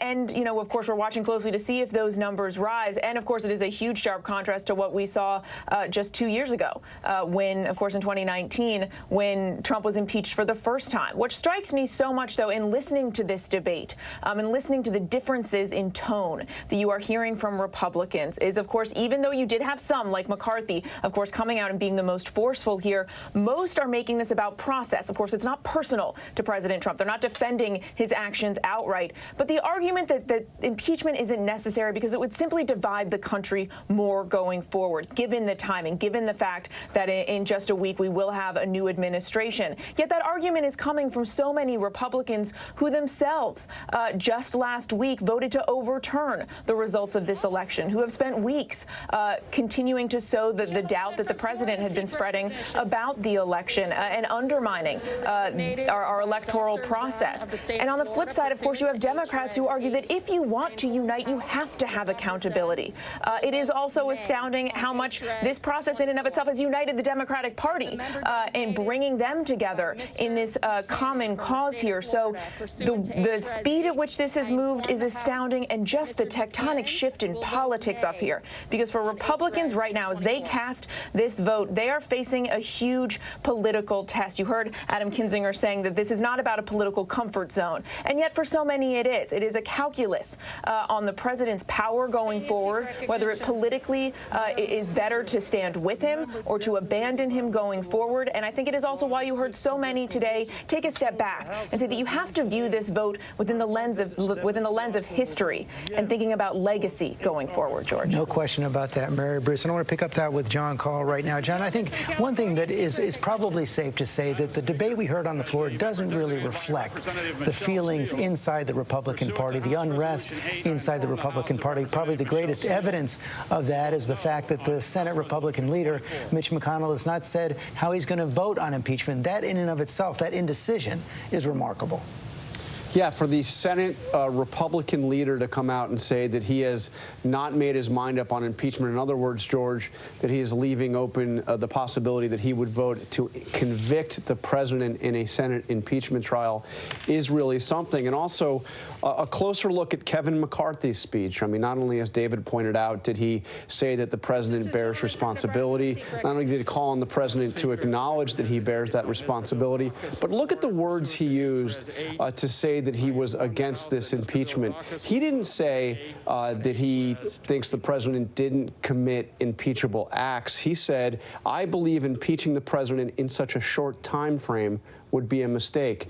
He focused on the fact that it was too close to the end of his term, and he focused on the fact that he thought it would further divide the country. He did not defend the president in any way, and he did not even say that these were not impeachable acts. So another aspect of this is Liz Cheney, who I think her views represent more Republicans that you will see actually follow her in voting on this issue. Liz Cheney, for whatever reason, and we'll have to ask her next time we get a chance to talk to her, decided not to actually speak on the floor.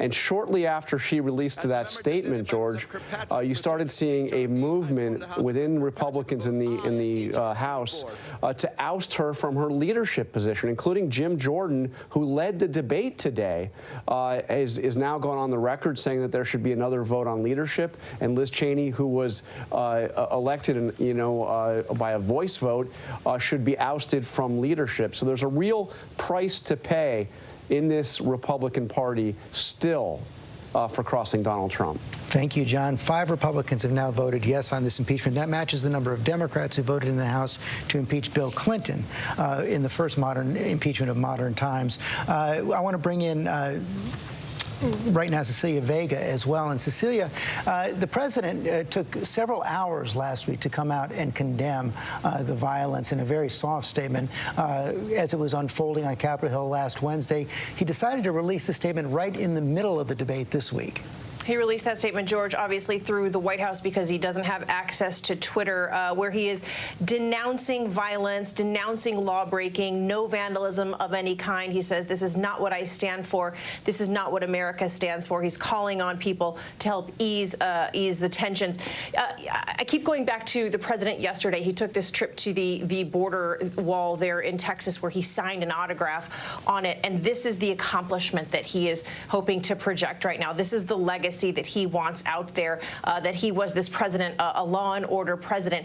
And factually, it's a bit of revisionist history right now. We are looking minutes away now, potentially, from President Trump becoming the first president in the history of this country to be impeached twice. Just a week, we can't say this enough, after we witnessed a deadly insurrection in the very Capitol building that this vote is now taking place.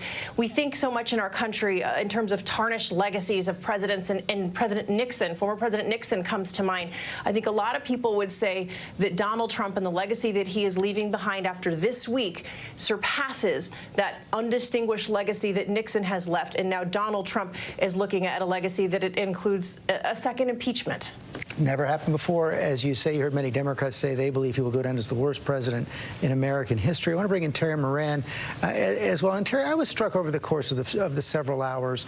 The Democrats were reaching to make this an historic moment, to talk about the fact that this has never happened before. We've never had a president who's a clear and present danger like this. But for several of the speakers, it seemed like politics as usual. I was struck by the same thing, George. It sounded like a cable news debate at some point. The whataboutism, the last refuge of scoundrels in today's America. What about what your side did? We heard that a lot. The going back to other issues. This was a trauma for the entire country. What happened last week, and in defense of the president, it did seem like things wandered far away from that trauma and that point. But there's a big difference. I think there's a reason for it. It's the hold that Donald Trump as a person has over 70–80% of Republicans. Look at Republicans who are outside of office. The Attorney General, former Attorney General William Barr, Education Secretary resigned, Treasury Secretary resigned, all of President Trump's former national security advisors and aides, they all come out and said he did it. He encouraged it from November 3rd on. He summoned the mob. He incited them. He directed them.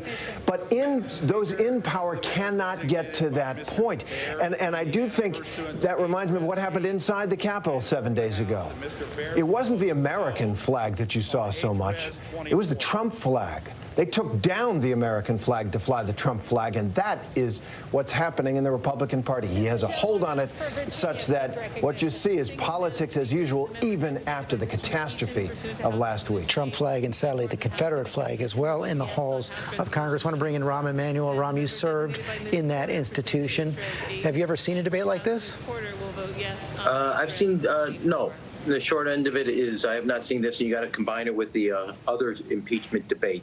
And this is historic in the sense that you have the first president ever to be impeached twice. And I would like to, put 2 points to bring on. That the basic premise is, and the Republicans made this, there's not enough time or a process argument. Look, when it comes to defending the Constitution, there is no statute of limitations. And you either saw what happened here as a threat to the Constitution, a threat to the nation, a threat to democracy, or you didn't. It's that simple. And the second piece is a lot of people talk about healing. And then Mary Bruce brought up this argument about people, just a week ago, they had actually voted to basically ignore the Electoral College. Healing talks about the body and the kind of body politic. You cannot heal a wound if you leave an infection. It's just simple medicine.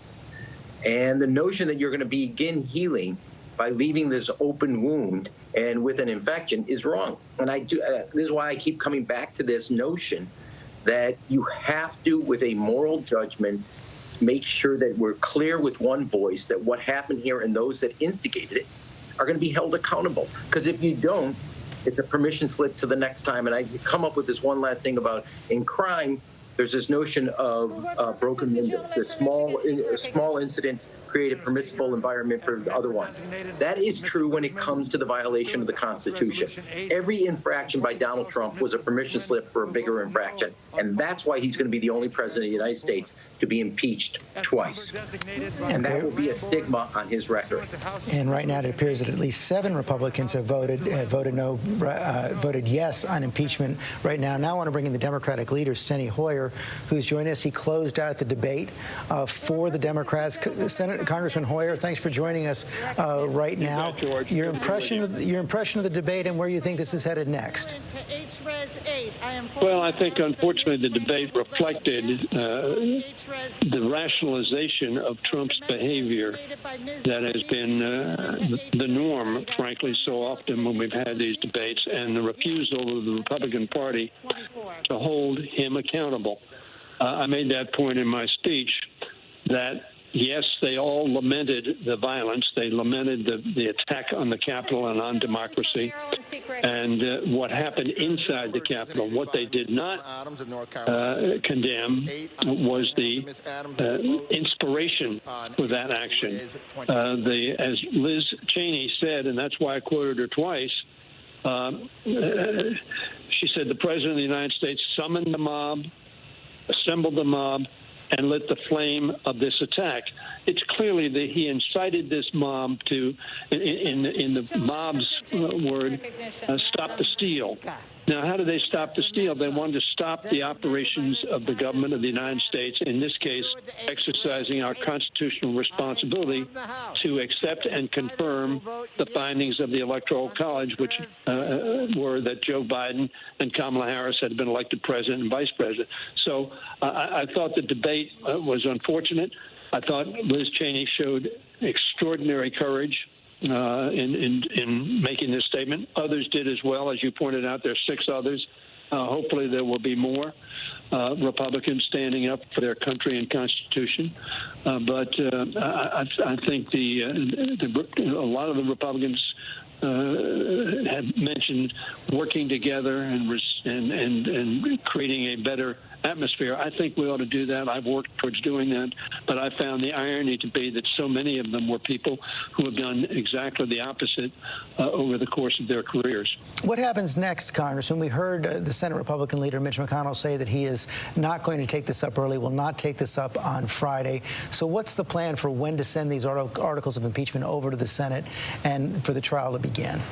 Well, George, I think we ought to send them over as soon as possible, and we're going to have a ceremony in which the Speaker will sign the bill. Sign the enrollment of the bill so that we can then send it to the Senate. I'm hopeful we'll send it as soon as possible. We cannot control, obviously, what Senator McConnell does. He will be the majority leader of the Senate between now and next Wednesday. So for the next week, he will be, and he'll make a decision as to whether they're going to meet or not. The hope would be that they would meet immediately and do their duty immediately. Again, referring to Liz Cheney, she said that this is the greatest betrayal by a president of the United States of his office and his oath to the Constitution. Now, if this is the greatest offense that has occurred, it would seem that our actions did not need hearings. This was all on record, on television, well seen.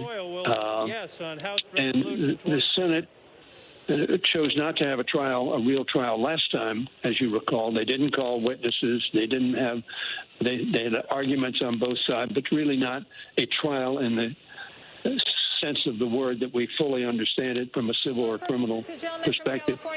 So the answer, George, is we don't have control of that. The only thing we have control of is what we're doing today and transmitting that to the United States Senate. You also have I would control. hope they would take it up immediately. You also have control over your own members. Several members, Democratic members who gave speeches, talked about the possibility of investigating what they called accomplices of the rioters inside the Congress itself, members of Congress themselves. Do you have any evidence of that? And what should happen to those members if indeed it is proved to be true?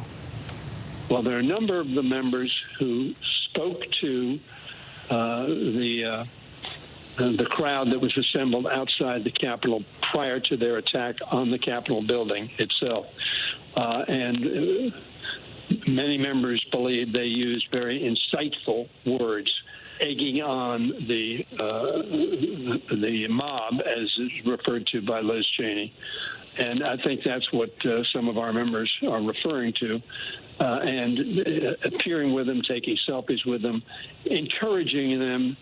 Now, whether or not they were encouraging them to violence, which I think the president did in not only his words, but also the encouragement he's given for a very, very long time. You recall during the course of his campaign for president in 2016, he said, if you assault some of our opponents, I'll pay your legal bills. That's not a person who's looking to calm troubled waters. But I think that's what our members are referring to, and we'll have to see what evidence there is of that. I don't. I'm not in a position, George, at this point in time to either know or express evidence. But certainly comments are on the record, they're on television, and there's so much video of what's happened. If members were egging on people in the crowd itself, that would be aiding and abetting this attack on the democracy and the Constitution. Finally, sir, I know you all received a security briefing. You've been receiving constant updates on that as well. How dangerous is it to be a member of Congress right now? Well, I think the worry is not any longer being here in the Congress of the United States or being in your office. I think the danger is, and many members experience this, travel to and from your office in Washington, much more so in public transportation or private transportation, on the airlines, on trains.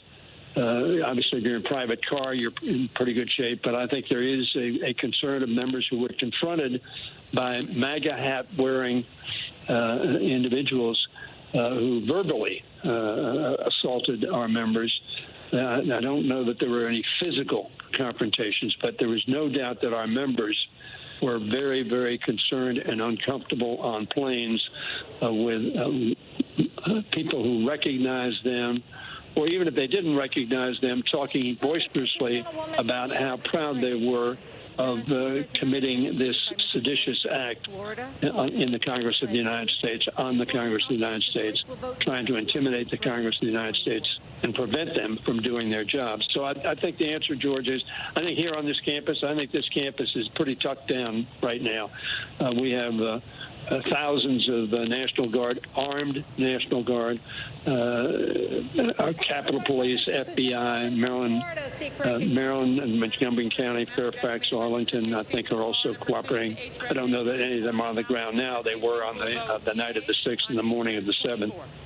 But I think the worry is at home and traveling to home, members are urged to call their local law enforcement so that local law enforcement can be looking out for them. And very frankly, if there's specific threats to members, the Capitol Police will be alerted and will be available to assist. Congressman, stay safe. Thank you for your time today. Thank you very much. Bye-bye. Number of Republican yeses now up to 9, as we're seeing the vote continue there on the House impeachment of President Trump for the second time, as we've said, never happened before in American history. There's the numbers right there. 9 Republicans, 192 Democrats. We still have about 50 members of Congress left to vote right now. I want to bring in Sarah Fagan, Republican strategist. And Sarah, it was striking. I was surprised that more House Republicans, at least those who spoke, we'll see what the final number of votes are, did not take the tack that we saw from Kevin McCarthy. What the president did was wrong, but it may not rise to an impeachable offense to be done in this way at this time. Yeah, I think that these numbers to me are a little surprising. I recognize there are certainly 9 more than voted for impeachment the first time, but I would have expected this to be higher by Republicans, and I would have expected more Republicans, even if they disagree with impeachment for a variety of reasons, that they would have more forcefully spoken out against the president's actions and his behavior, not only last Wednesday, but in the days after Wednesday. It took him almost a week to really acknowledge that this was completely inappropriate. Having said that, this is politics at play. Rahm, who spoke a bit ago, had suggested censure on last Wednesday evening. That would have gotten many, many more Republicans. Democrats don't want that. They want the politics of the impeachment. Republicans, on the other hand, they don't want primaries.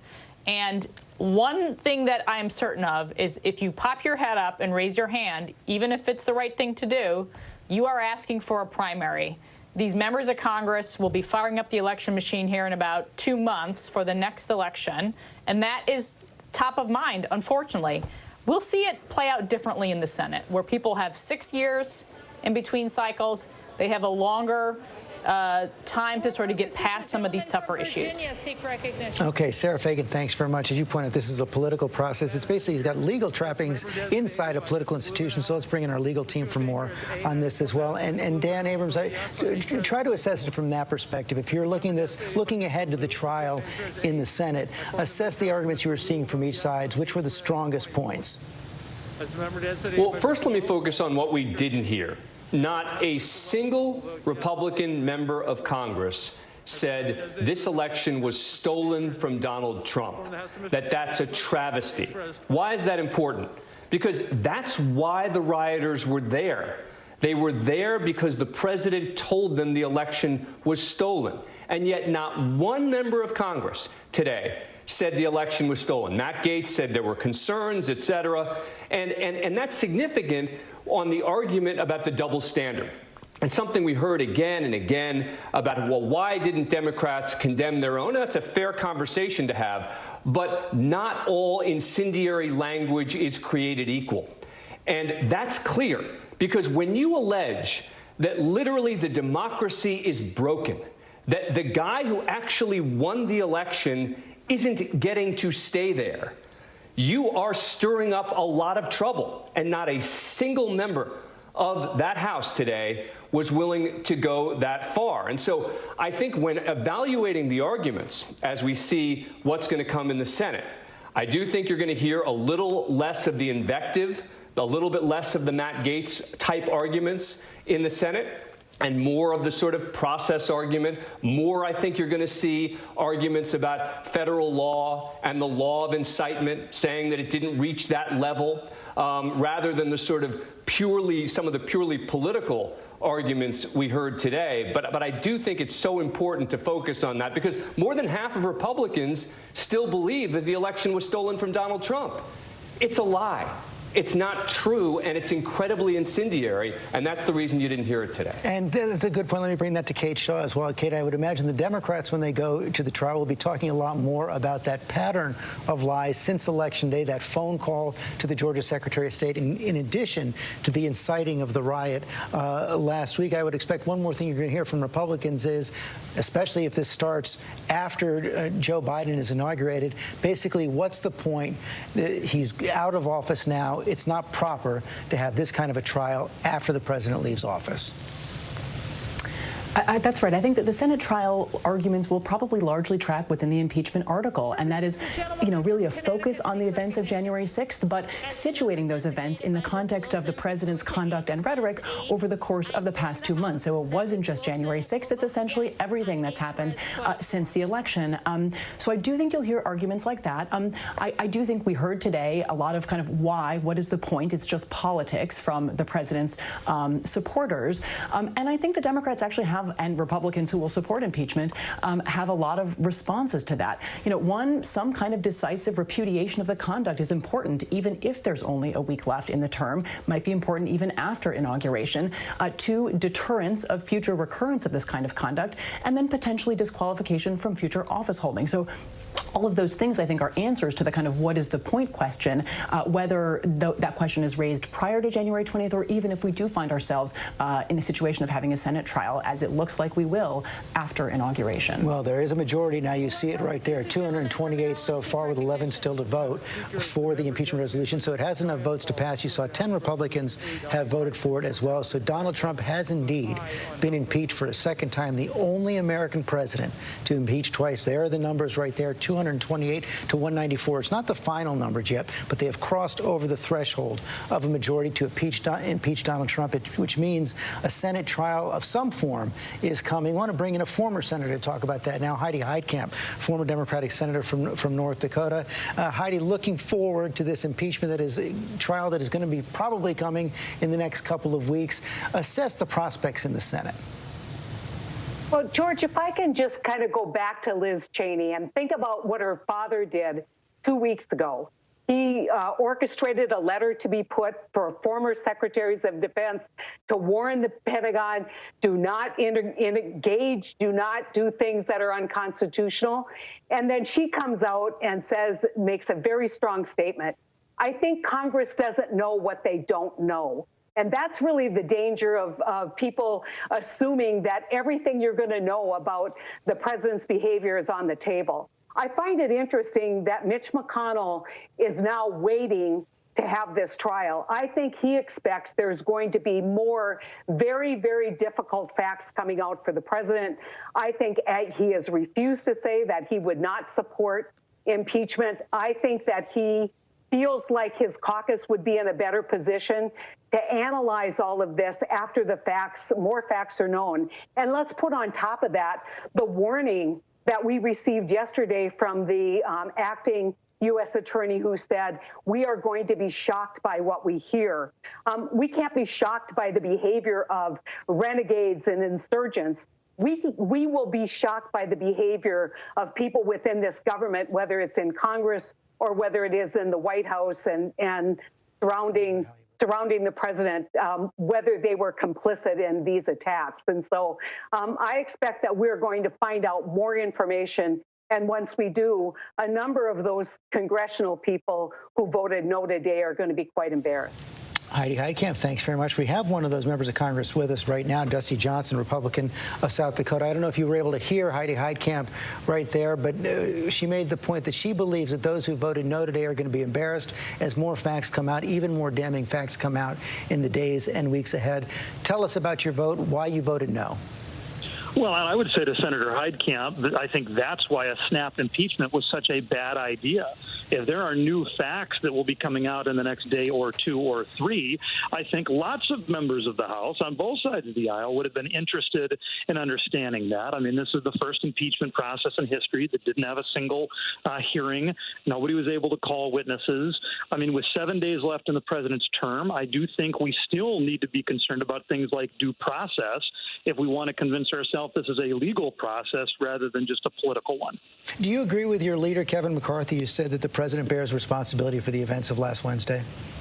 Oh, the president deserves plenty of responsibility. I mean, his words and actions, not just last week, but leading up to that, certainly made things worse rather than better. I made that clear last week, and I think it's not, I don't want to create in him a villain. There is a desire in the immediate aftermath of these tragic events to maybe explain them in overly simplistic ways, George. The reality is there are a lot of us who have been trying to tap into this outrage, and we've been making it worse. A lot of politicians have been doing it for personal gain or political gain. This should be a wake-up call for our country. And I would just mention this one more thing. The rhetoric I heard on the House floor today was some of the most toxic partisan rhetoric I have heard. That has been my concern about the impeachment process. I do not believe it has moved us in the right direction. So how do you, what's your argument, though, to the Democrats who argue that if you look at the totality of the president's actions since the election, lying about the results, telling his supporters that it was a stolen election, encouraging them to go to the barricades in the Congress, and calling election officials, trying to get them to find votes that aren't there. How do you explain that? How is that not impeachable? Well, and first I would mention that, you know, I voted to accept the state certifications last week. I mean, I understand. I didn't agree with the president on those votes last week. I mean, I felt like he was wrong. A lot of the rhetoric you just described was not helpful, and it's not the kind of thing we want to hear in a constitutional republic. I don't know practically what impeachment, though, George. I mean, it just seems like it is a political exercise because we're not going to remove the president with 7 days left to go. The Senate has made that clear. They don't have the time to do that. I mean, it takes you 2 months to try and convict a convenience store robber. You know, high crimes and misdemeanors seems like it should take more than 7 days. So what is impeachment after a president has left office? Conviction on its own does not bar him from running for federal office in the future. If this is just a super formal scolding, it seems like Speaker Pelosi could have done that same thing with a censure, which would have been a lot more likely to gain dozens, if not more than 100 Republican votes. Would you have voted for a censure? Oh, I think it would have been something that I would have been really open to. I mean, I have said the president's lots of his actions and words did not help, and I think there would have been a lot of people like me who would have viewed that as a very realistic option. But not a yes? Well, I mean, you need to see how it's written, right? I mean, the reality is that words matter, facts matter, and I think the censure managers would have had to establish a good case. I don't have any doubt that they could have. My only hesitation, George, is that I've seen my colleagues on the left, too often they have overreached, and they have done so in a way that's made it difficult to bring Republicans on board. How do you see the next couple of years going in your term of Congress? Well, none of us, I shouldn't say none of us, I certainly didn't go to Congress to want to engage in the kind of partisan petty squabbling that has seemed to dominate the last 2 years. That's not how I'm wired. I mean, I want to solve problems. I mean, I talk every day with, bipartisan lawmakers where we identify areas that we want to move the needle. And that's been one of my concerns about the impeachment process. The relationships between the Republicans and the Democrats in the House right now, George, this week is as bad as it has been in the 104 weeks that I've been in Congress. It is a sad state of affairs, and it is going to be difficult emotionally for us to recover from what happened last week and what is happening this week. Congressman Johnson, thanks very much for your time today. Thank you. Let's check back in on that vote right there. You see the numbers right there, 231 votes now for the impeachment of Donald John Trump. 10 Republicans have voted yes this time. Again, remember, no Republicans voted for the impeachment of the president. That was just a year ago. Remember that. It was just a year ago this week that the House was preparing to send their articles of impeachment to the Senate for a trial. Just a few days away from that. The Speaker of the House, Nancy Pelosi, is approaching the podium right now. You might notice that she is wearing exactly the same outfit that she wore 1 year ago for the impeachment of President Trump, and that mace, that brooch on her lapel, signifying the Sergeant-at-Arms, the power of the Sergeant-at-Arms, the authority of Congress to rule itself. Let's listen in on the Speaker.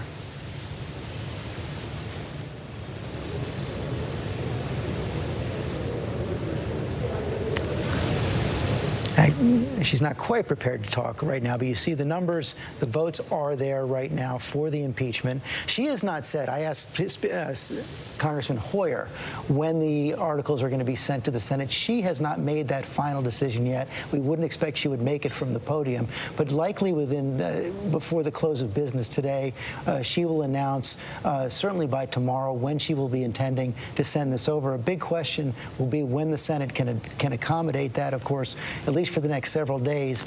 The Senate Republican leader, Mitch McConnell, has the power to block and determine how they come over. He would have to agree to having the Senate go into an emergency session to have any kind of a trial before the 19th, and he has already ruled that out. It is even possible that they will have the Senate trial starting on as early as January 20th, just 1 hour after Joe Biden is actually inaugurated as President of the United States, which is a reminder, David Muir, we have a huge week ahead after a week unlike any other in American history. I mean, it's just extraordinary to think that the Senate trial could actually begin concurrently with the inauguration of the next president. As we take a look at the physicality of what we're seeing around Washington, this enormous presence of troops, the National Guard inside the Capitol, just 1 week after this attack. We know from the U.S. Capitol Historical Society that not since the Civil War have we seen the Guard and troops quartered in the Capitol as we have seen, getting rest in the hallways, on the floors as they protect the Capitol, not only for what we're seeing unfold here today, but as you point out, inauguration quickly coming on January 20th. As you point out, the Senate Majority Leader, at least for the next several days, Mitch McConnell, saying he is not interested in bringing back the Senate any earlier than then. So a very real possibility that this happens all on the same day. One thing to point out is there's a big difference in Mitch McConnell from the last Senate trial. Of course, going into the last trial, he said, I'm not an impartial juror here. He promised even in advance to work in total coordination with the White House, the president's legal team, saying there will be no difference between the president's position and our position, obviously meaning his own position. That's not what he's saying this time. Mitch McConnell saying that he welcomes the impeachment process. Pleased was the word first reported by the New York Times and then confirmed by our own Washington team. It's been reported. Have all members Here's the gavel voted? right there. Speaker Pelosi. Does any member wish to change a vote?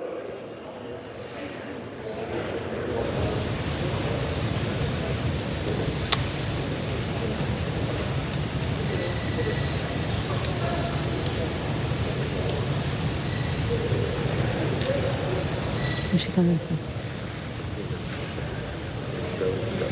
No, it can't go.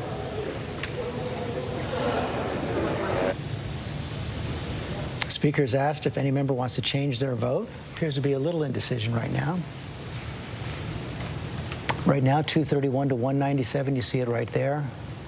221 Democrats, 10 Republicans, 10 more than voted for the impeachment of President Trump 1 year ago, have voted to impeach him a second time.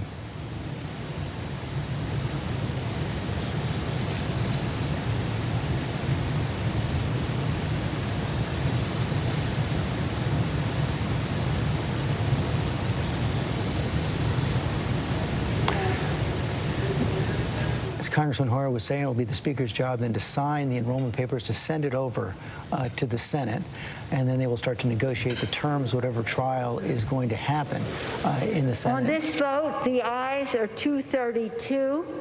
The nays are 197. The resolution is adopted. Without objection, the motion to reconsider is laid upon the table. It has passed. The gavel has fallen. 232 yes votes for the impeachment of Donald John Trump. Just extraordinary. It has happened twice now to President Trump. Only president in American history to be impeached twice, just 7 days, less than 7 days now left in his term. We haven't heard much from the president today. We should be hearing from him at some point later today. He's under some pressure to say more, to speak out against the violence, to lower the possibilities that he faces, Lindsay Davis, an actual conviction in the Senate. You know, and historically, it's interesting to note that between the first and second impeachments in our country's history, we're talking about a span of 130 years. And now between the third and the fourth, just 13 months. It's also interesting that going into today, you know, in the election, we heard so much from both sides talking about we're fighting for the soul of this country. And the election's over. The debate continues. We saw that fight again inside the Capitol today. Both sides were saying that we've got to put people before politics. Both sides were quoting Abraham Lincoln. They were fighting the same point, but then arriving at a different conclusion. And one congressman summed it up by saying, are we going to condone through acquiescence or condemn through impeachment? In the end, they decided to condemn through impeachment. The majority is there. Yvette Simpson, your thoughts on this historic day? You know, I wish it was unanimous. I cannot believe that there are that many House Republicans who are not going to vote for impeachment. And it worries me that Mitch McConnell is also considering not taking this up. I mean, we again saw the expediency with which 8 days he appointed a woman to the Supreme Court for a permanent position, but they cannot, with all of the evidence, and you've talked about it, George, with all the evidence still not moving forward. You know, one thing that came to my mind was Donald Trump could be holding the gun and standing over the body, and they would still exonerate him. It is his invincibility that makes him dangerous and powerful. And so I don't care if you do it on the final day. It needs to be done, one, to send the message that he cannot get away with this, that no one can get away with this, that we're not tolerating it. I also was struck, George, just very quickly about the fact that these folks just took an oath to uphold the Constitution last week.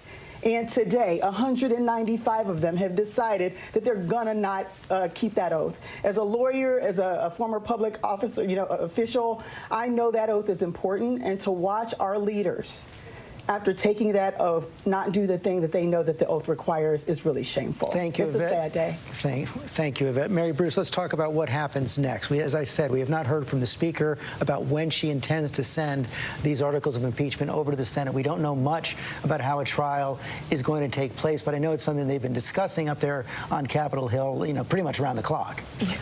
Yeah, what comes next is now the first topic of conversation here. What we do know is that a Senate trial would likely and is likely to dominate the early days of the new presidency. That presents a challenge for Democrats and especially for Joe Biden, who wants to try and unite and heal the nation, but of course wants to hold President Trump accountable at the same time. It certainly seems, given what we've heard from Mitch McConnell and his staff, that this is not going to happen until the new president has been inaugurated. And that then presents such a host of challenges. You know, they're going to have to agree on a rules package. They're going to have to agree on how they do this. We know that Joe Biden and Mitch McConnell have been in discussion talking about this idea that Joe Biden has floated, that maybe they could possibly split their time so that Joe Biden is able to get to work on his agenda at the same time that a Senate trial can be held. There's a lot of unknowns here. And I think when you take a step back, you know, today is only the fourth time that we've ever had an impeachment in our nation's history, twice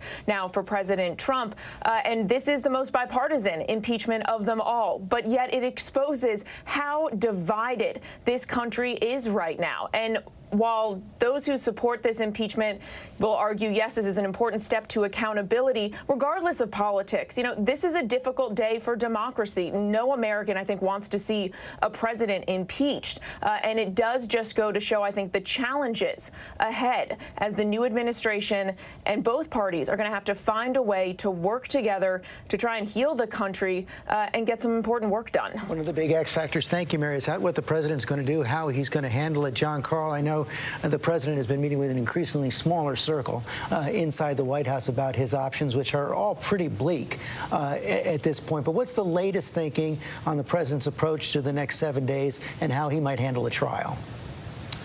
Well, as you know, George, the two lawyers that led his impeachment defense last time have said no to this one. Jay Sekulow has said no. Pat Cipollone, who still is the White House counsel, but I am told barely on speaking terms with the president, has also made it clear he won't be leading that defense. So it looks like it would fall to Rudy Giuliani to lead the charge on this, and Alan Dershowitz, who had a small kind of a cameo appearance in the first impeachment. And how he deals with his final week in office really is the big question is, does he go forward with more pardons? Of course, there's been a lot of discussion about a self-pardon. It's something the president has said publicly that he believes he is absolutely in his right to do. Of course, many others disagree with whether or not that would be legal. He's also been warned it would complicate his own legal background, his legal future. He could face increasing civil liability if he pardons himself, seen as an admission of guilt. And then the question is, does he pardon all those aides, all those people that were caught up in the Russia investigation that he hasn't pardoned yet? Does he pardon Steve Bannon? Does he do preemptive pardons for members of his family? These are the questions. What you don't hear him talking about very much is the big story in the country besides this. It's the pandemic, which seems to be, I don't get a sense in any of my conversations with White House officials that is something that is occupying any time at all, any of the president's time at all. Thank you, John. Cecilia Vega, let me bring you in to get more on this. I was just thinking of that speech the president gave. I think it was at the Republican convention where he had that famous phrase, "I alone can fix it." That is more true than ever before for the president right now, as his top aides resign, as his cabinet officials resign, as he's basically very close to alone inside the Oval Office. The halls of the White House very empty. The halls of the White House have been empty, George. Our team that's been there all day has been monitoring the Marine who stands guard outside the Oval Office, which usually is an indication of whether the president is in the Oval Office or not. And the Marine has been around intermittently, meaning the president came down to the Oval Office very late in the day, afternoon, and then the Marine has been gone and back again and gone and back again. We do know that he's been, the president has been watching these proceedings on television over the course of the day.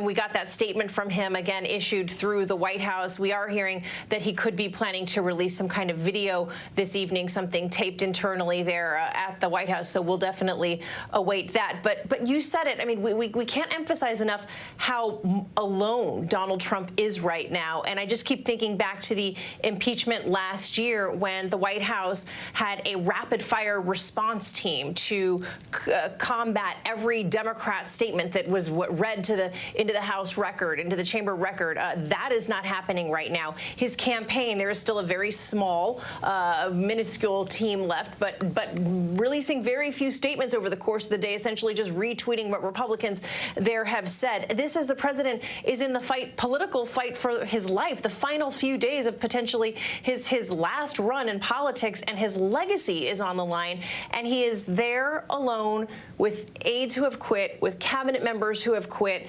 People on January 6th were trying to get a hold of him, and he wasn't taking their phone calls. And here he is making these decisions alone with very little team around him. Cecilia, thank you. We're joined now on the phone by Congressman Jason Crow of Colorado, Democrat of Colorado. Congressman, thanks for joining us this afternoon. I actually quoted you to one of your fellow members of Congress, Adam Kinzinger, a while back, saying something, repeating that you had said about Republicans voting no out of fear. Tell us more about that.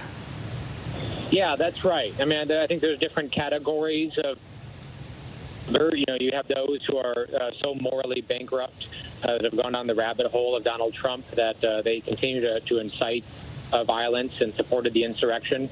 But you have a much larger group of folks that are afraid. They're afraid of, the violence of the Trump base.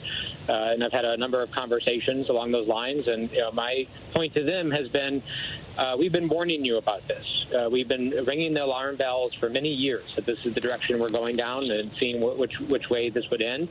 But now is the time to stand up and to exercise courage and do what's right for the good of the country.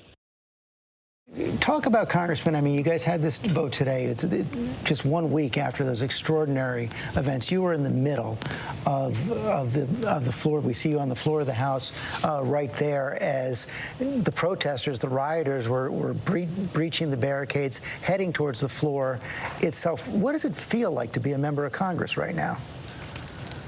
I'm still processing that, George. It kind of comes and goes, thinking about what happened a week ago. I mean, they were trying to kill us, very obviously, trying to take our lives.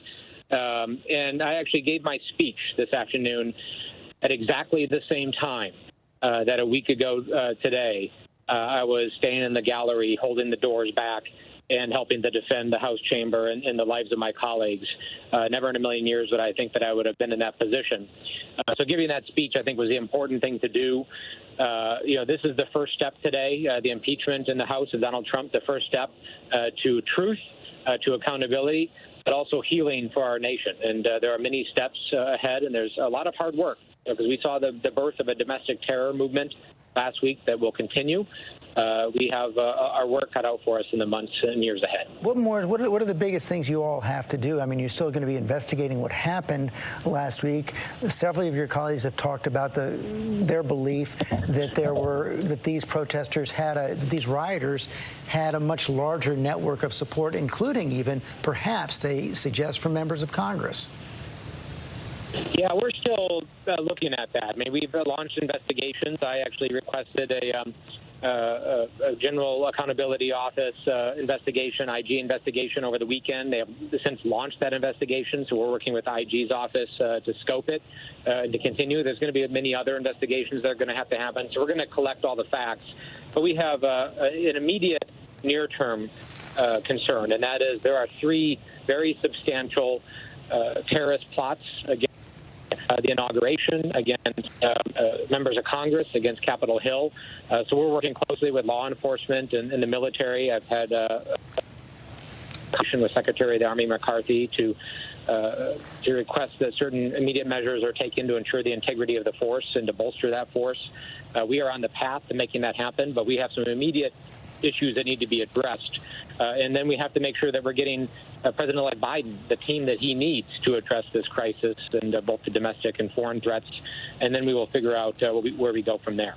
Okay, Congressman Crow, thanks very much for joining us today. I want to bring in Chris Christie now, our contributor, former Republican governor of New Jersey, former prosecutor, has been an ally of President Trump for many years, but also told us on Sunday he believes the president committed an impeachable offense. What do you make of the fact that 10 Republicans voted for impeachment there in the House? We still don't know what's going to happen in the Senate, more or less than you expected. Well, more than I expected, George. And I think it shows with how disciplined, you remember the last impeachment discussion and vote, no Republicans voted for it. And I think it shows you how far the president's conduct of the past 9 weeks have pushed some Republicans. And I think a lot more, probably wanted to vote that way, but made a political judgment not to. And whether that political judgment for them was right or wrong will be one that only history will determine. But I don't think there's a lot of, you didn't see any real substantive, very little substantive defense of the president's conduct over the last 9 weeks on the floor today. Much different than what you saw in the Ukrainian situation, where you saw a lot of substantive defense of his conduct. This time you did not. Most of the defense, as I was watching it on and off throughout the day, was process-related defense, not a substantive defense of the president's conduct over the last 9 weeks, where all of us are still waiting for the evidence of fraud that the president has promised to produce to back up his claims. And now, 7 days away from him leaving office, we still have no solid evidence of that fraud that he's alleged. Chris, how much tougher is it going to be for the president of the Senate this time? I think it will be tougher. I don't know whether there would be 17 Republican senators who would vote to convict. And again, you're going to hear a process argument there, I think, George, because the president will be out of office at that point. And so is a conviction necessary? And is it the right thing to do? And is it constitutional? And you've heard scholars on both sides of that issue. but I think it will be tougher than the last time. I think there will probably be more Republican senators who will vote to convict than the last time, when only Mitt Romney, voted on one count, as I recall. And so I think it will be tougher. I don't know that they'll get to 17, assuming that every Democrat votes to convict. So I think it will be harder, though. Chris, thanks very much. Look at that scene on Capitol Hill right now. Put that picture back up right now. You just saw those National Guard troops. You see the new barricades, the new fences being put up around the Capitol right now. We just heard Congressman Jason Crow say that there are at least, members of Congress have been briefed on the security situation, see that there are at least 3 significant terror threats against the inauguration next week. Want to get more on that from our Chief Justice correspondent, Pierre Thomas. Pierre, everyone on the highest of alert right now. George, this is extraordinary. I've not seen it this tense since 9/11.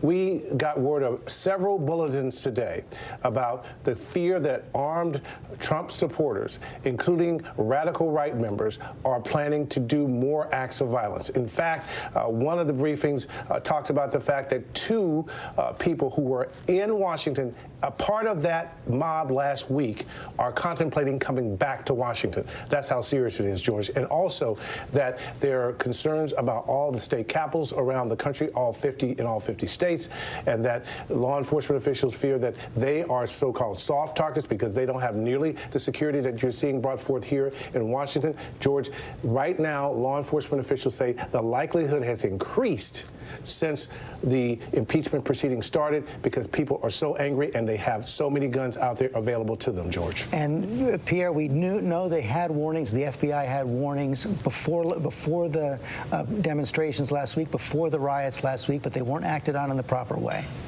They were not. For some reason, and a lot of my sources are just asking the question, why wasn't there more support for the Capitol Police around the perimeter? If you have a situation where you know people are angry and animated, but George, in hindsight, I can tell you, there was just a belief that these people would not resort to what actually happened. Now, why that's the case, why they were more concerned about Black Lives Matter, that's a question that many people are debating going forward, George, but that is where we're left. Right now, they now know, based on what they saw last week, that there are thousands of people who potentially are willing to commit acts of violence, and they know they better be prepared. Pierre Thomas, thanks very much. Chief Global Affairs anchor Martha Raddatz. Martha, the military made it very clear running up to the election, every day since the election, they wanted to stay out of the election. They didn't see that as their job in any way. Now they have no choice.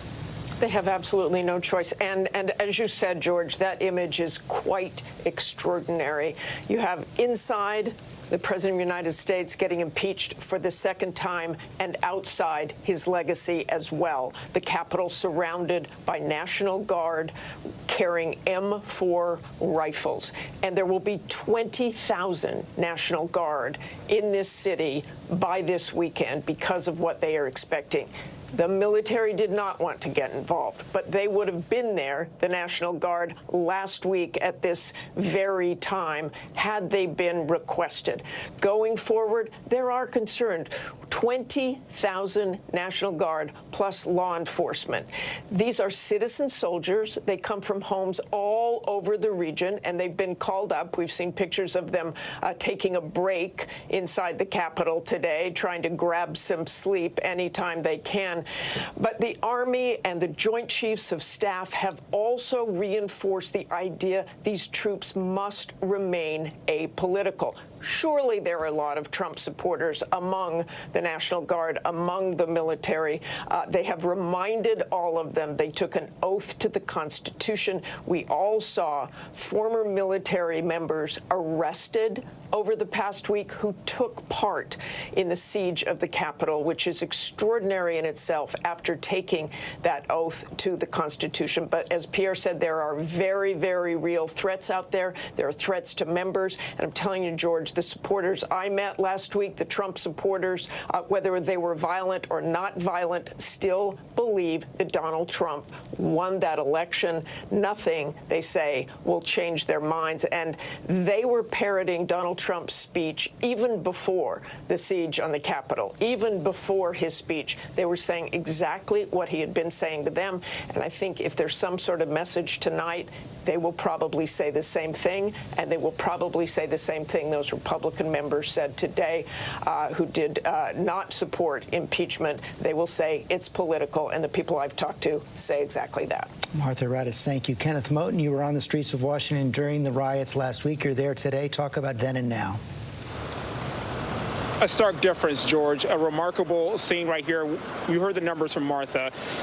Right now, 6,600 National Guard troops are on the scene right here on the east side of the plaza, the east side of the Capitol. This is where they've been staging layers and layers of security. We've got this 8-foot-tall fence behind me that is really all the way around the Capitol, George.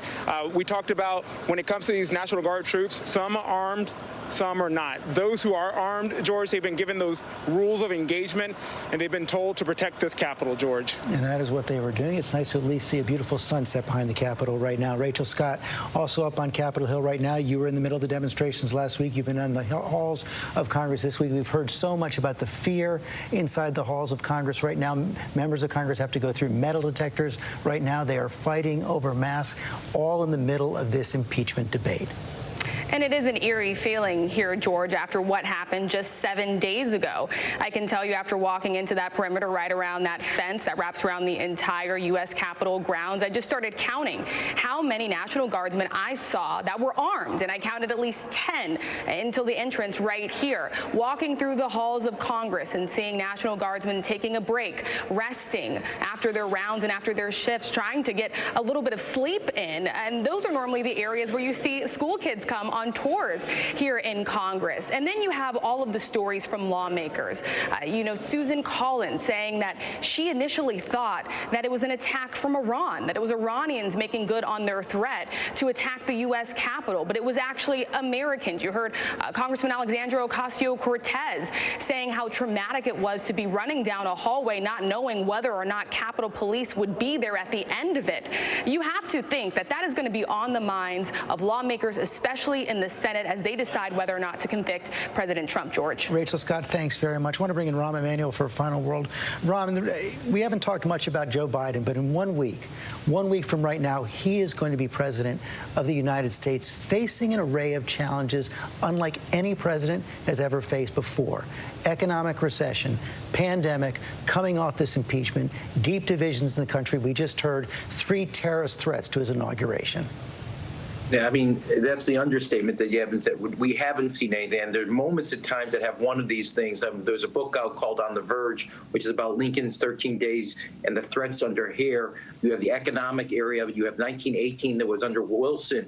He has moments in every other president or every other president that faced a crisis, but they've all come together in almost a perfect storm for him. I think his tone is going to be, in a weird way, most important because it shows the contrast, and his graciousness, his DNA of decency is actually going to be a very important calming medication for the country.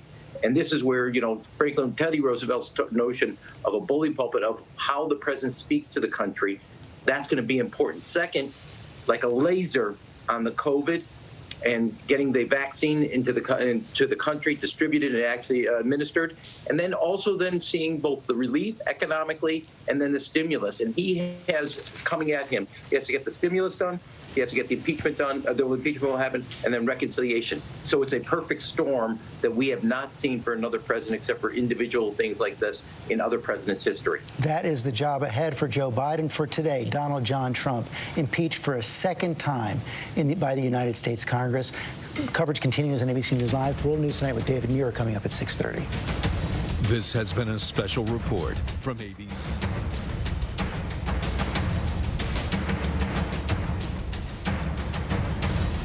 And we are continuing live coverage of the impeachment of President Trump. Good afternoon, everyone. I'm Diane Macedo. I'm Terry Moran. In Washington moments ago here, the House of Representatives made the vote official, impeaching President Trump for an unprecedented second time. Take a look at the moment. On this vote, the ayes are 232. The nays are 197. The resolution is adopted. Without objection, the motion to reconsider is laid upon the table. And there it was, 10 Republicans joining the Democrats in voting to impeach President Trump. That is more Republicans joining Democrats than Democrats joined Republicans in the impeachment of Bill Clinton. In fact, it's the most bipartisan impeachment ever. Our political team here to break it all down. And we want to begin with our political director, Rick Klein.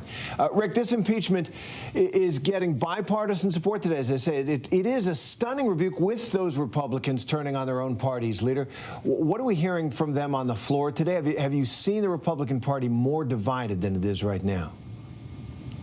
No, 10 kind of understates the anger and the disapproval for the president's actions, because there were many other Republicans, including the Republican leader, Kevin McCarthy, saying that the president bore direct responsibility for his actions and for the actions that led to the attacks, the riots at the Capitol. So I think what's critical to keep in mind here is that, yes, Republicans were largely with the president, but this is a big number, and the number could get larger still in the Senate. A lot of Republicans we heard from on the floor today, Terry, saying that what the president did may actually have been an impeachable offense, but they objected to the process, the way it was playing out, as opposed to trying to defend the substance of what the president actually did. And John, I noticed a tweet that you sent. 10 Republicans voted to go ahead and impeach President Trump here. At least one of those surprises was Congressman Tom Rice. And I noted you tweeted out what he tweeted out during the Capitol siege. And part of that tweet was, "Where is the president? He must ask people to disperse and restore calm now." So much of today's proceedings focused on what the president said before that rally. But do you think that he took a more forceful stand to quell this during that riot? Would we be here right now? Well, quite possibly, but there's no doubt that he made things worse by how he acted once the assault on the Capitol took place. I mean, there is just no doubt that that is what especially infuriated members of the Republican leadership. There's no doubt that that's something that upset Mitch McConnell, upset Kevin McCarthy, even even though he supported him on this. That is something that Liz Cheney mentioned in her statement on impeachment. I think the Tom Rice vote that you mentioned is an interesting one. Tom Rice is a Republican that nobody that I had talked to thought was a possible yes vote on impeachment. He wasn't on anybody's list. He's from a district in South Carolina that went for Donald Trump by about 20 points. Solidly red Republican district. He still hasn't put out a statement explaining why he voted yes. I'm told it actually surprised even members of his own staff. So I think that'll be an interesting story. And I highlighted that tweet that he had put out, which was in the midst of the siege. It was put out at about 3:30 on Wednesday afternoon. So it was after most members of Congress had been evacuated, and while many of those rioters were still rampaging through the Capitol building. And he put out that tweet with anguish. He said, D.C. is in chaos. This will accomplish nothing. Where is the president? He must ask people to disperse and restore calm now. And of course, it would be quite some time before he actually did that. And Rick, if I can go back to you on something that we heard just now on ABC News from Jason Crow of Colorado, Democrat of Colorado. We've heard from others as well. This notion that one of the reasons in the cloakroom, in the I mean, I've been sitting in this that room are happening privately up on the Capitol Hill. Republicans are telling their colleagues, I'd vote for this, but I'm afraid for my life. And I wonder what that says about what's become of the Republican Party as kind of the personal political party of the leader, Donald Trump. It is stunning, but it's a sentiment that we've picked up informally along the way. A lot of people talk about this as if it's fear of Trump and his Twitter account. Well, Twitter is no longer a factor for President Trump, but fear of the Trump base. Looking at the scenes that have played out in airports across the country, knowing about the threats that members of Congress and their staffs and their families have gotten over the past week, there is a real fear of just what members of Congress do as they go about their normal lives. And also fear, even on the House floor itself, metal detectors installed world, starting with last night's debate, for members of Congress coming and going because there was concern that members of Congress were going to bring weapons onto the House floor. Some Republicans pushed right past the metal detectors, wouldn't allow themselves to be searched. And there are some who are afraid literally of their colleagues doing something to them on the House floor. That's not a sentiment that I can recall happening at any point during some of the most heated debates in our country's recent history. And the fact that we're there, that so many Republicans now, with just a week left in the president's term, would stand by him for fear of political or personal health retribution, that they could be threatened themselves if they voted in this way, is a stunning and sad statement on where we are. And John, earlier we had a statement from the president urging no violence. What do we expect to hear from him now that this vote is official? Do you think he'll respond? Well, there's talk that he'll put together some kind of a response. What form it will come, I don't know. You know, he doesn't have his Twitter feed, but of course, there's obviously the White House website. He can put out a video. We'll see where he goes. I assume that we will hear from him tonight. That statement that he put out, which, by the way, didn't really exactly sound like Donald Trump. I mean, it was not quite the cadence with which he usually speaks or writes, but it did call for an end to the violence and for calm. Was put out in the midst of that debate and was clearly intended to try to have an effect on that debate. In fact, minutes after that statement was released by the White House, it was being read on the floor during the debate by Jim Jordan. I think it was a message to Republicans who were tempted to vote for impeachment to be able to say, well, at least the president is now asking for calm and for an end to the violence. So we'll see what the tone is when he actually comes out and we actually see the words coming out of his mouth. All right, John and Rick, actually, let me just bring to your attention, Majority Leader Mitch McConnell, Senate Majority Leader Mitch McConnell has issued a statement, and there's a couple of lines that I just wanted to bring to your attention. The House of Representatives has voted to impeach the president. McConnell says the Senate process will now begin at our first regular meeting following receipt of the articles from the House. He then goes on to say, but you know, that's not going to happen until after Joe Biden's elected.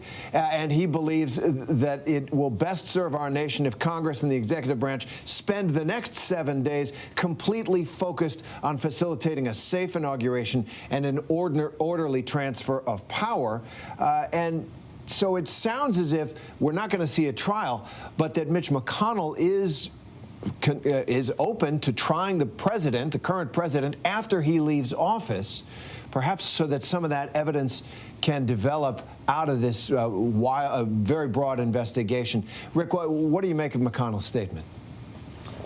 And Terry, him saying in a statement to his colleagues that he hasn't prejudged in this case, that he hasn't made up his mind on impeachment, that he's going to listen to the arguments, the legal arguments, as they are made. Look, on one level, this isn't entirely his call. He is not going to be the majority leader shortly after, on January 20th or shortly thereafter. Majority leader will be Chuck Schumer. But the larger message in this is that it's going to be Chuck Schumer's problem. It's going to be Joe Biden's problem. And now it is now undeniable and unavoidable that at least a chunk of the Senate's time and Washington's collective time is going to be focused on the impeachment of ex-President Trump during those precious first days of the Biden administration. It is going to be a factor. It is not, maybe not the overriding factor, maybe not the only factor. And I know Biden has expressed interest in having kind of a bifurcated schedule where half the day could be about impeachment, half the day could be about starting that Biden agenda, confirming those appointees, but it will be part of it. And the message from McConnell is that there really is no functional way to start this trial and complete this trial before January 20th. And he's right about that just by virtue of the process. You can move very quickly if you want, but you need something close to unanimity in the Senate to do so. Of course, that doesn't exist. So this is going to be something that the early stages of the Biden presidency are going to have to focus on. As I say, more facts come out from that aggressive investigation. Rick Klein and Jonathan Karl, thanks very much. Meanwhile, 20,000 National Guard troops are there at the Capitol to protect it from any further threats. ABC's Kenneth Moton was there outside all day. Kenneth, what are you seeing and what was it like being there today as those proceedings were happening? Diane, remarkable, really, to see the layers and layers of security. This is the scene here at the Capitol right here. This is the east side of the Capitol right now. I'm going to walk across the street here. Watch out for some of the traffic we have because there's very little vehicular traffic that's been around the Capitol. But this has been a staging area right here on the east side of the Capitol. This plaza, guys, minutes ago, it was filled with National Guard troops. You heard the numbers. Diane, you mentioned that 20,000 number. That's how many we expect by Inauguration Day. 6,600 National Guard troops here right now protecting this Capitol all around it. You got this fence. Look at this. This is an 8-foot tall fence right here going up. I actually thought it was a little bit taller because it's big, it's thick, it's not going anywhere. It is pretty sturdy, making sure to keep people out of this area who are not supposed to be here. And so this fence, guys, goes all the way around the Capitol. The streets are closed off. And again, those National Guard troops are backing up U.S. Secret Service and Capitol Police. And we understand by this weekend there could be some 10,000 National Guard troops here coming from several states here in the Northeast. And then again, by Inauguration Day, 20,000. That number expected to double there by the weekend numbers. And we understand, I want to give you guys this important information. When you see that video, those National Guard members, you see many of them are armed. We are not used to that, to see National Guard troops armed on U.S. soil like that, around the Capitol, anywhere. In any place here in this nation. We understand that last night the Guardsmen working the Capitol received authorization from the Secretary of the Army. This was at the request of federal and local officials based on potential threats. Now, that authorization for the Guardsmen to be armed is only for the Capitol. Again, we see many who are armed, but many who are not, who are doing traffic control. They're supporting law enforcement, supporting the U.S. Secret Service, and also Capitol as well. You see these bike officers here? Look, we've been seeing officers all around this area going in and out. Also, when the National Guard troops, we saw those images of them sleeping on the floors inside the halls of the Congress, and that's because they're taking breaks. There are so many who are here. They're cycling them in, cycling them out. That's been the scene here throughout the day.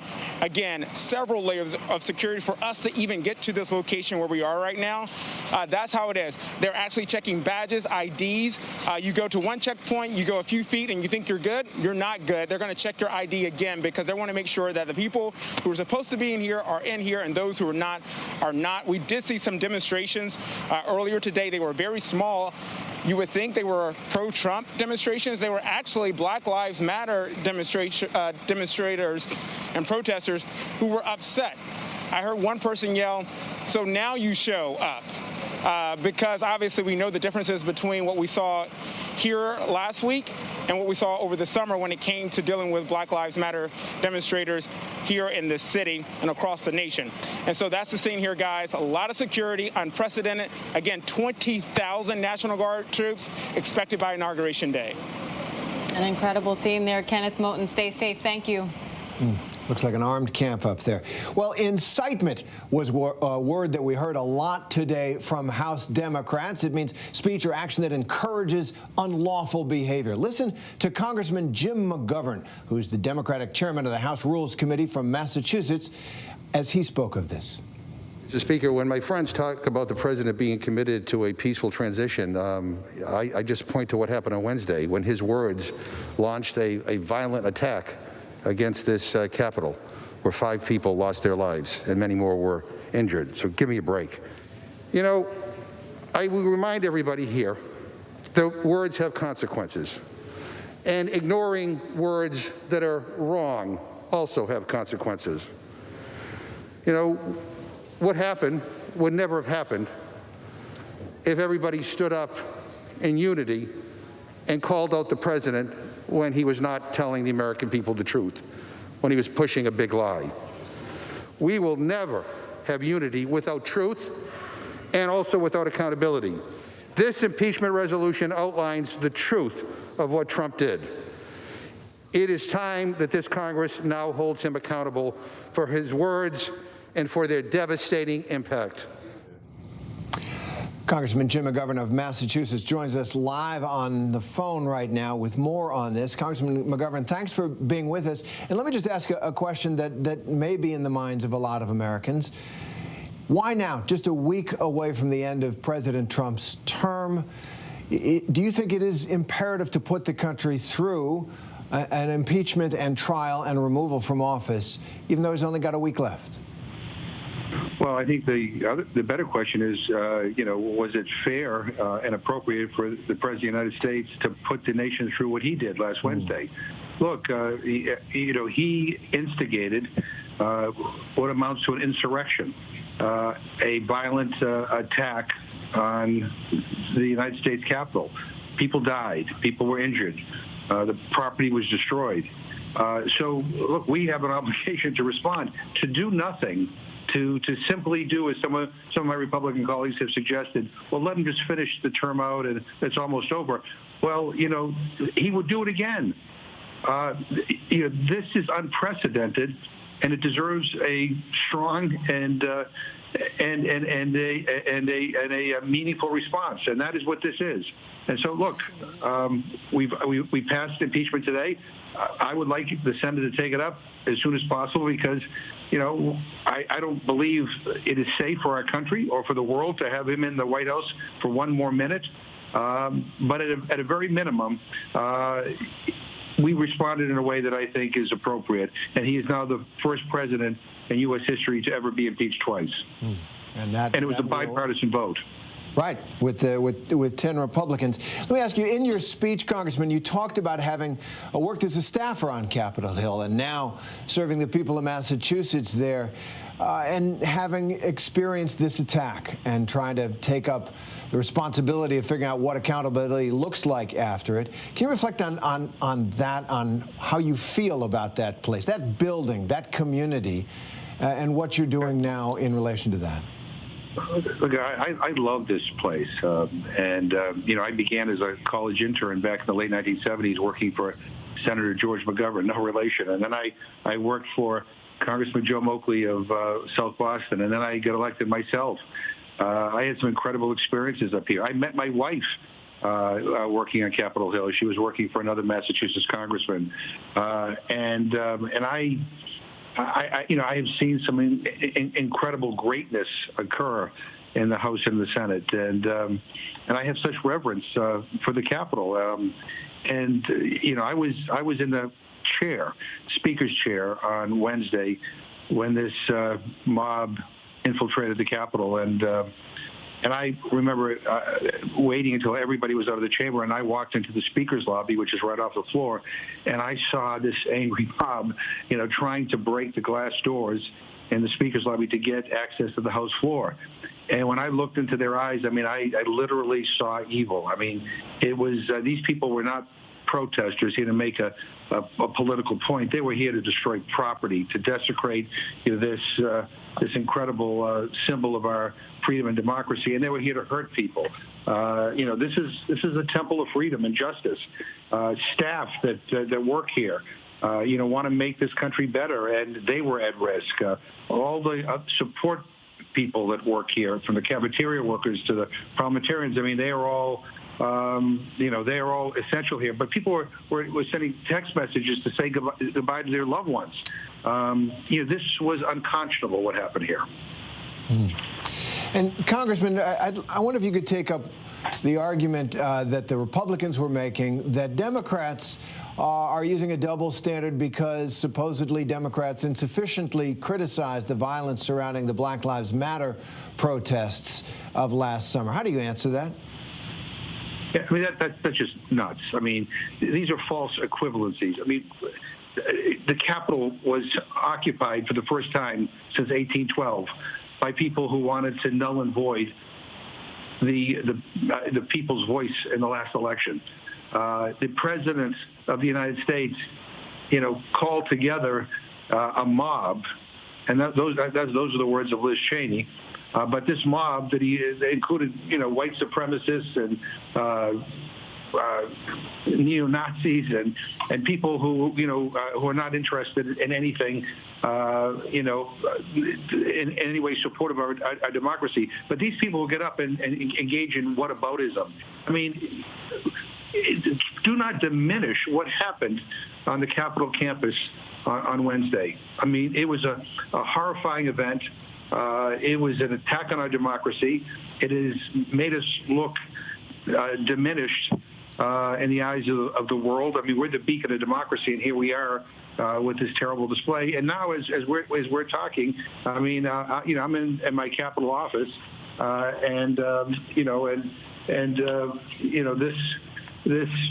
this temple of freedom and democracy. We are surrounded, by huge fences. There's essentially a lockdown here. People can't get in here. That's the sad reality in the aftermath of that terrible event on Wednesday. Look, Democrats condemn violence, but let us not compare protests with an attempted coup. And I really, reject those kind of comparisons. All right, it is sad, heartbreaking, Congressman. Jim McGovern, thanks very much for being with us. Thank you. Be safe. You too.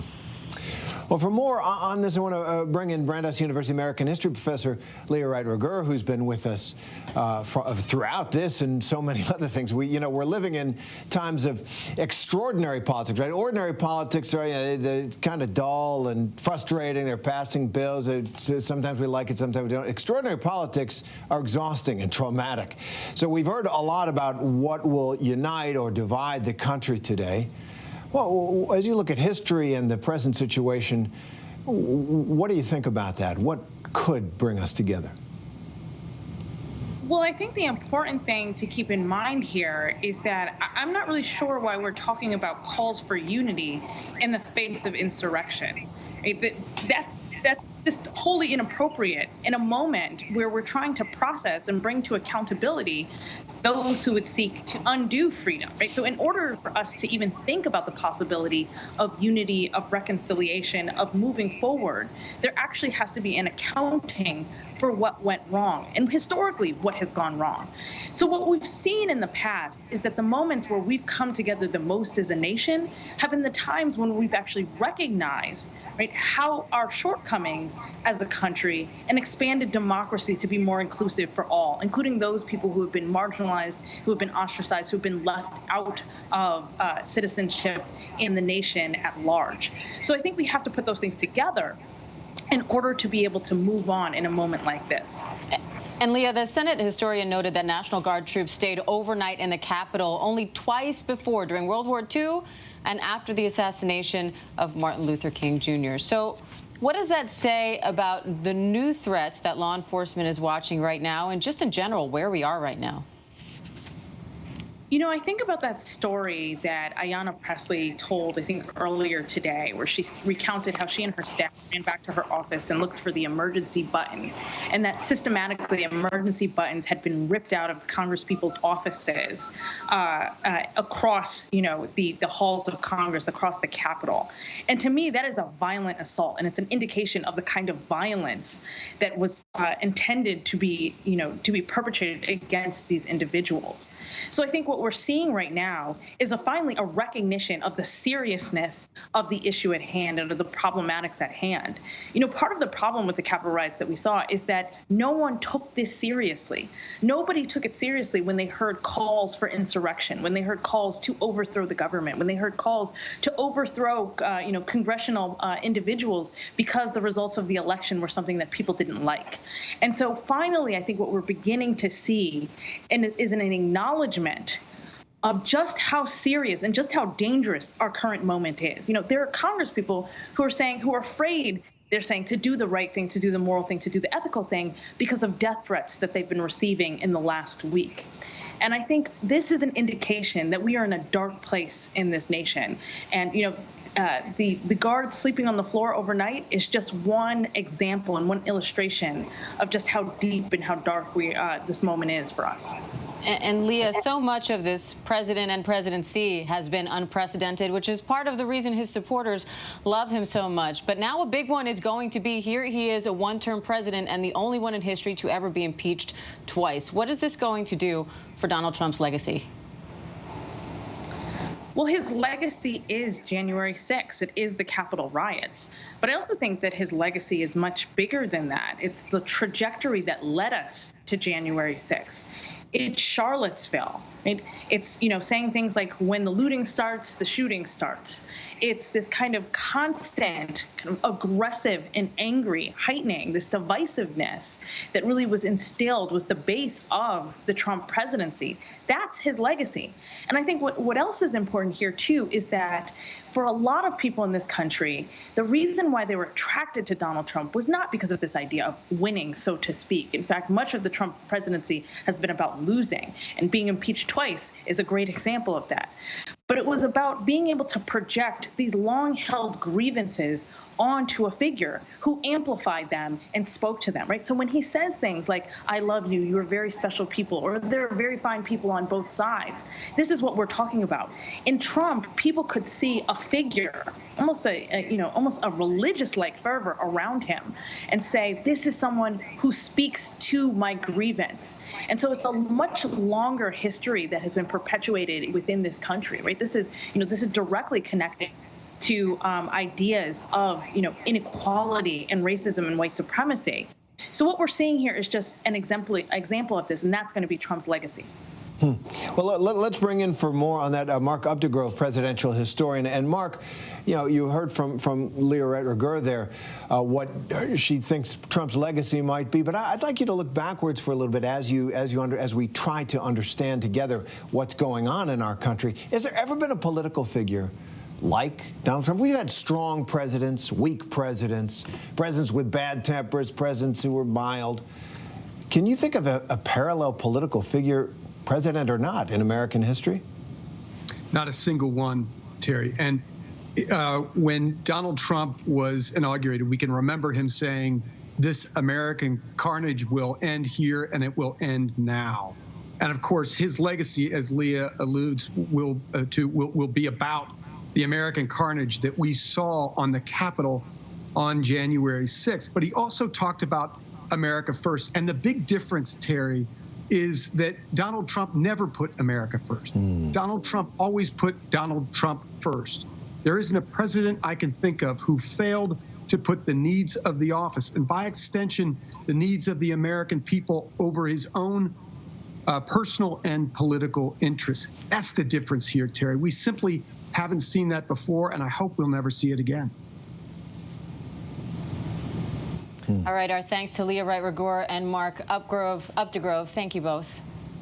And Senate Majority Leader Mitch McConnell's office now confirms that the Senate will not return early for an impeachment trial. That means the earliest the trial could start is January 19th. And let's bring in constitutional law professor Caroline Frederickson of Georgetown University for more on this. Caroline, thanks for being here. Some Republicans said that President Trump's words don't meet the legal standard for incitement to violence. What is that standard, and are we going to hear more about that as this moves to the Senate? Well, that's a real red herring. It's a similar thing that they said during Donald Trump's first impeachment. Let's remember that impeachment itself is not a criminal process. It's a political process. It's where, in the judgment of Congress, the president has betrayed his duty to the public or the public trust. And it's not a requirement in this particular forum to prove that he met any legal test for incitement or insurrection, although that certainly seems very possible. But so what Congress's obligation to do is, whether it's a violation of the public trust or the president's duty, his constitutional duties, to have participated in an effort to encourage people to engage in violent and armed insurrection and invade the Capitol and commit violent acts in the way that they did. And so that's the question. Is Congress meeting the test that's set out in the Constitution? And again, that does not need to meet the requirements of any particular criminal statute. It's a separate test altogether. And Professor Frederickson, now I wonder if we could look ahead right now, and that is clear now from what Mitch McConnell has said, that we aren't going to have a trial before this president leaves office. So the question I think a lot of people have is, can you try him after he leaves office? Especially you look at the constitutional text, it's that if convicted, removal from office is the punishment. If he's not there anymore, can you still try him? Well, absolutely. And this has happened in the past. Congress has impeached officials after they have actually resigned from office. I mean, there are reasons for this. One is the moral question of ensuring that Congress registers the gross and grave actions that the president took and its disapproval of that. But there's another element to that, which is that subsequent to a vote of conviction, remember that the House impeaches, it's like an indictment, but the Senate serves as the trial, and that's where a conviction happens. So after a conviction, there's the possibility of barring that person, in this case Donald Trump, from ever holding federal office, or in addition, from receiving subsequent benefits such as a pension and so forth. And those are really very important questions. They're not. They don't go away simply because Donald Trump is no longer in office. There is a process. It's been done before. Congress has done it. There's precedent, and it can certainly happen again. And it looks like we're going to see it happen. Caroline Frederickson, thank you for that. You're welcome. And that does it for us right now. Thank you very much to our guests and to you viewers at home for joining us. I'm Diane Macedo. And I'm Terry Moran. Make sure to keep it right here all day for continuing live coverage of these events and others. We want to leave you with some of the most important moments from this historic day. Have a good night. A major moment in American history. The House moves to impeach President Trump for the second time. This would be the first time in American history that an American president was impeached twice. House Resolution 24, impeaching Donald John Trump, President of the United States, for high crimes and misdemeanors. We are debating this historic measure at an actual crime scene. Biggest betrayal of any president of the United States in our history. The people are hurting. Our colleagues are hurting. This is a reckless impeachment. Words have consequences, and ignoring words that are wrong also have consequences. Congress now holds him accountable for his words and for their devastating impact. How does the president incite an attack that was pre-planned and already underway before his speech concluded? Last week's violent attack on the Capitol was undemocratic, un-American, and criminal. But here is what a vote to impeach would do. A vote to impeach would further divide this nation. A vote to impeach will further fan the flame of partisan division. That doesn't mean the president is free from fault. The president bears responsibility for Wednesday's attack on Congress by mob rioters. I rise in support of impeaching again the worst president in the history of the United States.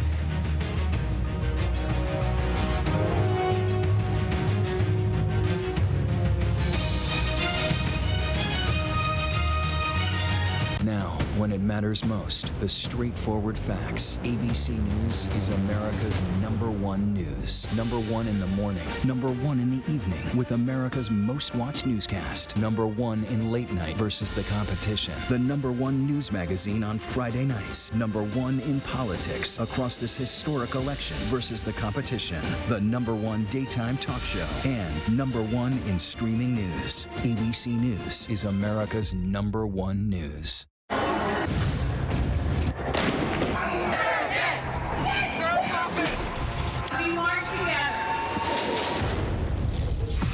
The most powerful stories of our time, anytime.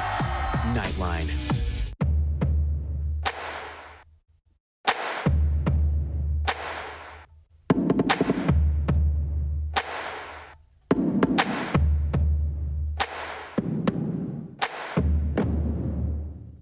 Admit it.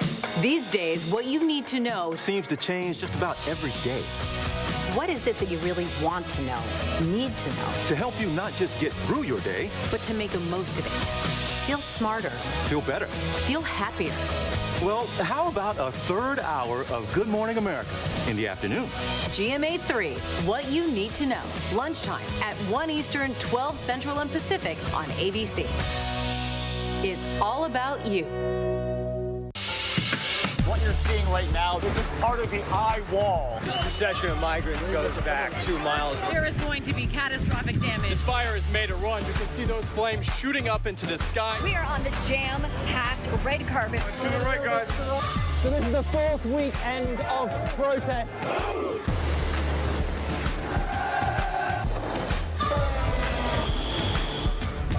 Watch ABC News on location for Facebook Watch.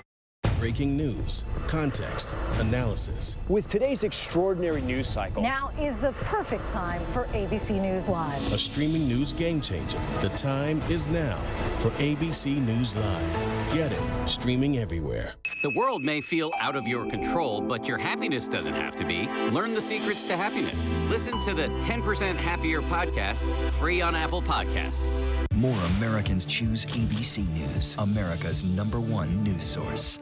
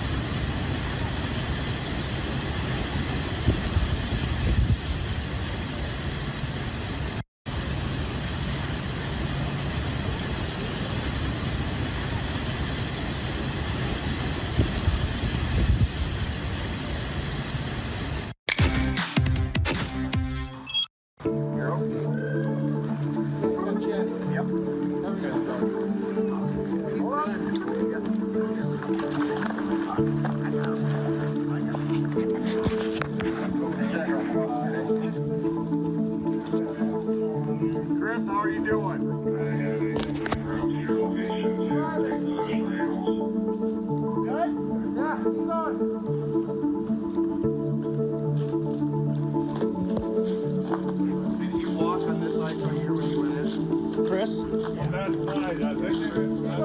was able to support some weight on it, though? No, Chris went right through.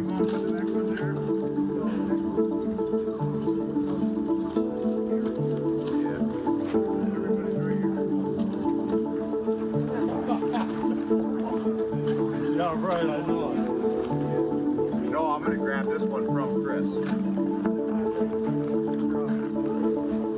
Yeah. Jeremiah, why don't you come in? I'm going to pass it to you. Yep, where's the blade? We're going to leave that one there for now. Yeah. I ain't going back over there. You're okay. Yep. There we go.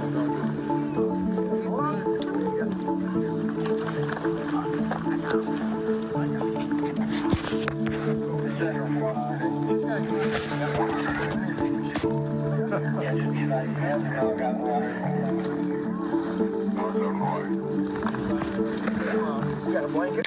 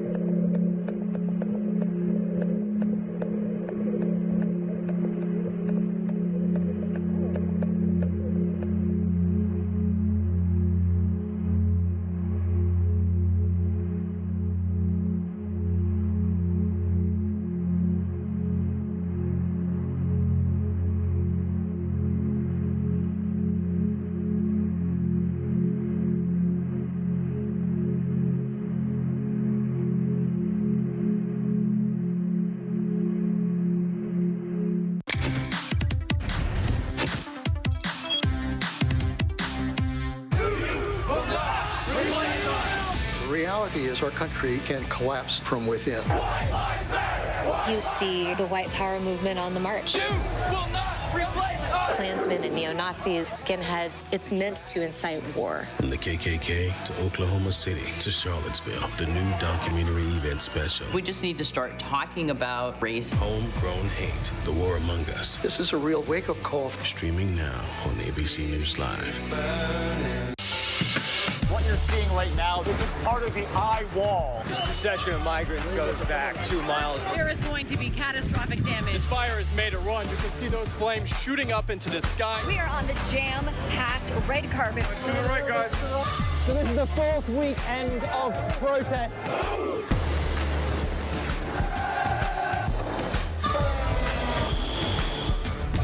Watch ABC News on location for Facebook Watch. Your mom said, comb your hair. Your dad told you, smarten up. Your dog is judging you right now. And your best friend just called you crazy. We all need someone who'll pull no punches and give it to us straight. Now, imagine getting your news like that. No bull, no spin, just give it to me straight. Straightforward news, straight to the heart of the story. ABC News, straightforward.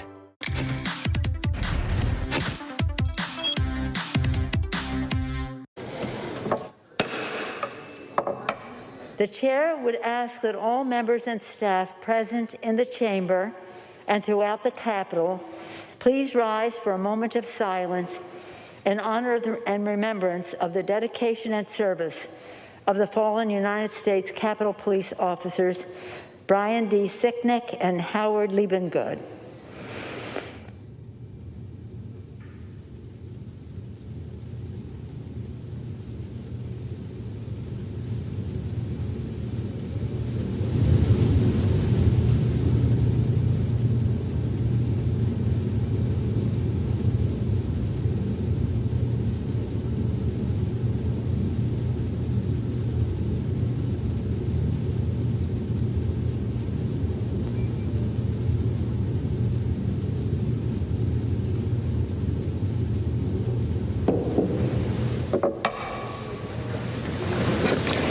Pursuant to Clause 12A of Rule 1, the chair declares the House in recess for a period less than 15 minutes.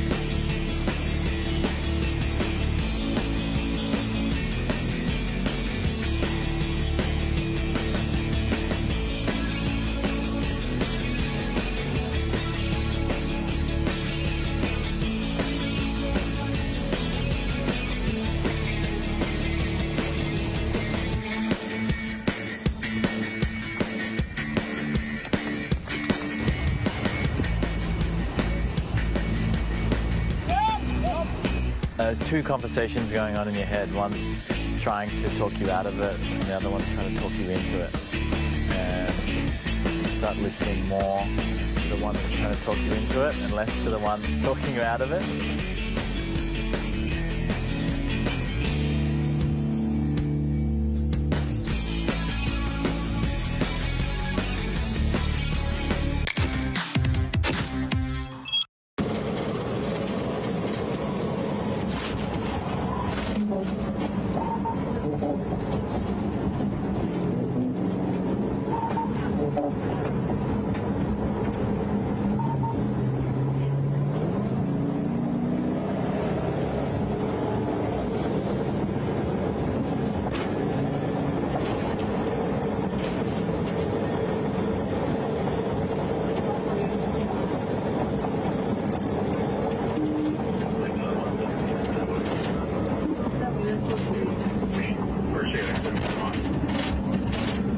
Right, 81.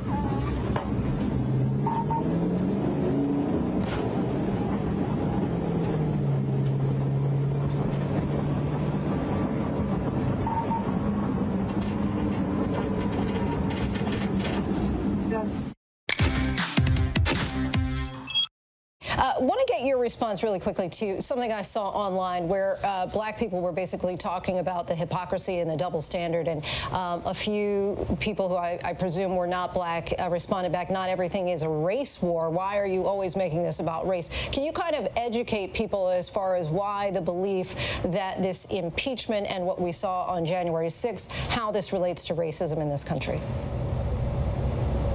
Sure. Let's start with this summer, shall we? The country discovered Juneteenth after the uprisings that were basically all over the globe. Juneteenth, a holiday that has been around literally for over 100+ years, but the country are all waking up now going, oh my God, Juneteenth, Juneteenth. Well, why do you think that is? Do you think that was an accident? Or do you believe you were purposely kept in the dark about this horrific period of racism in this country because those who are in charge, the publishers of the books, the educators, the ones who put together the curriculum, the teachers, the principals, the districts, superintendents, do you think there was a system in place to keep this vital piece of information away from you? Or do you just think it was an accident? Or better yet, Kyle Rittenhouse, who I believe right now is still running around free after being seen on camera shooting multiple people dead, right there on video, is running around free right now. Meanwhile, Breonna Taylor is dead, and the only person who has been charged is the person who didn't hit her with the bullet. I can go on and on about why you can continue to try to say this isn't about race and point to multiple examples, string them together like our legal system, like our criminal justice system. We know from statistics that a black person and a white person can commit the exact same crime, and the African American or person of color will receive a greater sentence than his or her white counterpart.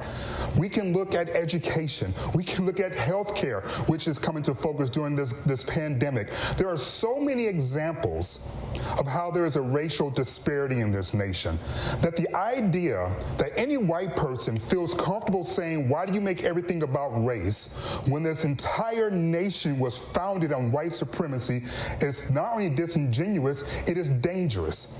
It's dangerous because it allows things like January 6th to happen. When you don't teach people the truth, when they don't have the facts, when you lack courage and conviction to make the proper changes that need to be made to make this country whole again, you are going to have the January 6th attacks. You're going to have people saying, oh, what does this have to do about race? You're going to have this gap in knowledge. I've seen countless remarks on social media about people who are shocked. You know who weren't shocked? Black people. Because we've been telling you, the Jamel Hills have been telling you, the Fareed Sakara has been telling you, I have been writing and telling you for years. So you aren't shocked, you're just willfully ignorant. Some people are shocked but not surprised. Elsie Granderson, thank you as always for breaking it down for us.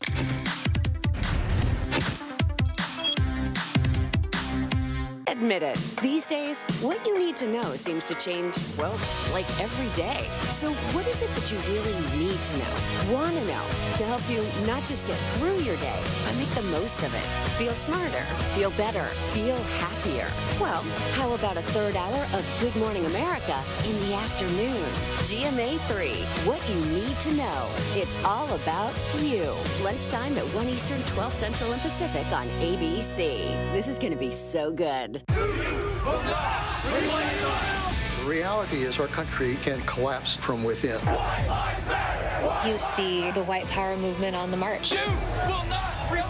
Klansmen and neo-Nazis, skinheads, it's meant to incite war. From the KKK to Oklahoma City to Charlottesville, the new documentary event special. We just need to start talking about race. Homegrown Hate, The War Among Us. This is a real wake-up call. Streaming now on ABC News Live. What you're seeing right now, this is part of the eye wall. This procession of migrants goes back 2 miles. There is going to be catastrophic damage. This fire has made a run. You can see those flames shooting up into the sky. We are on the jam-packed red carpet. To the right, guys. So this is the 4th weekend of protest.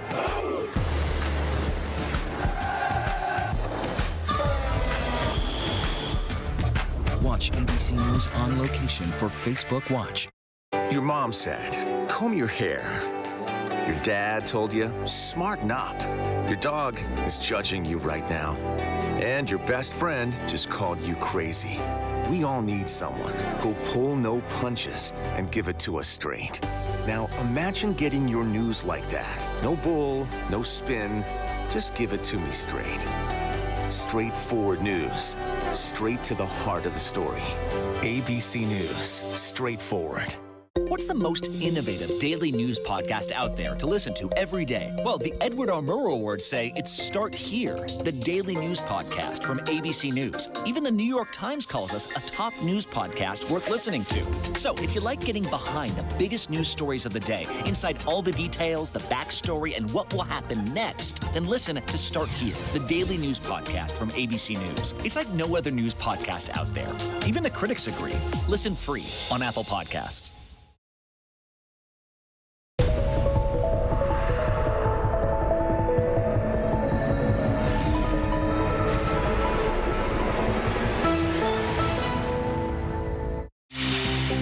What you need to know right now on GMA 3. Signs the dam may be breaking against outgoing President Trump, with growing support from key Republicans to remove him after that insurrection on Capitol Hill, even as the vice president backs away from the House resolution pushing the 25th Amendment. And the disturbing new details coming to light from Democratic congresswomen in the aftermath of that attack. This time next week, a new president will be in residence at 1600 Pennsylvania Avenue.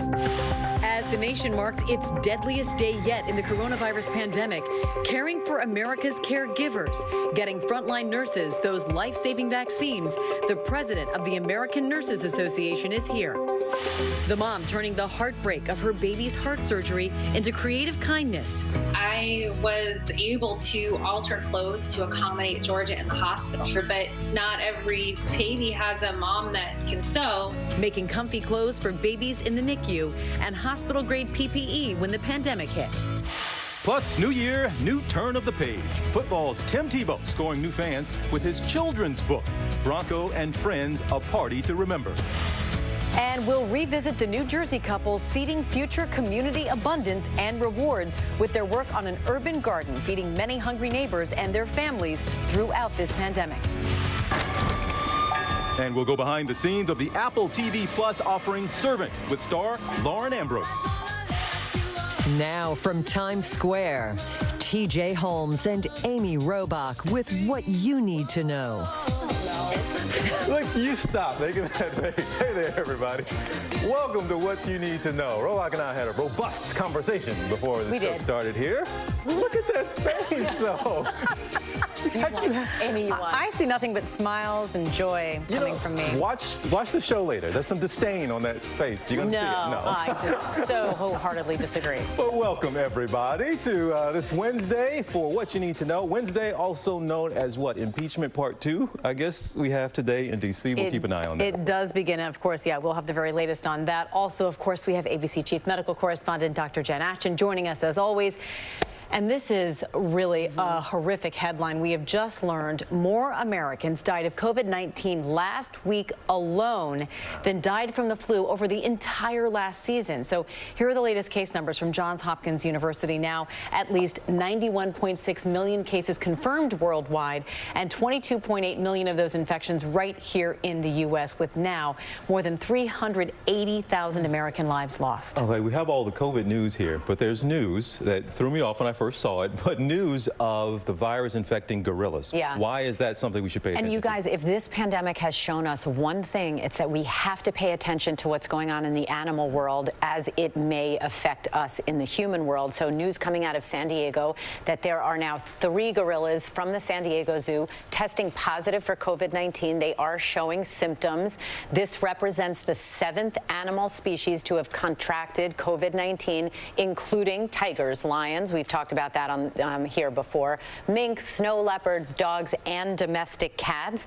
And the theory is that most likely these gorillas were infected from a worker at the zoo who was asymptomatic. Again, proof, evidence that we can spread this virus and make others sick, even if we're not showing symptoms ourselves. Yeah, and of course, no one wants to think about an animal in distress, certainly caused by humans. But what are the scientific issues here? Well, there's some interesting things when you look at apes. First of all, this represents the world's first cases of non-human primate infection, number one.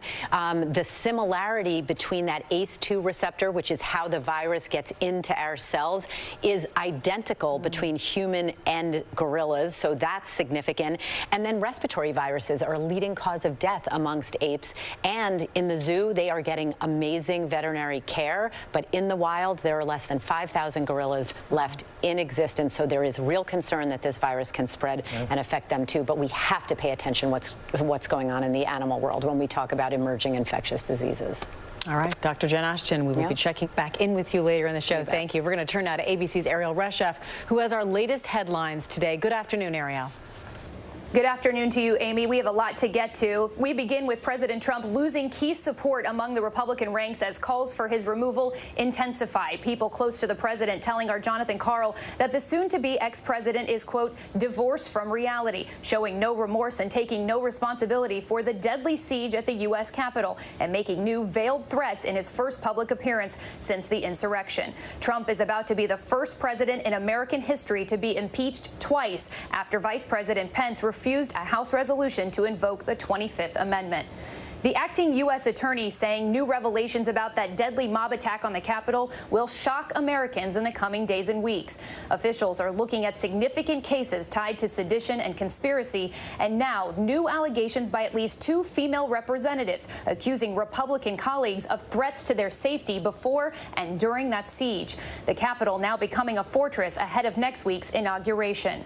And now the mayor of New York City has announced it is severing all contractual ties with the Trump Organization, amounting to at least $17 million. The city citing provisions that allow officials to terminate contracts with a vendor actively engaged in criminal conduct. Mayor Bill de Blasio saying inciting an insurrection falls under that category. And next to the expanding pet food recall after the deaths of at least 70 dogs and some 80 illnesses, the U.S. Food and Drug Administration announcing 3 brands of sport mix products for dogs and cats from Midwestern Pet Foods may contain potentially fatal levels of toxin. And lastly, lotto fever is intensifying. Tonight's Powerball jackpot now worth a hefty $550 million.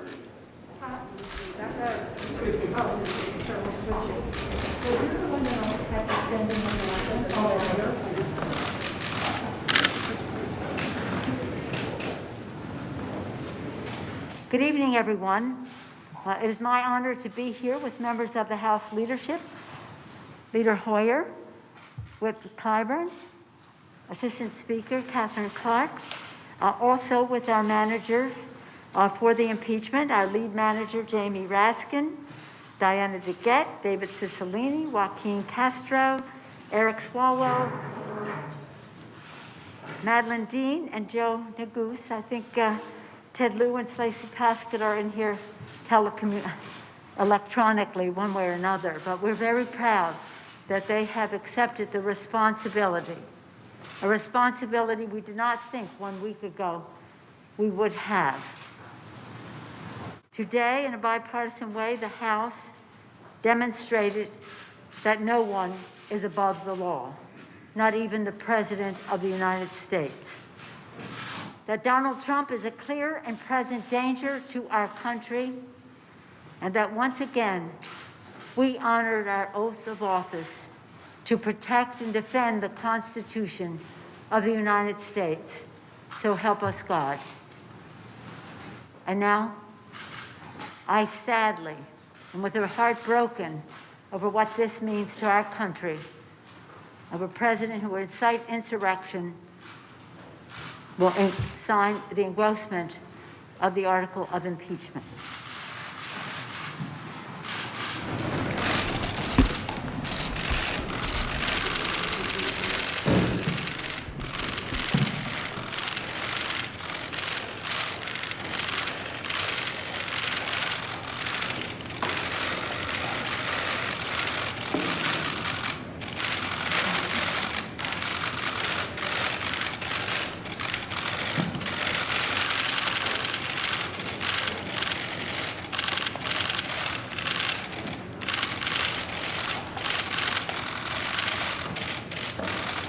Thank you. Speaker Pelletier disappointed that Leader McConnell said that he will not hold a trial until the 19th. Speaker Pelosi, how long do you think the trial will last? When do you plan to send the paperwork to the Senate?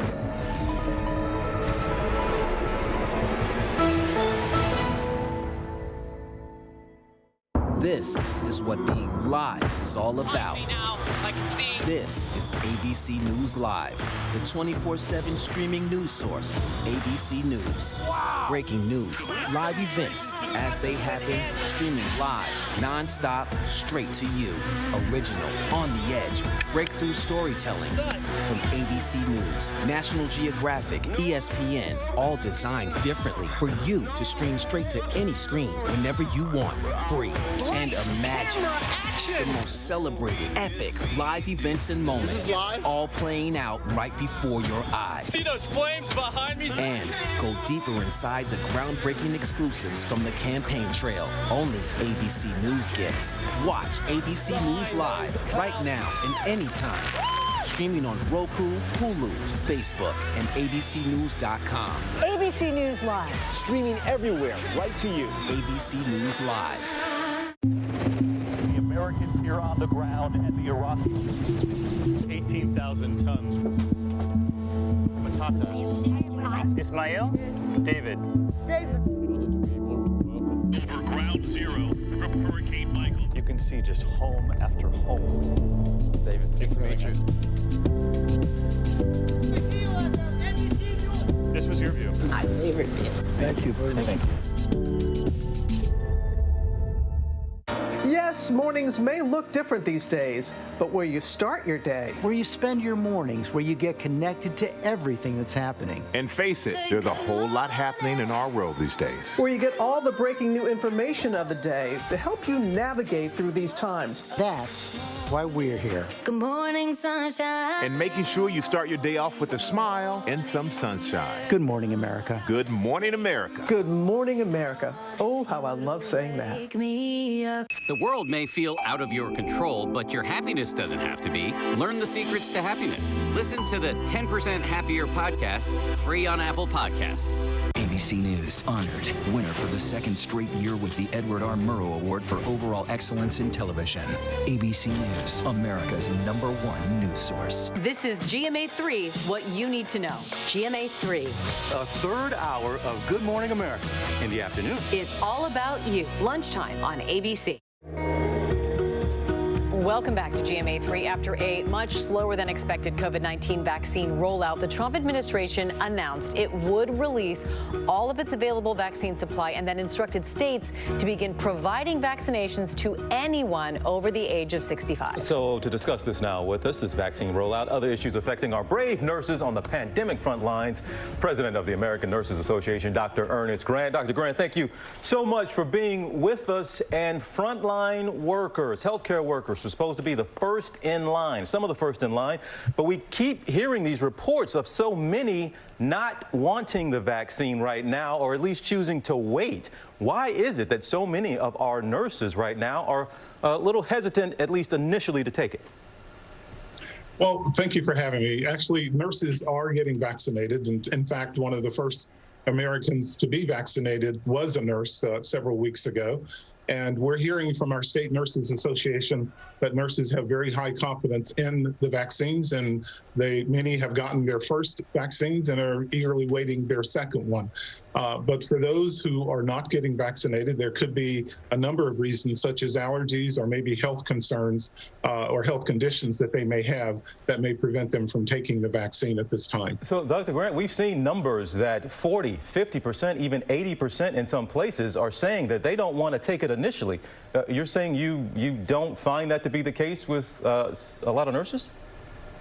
That is not what we are hearing. Obviously, there are some nurses who, they're humans as well. So, they have to make that decision. But the majority of nurses that we have been speaking with and that we're hearing reports on, they are taking the vaccine mainly because they are working closely with these COVID patients and do not want to take the virus home to their loved ones or perhaps risk getting sick themselves. Dr. Grant, you were a pioneer in all of this because you agreed to take part in the Moderna vaccine trial. Why was participating in that in those early stages so important to you? Well, I decided to participate in the Moderna trial for two reasons. One, I knew that there was a need for more people of color to participate, and I wanted to be able to do that.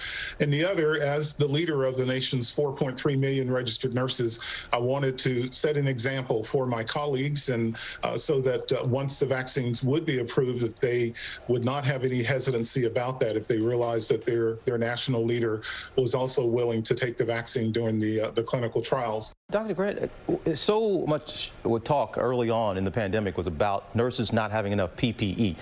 We did stories seem like every single day, but are we still seeing that lag in them not having the equipment they need? Yes, that unfortunately is still happening. And one of the things that we're asking the incoming administration to do is to implement the Defense Production Act so that more PPEs can flow through the supply chain, not only just masks, but here recently, as more and more, as we're going through this third and fourth wave of COVID infection, that's an increased demand on supplies such as gloves as well. We're hearing from a number of our states that there is now a glove shortage that is going on. So with the implementation of the DPA, we'll be able to get more of those critical resources in the supply chain and into the hands of the healthcare personnel where they can be used. I'm curious, is it your experience, have you seen that this pandemic has inspired more young people to pursue the profession of nursing, or has it dissuaded them because of the risks? It has actually, what I'm hearing from nursing schools across the country is that there's an increase in their waiting list of people who want to become nurses. I think this is similar to what we experienced with 9/11, when a lot of people decided to join the military as a patriotic thing to do. I think now people are realizing that this is an opportunity for them to be able to serve their fellow man as well, which is wonderful because there always was a nursing shortage, and this pandemic has certainly created an even larger nursing shortage. So I am grateful that people are choosing nursing as a profession that they'd like to go into. Oh, we are certainly grateful as well to all of the incredible nurses out there. I know so many of us have relied on them throughout the years to get us through the toughest times in our lives. So our hats are off to you and to everyone who is a nurse. Thank you so much. President of the American Nurses Association, Dr. Ernest Grant. We appreciate your time and we appreciate you. Thank you. Thank you for having me. Go get that lottery ticket.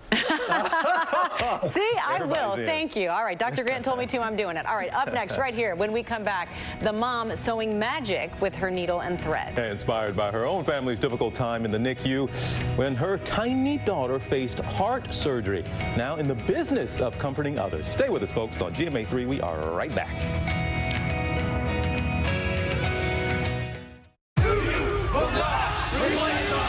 The reality is our country can collapse from within. You see the white power movement on the march.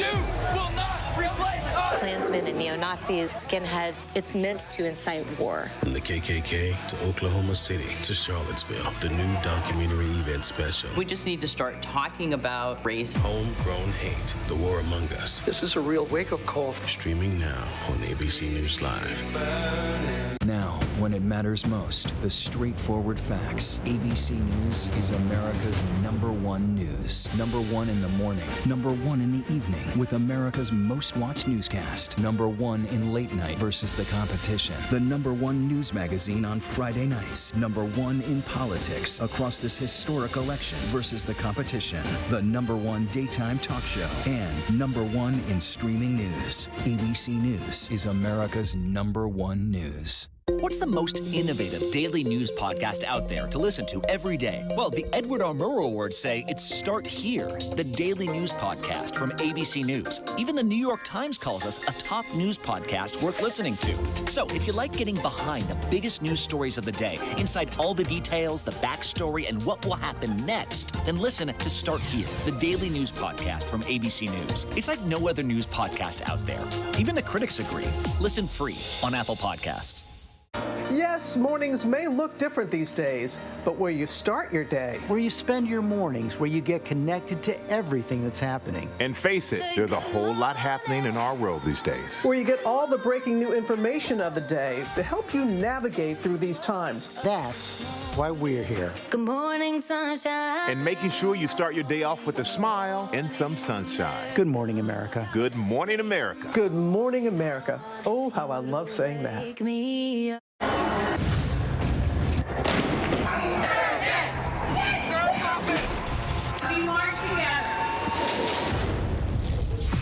The most powerful